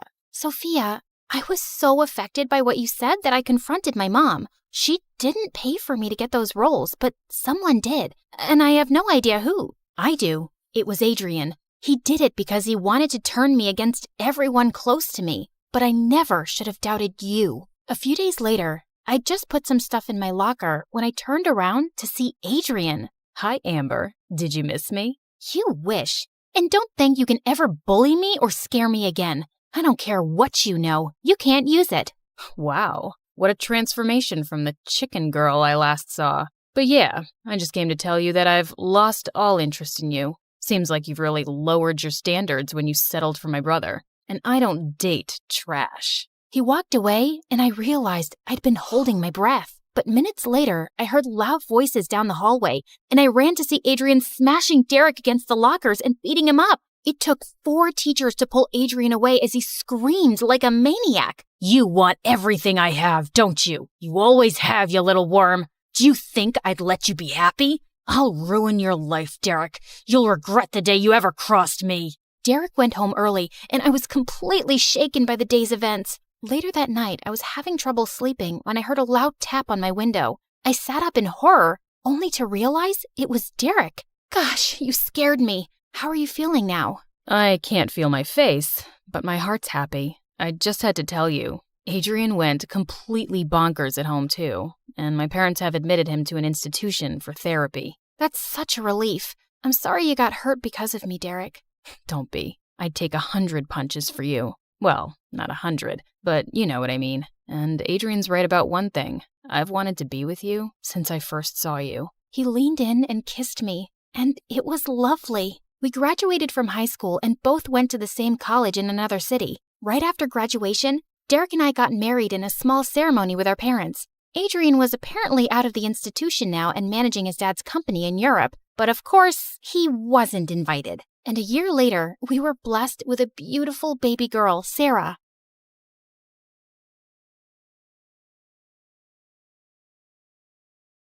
You could say that I was born with a brush and an eyeshadow palette in my hand. I was always obsessed with makeup, and I even sneaked into my mom and dad's room at night to practice on them. A little pink eyeshadow, some red lipstick, and glitter.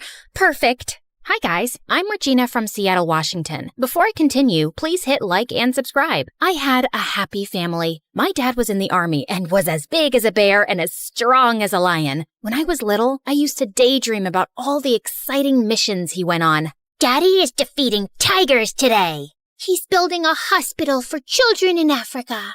Despite how proud I was of my dad, I couldn't help but miss him. Luckily, my mom was amazing too. She worked at a cosmetic store, so she was like my personal shopping assistant and taught me everything about fashion and makeup. But everything changed when I turned 7. Mom fell madly in love with an accountant, and Dad let her go. Will Mom ever come back? I don't like to see her only through video calls. My baby girl, I know you're sad. But see, your mom is happy and will be happy too. I'll get a desk job and I'll take care of you from now on. But even though Dad was so sweet, he was an Army man and he didn't know any better. So he would wake me up at 5 every morning with a trumpet to go for a run. He could only cook beans and sausage. And when it came to my hair, the brush is stuck. Ouch! Let's watch a tutorial, okay? Before I end up completely bald. After a good dose of online tutorials and MSA videos later, Dad finally evolved into a normal parent. Here's your packed lunch and your PE bag. Ready for school?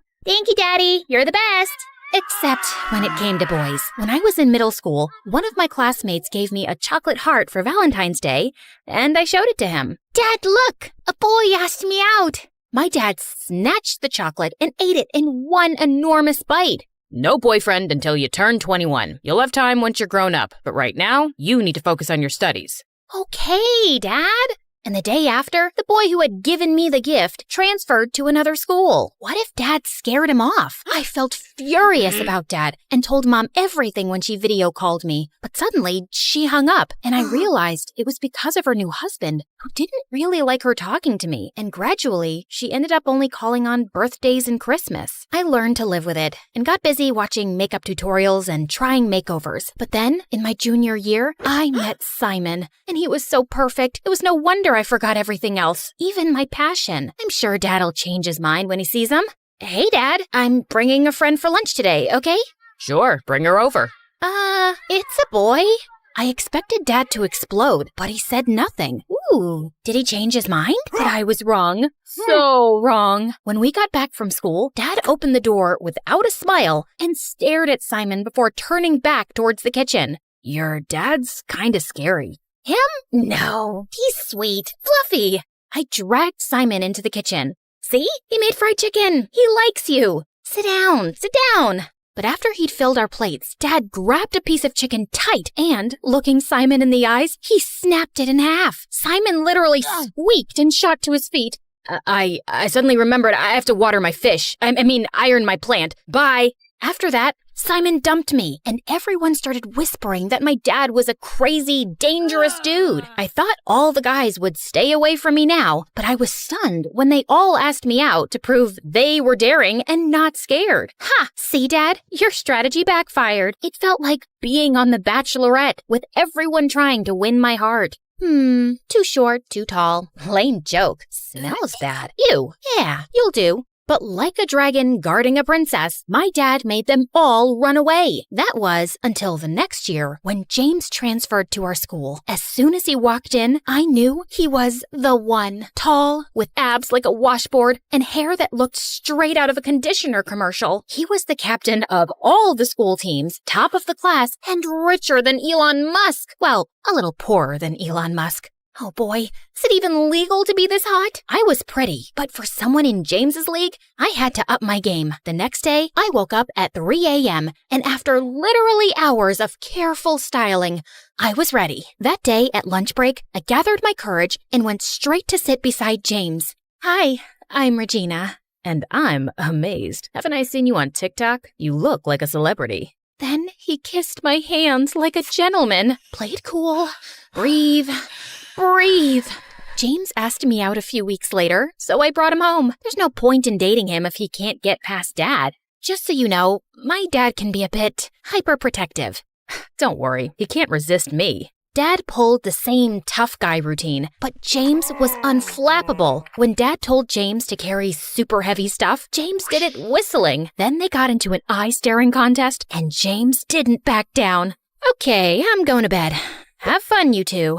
Eventually, Dad ran out of ideas. Now that he's survived my dad's trials, we can start dating for real. We had so much fun, but then James started to get a little bit too enthusiastic. Every time we were alone, he tried to kiss me, and I wasn't ready. But I didn't know how to tell him, so every time he got closer, I dodged. During the movie, I spilled soda on myself. Oh, I'm so clumsy. In the library, I sneezed. Oh, allergies.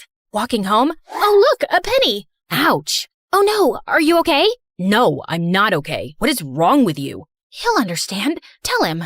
Can we take things a bit slower? What? I like you, but maybe we should get to know each other better. You know what? I only dated you because everyone said your dad was too scary, but he's not all that. You're breaking up with me? It's more like we never even dated since you don't want to kiss me.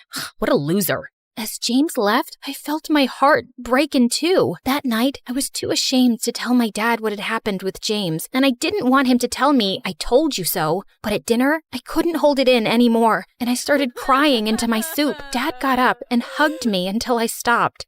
You were right, Dad. I'm sorry I didn't listen. Baby girl, I don't care about being right. I just don't want to see you hurt. Remember, you don't need anyone. You're a smart girl, and I know you can succeed. But don't forget yourself. Didn't you love makeup? You haven't given me a makeover in years. Oh, Dad, you're the best. And then I vowed to myself, no more boys. From that day on, I only focused on my life and school. I made friends with a few awesome girls, and I started to go back to my passion, which was makeup and fashion. Once, when our teacher invited the whole class to her wedding, my friend couldn't believe I didn't hire a professional stylist. Your makeup is flawless. Maybe you could give me a little touch-up? Of course. Let me ask my dad to bring my beauty case. When my other classmates saw my friend's new look, they all wanted a makeover too, including my teacher. After that moment, word went around that I would give the best makeovers, and I became the school's unofficial fashion guru. Girls and boys lined up after class to talk to me. Have you tried an autumn palette? Ironic bow ties are for clowns only. You cut these bangs by yourself, didn't you?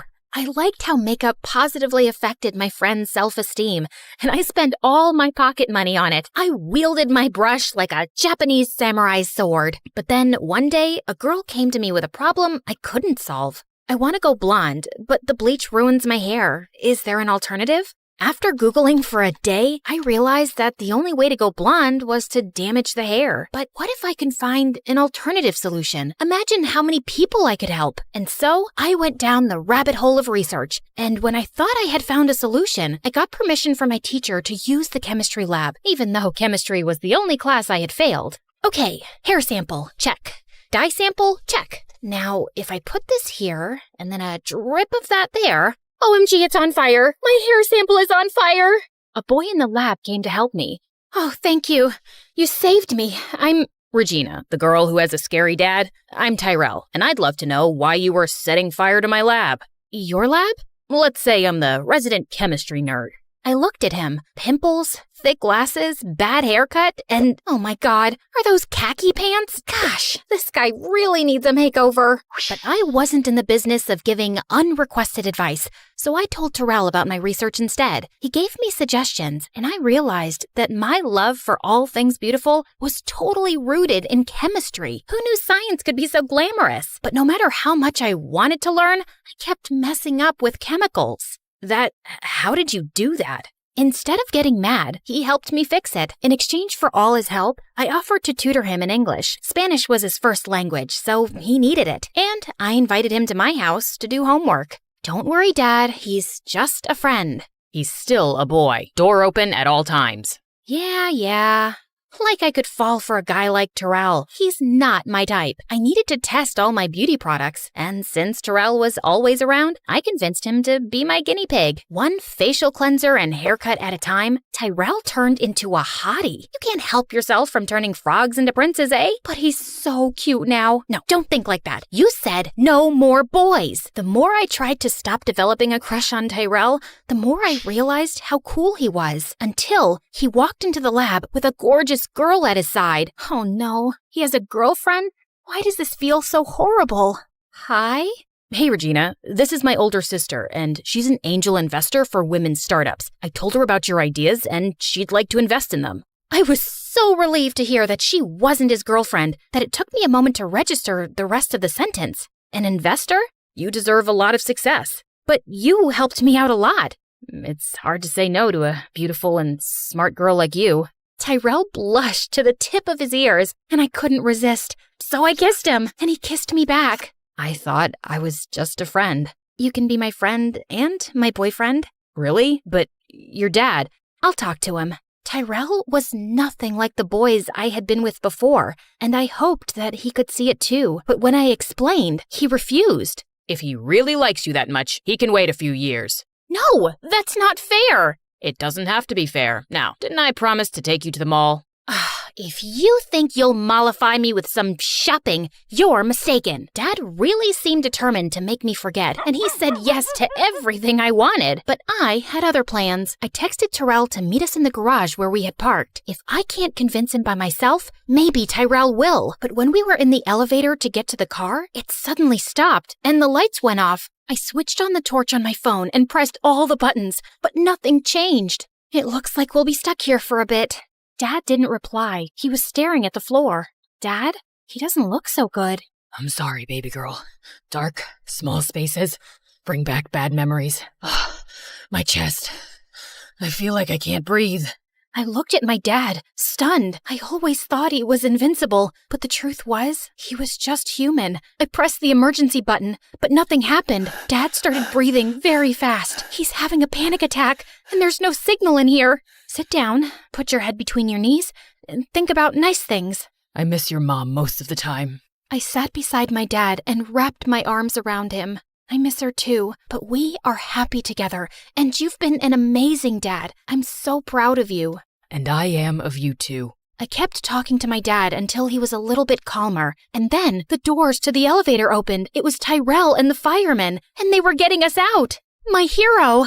I'm glad you're okay. I got worried when you weren't answering the phone. I realized the elevator was stuck, and I called the emergency service. That was very clever of you.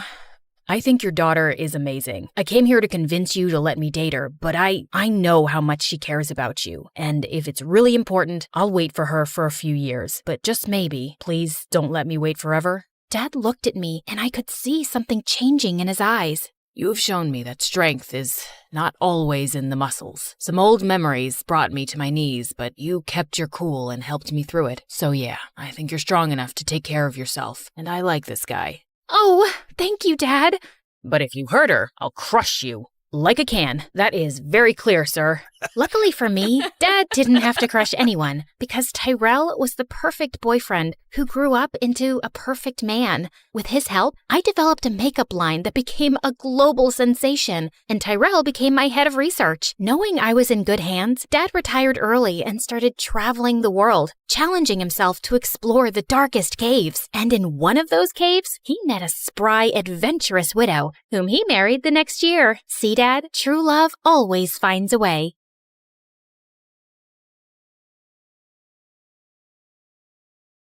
I was peacefully dozing off on a plane to China when suddenly someone yanked my hair and chomped on my ear like it was a snack. I whipped around to find a naughty-looking boy. Ow! Seriously? Keep your teeth to yourself, kid. He then burst into tears, and his mom turned to me. 你竟敢对他大喊大叫，他还是个孩子。 I wish I understood Chinese, but her dramatic glare made it clear I was the villain here. I tried to dive back into dreamland, but the woman next to me had other plans. She woke up and started chewing her gum like a goat who hadn't eaten for 300 years. It was so loud that people from 30,000 feet below could hear it.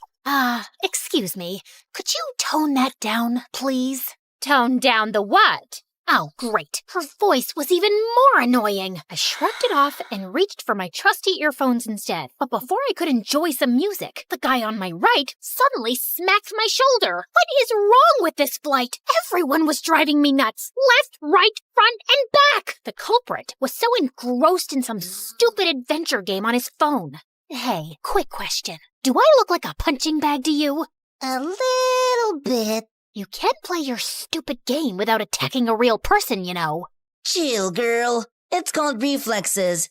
Maybe if you had better ones, you wouldn't get hit. The audacity of this guy! I couldn't help but think, why do these online gamers waste their time in a virtual world when there's a beautiful one right outside the window? Real life is 1,000 times better. Or so I thought.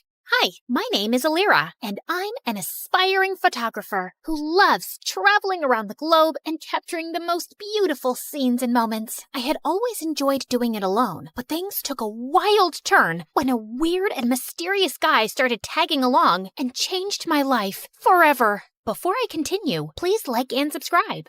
After dealing with all those annoying passengers, I eventually fell asleep after listening to music while letting my imagination run wild. Soon enough, the plane finally landed, and I headed straight to my beautiful hotel. I took a short beauty sleep while waiting for nighttime to roll around, and when it finally came, I excitedly jumped out of my bed, took my camera, and immediately rushed outside. Stunning views, beautiful people, inviting lights, glowing lanterns, and the sweet traditional vibes of China.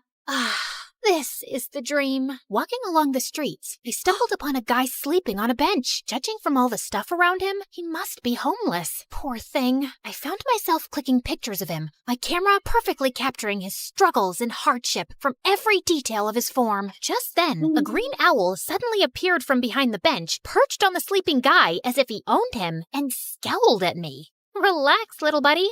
He's all yours. To my surprise, the guy woke up and scowled at me too. Who are you? And what are you doing here? His eyes then lowered to my camera. Were you taking pictures of me while I was sleeping? Duh, I was taking pictures of the street, but you were blocking my view. It's not my fault you were sleeping there. That's a terrible excuse for disrespecting my private space. The private space? That's rich coming from you, who is sleeping on public property. Delete my pictures, or I'm gonna delete it myself. Don't you dare touch my camera! Do you have any idea what it takes to capture a beautiful moment or view? The countless hours, the right timing, the quest for the perfect angle. I pour my heart and soul into every shot. Those aren't just pictures.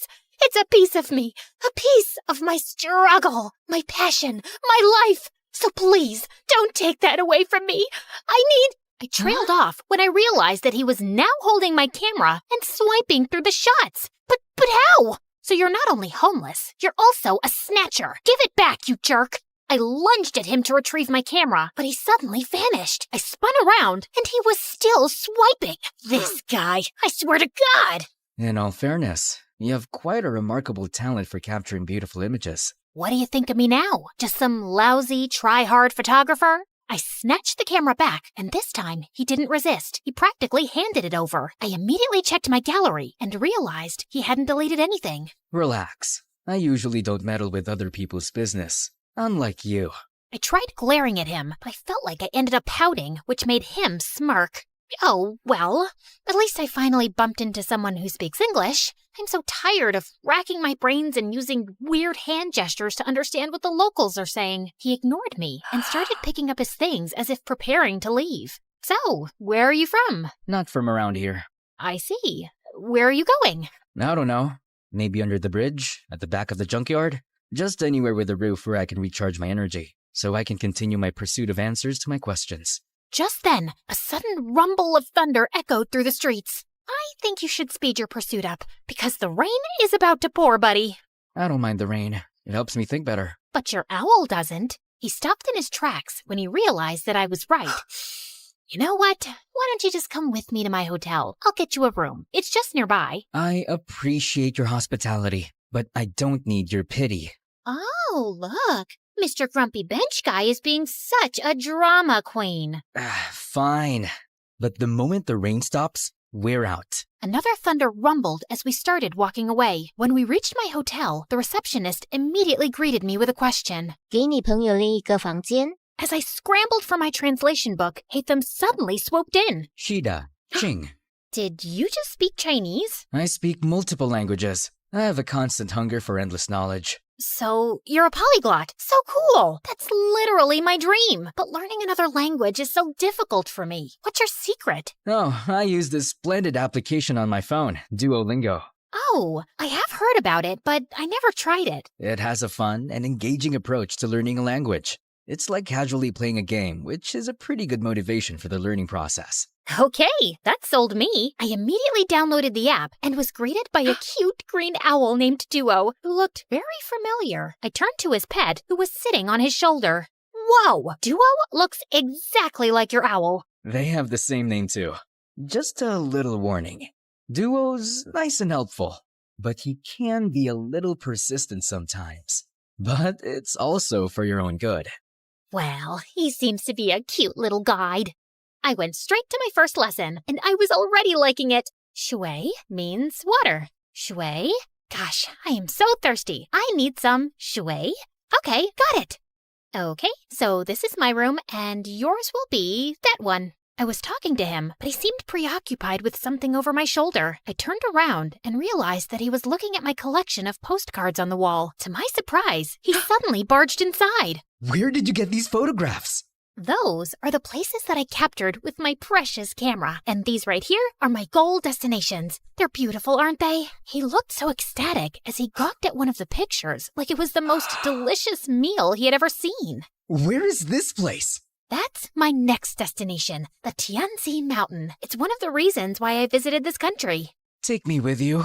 Consider yourself lucky, my friend, because I'm going there tomorrow. I always preferred traveling alone, but maybe it was time for me to try it with a travel buddy this time, at least for a day, and just for fun. The next day, we traveled to the mountains, and when we got there, Hatham's calm demeanor instantly changed to ecstatic. The stone forest. An image of a familiar place seemed to have flashed right before his eyes. The stone, what now?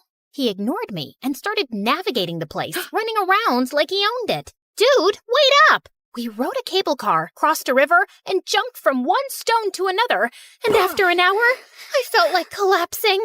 Slow down, Spider-Man. I'm not a marathon runner with endless stamina, you know. Jeez. When I finally caught up, I found him standing in front of a mysterious and ancient-looking monument. He fiddled with a rock against it, but nothing happened, and he looked super frustrated. Hello? I would really appreciate it if you would tell me what's going on. What is that thing? And what are you trying to do with it? This is a totem, and I need an electroelement to activate it. What do you mean, electroelement? Electroelement. Something, anything that produces lightning. Oh, you mean electricity? Huh? Lucky for you, I've got something here. What is that? You don't know what a taser is? It's my go-to for self-defense. Zaps people with electricity or whatever you call it. Interesting. He immediately took it from me and tried it on the totem. After a few sparks, it suddenly got triggered and a glowing symbol appeared on top of it. Holy cheeky bananas! Is that a hologram or something?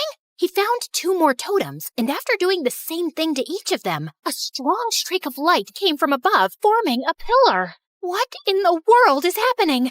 Is this some kind of secret experiment from the government? And what's your deal with all of this? I've been traveling from place to place looking for these runes. Since I'm not from around here, I don't know where to go. I need to activate these beacons in 6 places scattered around the world. With your knowledge and resources, things are going to get easier for me now. But for what? Why are you doing all of this out-of-this-world stuff? We need to go. Dude, you didn't answer my question. Sometimes, the journey to find answers is more important than the answers themselves. Whatever you say, Plato. After activating the first beacon, we embarked on a thrilling and action-packed adventure of a lifetime. After Tianzi Mountain, we rushed straight to Huanglong River, which Hatham kept calling Luhua Pool Liu. There, we had to light up some fire totems. There were 5 of them, but according to him, only 3 needed to be activated. Of course, those 3 we needed were surrounded by water. Great, right? Hatham was all business, using his fancy tricks to get those waterlogged totems blazing, while I just snapped pictures of these outrageous moments. Our next stop was the breathtaking Matterhorn in Switzerland, aka Dragonspine, according to my travel buddy, where we faced a puzzle with circular platforms and wall signs. The place was so cold that I had to huddle by fire torches just to keep myself from turning into a popsicle. I let Mr. Mysterious Smarty Pants solve the puzzle by himself while I continued my Duolingo sessions. You know I can't miss those streaks. With each beacon we activated, I felt a mixture of excitement and curiosity. What was this leading to? And why did it feel like the world had turned into one big adventurous playground? During our flight to our next destination, I found myself fully immersed in my new favorite app, Xin Ten Toila Elira. You could take a break sometimes, you know?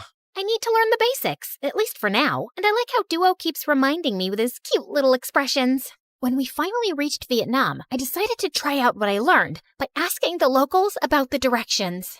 Xin Loi, Bang Ko Te Chung Toi Duang. The woman stared at me as if she was solving the most difficult math puzzle. Ko Te... Xin lỗi, no ngàn con đít chỗ, chúng tôi viết đông viết vinh, ha lông đục trong. Được chứ, bạn chỉ cần đi thẳng, rồi đi qua cái cây khổng lồ kia, sau đó rẽ phải và đi bộ khoảng 200 mét sẽ thấy một khoảng đất trống.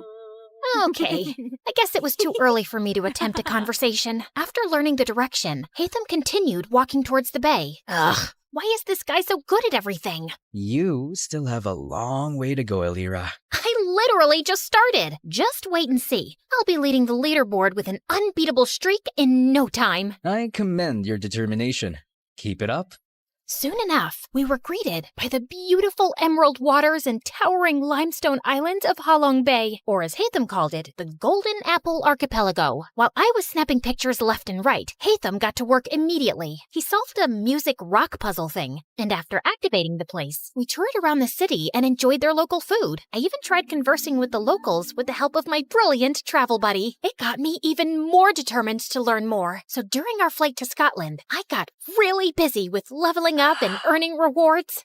I never knew that learning could be this fun. Learning could also be done in silence. Sorry. And soon, we finally reached our next destination, the Isle of Skye in Scotland, or as Hatham called it, the Star Snatch Cliff, Mondstadt. After walking around, we came across a green fan-like object. I watched in amazement as he applied some wind pressure to activate it, unleashing a powerful upward current.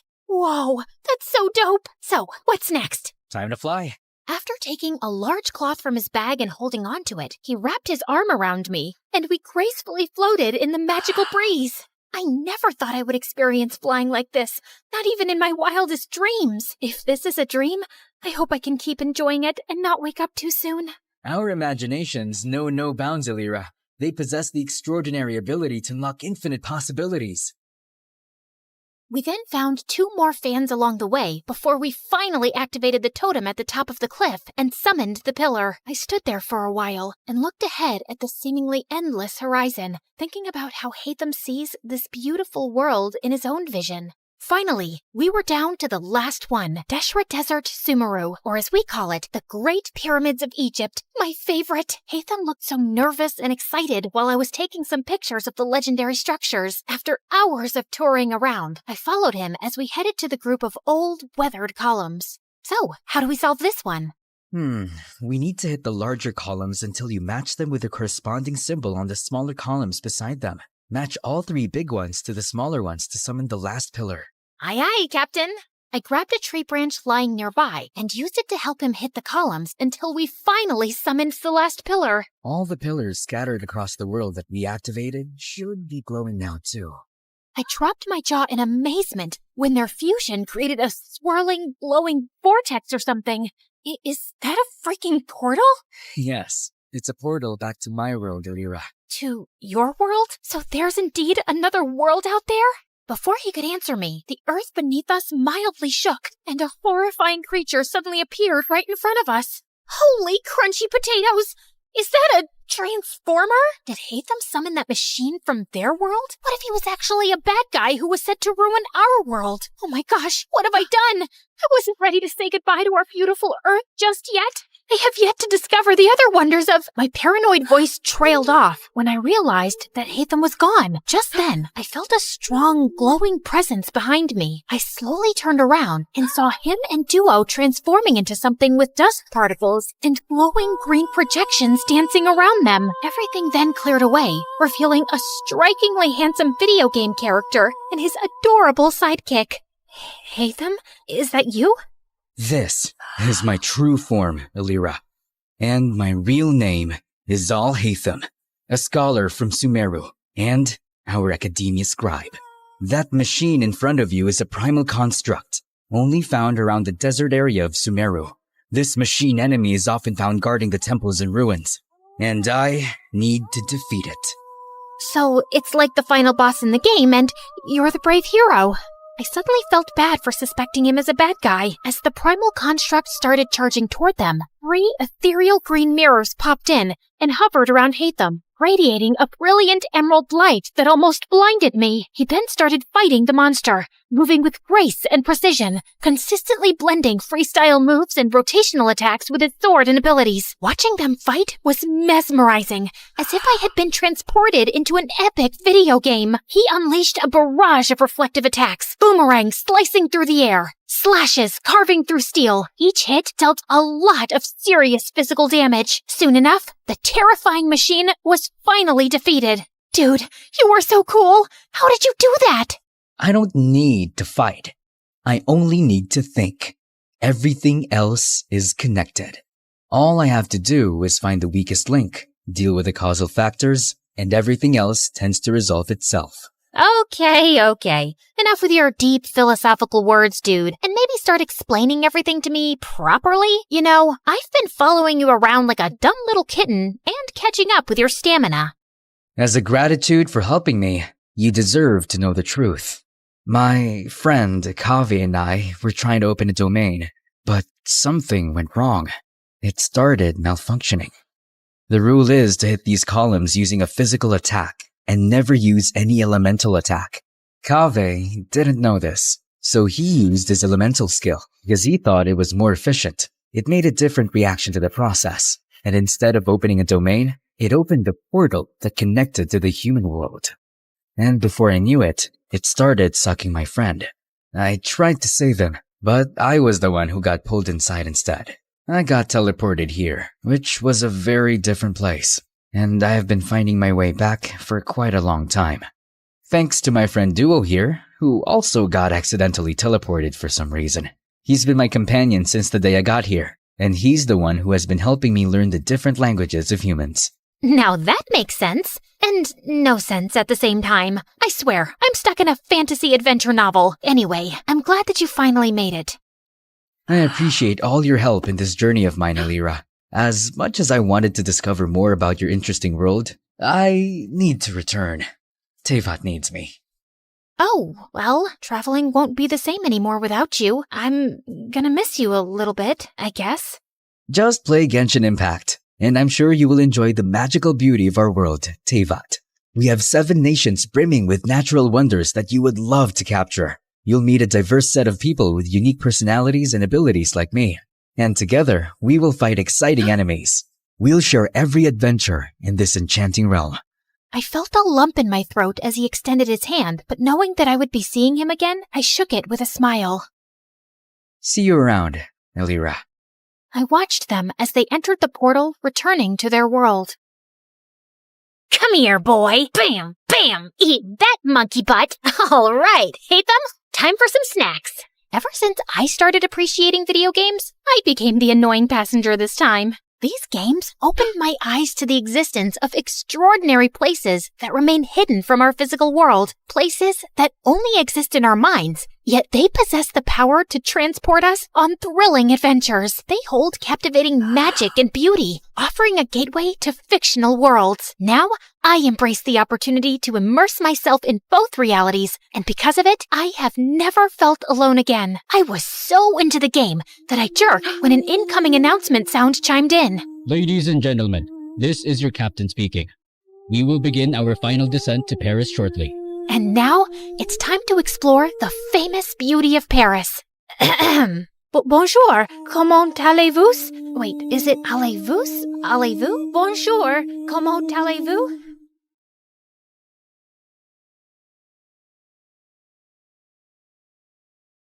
You're never here when my tears dry. You're never around to see me thrive. When it's my birthday or my day off, you got other plans and can't show up. Hi, I'm Kiara from Norway. Please like and subscribe. From the moment I was born, my dad decided I'd be the future of our small country. He was the head of the government and was loved and respected by everyone. Dad always wanted me to be like him, so my training started pretty young. You must have seen kids running after butterflies in the park or jumping on couches. Well, I never did any of that. Instead, I had to attend special etiquette classes as soon as I was old enough to sit at the table. I never spoke loudly, and there were certain words I wasn't allowed to use, like poop or pee. Always say, I want to drop the browns in the bowl, or I want to put gravity to good use. Well, that did get me some strange looks in kindergarten, but I didn't care. One time when I was 7, I went with Mom to my friend's birthday party. I was having an amazing time stuffing my mouth with cake, but when I wanted a 5th helping, Mom refused. You know the sugar rush makes you hyperactive, Kiara. No more cake. But when Mom wasn't looking, I sneaked to the table quietly and cut myself a huge slice. Just then, Mom saw me and tried to snatch it from my hand when my classmate Naomi bumped into me and the cake went flying onto Mom's face. What have you done? I wanted that cake. It's so yummy and sugary. Not like all those awful salads I have to eat at home. Here, have mine. This one's even more sugary since I added strawberry syrup on top. And here's a secret. Salads taste much better when you put chocolate sauce on it. That was genius. I tried her recipe that night, and the sugar rush made me go wild. I transformed into a little tornado bouncing off the walls, destroying everything in sight. And Dad was not amused. He gave me the biggest lecture on how I needed to behave responsibly and grounded me for a week with no gadgets, no storybooks, and no desserts. This should teach you how to live a disciplined life. I sulked for hours, but knew better than to argue with Dad. The next day at school, Naomi asked me if I tried her recipe, and I told her the truth. But that's so lame! If kids won't eat sugar, then who will? We can't have the sugar factories go bankrupt, right? After that day, Naomi brought sweet treats for me every day, and soon, we became best friends. Meanwhile at school, I studied my butt off to ensure I topped my grades. I knew it was always expected of me, and I loved studying anyway, so I wasn't complaining. But studying wasn't the only thing I was good at. By the time I was in high school, I was the president of the student council, a national-level chess player, and the best actress in the school's drama club. And I absolutely loved the drama club. It was the only time in my life when I could forget who I was and slip into the life of another character. One time, I got chosen to play Juliet for an inter-school drama competition, but the guy playing Romeo broke his ankle and got replaced by the biggest jerk in our school, Justin. And he was so annoying. Ever since I'd made fun of his gigantic glasses in 1st grade, he'd held a grudge against me and was such a pain in the butt. Romeo, oh Romeo, where art thou, oh Romeo? Kiara, oh Kiara, I'll make you a tiara of spiders and flies all dead to put it on your ugly head. That's not what you're supposed to say! No? Sorry, I forgot my lines. But you're such a piece of art that poetry just flows out of me whenever I see you. God, why was he such a moron? Other than this minor glitch called Justin, my life was perfect. Hey, Naomi, I won the Spanish debate competition. Again. Could it be that no one else participated? Well, it's not my fault everyone's scared to compete against me. Girl, Why don't you just slow down and enjoy life? You know, you don't have to be perfect at everything. I know, but that's just how I am. No, it's just how you've made yourself to be. Tell me, when's the last time you went to a party? I don't know. But that reminds me, Dad's hosting a dinner for his politician friends tonight, and your dad's invited too, so you better come along. That night at the dinner, all the adults were mingling with each other while Naomi and I sat in a corner sipping orange juice. What a bore fest. Catch me if I fall asleep. What's wrong with this party? The music's nice, the people are classy, and the food is good. How dare you call this food? Cows eat this stuff. Burgers, cupcakes, extra cheese pizzas. That's real food. As for the people, I bet they secretly hate each other. Can't you see all the fake smiles? That's called being polite. Polite my butt. After putting me through this torture, you've got to accompany me to the school's camping trip this weekend. I don't think Dad would. Just then, Dad walked over and said he wanted to introduce me to someone. Kiara, meet Ted. His dad's a media mogul in the U.S. And my dear friend, we keep joking about you two getting married. Why don't you two get to know each other? Ted took me out for a stroll in the garden, and it was so awkward. He cracked the lamest jokes, kept bragging about how rich and famous his family was, and even tried holding my hand once. I avoid holding hands since it's the flu season, and I can't risk catching an infection. I like it. A girl who knows how to take care of herself will take good care of my babies too. What the freaking fudge? Thankfully, at that moment, someone came looking for him and he left. I thought of escaping to my room when I saw Naomi at our mansion's gate talking to someone. It was Justin, and he was dressed as a pizza boy. What are you doing here? Belly dancing. Can't you see I'm delivering pizzas? Sorry, Kiara, but I was starving and the food at your party is, terrible. But Naomi, it's healthy and it's good to eat healthy food. Good luck trying to convince yourself, hun, but I'd rather eat unhealthy food and go to heaven sooner. Yum. I have a spare pizza if you want some. I can't eat junk food and take risks with my health. Holy potatoes. I always thought you were a snob, but you're actually a nutcase. I guess it's no fun being you. Can you stop being a jerk? It's easy for you to judge when you don't know a thing about me or my life. Feeling angry, I turned and stormed off. But deep inside, I knew no matter how much I tried to deny it, Justin was right. It was no fun being me. Feeling a bit frustrated, I went to Dad's study later that night to have a heart-to-heart conversation with him. I had to tell him about that self-absorbed dimwit Ted and that there was no way I could have a future with him. What do you mean, Ted's not your type? You don't even know him yet. Besides, I've decided this marriage will be great for your political career. Marriage is not a deal, and I'm still a teenager. So where's the rush? You two can start dating and then eventually get married. I couldn't believe my ears. Dad had decided my future and I had no say in it? I was so mad at Dad that the next day at school, I told Naomi I'd accompany her to the camping trip. Your dad agreed? I hope you told him you can't take security along. Dad doesn't need to know. Whoa, who are you, girl? And what did you do to my perfect friend? I'm just letting her take a back seat for a while. Later that day, I was going to the library to return some books when suddenly a hand grabbed my arm and pulled me into an empty classroom. Listen, I'm sorry for last night, but it seems tragic that you've never eaten a pizza before. So, I got this for you. Take a bite. I promise you won't die. Justin looked straight into my eyes, and for some reason, it made my heart skip a beat.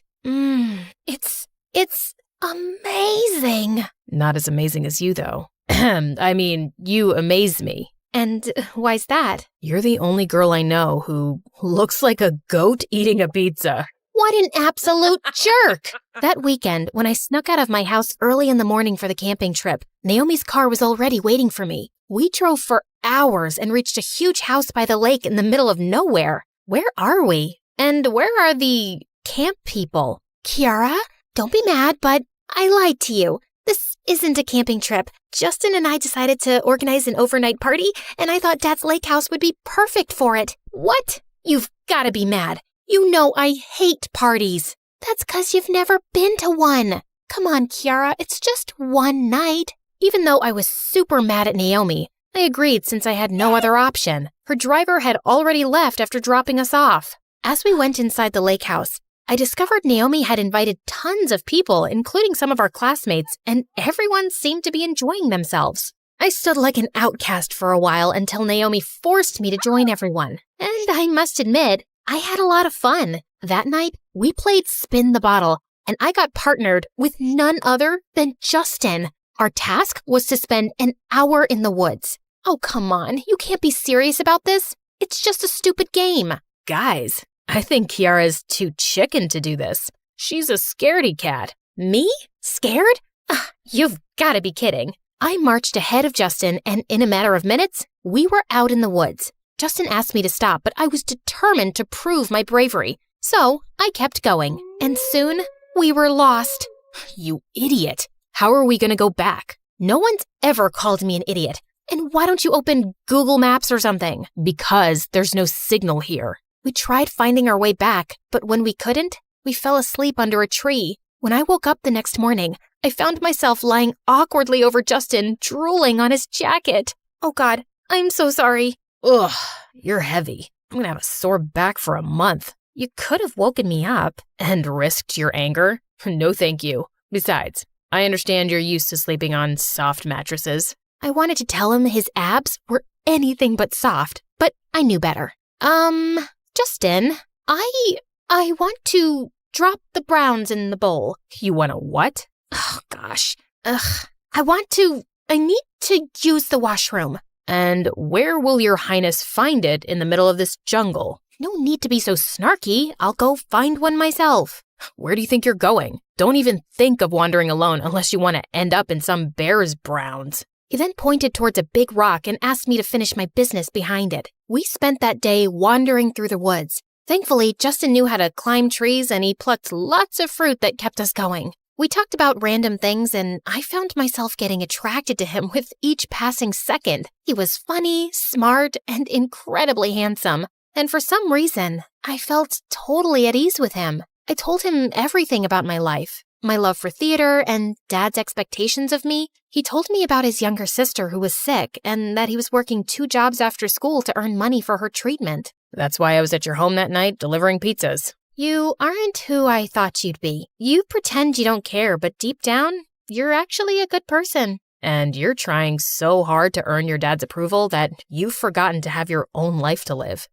You don't get it. It's not that easy. It isn't so complicated either. Okay, close your eyes and see yourself as a politician giving a speech. Do you like it? Yeah, kinda. Now, picture yourself on stage, giving the best performance of your life. In that moment, I imagined myself as Juliet, delivering my lines with such confidence that the audience cheered loudly. It felt so surreal that my eyes flew open. So, which scenario did you like better? I don't know. Don't lie to yourself. You have one life, Kiara. Live it the way you want to. Suddenly, Justin's face was so close to mine that I forgot to breathe. Then he gently lifted my chin and kissed me. It was the most magical moment of my life. Just then, we heard the sound of helicopters and we started shouting and waving like maniacs to catch their attention. Soon, a team of paramedics rescued us, and when I finally reached home, I thought Dad would be relieved to see me. But to my surprise, he looked furious. I can't believe you would be so reckless, Kiara. Do you have any idea how much negative publicity we've got? Dad, I was lost in the woods for hours, and all you care about is negative publicity? I stormed off to my room, wishing I'd never been rescued. That night, I was about to go to sleep when I got a call from Naomi that left me stunned. I wish I'd never invited you to my party. Your dad is literally ruining my life. He got my college application canceled by telling the dean stories about my reckless attitude. And he even got Justin fired. You knew how the guy was working so hard to save money for his sister's treatment. But Naomi, I didn't save it, Kiara. I wish you had a spine. Saying that, she hung up on me, but I felt my blood boil. How could Dad do such things? I ran to Dad's study and confronted him, and he didn't even bother denying it. They got what they deserved. That was it. Something in me snapped that day. Dad, how could you? That college was Naomi's dream, and Justin's working 2 jobs so he can afford his sister's treatment. I don't care. Those kids were distracting you from your goal. My goal? Says who? Did you even consider for a second that I may not want to be a politician? All my life, I worked so hard to make you happy, but I just can't do it anymore. For the first time in my life, I shouted at Dad, and he looked stunned. The next 2 days, I refused to eat anything until Justin got his jobs back and Naomi's admission was restored. Ultimately, Dad had to listen to me. Then, when I told Dad a few days later that I planned to join an acting school in the US after I finished high school, he threw a massive fit. But I was no longer the Kiara he could dominate. I knew Dad had bribed the college dean into kicking Naomi out, so I threatened to tell the press about it. I'll create a massive media frenzy, one you'll never come out of. I knew Dad's reputation meant everything to him, so he had to agree. I moved to the US, and over the next few years, I worked my butt off and became a popular actress. One day, I was backstage after a performance when I heard a familiar voice. Autograph, please. Yeah, for me too. Justin? Naomi?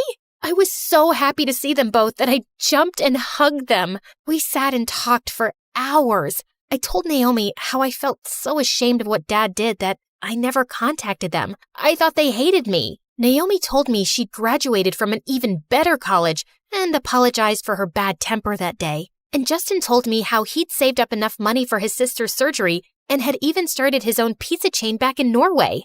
I am just so happy for you guys. Can you maybe make me even happier by going to dinner with me? How does this weekend sound? Oh, really? And what if I say no? I'll try again and again and again. I shut him up with a kiss as Naomi cheered us on.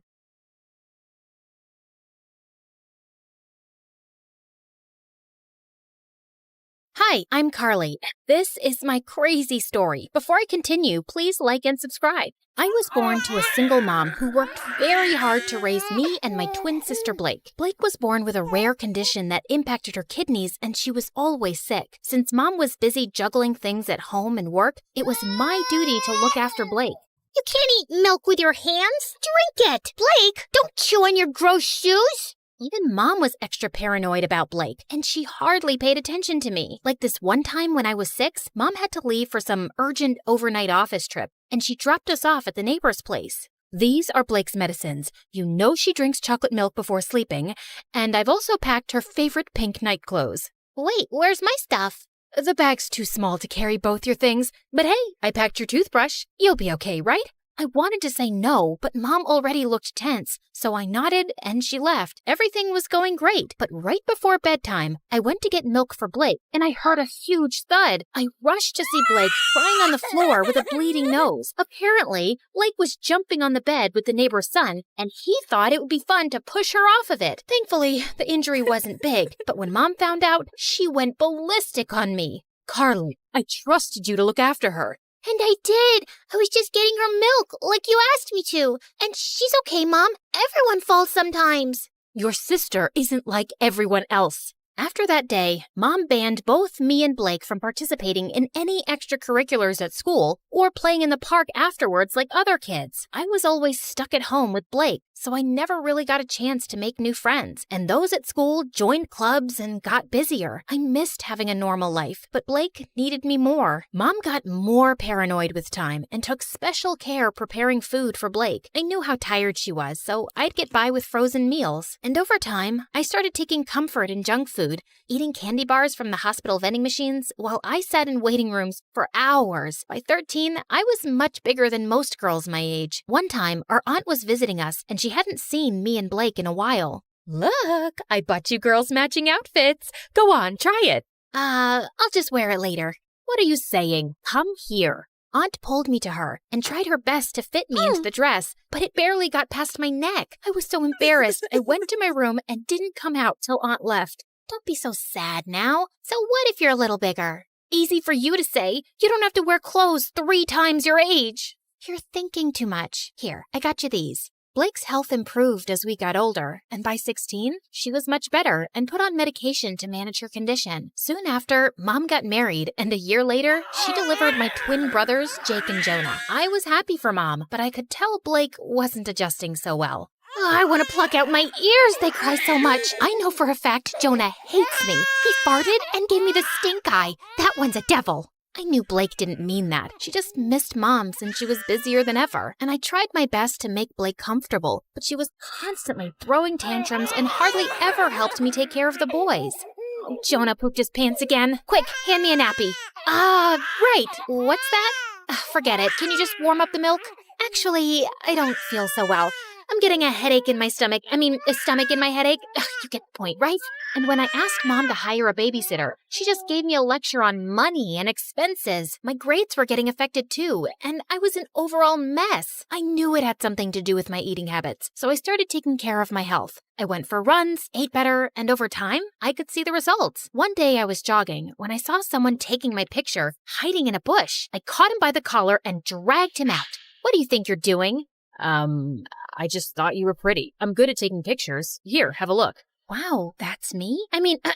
Yeah, whatever. But you should be asking me first rather than acting like a creep. I get it. I'm sorry. Can I make it up to you with some coffee? Fine, but I want a copy. Deal. Eli and I went to a coffee place close by and hit it off instantly, and soon we became good friends. He was into filmmaking and would always have his camera around his neck. Watching him, I got interested and tried my hand at handling a camera too, and it was love at first sight. Okay, so that's how you focus. Now look at that sunset. Beautiful, isn't it? Yeah, you know so much about the camera. It's really fascinating. I've always wanted to make movies, and I love the ocean too. I'll tell you a secret. I'm part mermaid. Oh yeah? Prove it. Eli got up from the rock he was sitting on and started doing an awkward dance, flapping his arms like fins. Okay, I believe you. Well, good, because I was afraid I'd have to splash you with my tail. Really? That was on your mind? Well, that and something else. With that, Eli jumped down and pulled me in for the most magical kiss. Eli and I started dating soon after, and I decided to make him finally meet Blake. So the next time he invited me out, Blake tagged along. But the moment she saw him, she burst out laughing. Oh my God! Where did you get that shirt from? Your grandpa's closet? Actually, yeah. He has a really good shirt collection. Do you like it? I can get you one. Ew, no thank you. I'd rather wear a tent than slip into something so cringe. Come on, Blake, that's not very nice. What? I'm kidding. I'm sure Ebola can handle a few harmless jokes. Eli. Blake made it painfully obvious that she didn't want Eli around, and even though Eli kept his cool, I knew she made him uncomfortable. Then one time, Eli invited me and Blake to the launch of his dad's new restaurant. I appreciated the effort he was making with her, and I hoped she would too. But I was so wrong, because minutes into the event, Blake threw a massive tantrum over pickles. What do you mean you're out of pickles? Pluck them from a tree or something. Could you please keep it down, Blake? Everyone is staring. So, you care about all these fancy people, but not your sister? No one understands me. I just had a very big lobster, and I feel like throwing up. You know pickles calm me down. This is such bad customer service.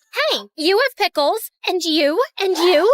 And then she started taking pickles off of everyone's plate till Eli intervened and dragged us outside. What's the matter with you, Blake? What? It's not my fault your party sucks. At least I brought some entertainment to it. Blake, let me handle this. Eli, I'm really sorry for the mess, but what? Your sister's not normal. And you are? You're so boring. If someone stole your identity, they'd give it up because it sucks. You really need to watch your tongue. And you need to watch your hands around my sister.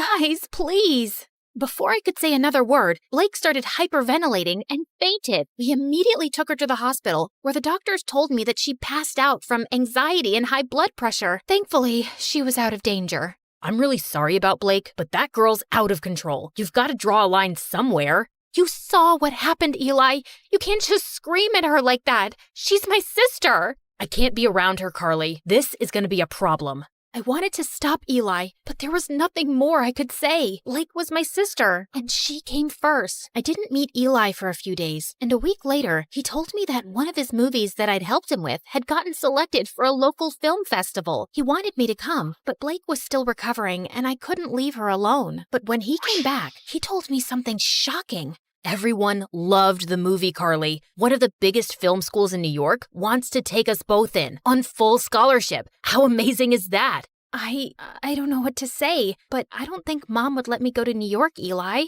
You're a great filmmaker, Carly, and you should give it a fair shot. And think about it. You could finally live your life on your terms. God knows you need it. I was numb for a second, and then I felt like someone gave me new wings. It did sound like an amazing opportunity. All I had to do was convince Mom, but when I told her, she looked at me like I'd asked her for her kidneys. Have you gone crazy? You can't move to New York. Your life is here with me and Blake. I applied to this marine biology course on behalf of both of you, and you guys got in on scholarship. This was always the plan, and it's the right one. But that's not what I want to do.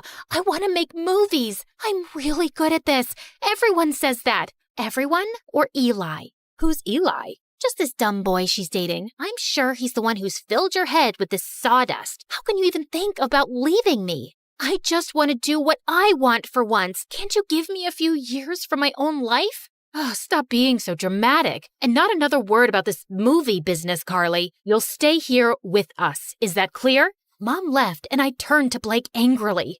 You couldn't take my side for once? What did I do? Oh, you mean telling Mom about Eli? I don't think she even noticed. I left the room angrily and didn't speak to Mom or Blake for the next few days. I thought I could confide in Eli, but suddenly he was acting really cold. Every time I tried to talk to him, he would turn the other way, till one day I finally cornered him after class. Am I imagining things, or are you ignoring me? Neither. I'm just busy. So, I told my mom I want to make movies, and she went bonkers, but look, Carly, you and your family have issues, and I don't want to get in the middle of it. Do whatever they say. But you told me to live my life. You said... Yeah, I did. And now I'm saying I don't care. You'd choose your clown sister over everything. I've seen that. So good luck, but I don't think I can be with you anymore. Eli, wait. Tell your sister she won. I felt frozen in my place as Eli walked away, and a week later, he left for New York. I couldn't believe he'd just dumped me like that. I felt so bummed out that I didn't come out of my room for days, and Blake was the biggest pain in the butt. Come on, we need to go shopping. It's painful to watch you in those pajamas. I'm not in the mood, but I am. Also, we'll have a nice lunch, watch a movie, just like old times. I said I'm not in the mood. Back off. Jeez, why are you so snappy? Because of that stupid boy? He wasn't stupid. I loved him, Blake, and now he's gone. Because I chose you over him, like always. And you don't care about my feelings, like always. Carly, just leave me alone. Blake left with a small face, and I felt kind of bad, but I was too mad to go after her. The next day, I calmed down a bit and was about to call Blake when her phone started buzzing like crazy. I picked it up, and I was shocked to see it was Eli. Before I could answer, the call got disconnected, and a text message appeared. I did what you wanted. Leave me alone.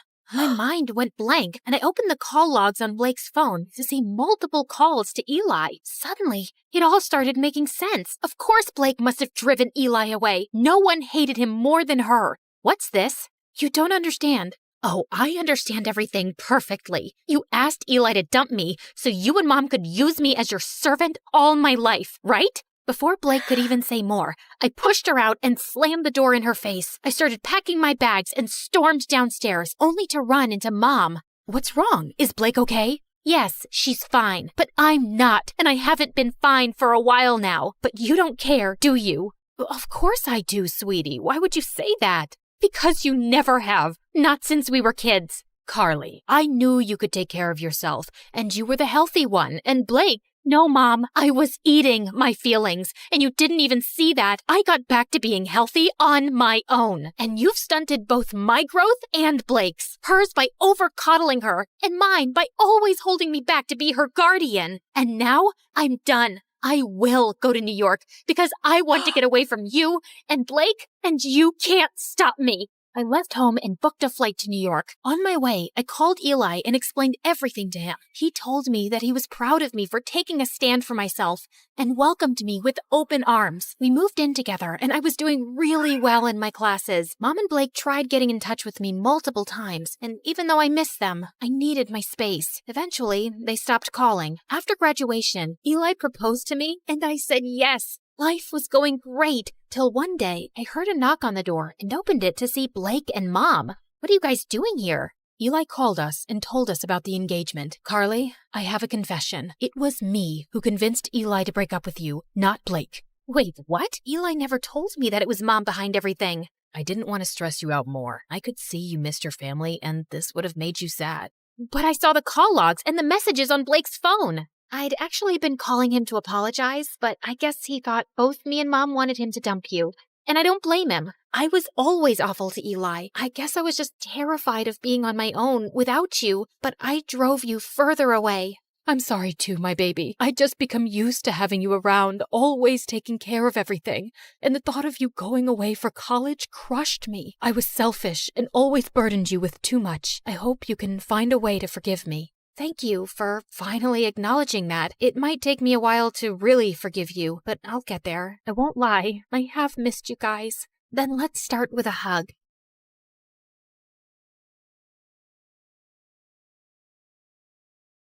Some superheroes strut around in capes, while others rock pixie boots and a trendy poncho. Because, yes, you are looking at a real superhero. Hi, I'm Annie, and I'm from New Jersey. Don't be fooled by my cute pink locks and dazzling big blue eyes, because as it turns out, I'm also a bit of a crazy, jealous maniac. You know, every superhero has a weakness. Mine was my dad. My dad was the center of my world. Mom left when I was 3, so it was always me and him. We'd hang out all day, and he'd do whatever I wanted. Let's jump on your bed and then go fishing for sharks in the park. I've just made the bed and it's raining outside, but whatever makes you happy, my angel. My dad was the best. He was my superhero. We did everything together and made a big effort to share each other's interests. For example, he learned the names of all the dogs from Paw Patrol. You're such a sky. In return, I learned to play chess, which was Dad's favorite game. Kapow! That's a check and a mate. One time, when I had a high fever, I asked him not to leave my side for 1 minute. I promise, Annie, I never will. And I totally believed him. He even made a pulley system to get the Uber food delivery to my bedroom window without leaving my room. But then, the worst thing happened. A couple of days later, instead of making me breakfast, he grabbed his car keys and let a babysitter in. I must go to work today, Angel Annie. Teresa will look after you. No, Daddy, I'll go with you. I'm sorry, sweetie. I have to go alone. It's for the best. Why? Because we need the money to live. Fine. If you want to leave, you'll have to step over me, and everyone knows that's bad luck. And to my surprise, he actually stepped over me to leave. I hated babysitters and caused as many problems as I could to get my dad to come back. He used to be late for work pretty much every day and had to sneak out during lunch and leave early to take care of me. So you can imagine what happened next. I got fired. Yay! Daddy's at home forever! Yeah! I was ecstatic, thinking things would go back to normal when I got the biggest shock of my life, kindergarten. I cried all the way and threw a total hissy fit at the front gates. Why? To learn and get a good job when you're older. Jobs suck! You'll make lots of friends. Friends suck! I hated it and let everybody know that I did. I hate it! Stop! Dad got more calls from the kindergarten than the principal's secretary. I know what you're thinking. I was a little monster. And yes, I was. I just couldn't help it. I wanted to be with my dad so bad. Soon, kindergarten turned to school, but things didn't improve. I felt so alone and sad without my dad, and I was always getting into trouble. But then one day, I got the best news ever. I know how unhappy you are at school, so I talked with the principal and I'll take a job at your school as a janitor. This way, we can spend all the time you want together, and I can have a job. God knows we need the money. I know it's not glamorous, but would it be too embarrassing for you? What? Just you and me again? This is the best job ever! But there is one condition. You must behave, because if not, I'll get fired. You promise? Oh, I promise. Pinky promise! And for some years, things were amazing. We drove to school and worked together, sat together at lunch, and whenever he'd go past my classroom mopping the floor, he'd give me a goofy wave. For the first time, I focused on my schoolwork because I didn't want to mess up our arrangement. Other kids were even inviting me to parties. You should go. Make some friends. Maybe you could come with me? Annie, you must learn to do things without me. Rely on other people. Really? Maybe you're right. I guess I can go for like half an hour. Nah, let's just hang out here and watch TV. But then it all changed. I was supposed to be meeting some peeps at the movies, but then remembered Dad's favorite TV show was on. So I decided to go back home and watch it with him. But when I opened the door, I found that Dad was having dinner with a woman with candles and flowers on the table. Annie, Angel, I wasn't expecting you. This is Fern, my new friend. Hello, Annie. I've heard so much about you. two. It's great to meet you at last. Funny, I've heard absolutely nothing about you. I was hoping we spend some time with Fern, Annie. Three's a crowd. Suddenly, I felt so jealous. Why would he want to spend time with her and not me? Soon, Fern became a permanent fixture at our place. Despite my grumpy face when she was around, she was always super nice to me. Wanna hit the shops? I have the biggest discount card. Maybe you can use it to buy another book on winning over skeptical teenagers. And at school, Dad was always calling her. She even joined us for lunch some days. I tried to do everything to get his attention when they were together. Like the time in the canteen, she'd made us all sandwiches and I pretended to choke. Poison! But they were too busy staring into each other's eyes to notice. Soon, Fern moved into the house. And even though I kept moving her things around, she was always calm and supportive. You can always talk to me about anything, you know. I'm fine. You and your dad have such a special relationship. I wouldn't want to come between you two. Well, cheers for that. You can rely on me too. I'll always have your best interests at heart. Yikes, is that the time? Gotta run. It felt like Dad was slipping away from me. But at the same time, I was also starting to become independent. During that time, I joined the chess club and quickly showed talent. No doubt thanks to all those games with my dad. I even won the school tournament and got invited to represent the school in an international tournament in Belgium. I knew it was a life-changing trip, but I also knew that my dad's job as a janitor didn't pay much. He would not be able to afford the expenses of such a trip, so I had to decline the offer. I was pretty sad about it, and soon things got even worse. That same afternoon, I got to class, and one of the more popular girls was sitting in my seat, slurping on a milkshake and making fun of me. Look at me, I'm Annie, and I'm so lame because my dad's my BFF. Great, that's really mature. Now move your butt from my seat. Oh no, you better call your personal janitor to clean up this mess. What mess? I shouldn't have asked, as she threw her milkshake on the floor on purpose. This mess? What are you waiting for? You better call Daddy. I jumped on her and tipped the rest of the milkshake over her, and that's when the teacher intervened. I got after-school detention. I was really scared that Dad would find out, but thankfully, he went home after finishing his shift. I was super relieved. But then, on my way out from detention, I heard a weird rustling noise from one of the classrooms. That's odd. Everybody went home already. I thought it was best to get out of there. But suddenly, a man in a ski mask rushed out of a classroom, holding a bag full of the school laptops. Oh no, a thief! I froze in my spot as he spotted me and stopped for a few seconds, then started running down the hallway. As he ran past me, he accidentally hit me with the bag of laptops, and I yelled in pain as I stumbled to the floor. Oh my god, are you okay? I looked up in shock as I recognized that voice. Dad? Suddenly, he dropped the bag and ran down the hallway and out of the school. I tried to follow him, but he was too fast. So I sprinted home, and there he was, Dad, completely out of breath and with the ski mask in his hand. The first thing he told me was to keep my voice down so Fern wouldn't hear. Dad, seriously? Stealing from the school? Are you crazy?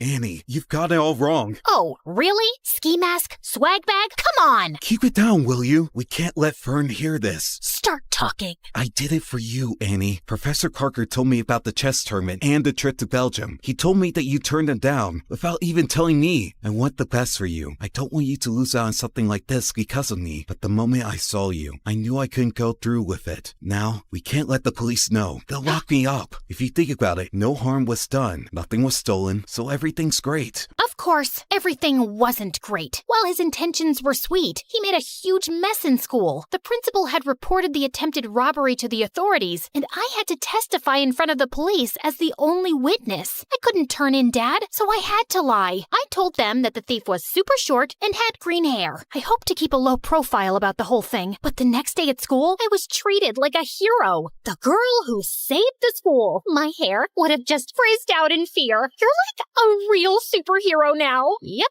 I guess that's me. Want to hang out with us and tell us all about it? And oh, let's snap a selfie. I need to boost my feed with some genuine hero vibes. But the worst thing was, since I caught Dad red-handed, he'd become increasingly clingy and hardly left my side. I guess he was scared I'd confess the truth, but it was really annoying. Like when this really cute boy Warren, who I liked but I didn't think had ever noticed me, talked to me. Hey, Annie. I'd love to take you out for a burger. Sorry, she's busy. Dad? Come on, hun. It's lunchtime. The first one to our seat wins the pudding. Sorry, Warren. I'll just have to go now. A burger soon, though. Sure. But soon, I started hanging out with Warren and his new friends all the time, while Dad's excuses to drop by became increasingly awkward and downright embarrassing. I came by to check if you seen my lost, mop. Thought I might have wandered into your classroom. And he'd always pick the worst times to barge in. I think I'm falling for you in a big way. I think we need to clear the air here. Dad! I'd had enough, and on the way home, I thought of ways to let him down gently. But I ended up screaming the truth at him in the driveway. Dad, it's time for a reality check. You can't shadow me forever. How about picking up a hobby that doesn't involve stalking me? You're suffocating me. Then he looked down and rolled his puppy dog eyes. I began to feel very guilty. But then big news popped up on my phone. A very short man with green hair had been arrested for the school robbery. And it was all because of me. Annie, we must go on the run. No, Dad. You need to confess. Confess to what? And suddenly, we both turned around, and Fern was standing there with the groceries. To not cleaning the bathroom properly. You have never cleaned it properly, Annie. Oh, I think my sock drawer needs some reorganizing. Annie, you can tell me anything. I'll always take your side. You can trust me. I didn't tell Fern. I thought she wouldn't understand. I tried to forget the whole thing, but I felt so guilty. That innocent guy was in jail because of me and my dad, and we needed to set the record straight. But I just couldn't turn my father over to the police. That night, I didn't sleep at all. I was so angry at my dad that the next morning, I skipped breakfast and took the bus to school. But when I got there, I saw him getting into a cop car.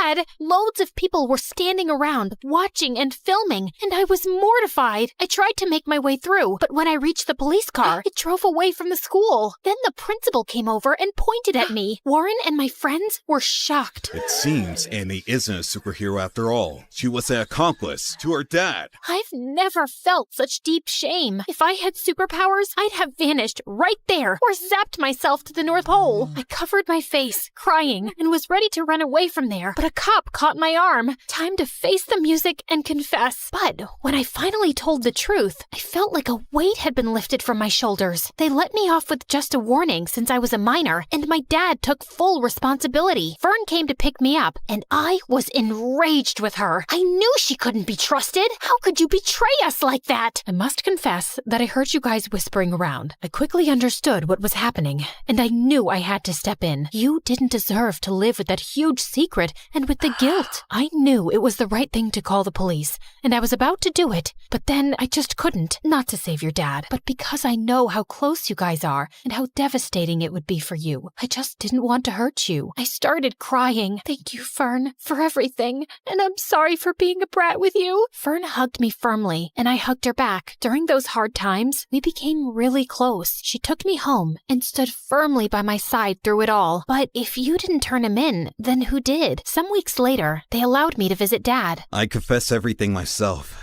It was unfair that someone else was arrested, and it felt even worse that you lied for me. I was afraid you'd start hating me for dragging you into my mess, so I gave myself up. I'm so sorry for being such a terrible dad. Dad started crying, and I soon joined in. No, Dad, you've been the best. I'm sorry I've been so difficult, and you don't need to feel like I'm missing out on anything. Promise, you won't ever do anything like this again. Pinky promise. And now, a few months later, Dad has been released, and we're moving with Fern to a new city for a fresh start, and I'm looking forward to making new friends.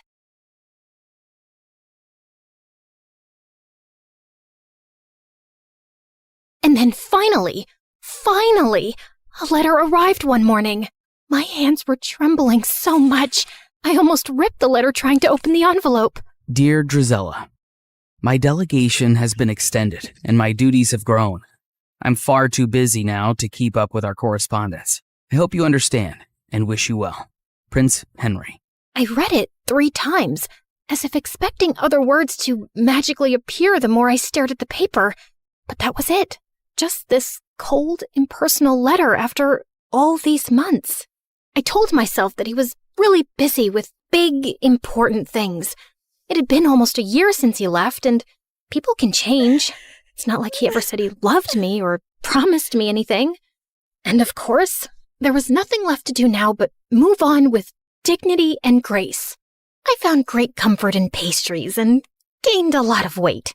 I considered becoming a nun, but decided against it since nuns aren't allowed to curse. I went to the village witch and said a friend was asking about ways to hex a prince. I started writing a vicious breakup letter to Henry, then realized you can't break up with someone you were never technically with, so I ate more pastries. Then I started running at dawn, lost all the weight, and used Cinderella's stupidly good skin and hair stuff so he'd choke on his regret the next time he laid eyes on me. But no matter what I did, it didn't dull the ache of missing someone who didn't miss me back anymore. It had been months since that last letter, and I had picked myself up and moved on. So I wasn't expecting my stomach to lurch when an official invitation arrived from the palace, announcing a grand ball in honor of the prince's return. Great. Other people could honor him. I wasn't going. Besides, Anastasia was terrified of dancing, and Mother wouldn't be up for it either. Over the past few months, she'd grown very weak and was always tired. I'd asked a couple of doctors to examine her, but they had no answers. Cinderella had been on top of her care, of course, always fluffing her pillows, rubbing her feet, making her special herbal teas. And the thought had crossed my mind more than once. What exactly was she putting in those concoctions? I didn't think she was beyond slowly poisoning a woman for her inheritance. I'd thrown the invitation in the trash. But sometime later, Cinderella came into the living room, clutching it to her chest. You're invited to a royal ball. Can you believe it? Oh, I've never been to a proper ball or worn a ball gown, and I've never seen the palace. I know I'm not invited, but maybe I could go if you could take me with you. Yeah, no. We're not going. Royal balls are dull. Take our invitation and go, love. I'll arrange a carriage for you. You deserve to have some fun. Yeah, there was no cute fairy swishing a wand and going bibbidi-bobbidi-boo. Just my own mother handing Cinderella one of her finest gowns, a string of expensive pearls, and some money to buy shoes. Because naturally, Cinderella's feet were impossibly tiny and delicate, and she couldn't borrow shoes from us ogres. And off went Cinderella, looking like a vision. Since she was finally out of the house for a few hours, there was no way I wasn't going to snoop through her room, which was, as I suspected, disgustingly perfect. Not a speck of dust, and everything was arranged with military precision. Psychopath. I rifled through her drawers, opened her wardrobe, peered under the bed. I didn't find some secret stash of poisons or a diary confessing to slow murder. I wasn't even sure what I was looking for, and I was beginning to feel stupid. I turned to leave when suddenly, my elbow bumped into a picture frame on her vanity, knocking it to the floor. I cursed under my breath as I picked it up. Luckily, nothing was broken, and the picture had just come out. As I was placing it back in, something slipped out, a folded piece of paper tucked away carefully. And when I opened it, I recognized the handwriting instantly. I would have known it anywhere. Dearest Drizella, I'm so sorry I haven't written in a while. A sudden, strange illness gripped me and I was too sick to be moved or even lift my head. The royal court kept quiet to avoid panic, and it took me months to recover. Even now, the physicians say the worst is not over. I'm healthy otherwise, but my vision has been compromised permanently. They expect it will continue to worsen until I lose it entirely, perhaps within a few months or a year. Before that happens, before I lose my ability to pen down words myself, I need to tell you that I'm in love with you. I'm not the man you deserve, but if you could ever imagine a future with me, one where I will not have my sight, but you will have all my heart, I would ask you to marry me. Yours always, Just Henry. I read it again and again and again. My knees gave out and I sank to the floor. He had loved me. He had wanted to marry me. He had needed me when he had gotten such terrible news, and I'd never even known. I'd spent all this time thinking he'd forgotten me so easily, but it wasn't true. None of it was true. But Cinderella had known. How had she gotten this letter? Had she stolen it before it reached me? Did she intercept others too? Did Henry get mine? A broken sound escaped my throat. I wasn't crazy or paranoid. I'd been right about her all along. Suddenly, the sound of the front door opening snapped me back to reality. Cinderella had returned from the ball. I rose to my feet, pure rage surging through my veins. She'd taken everything from me, but this time, she wasn't getting away with it. I ran downstairs and found Cinderella by the fireplace, humming softly, and I lunged towards her and grabbed her hair. Oh my God, what are you doing? I shoved the letter in her face. Why do you have this? What did you do? What did you say to him? Her blue eyes went wide. Then slowly, she smiled. And before I could react, she grabbed the letter from me and flung it into the fire. What letter? I saw red as I screamed and tried to yank her hair from her skull. She managed to pull away from me, but I grabbed her dress, tearing away the silk. She shoved me, and I stumbled back as I ripped the pearls from her throat. Mother and Anastasia came running in at the noise. What is happening? She's attacking me! She's gone mad! Get her out of here. I swear I will kill her if you don't. You don't know what she's done. She stole him from me. What? Who are you talking about? Henry, the crown prince. We were in love. He wanted to marry me. Mother and Anastasia just stared at me like I was speaking a foreign language. She's crazy and jealous. She's always hated me. Drizella, you've lost your mind and you're scaring us. No, I'm not crazy. I'll prove it. I tore up the stairs, running to my room. I flung open the chest under my bed where I'd kept all our letters. They were gone. All of them. I stumbled back down the stairs, half mad with grief and rage. I charged at Cinderella again, but Mother blocked my path and shielded her. You will not come near her again, you hear me? Enough. I couldn't breathe. I bolted from the house and ran out into the cold. I stumbled into the barn and sank onto the dirt floor, sobbing until my whole body hurt. I didn't know how much time had passed, but eventually the door creaked open and Anastasia walked in softly, kneeling beside me. If you say you talked to the prince, if you say you loved him, I believe you.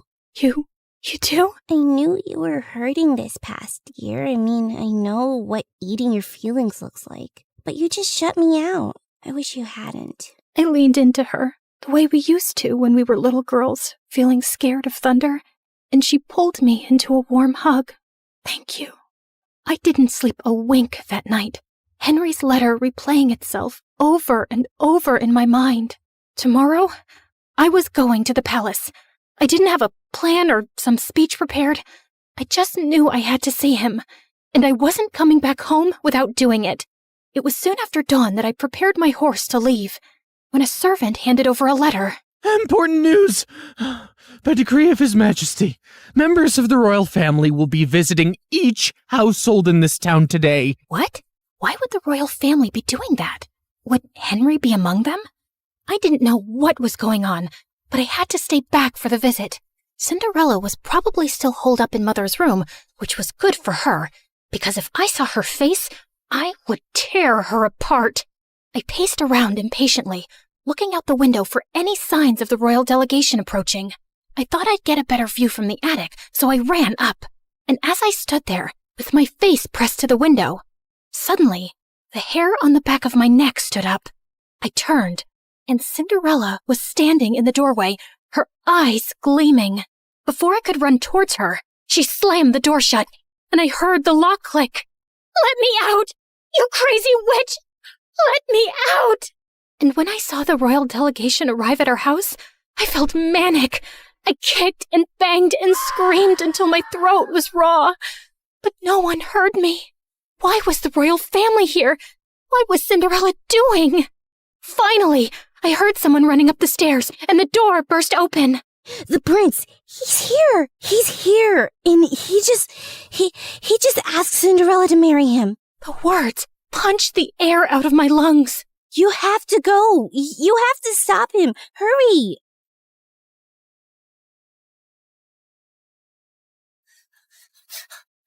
just as the royal delegation was preparing to leave.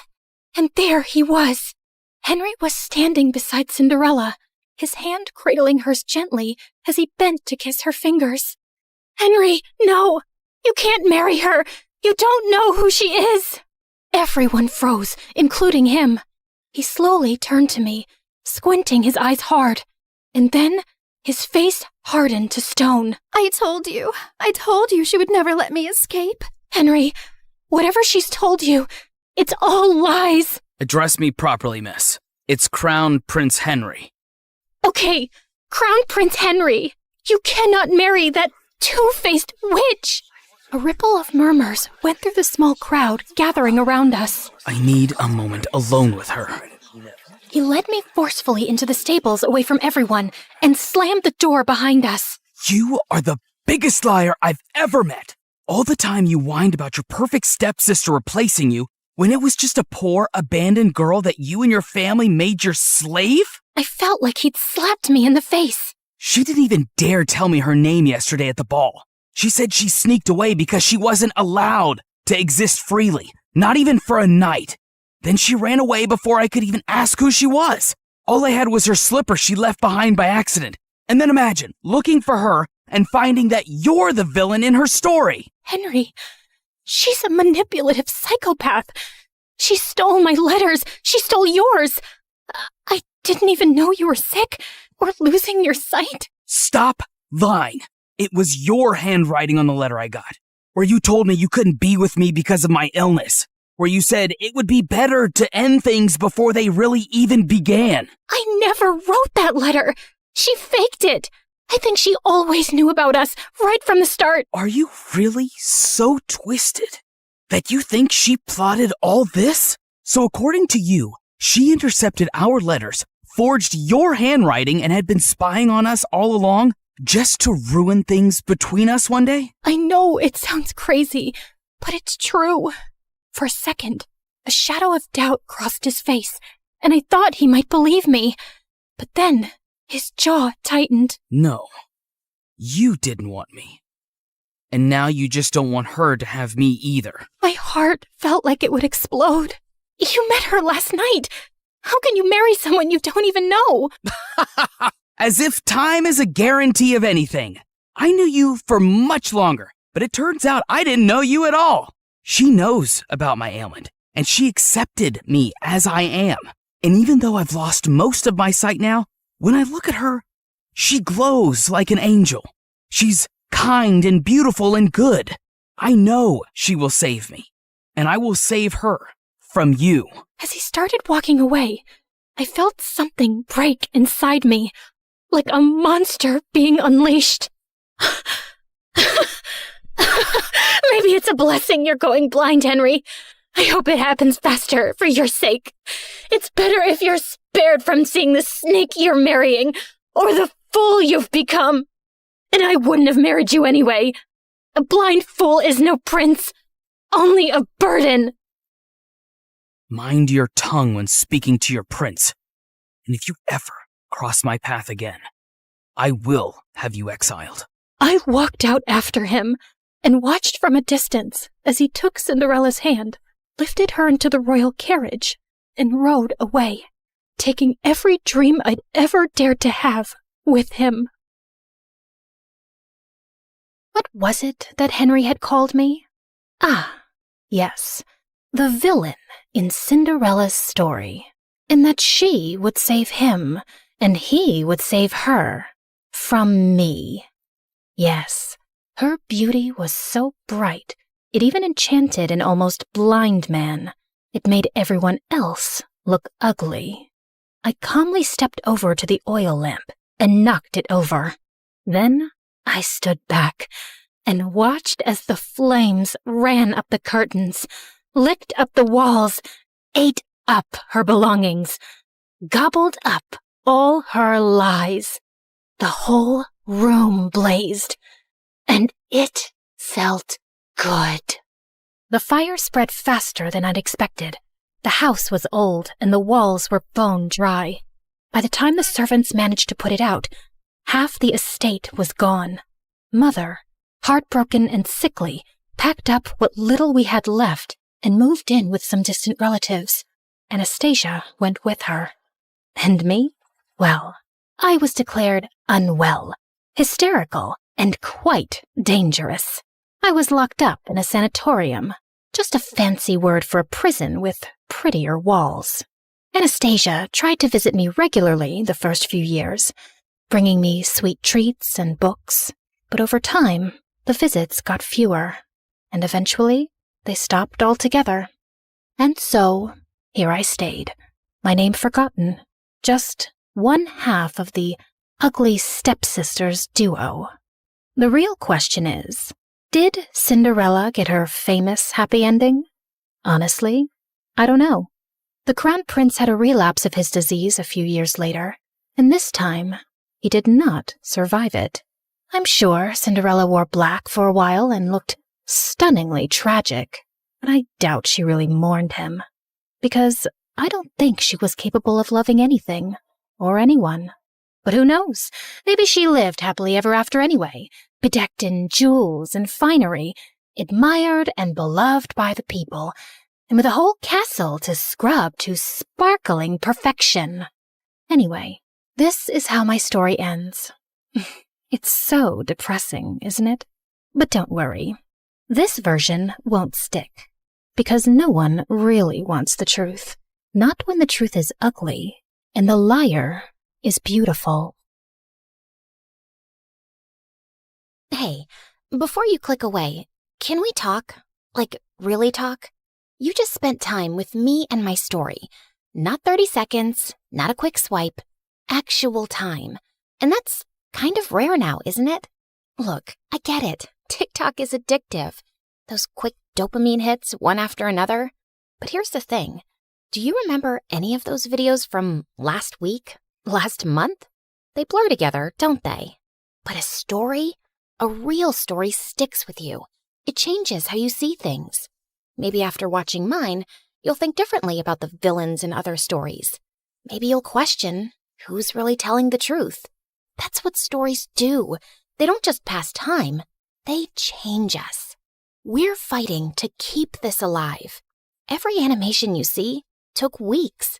Every character, every expression, every scene, crafted by humans who believe stories matter.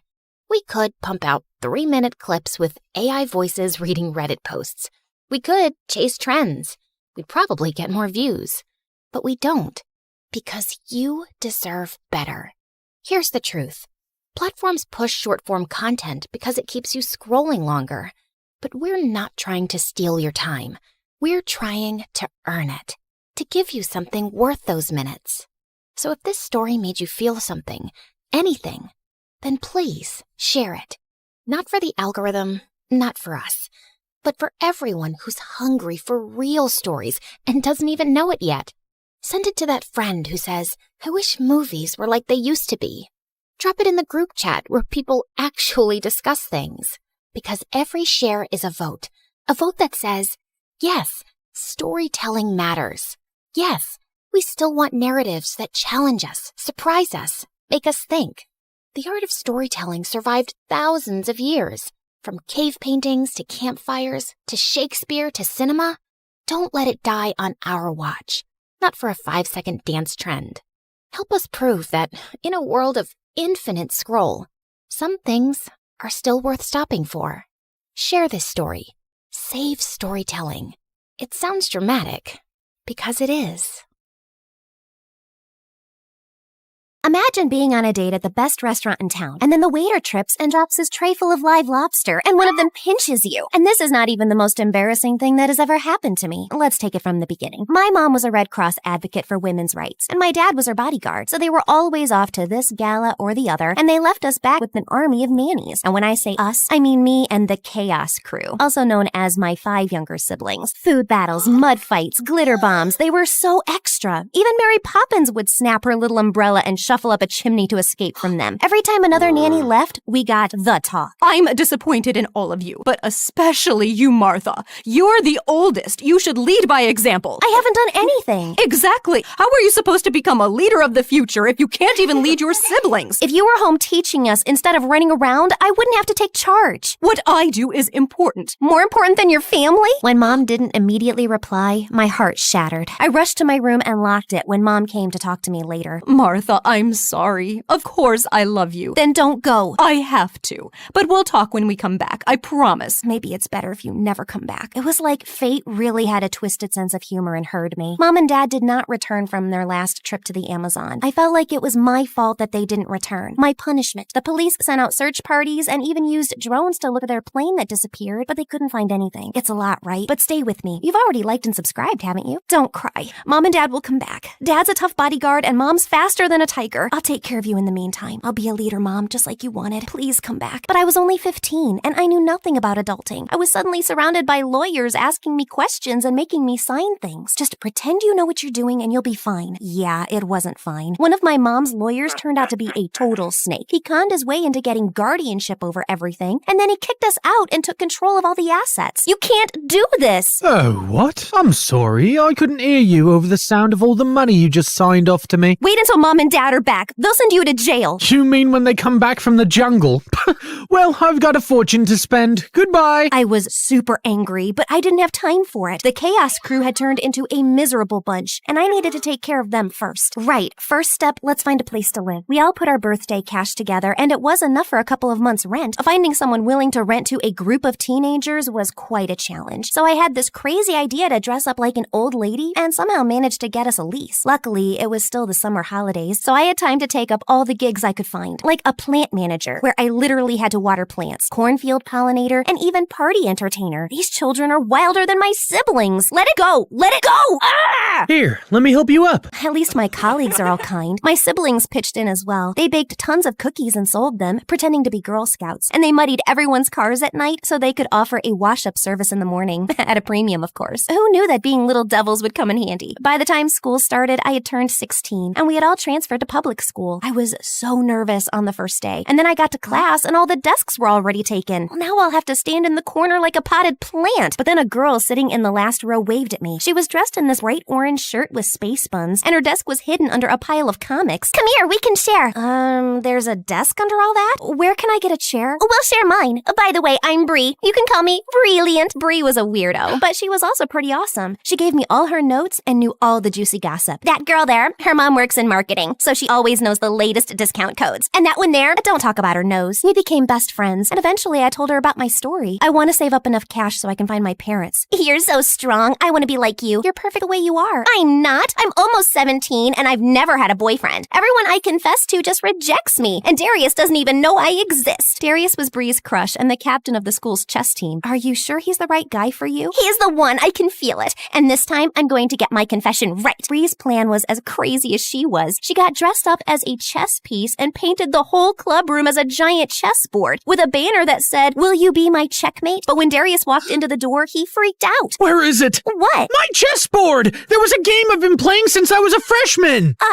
We just moved it. There? Darius was so furious, he wanted to call the principal. And then one of his friends intervened. I didn't see who he was because I was too busy pulling a crying Bree away. Thank you, mysterious dude. After that, Bree was done with the guys. And honestly, I had my own problems to deal with. Like the time I was getting out of the shower and this gigantic cockroach came out of the drain. I screamed and hit it with the shampoo bottle, but then even more of them started crawling out. Eek! It's an invasion! Oh yeah, it happens. Why do you think the flat was so cheap? We tried spraying them with gas, but the crawlers kept multiplying. We need a new flat ASAP. Martha, wise up and ask for a raise. But when I showed up for my part-time gig at the party entertainer company, the door was sealed off with bright yellow FBI tape and the entire place cleared out. Oh man, I loved this job. At least you get to keep the costume. What costume? These are my normal clothes. That is very creative. I never thought I'd meet someone more colorful than Bree. Hey, wait a second. Cute, smart, and probably colorblind. He's just perfect. Jasper, how would you like to meet a friend of mine? The moment I introduced Bree and Jasper, it was insta-love. They were like two very colorful peas in a super bright pod. And shortly after, they started dating. Martha, you are a lifesaver. I was seriously starting to think I'd be a crazy cat lady forever. It was an easy match. You have so much in common. A couple of months later, it was Jasper's birthday party, and he introduced me to his sister Trinity, who was like a Wednesday to his Enid. Wow, and they came out of the same womb. I can't believe someone like Jasper found such a cute girlfriend, and I'm still single. All the boys care about is looks, and no one cares about brains. As I watched Trinity cut marshmallows into cubes and stack them into perfect columns, I realized there was at least one boy who could appreciate her, so I texted him. Oh, I hope I won't regret this. The party was in full swing when, what's Darius doing here? Actually, I invited him. What? Trust me. Hey, Darius. Hi,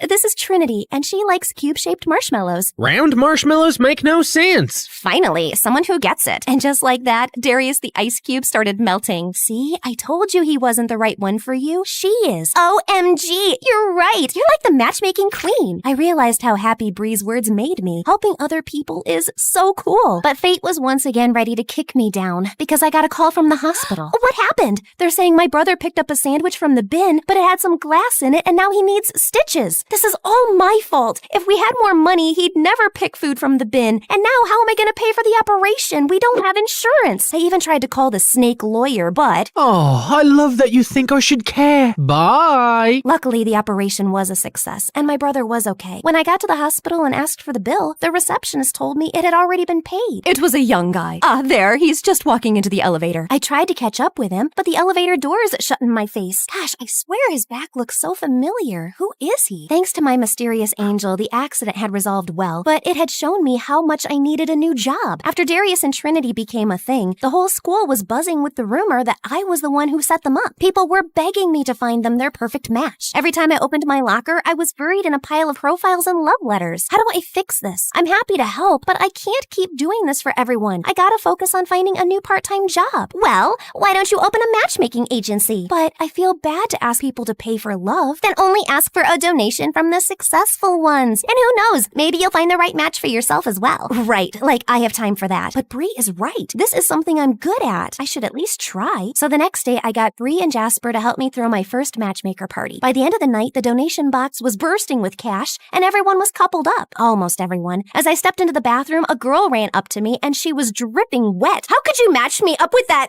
dimwit? I told him, pass me the water, and he poured it on me. Him as in, I checked my notes. Kuro? Kuro was one of my top candidates. 1 year older than me, and a looker. Plus, he aced all his classes. Oh, and he loved hamsters, and gaming, and, to be honest, I might have stalked his online profile a bit. Can't help that he's so cute. And then he called my mom your grandma. It has to be on purpose. I'm sorry. I'll find you a new match. How about Timothy? Thankfully, Timothy was a total catch, so the girl was happy, and my reputation was saved. My agency was killing it, and my siblings and I finally moved out of Cockroachville. But to track down Mom and Dad, I needed some serious cash, and that meant tackling my biggest issue. Hero, what's up with him? On paper, he's a catch, but every girl I set him up with comes back with a nightmare story. He took me on a boat trip, and we almost sank. We went ice skating, but he didn't know how to stop, and we crashed. We tried a cooking class, and he somehow managed to burn the spaghetti, set off the fire alarm, and evacuate the entire restaurant. He's ruining my perfect score. How can someone be really that clumsy? Maybe you need to find out by yourself. Bree was right. So I bought a wig and contact lenses and set up myself for a date with Kuro. As soon as he entered the restaurant, he tripped on his own feet and crashed into the waiter, and everyone was looking at us. But instead of being angry, I just smiled. So Kuro, tell me about yourself. Well, I'm kinda clumsy. I'm sorry. It's not so easy to scare me. I mean, I survived a cockroach invasion. A what? So I told Kuro everything about my horrible flat and crazy summer jobs. He laughed and then got back from the toilet with a whole roll stuck under his shoe, which then led to the lobster accident, which I told you about already. And gosh, he really is a menace. You're giving up? Never. The second date was better. We only got a batch full of super salty popcorn. The third date was almost normal. And by the fourth, I realized he'd done nothing clumsy. Wow, I guess he was just nervous. I started to get so comfortable around him that I even told him about my mom and dad's disappearance. Don't lose hope. I bet they're still out there somewhere. I know they are. If it hadn't been for that awful lawyer. What lawyer? After I explained how we got conned, Kuro was super mad. I can't believe he can get away with something like that. He's a lawyer. Who is the police gonna believe? There must be some evidence. The more I listened to Kuro, the more I realized he was right. I didn't have time or money before to go after him, but now it's time for the Chaos Crew's return and get our revenge. That night, we went to our old house and stuffed some old rotted beans in all the air vents. Less than half an hour later, the people inside were opening all the windows. Stage 2, go! Dressed up as a cleaning crew, my siblings rang at the door while I sneaked through a window. It was dark, but I grew up in this house. I know it like the back of my hand. happened. I waited until the chaos crew started to fill all the vents with flour, making everyone cough, and then I went into the study. Okay, focus. He won't leave around a folder with evil plan written on it, but as I looked into a drawer, that's exactly what I found. As I scanned through the pages, everything became clear. My parents! I can't believe they— Drop that! I looked around to see if there was anything I could throw at him, but he had me backed into a corner. I thought I smelled a rat. Now be a good girl and— Conk. The lawyer dropped, and behind him was Kuro holding a big law book. The power of knowledge, eh? OMG, thank you. But how did you find me? I might have followed you? Sorry, I was worried. While Kuro tied him up and called the police, I whipped out the phone and called the number I had found in the evil plan folder. Sugar Leader's Bakery? Yes, I have to place an order for 27 cinnamon rolls. Thank you. Please work. Please work. Attack! Mistaking Kuro for a bad guy, my siblings jumped him, and by the time I pried them away, the police had arrived. Arrest them! They're trespassing! It's not your house. My parents are missing, not dead, so by law, my signatures are invalid. But the evidence was clear, and the police dragged him away. It turns out we weren't the only family he had conned. He's going to be in prison for a very long time. A few days later, my siblings and I returned to our parents' home. I invited Kuro, Bree, and my friends to celebrate, but I couldn't sit still. Finally, the doorbell rang, and when I opened the door, my parents were there, alive and well. My babies! We're so sorry. We were working with native communities to stop illegal activities, but we were forced to go underground to save the project. We left our lawyer a number and a safe message so that you could reach us in case of an emergency. That's the call you made? Yes! That arrogant man had written everything down. He was supposed to explain everything and take care of us. Instead, he even told our parents to stay away because we had received some threats. We should have never trusted him. But now you're home and you're going to stay, right? Mom and Dad looked at each other, and for a moment I was afraid that they might leave again. Of course we're staying. We learned our lesson. And who are all these nice young people? I introduced all my new friends to my parents and told them how much they had helped me. But when it was Kuro's turn, I hesitated. Is he a friend, a date, a boyfriend? He doesn't even know I'm the matchmaker. This is Kuro, and I've never been completely honest with him. I turned to him. I hope he understands. Kuro, I'm not one of your matches. I am the matchmaker. I braced myself, expecting rejection, but— I already knew. What? Why do you think I was such a loser with other girls? I've had a crush on you since Bree's wild confession to Darius. But you were so wrapped up in your agency, you never even gave me a second glance. I had to do something drastic to get you to notice me. Bree's confession? But I squinted at him. Right, he was the guy who stopped Darius from going to the principal. And OMG, you also paid for my brother's hospital bill. Yeah, I overheard you talking about it at Jasper's party. Why didn't you tell me? I didn't want you to go out with me because of money. I couldn't believe he'd done all that just to date me. I guess this answers my question. Mom, Dad, I'd like to introduce you to Kuro, my perfect match. I grabbed Kuro's hand, and as I saw the happiness on his face, I knew I had made the perfect choice. Welcome to the family, Kuro.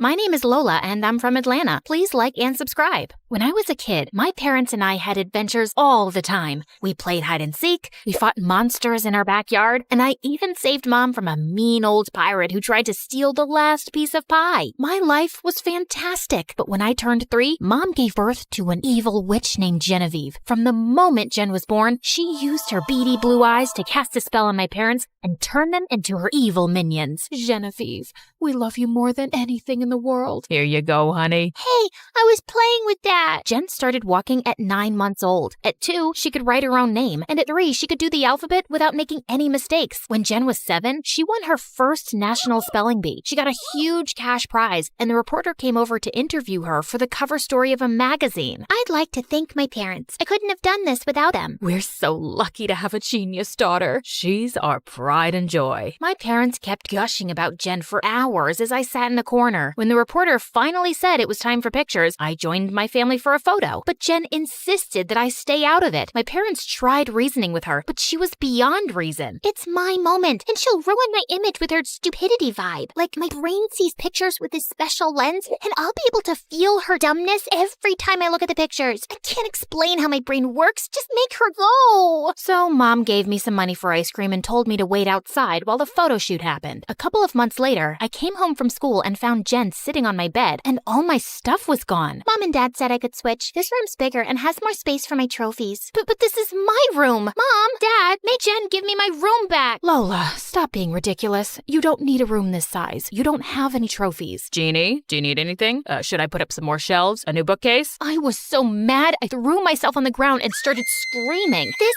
sucks. I'm leaving, and I'm never coming back. I'll show you. I'll get a new family that will appreciate me. I stormed out of the house. I got to the driveway and realized I had nowhere to go. So I decided to hide out in my treehouse. But then something crazy happened. My stomach started rumbling, and I searched through my pockets to find a candy bar. Then out of nowhere, this girl appeared and snatched it out of my hand. Hey, that's mine. This is my treehouse. Get out. I don't see your name on it. It's written right there. Oh, then the strange girl wrote the word Madison on the wall. I guess we're roommates now. We'll just have to share. Then she tossed me half the candy bar. Madison and I spent the rest of the day together, and she was pretty wild. She told me about all the adventures she'd had in the neighborhood. I found a skeleton in the neighbor's backyard. No way! The old lady across the street is an alien. I saw a spaceship in her garage. Madison made up fun games for us to play. We had a spitball fight and threw water balloons at the neighbors as they walked by. Then my mean old parents told me to come inside for dinner. They didn't even miss me or remember that I'd been upset. After that, when I wasn't at school or watching Janet's spelling bees, I'd run out to the treehouse and spend time with Madison. One time, we were pretending to have a sword fight in the backyard. It's over for you, Madison. Give up now. You'll never take me alive. Suddenly, Jen appeared out of nowhere. Lola, who are you talking to? Madison. Duh. Who's that? I turned around to introduce Madison, but she seemed to have vanished into thin air. She was just here. Must have scared her off with your mean vibes. I thought Jen would say something, but she just gave me a weird look. I think you're old enough to not have an imaginary friend. And went back inside, and Madison instantly reappeared beside me. Where did you go?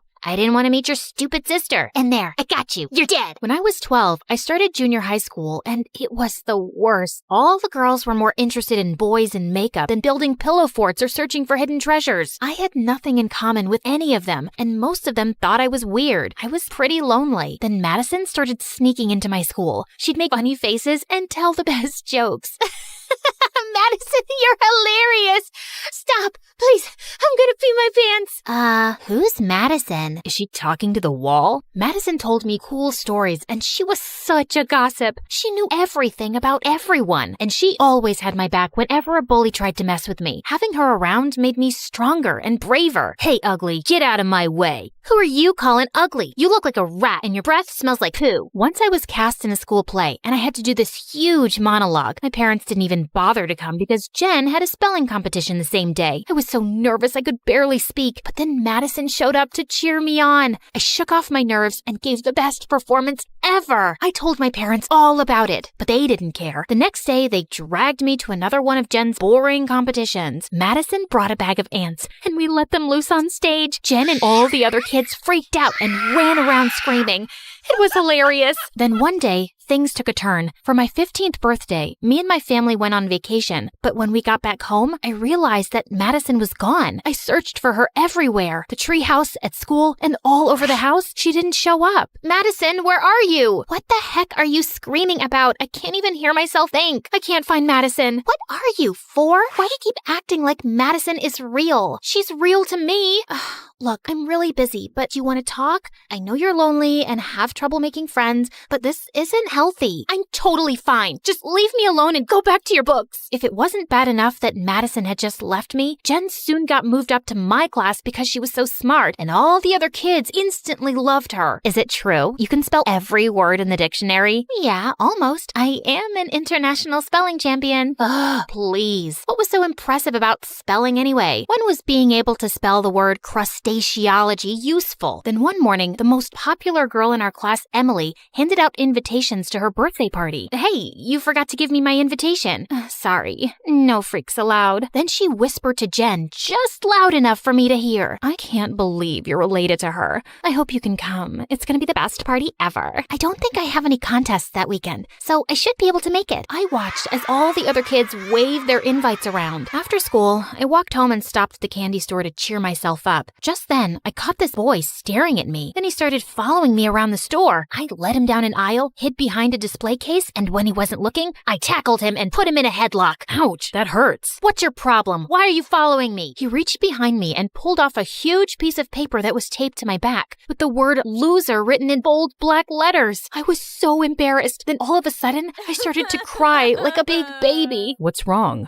My life stinks. My best friend abandoned me. My family doesn't like me. And all the kids at school think I'm a freak and a loser. You're not a loser. You don't even know me. I just have a feeling you're pretty cool and someone I'd like to know better. His name was Hunter, and he was really cute, and we had a ton of things in common. We loved the same books and movies, and he made me laugh a lot. We quickly became friends, and having him around made me feel a lot less lonely. The more time I spent with Hunter, the more I started to like him. He never once compared me to Jen, and he always listened to me, even when I went on a full-on rant about how my parents gave Jen a brand new laptop on my birthday, and I just got some cheap shoes. Then one day, my parents called me into the kitchen for a family meeting. Guess what, Lola? I got into St. Florence's Academy. Isn't that incredible? Jen, we're so proud of you. We can't wait to start our new life in Chicago. Chicago? What? No way! I'm not moving there. I'm not leaving Hunter. Lola, don't be selfish. You'll find plenty of new friends in Chicago. I don't need to make new friends. I already have a friend here. I'm not moving. I stormed off to my room. 10 minutes later, Jen showed up at my door. Can we talk? Why? Have you found more ways to ruin my life? That's not fair. You want to talk about fair? Ever since you were born, you've taken everything away from me. My parents, my toys, my room,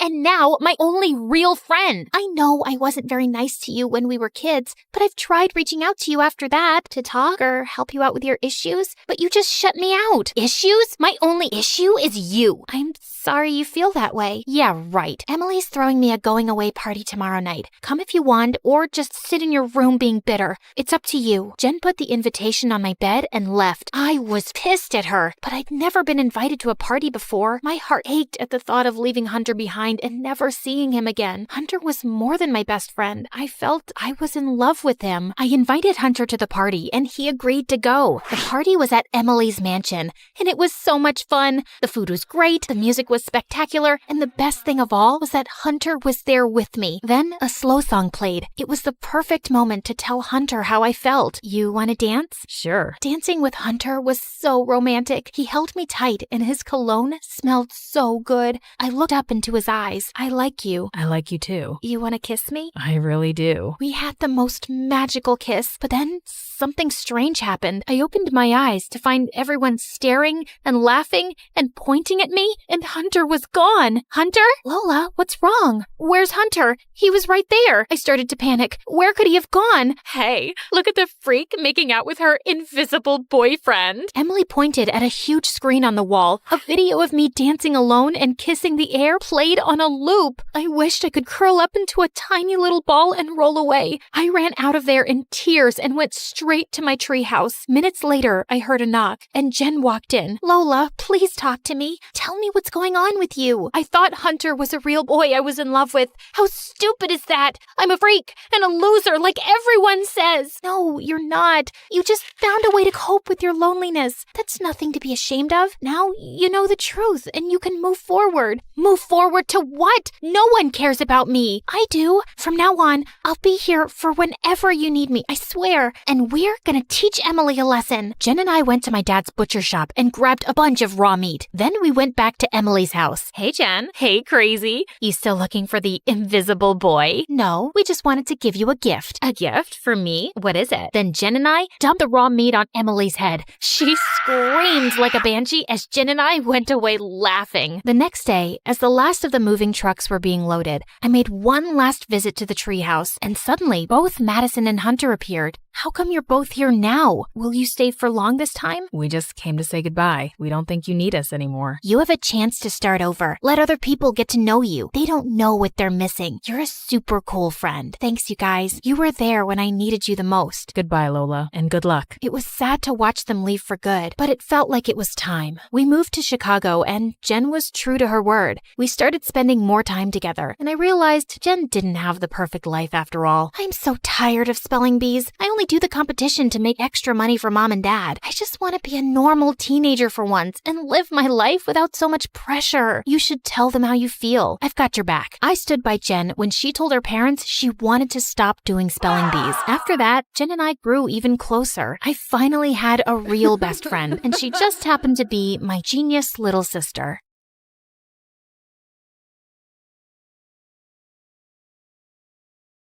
I turned the corner as fast as I could, but the scary men in dark suits were still behind me. I couldn't let them catch me. I had the fate of the world on my shoulders. Well, actually, it was around my neck in a butterfly locket that held the super secret code to a powerful weapon that had to be protected at all costs. Hi, my name is Grace, and I'm a super secret. That's classified. Let's just say I have a special set of skills. But before I continue, please like and subscribe. I darted into the subway and raced down the stairs just as the train slid into the station. The men were right behind me, yelling for me to stop. Sorry, suckers. Better luck next time. I hopped on the train, raced down the aisle, and bumped into the most beautiful boy I'd ever seen. His face screamed perfection. He had the body of an action star, and his smile could melt the polar ice caps. My special AI glasses analyzed him in half a second. His name was Nate. He was the quarterback of his high school football team, and his dad was a successful businessman. He seemed too good to be true. And then he opened his mouth. Hey, sweet thing. Yeah, I know I'm handsome. I'm a perfect 10. No, an 11. Maybe a 12. I'm the best looking guy you've ever seen. Am I right? Nate pulled out a marker and started signing his name on my arm. What the heck are you doing? You don't want my autograph? I'm a famous football star. At least I will be in a couple years. Though the way you're looking at me makes me think I might be the man of your dreams. You're pretty cute, too. I mean, pretty and cute. Both? Get it? Suddenly, I saw the angry men in black suits running down the aisle headed in my direction. The last thing I needed was to get caught with the necklace, so I pulled Nate into a kiss, distracted him, and quickly slipped it into Nate's backpack. Wow, that was intense. Well, what can I say? I'm an intense person. Oh, this was fun. See you never. Bye. Saying that, I just ran. Just as I'd expected, the men rushed past Nate and didn't give him a second look. I raced off the train and into the crowded station and got out of there undetected. When I walked into headquarters, Agent Mama Bear ran up to me screaming, "Where's the necklace?" I had to stash it with a civilian. A civilian? Are you crazy? What are you thinking? If Mr. X gets to him before we do, that poor civilian is toast. Hello, the bad guys were tailing my butt, and I didn't want the necklace on me in case they caught me. I was thinking on my feet, and it seemed logical at the time. The president should be thanking me. Actually, he should put my name in the super secret agent handbook. I knew you were too young for this mission. I can fix this. I'll just get the locket back. Fine, this is your last chance. Hold on, I can see you guys are confused. Mr. X is actually a criminal mastermind who stole a super secret government weapon, but he can't use it because it works on a code that's hidden in a butterfly locket that I stole from a secret underground bunker. And now Mr. X wants to catch me, take the code, and sell the weapon to a group of evil men that are up to no good. You get the drill, right? After getting my butt kicked at the headquarters, I went straight to Nate's house to scope things out. But his mansion was like Fort Knox. There were guards everywhere. I couldn't risk the mission, so I decided that the only way to get closer to Nate and his backpack was to go undercover. I'd pose as a high school student, find Nate, snatch his backpack, and grab the necklace. The whole thing would be a piece of cake. The next morning, Agent Mama Bear enrolled me into Nate's school. The moment I stepped on campus, I was on a hunt to find Nate. But every time I tried to get near him, he was surrounded by an army of lovesick girls. Nate, you're so strong and your muscles are so big. I know. I go to the gym every day. Your eyes are so perfect, Nate. Thanks. I use a special kind of eye drops that Robert Pattinson used in his vampire movie. That's why his eyes were shining so much. He winked. A couple of girls cheered and some begged him to take a selfie. I wanted to barf. A couple of hours later, I saw Nate alone at his locker. He had his backpack on, but it was zipped shut. So I crept over like a cat burglar and reached for the zipper. Just as I was about to open it, Nate turned around. Our faces were inches apart. He looked at me with his dreamy brown eyes, and I swear I heard angels singing. Then some kid ran by and bumped into me. I lost my balance, fell forward, and suddenly my lips were on Nate's. And then we were kissing. You really can't seem to get enough of me, do you? That was a mistake. I have to run. Not so soon. I'm not letting you get away this time. How about you be my girlfriend? We can kiss all the time, and you can stop playing this game. I don't have time for games. You have something of mine and I need it back. Did I steal your heart? Well, baby, you stole mine too. Enough of this. You're wasting my time. Just as I was about to snatch his backpack and grab the locket, this rich girl named Pam walked up with her minions and 2 burly bodyguards. She was the spoiled daughter of a rich politician. Pam shoved past me so hard I almost lost my balance. Hey, jerk, you pushed me. That's what I mostly do with garbage. Is this street rat bothering you, Nate? If she is, I can tell my guards to send her away. She's not a street rat. She's a nice girl. We met on the subway. The subway? Yeah, it's this thing underground. People use it for transportation. It's been around for over 100 years. Duh, I know that. It's just disgusting. How many times must I tell you, Nate? You shouldn't hang out with peasants. You could get cooties. Cooties aren't real. Yes, they are. My cousin got them, and she was in the hospital for a week. Nate, let's go. I'm allergic to poor people. If I stay near that girl any longer, I'll get a rash. Pam grabbed Nate's arm and whisked him away. Nate looked back at me and winked. After that, every time I tried to talk to Nate, Pam showed up and acted like a maniac. I saw Nate outside at lunch, but when I approached him, Pam started screaming and threw herself on the ground to get his attention. Nate, help! Monster ants are eating me alive! Of course, Nate fell for her act. He rushed to her side, picked her up, and held her in his arms like she was an overgrown baby. She was beyond annoying.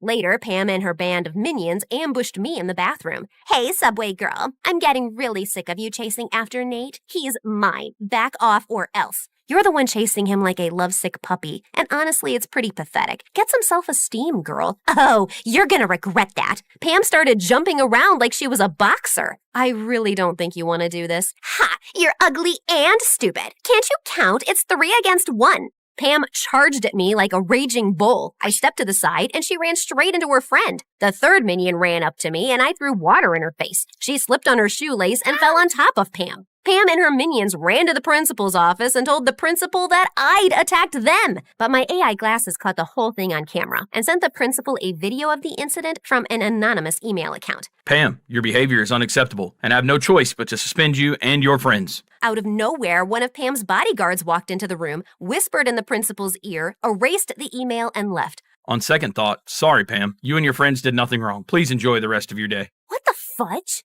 Then the principal sent me to detention. And by the time I got out, the school day was over and I couldn't find Nate anywhere. God, I needed that necklace desperately. I checked his social media and saw that he was out partying at Pam's mansion, at a nightclub, and raced around the city in a limousine. Pam's bodyguards were stuck to them like glue, and her driver was guarding Nate's backpack like a hawk. I couldn't go near it without raising an alarm. It was almost 3 o'clock in the morning when Pam's driver dropped Nate off at home. I was so tired from following them around all night that I could barely keep my eyes open. I parked my car to rest my eyes, but I must have drifted off to sleep because when I woke up, it was morning and Agent Mama Bear was glaring at me from the passenger seat. I thought you were working. Ah!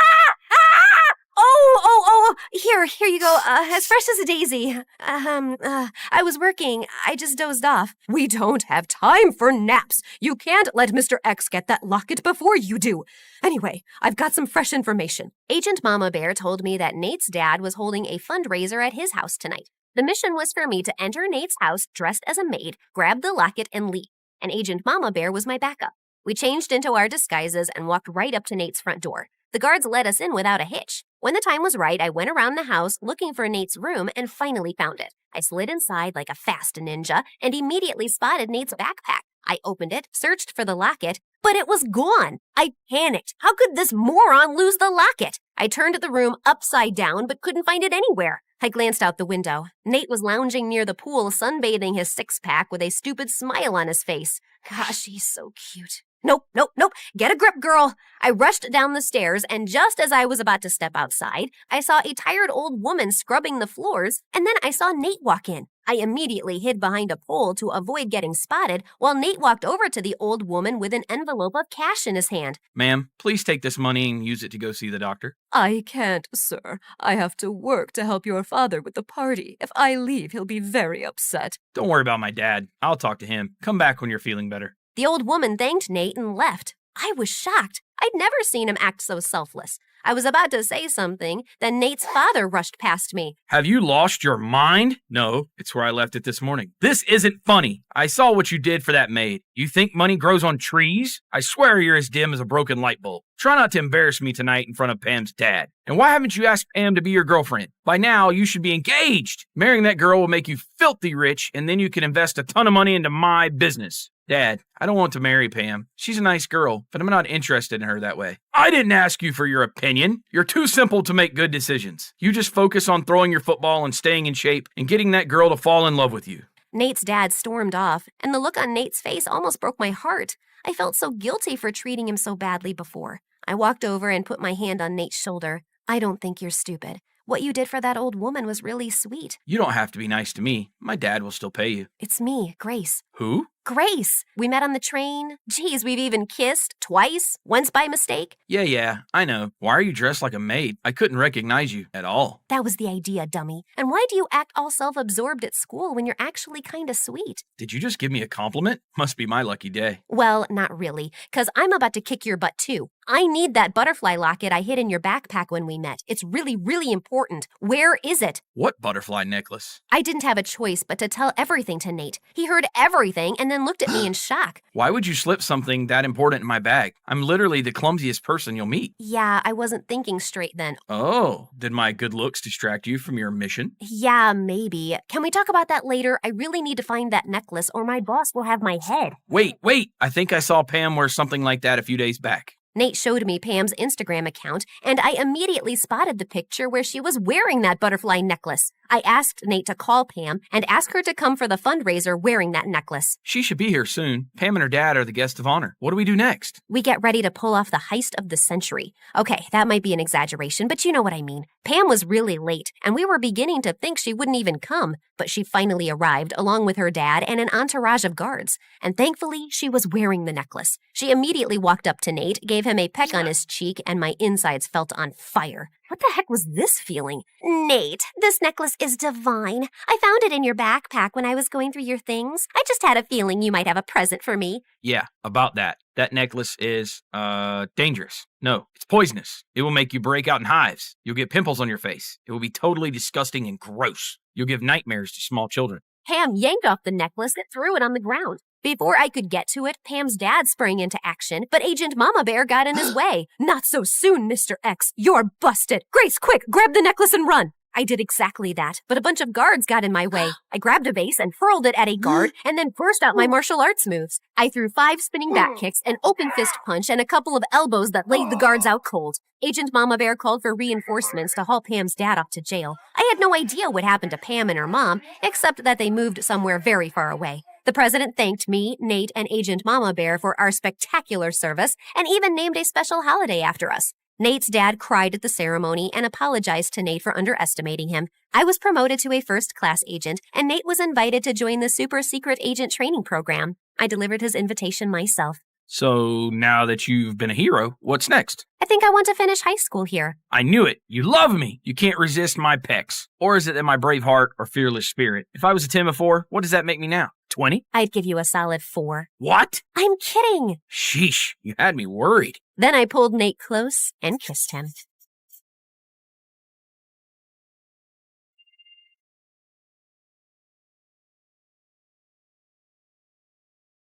Finally, I had the beach house all to myself for an entire month. A summer of sunbathing, parties with friends, and bonfires on the beach was headed my way. I couldn't wait, and the best part, a break from my dad's annoying rules. Hi everyone, I'm Taylor, the girl who has it all. Everyone knows my name, teachers love me, and I live in the sweetest oceanside mansion on this side of the panhandle. Everything was falling into place. I'd just finished my senior year. I got accepted into my dream college, and I had a killer party planned at the end of the week. Life was great, but my summer dreams shattered like a mirror when I saw a familiar face jump out of a moving truck next door. Before I continue, please like and subscribe. What is she doing here? I ducked behind the railing and peered over at a preppy-looking girl walking toward the neighboring house. Her hair clips stuck out like a sore thumb. Whoa, that's Heather Lanigan. I haven't seen her since... Shut up, Troy. She'll hear us. My annoying little brother almost gave us away. Thankfully, I pulled him out of sight just in time. Weren't you guys like best friends or something? Why are you being so sketchy sketchy. I glared at my brother and crept inside as fast as I could, watching from the tilted blinds. Heather and I went way back, but she moved away when we were 12 and took all her insane drama with her. We used to be friends until she started making my life a living nightmare. More on that later. All week, I was forced to sneak around from room to room to stay out of sight, like I was a burglar in my own house. This was not how I wanted to start my summer vacation. Before I knew it, it was the day of my party. I didn't even realize the DJ had arrived to set up his equipment until the doorbell shocked me out of my trance. The guests started showing up, and I wasn't even dressed yet. I threw on the cutest dress in my closet and raced downstairs. Oof, straight into my boyfriend, James. Careful, babe. What's the rush? Sorry, I'm just a little on edge. My arch nemesis moved in next door a few days ago, and I'm pretty sure she's plotting my demise. You mean the tiny little girl on the swing over there? Sure enough, Heather was outside swinging innocently with a lollipop in her mouth like Lord Voldemort with pigtails. I didn't buy her act for a second. Don't let her size fool you. Okay. Should we go dance? Yeah. The music kicked on and I finally let my guard down. We danced and sang karaoke all night long, having an absolute blast. At one point, I looked out the window again and saw Heather, still alone on the swing set. Maybe I'd been too judgy. I was almost tempted to invite her to the party when suddenly I heard gasps behind me. Watch out! I spun around and stared just as a light snapped off the railing above. James dove and pushed me out of the way just in time. When I looked back out the window, Heather was gone. I tried to act like it was no big deal. Just a little accident, everyone. No need to stop dancing. But the truth is, I was shaken up. Did Heather do this? Even if she did, I knew there was no way anyone would believe me. After all, no one did the first time she tried to ruin my life. So, about that. Growing up, Heather and I were best friends. We loved all the same things. Fashion, parties, the beach. Obviously the beach. But we were also straight-A students and in all the school clubs. My dad wouldn't let me do anything without adult supervision. So I used to always drag my mom to our hang sessions because she was less strict. And Heather would bring her dad since he'd recently sold his company for like $1 billion and suddenly had a bunch of free time. Then one day, Heather's dad left. Not long after, my parents got divorced too. Heather's dad moved to Europe to start a new business, and my mom moved to the rainforest to find herself. Guessing all she found was bug bites and poor cell service. It was one more thing Heather and I had in common, except not fun like the others. But instead of bringing us closer together, Heather changed. She stopped answering my calls, started playing cruel pranks on me, and even spread a rumor at school that I peed myself. Pro tip, do not drink lemonade with white pants. Learn from my mistakes, people. One day, she started telling everyone I'd ruined her life. And when I stuck up for myself, Heather turned on the waterworks and no one believed me. I understood her being sad. I was sad too, but I couldn't understand why Heather suddenly hated me. Eventually, Heather and her mom moved away. By then, I was honestly relieved to see her go. At least I'd be safe from her pranks. And I was, for a while. But now, she's back. Over the next few weeks, my brand new car broke down. I lost my entire makeup bag in a thunderstorm, and James even started ditching me. This wasn't a coincidence. Heather was ruining my life all over again. I knew I needed proof this time, so I watched Heather like a hawk. One day, James came over to pick me up for a date and found me doing surveillance. Babe, she hasn't said a word to you. You're being paranoid. That's what she wants you to think. Ooh, scary. Watch out for the big bad she-wolf. I considered dumping my mocha latte on James's head, but decided to be mature and punch him in the arm instead. Also, this latte was way too good to waste. Mocha. I headed out, not waiting for James. I took one step off my porch when suddenly a tidal wave of bright blue paint rained down from above, covering me from head to toe. Still think I'm paranoid? Didn't your dad have the house repainted before he left? The painters probably forgot the cans. You live in a dream world of lies and unicorns. I quickly rinsed off and changed so we could make our reservation on time. I wasn't about to miss out on a meal at the most exclusive restaurant in town just because of the Wicked Witch of the Panhandle. When we arrived, I was so excited. But before we could even walk into the restaurant, the hostess came out and stopped us. I'm sorry, miss, but the entire restaurant has been rented out for the evening. What? We had reservations. Someone came and offered to buy out all of the tables.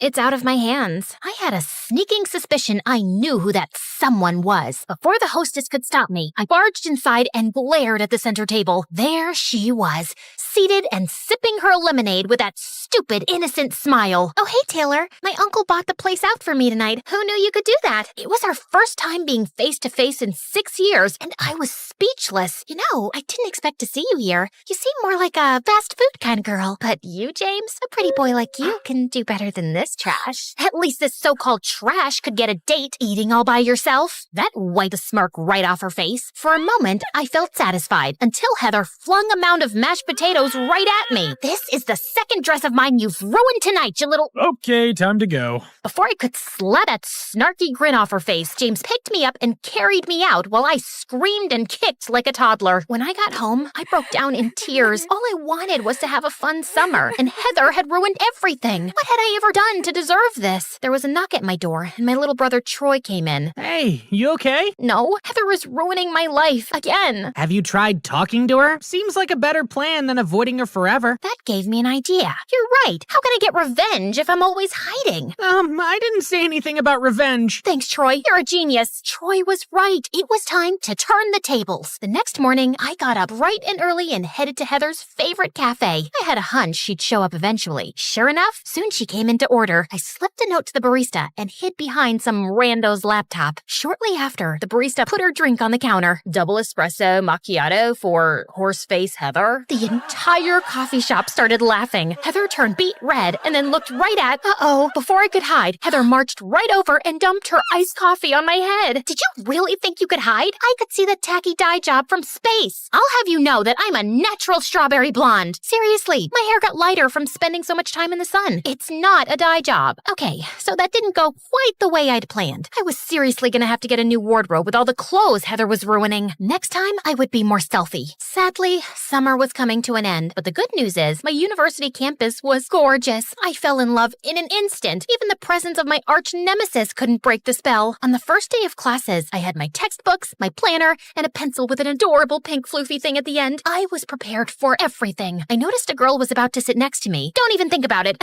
Sorry, I'm saving it for a friend. Why was I yelling at random students? I'm glad you asked. About an hour ago, I'd paid the janitor to delay Heather on her way to the classroom. That way, when she arrived to class, there would only be one seat left. Earlier that day, I'd gone to a hardware store to buy the strongest glue I could find. See where I'm going with this? Unfortunately, Heather did too. When she came in, I tried to play it cool, but I kept glancing at the chair, and Heather noticed. Then she did something truly evil. Hey, your name's Kiki, right? Would you mind taking this seat? I'm nearsighted, so I like to sit close to the front. As that girl Kiki came over to take the seat, I panicked. Pranking Heather was one thing, but embarrassing this random girl was another. She was about to sit when suddenly I shoved her out of the way and sat there myself. Sorry, I just realized my great-grandmother sat in this seat when she was my age. It's kind of a sentimental thing. You get it. She didn't get it. But whatever. At least I'd saved her from humiliation. Unfortunately, I couldn't say the same for myself. When it was time to leave class, I tried to stand carefully, yet the glue stuck to my jeans and ripped a hole right in my butt. What's wrong? Did you pee your pants again? If I did, this would be the first time. It's hard to come up with a good comeback when there's a giant hole in your pants. All of my pranks were backfiring. Clearly, I needed to make better plans. So this time, I did. I spent all week preparing for the most epic prank ever. I gathered 6 chickens, 25 jars of honey, glitter, and a human-sized net. Don't ask. Then I hid in a bush with my binoculars and waited for Heather to get home. I see you decided to be mature and talk things out. Exactly. Thanks, Troy. I am mature. Troy rolled his eyes and went inside. A little while later, I saw headlights approaching, and Heather pulled into the driveway. Everything was ready. Heather was finally going to get a taste of her own medicine. But when she got out of the car, she was on the phone, and I noticed she was crying. You obviously don't care at all. You would have come back by now if you did. Forget it. My hand hesitated on the rope. Heather was in position. All I had to do was pull, and she'd be coughing feathers and glitter for a week. Instead, I approached her. Are you okay? Why do you care? Well, I don't know if you remember, but we used to be friends. Before you ruined my life, you mean? Oh my God, Heather. I have no idea what your problem is with me. We were besties, and then one day you decided to turn me into a boogeyman for no reason. Whatever it is, get over it. I'll never get over it. I'll follow you to the ends of the earth. You'll never know a moment's peace until I have my revenge. Wow, she really was insane. stripes and polka dots. Also, the whole evil villain speech, that was weird too. Good luck with world domination or whatever, crazy pants. I started to walk away when suddenly I tripped and pulled on the rope to catch my fall. In an instant, I was hit with a cascade of feathers, honey, and glitter. Heather laughed when suddenly the net fell and snatched her up into the air. We both looked totally ridiculous, but at least the prank was a partial success. Was it just me, or was that a smile on Heather's face? Smile or not, Heather had told me she wasn't gonna let this go. I needed to be ready. A few weeks went by with nothing happening. I knew Heather was trying to lure me into a false sense of security. She must be planning something big. There was a big fall festival coming up. Even though I was a total summer girl, I loved the changing leaves, crisp autumn air, and pumpkin candles. I couldn't wait for the festival, and that's why I knew Heather would make her move there to ruin it for me. The day of the festival, I was on high alert. Babe, why do you keep checking your makeup? You look great. I'm not checking my makeup. I'm watching my 6. Then I saw her, hiding behind the donut stand. That's it? I've put up with your stupid little games all summer, and clearly you're not growing up anytime soon. I'm breaking up with you. Also, I lied. Your makeup doesn't look great. You take that back. Have fun being at the festival all alone, loser. Hey, pretty boy. James and I turned at the same time. Suddenly, Heather dumped her pumpkin spice latte on his head. He was about to scream when I took my candy apple and jammed it into his mouth. There, definitely an improvement. Agreed. James stalked off furiously, and Heather and I laughed. You stuck up for me. Well, we did used to be friends. Heather, I'm not lying. I really don't know why you started hating me. You really don't? You set your mom up with my dad. He left my mom and moved to the rainforest with your mom. I was shocked. Heather, I didn't even know they were together. I thought your dad was in Europe. And why would you think I set them up? You used to always bring your mom to our play dates and then leave her alone with my dad because she was less strict than my dad. I wasn't playing matchmaker. I was 11. To my surprise, Heather hugged me. I'm sorry. Listen, your brother came to me last night with tears in his eyes. He begged me to stop. I enjoyed it, but yeah, he was sad. He what? Listen, he's right. I never should have blamed you. It was so hard, and I guess focusing all my sadness and anger on you was easier than dealing with my broken family. I know you had your own struggles too, and I'm sorry if I made things worse. I missed you. I missed you too. I have to go and kill my brother, so come here. What do you say we focus on a couple of those cinnamon donuts?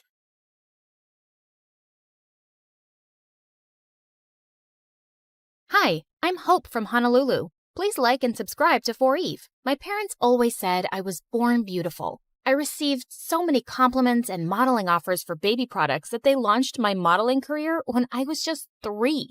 But I never really knew my parents. When I was 6, they started a clothing line named after me and got really busy with it. So they mostly left my older sister Leilani in charge, and she hated me. You promised we'd play with the dolls. You can't always be the center of the universe. I have to take this call. Fashion Kids magazine wants you again. She'd always lie and say we'd do one thing, but we'd do another thing instead, and I'd suffer. You said after my fashion show, we'd go home. I'm tired. Just sign a few more autographs and don't be so ungrateful. Sometimes I wondered if she was so mean to me because she was jealous of my fame. Once when I was 12, I was at a signing event and I escaped from the crowd. I stumbled into an alley where a girl my age was looking through the trash with her mom. I offered them some snacks from my bag, and their reaction was so wonderful. Just then, Leilani found me and dragged me away. And later, when we were on a video call with our parents, she told them what had happened. Hope, it's not okay to sneak off like that.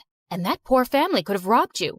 Or taken a lock of your hair to sell on eBay. No, they were nice, and I liked helping them. Nonsense. You're too busy and famous to be doing anything else. Anyway, we heard your sister booked you on a morning show for the launch of your new toy line. Little Hope dolls. They're gonna sell like hotcakes. Sometimes it felt like my parents just used me for money. In fact, I felt people were friends with me for the same selfish reasons. But I never gave up on the idea of using my wealth for good.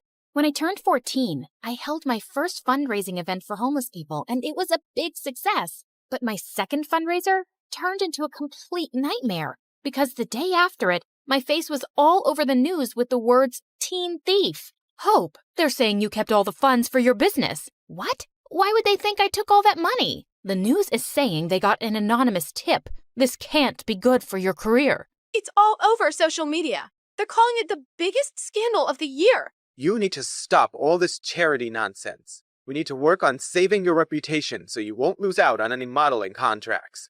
I didn't care if I never modeled again.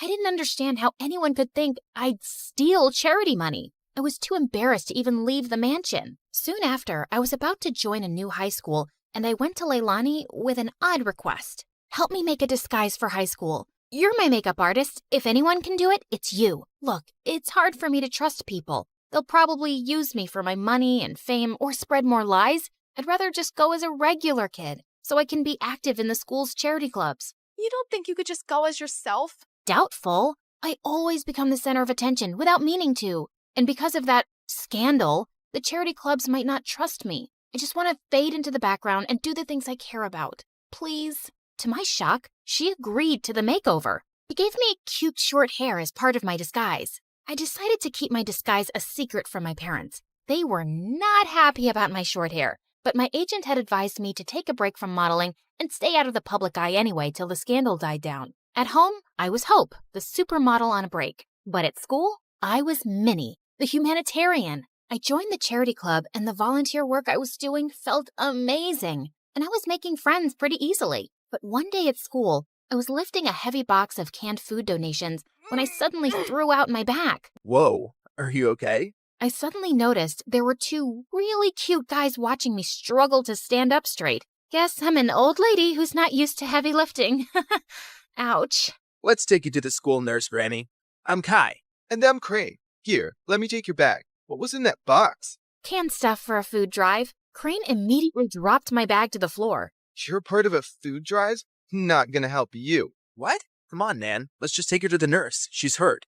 Whatever. Not my problem. And then he just left. What was that about? Are you seriously doing a stupid food drive, Granny? My name is Minnie, and what's wrong with food drives? Minnie? Minnie. Everything about them is wrong, Minnie. If the poor just got off their butts and worked, they wouldn't be poor. Why should we treat them like babies and take money from people who do work? Wow. Sometimes it's hard for people to find work or earn enough, and they need help. Maybe lame losers do. Well, Minnie, here you are. Kai winked at me as he left. What a jerk. But I wasn't going to let his arrogant opinion stop me. I organized a school dance to raise funds for the food drive, and it was a hit. But just as I was dancing with some friends, Kai and Crane busted through the gym doors with crowns on their heads. To the rich, stand with the rich. What are you doing, Kai? We're here to tell everyone the poor are pathetic and charities are scams. Don't be fooled. Just then, Crane started kicking down the display of food donations like a maniac. Luckily, the teachers there kicked both out before they could do more damage. What planet were these jerks from? But I forgot all about them when I got home that afternoon and saw Dad running out to me. Didn't you check your phone, Hope?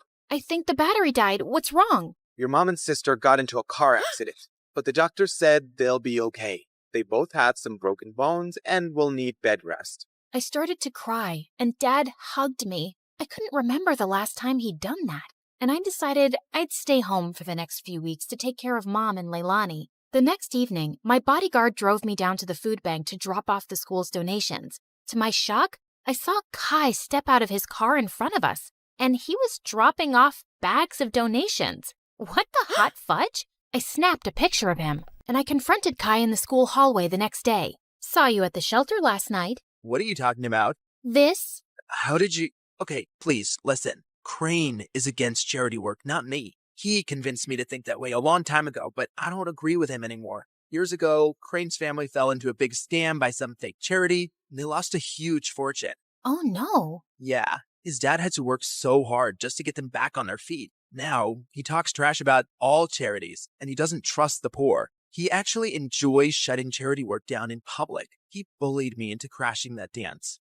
And well, I'm sorry I did, really. He looked really sincere. If that's the truth, I understand. But you gotta stand up to Crane sometime. You can't keep pretending to be someone you're not. Kai offered to walk me to class, but I explained I was just there to collect my books as I was homeschooling for a while. He asked for my number, and I kinda left with butterflies in my stomach. Kai and I texted every day for weeks, and he even started coming over. I kept saying it was best to give my mom and sister space to recover, so we'd always hang out in my backyard. Keeping Minnie away from my parents and Hope away from Kai was getting exhausting. I was also developing the biggest crush on the real Kai. He was nothing like the jerk I'd first met. Once I found him waiting for me in my backyard with the most amazing picnic laid out. Hey, what's all this? Just a little surprise for your big day. Happy birthday, Minnie. Kai, my birthday isn't for another 5 months. What? Really? I looked for you over social media, but I couldn't find you because you're apparently the world's most private person. Then I went to go check the school records,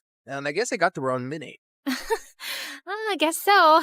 But thanks anyway. It's the nicest thing anyone's ever done for me. Just as I sat down, Kai opened a bottle of soda, and the cork went flying straight into my eye. Oh my god. I am so sorry, Minnie. Wait, stop rubbing your eye and let me see. He lifted my chin gently as he looked deep into my eyes. Your eyes.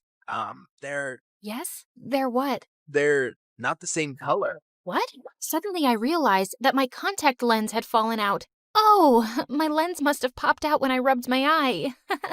I wear them for my eyesight because I'm as blind as a bat. I see. But why would you wear those green lenses and hide your lovely blue eyes? His face was so close, and I didn't have an answer to his question, so I just kissed him. He looked really surprised, but then he kissed me back, and it felt wonderful. Soon after, Kai and I hosted a fundraising car wash for a soup kitchen, but suddenly a car honked at us angrily. Well, what do we have here? Crane, listen, buddy. I know how you feel about this stuff, but I'm asking you to back off.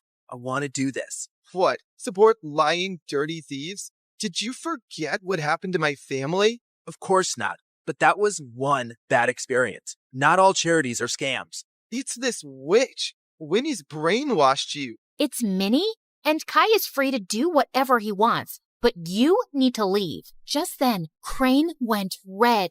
He threw a punch at Kai, but Kai blocked it brilliantly and stepped back. Crane, walk away right now.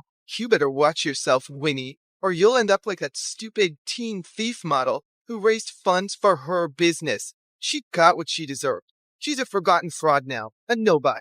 Suddenly, I froze in my spot. Was it possible that Crane had started that rumor? He was crazy enough to do it. And what if Kai had been involved back then too? Crane drove off angrily, and Kai turned to me. This may be the end of my friendship with Crane, but I feel relieved. I'm proud of how you stood up to him. Kai smiled at me warmly, but now I felt guarded. Did I fall for someone who might have framed me? Later that evening, as he drove me home, Kai suddenly took my hand. Minnie, I love who you are and who you've helped me become. Will you be my girlfriend? Kai, no, I can't. What? Why? I thought you felt the same way. You kissed me. And maybe that was a mistake. I'm sorry, but I can't be with you. Not only did I feel paranoid about trusting him, he had no idea I was Hope. I hated lies, and now I hated lying. Things were a mess. Kai begged to see me and kept messaging me, but I just ignored him until he gave up. One afternoon, I was fluffing Leilani's pillows when she asked me something unexpected. Hope, how are you? Not bad. Why?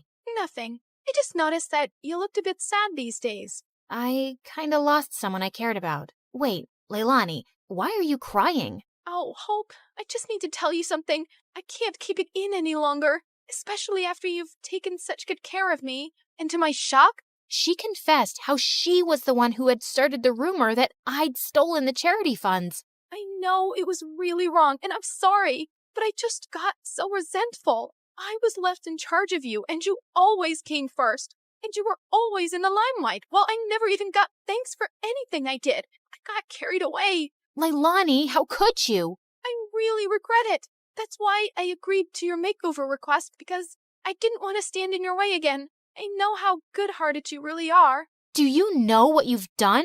I immediately thought of Kai, this great guy, and how I'd shut him out. I wanted to slap Leilani, but I just stormed off angrily. I told Mom what Leilani had done and said I couldn't stand to be around her right now. To my shock, Mom agreed that I should take a break from her. We arranged for me to stay at my bodyguard's house, and I found out that he lived close to Kai. On my first night there, I walked over to Kai's place. I needed to fix things between us, but his butler informed me that he'd gone to Tokyo for 2 weeks or longer. My heart sank. For 3 days, I texted and called Kai, but he never answered. I knew he was avoiding me, and I deserved it, but I wasn't giving up. I called Mom and explained everything about Kai to her, and she actually listened. Tokyo might be a nicer break for you. OMG, Mom, you'd let me go? Yes, sweetheart. Ever since the accident, your dad and I have been thinking how hard we've pushed you and your sister. We just wanted you girls to know success early on, but we've realized there are more important things than success and money, like happiness and family. You've been amazing during our recovery, honey, and you really deserve to go. Thanks, Mom. I love you. And the next day, I was on a flight to Tokyo with my bodyguard and checked into the same hotel as Kai. Just as I stepped onto the elevator, I was shocked to see Kai inside. He looked awkwardly at me. Hi, can I help you with something? I suddenly realized he couldn't recognize me without my disguise. Kai, you're the reason I'm here. I came to tell you the truth. I'm Minnie. Minnie? Minnie from Honolulu? Yes, except my real name is Hope. What? I told him everything. My trust issues and my disguise and what my sister did, how awful I felt for abandoning him, and how I tried calling him. I'm using a different phone here, and I understand why you wanted to hide yourself, Hope. I've missed you. Do you think we could give us another chance? You flew all the way here to make things right? I'd be a jerk if I say no. But could you do just one thing? Give your sister another chance. Come on. Charity starts at home. I will. I promise. Hi, I'm Monica from California. Please like and subscribe. I was born to middle-class parents. Dad was a lawyer and Mom was a sculptor, and unfortunately, she wasn't as good as she thought. Is that a monkey's butt, Mom? Yes, it represents freedom. You won't get it. I don't think anyone will. Growing up, I was closer to my dad. He would read to me every day and tuck me into bed, while Mom stayed in her room making weird structures from mud. Every time Dad asked her to get a real job, she would lock herself in and not come out for days. One evening after an argument with Dad, Mom left the house in the middle of the night. We searched everywhere and found her in the park, crouching under a tree. What took you guys so long? Look what I made. Mom, we were going crazy looking for you. Oh, but I was right here, darling. Things changed after that. Mom and Dad started avoiding each other even more, and Dad got busier with work. I started reading to keep myself distracted, and by 17, I'd read almost all the books in Dad's library. One night, I was studying for a test when I heard Mom and Dad arguing again. I work hard all day and night, and you go behind my back to get these useless things? I'm trying to build something amazing. I knew you wouldn't give me the money if I told you. Just relax. No, I won't. I've had enough. I'm leaving. What? No, Dad, wait. Dad didn't even turn around. I was so mad at Mom for driving him away that I didn't talk to her for days. After Dad left, things went downhill quickly in terms of money. I was a straight-A student, so we got an extension on the fees, and somehow I convinced my mom to get a job in the diner so we wouldn't go completely broke. But a few days later, I came back from school to find Mom sitting outside the house. What? What happened? The landlord threw us out. We didn't have the money for rent. But I thought you got a salary. Yes, but then I saw this beautiful sculpting kit and I couldn't stop myself. Can't you ask for an advance at your job? Oh no, I can't. I quit. Waiting on people is not my thing. You quit? Mom, are you crazy? We're homeless because you spent everything on those stupid supplies. This is not stupid. This is my dream. And what about my dreams? You know I want to study law. And you know what? It's my fault. I should have known better. The look on Mom's face broke my heart, but I was too mad to think straight. We took our luggage and moved to a motel nearby, and I spent the whole night applying to every part-time job on the internet. That's when I came across an ad asking for a babysitter for 10-year-old twin girls. The money was good, so I applied, and luckily I got a call back almost immediately, along with an address. The place was in the middle of nowhere, and as I stepped inside, a can of juice went flying past me, almost hitting me in the head. This is cranberry. I'm allergic to this. You want me to die, don't you? Hello? I'm talking to you. Sis? I think she's finally gone crazy. What do you think? Should we kick her out too? The poor maid stood still like a rock staring at the floor as the two brats screamed at her. I could see tears rolling down her face, but her expression remained cold as ice. Hi, I think they're talking to you. And you two, can you stop flinging things like that? You might end up hurting someone. Then don't stand in the way, ugly face. Who are you anyway? A trespasser from the media? Oh my God, A kidnapper? I'm here for the babysitting job? Oh, but aren't you supposed to be all old and wrinkly? And what are you still doing here? Get your deaf butt out of this room. Now, that's not a very nice thing to say, Emerald. Suddenly, a handsome guy in his 40s walked in, and the whole place fell silent. Something about his face screamed royalty to me, but when he spoke, a chill ran down my spine. You must be Monica. I'm Robbie Jackson. That's Emerald and Pearl, my daughters. Just excuse their behavior. They get hyper around new people. No problem, but they do need to treat people with respect. Of course. That's why I want a good nanny for them that could teach them some manners. You see, I'm a busy man and I need my space. Sure, but I thought you needed a babysitter. Potato, potato. You help them study, eat, sleep, everything. And sometimes you have to stay the night. Like tonight I have a charity event and I'll be back tomorrow. I'll pay you extra for this. Do we have a deal? I thought about it for a moment before agreeing, and Mr. Jackson immediately gave me $5,000 as a salary advance. This was huge. Don't get too happy. We won't make it easy on you. Consider this as our warning. Dad's soft, but we're not.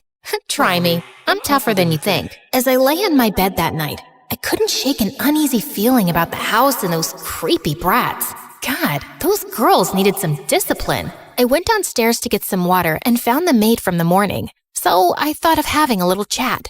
Hey there, so how long have you been working here? Silence. Could you tell me your name at least? Why? Please don't talk to me. Before I could say anything else, this maid turned around and left. Well, that was awkward. I was just getting over this weird moment when suddenly I heard someone howling downstairs. I got freaked out and rushed to check up on the twins when I realized one of them was missing.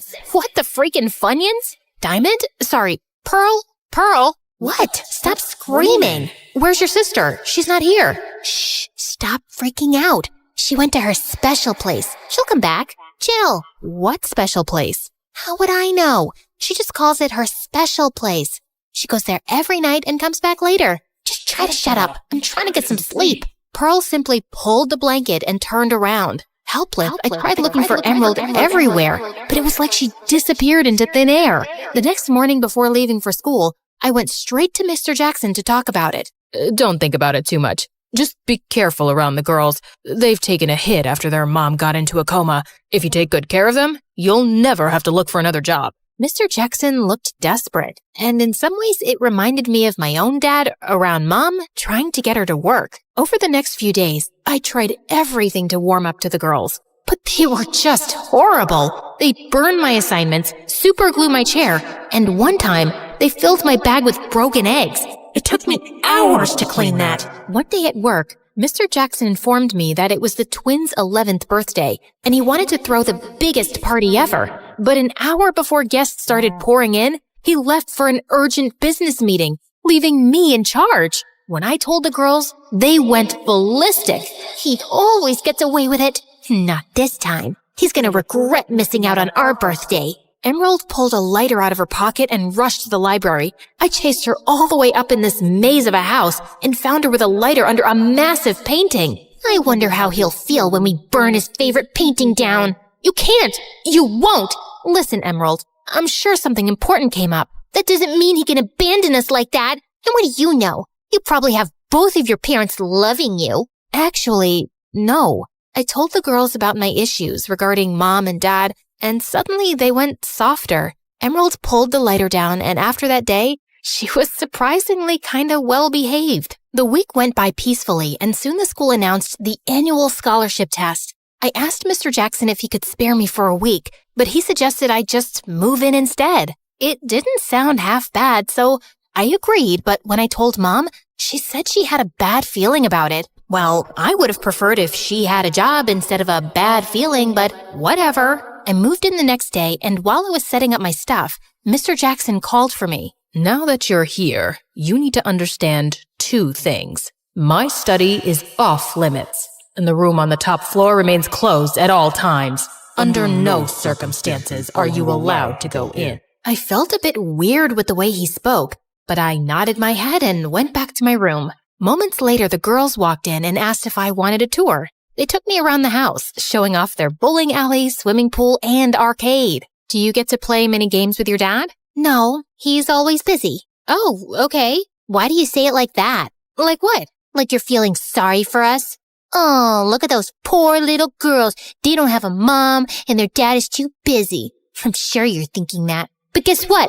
Our daddy loves us deeply. Hey, I didn't mean it like that. You know what? Forget it. I'm sorry if you feel that way. Sorry doesn't heal anything. Before I could ask her what she meant, Emerald just turned around and left, and the maid told us that dinner was ready. Don't think too much. She's a bit crazy. You should know that by now. Also, never be late for dinner, or you'll starve the night. What? That night and the night after went by fine, but then I started noticing weird things. For starters, Mr. Jackson was never around anymore. He never spoke or ate with us, and when he came home, he went straight to his study. As if this wasn't weird enough, 2 nights before the exam, I heard a light tapping on the door. My body froze as the knocking got louder, but when I opened the door, I saw a light flicker in the downstairs area, and then I saw Emerald. She was at it again. This time, I followed her, and it looked like she was headed toward the basement. Emerald, shh, you're not supposed to go there. She can't hear you. The soul left my body when I turned around to face Pearl. You scared the bejesus out of me. Sorry, but I just wanted to stop you before you did something stupid. Pearl then told me that Emerald went down to the basement almost every night, and sometimes she even sleeps there. It's got all of Mom's stuff. No one, not even Dad, disturbs her. Ever since Mom went into a coma, that's how she comforts herself. That explains why she went missing the first night I was here. But if you knew that, why didn't you tell me before? It was just fun watching you get creeped out. Anyway, you should sleep now. I'll keep an eye on her. I believed Pearl and went back to bed. But an hour later, I woke up again, and this time it was to the smell of smoke. My room was drowning in smoke. As I made my way to the hall screaming for the girls and dialing the fire brigade. Monica! Oh my God, are you okay? What happened? I don't know. I was waiting for Emerald and passed out on the floor. When I woke up, there was fire everywhere. Hold on. Where's Emerald? The 2 of us rushed toward the basement, but the fire was totally out of control. Luckily, the fire truck arrived just in time and rescued Emerald unharmed. They said that the fire was caused because of a candle in the basement. I was just lighting up some of Mom's favorite candles, and I didn't realize when I dozed off. I burned everything that belonged to Mom. I'm so sorry. As long as we found you. Emerald started sobbing, and I hugged her tight. Just then, Mr. Jackson arrived looking horrified, and when the fire guys told him what caused the mess, he lost his mind. You know what? I've done everything for you girls, and all you've done is made a mess out of my life. How could you burn the house down? I'm sorry to butt in, Mr. Jackson, but it was a mistake. Emerald feels horrible, and to be honest, you should be glad your girls are okay. And who are you to tell me what to do? Don't forget your place. You're just a servant here. You can't talk to her like that, Dad. She saved our lives. I can do whatever I want. Watch this. You're fired. Don't come here again. Gladly, Mr. Jackson. And I hope you become a better parent, because God knows these girls deserve it. I said my final goodbyes to the girls and left. Thanks to the wild night, I was super exhausted at school the next day and totally tanked my scholarship test. When I went home, Mom gave me the shocking news. Thanks to the fire, the secret room in the house had to be opened to check the damages, and thousands of gold coins and illegal cash were recovered.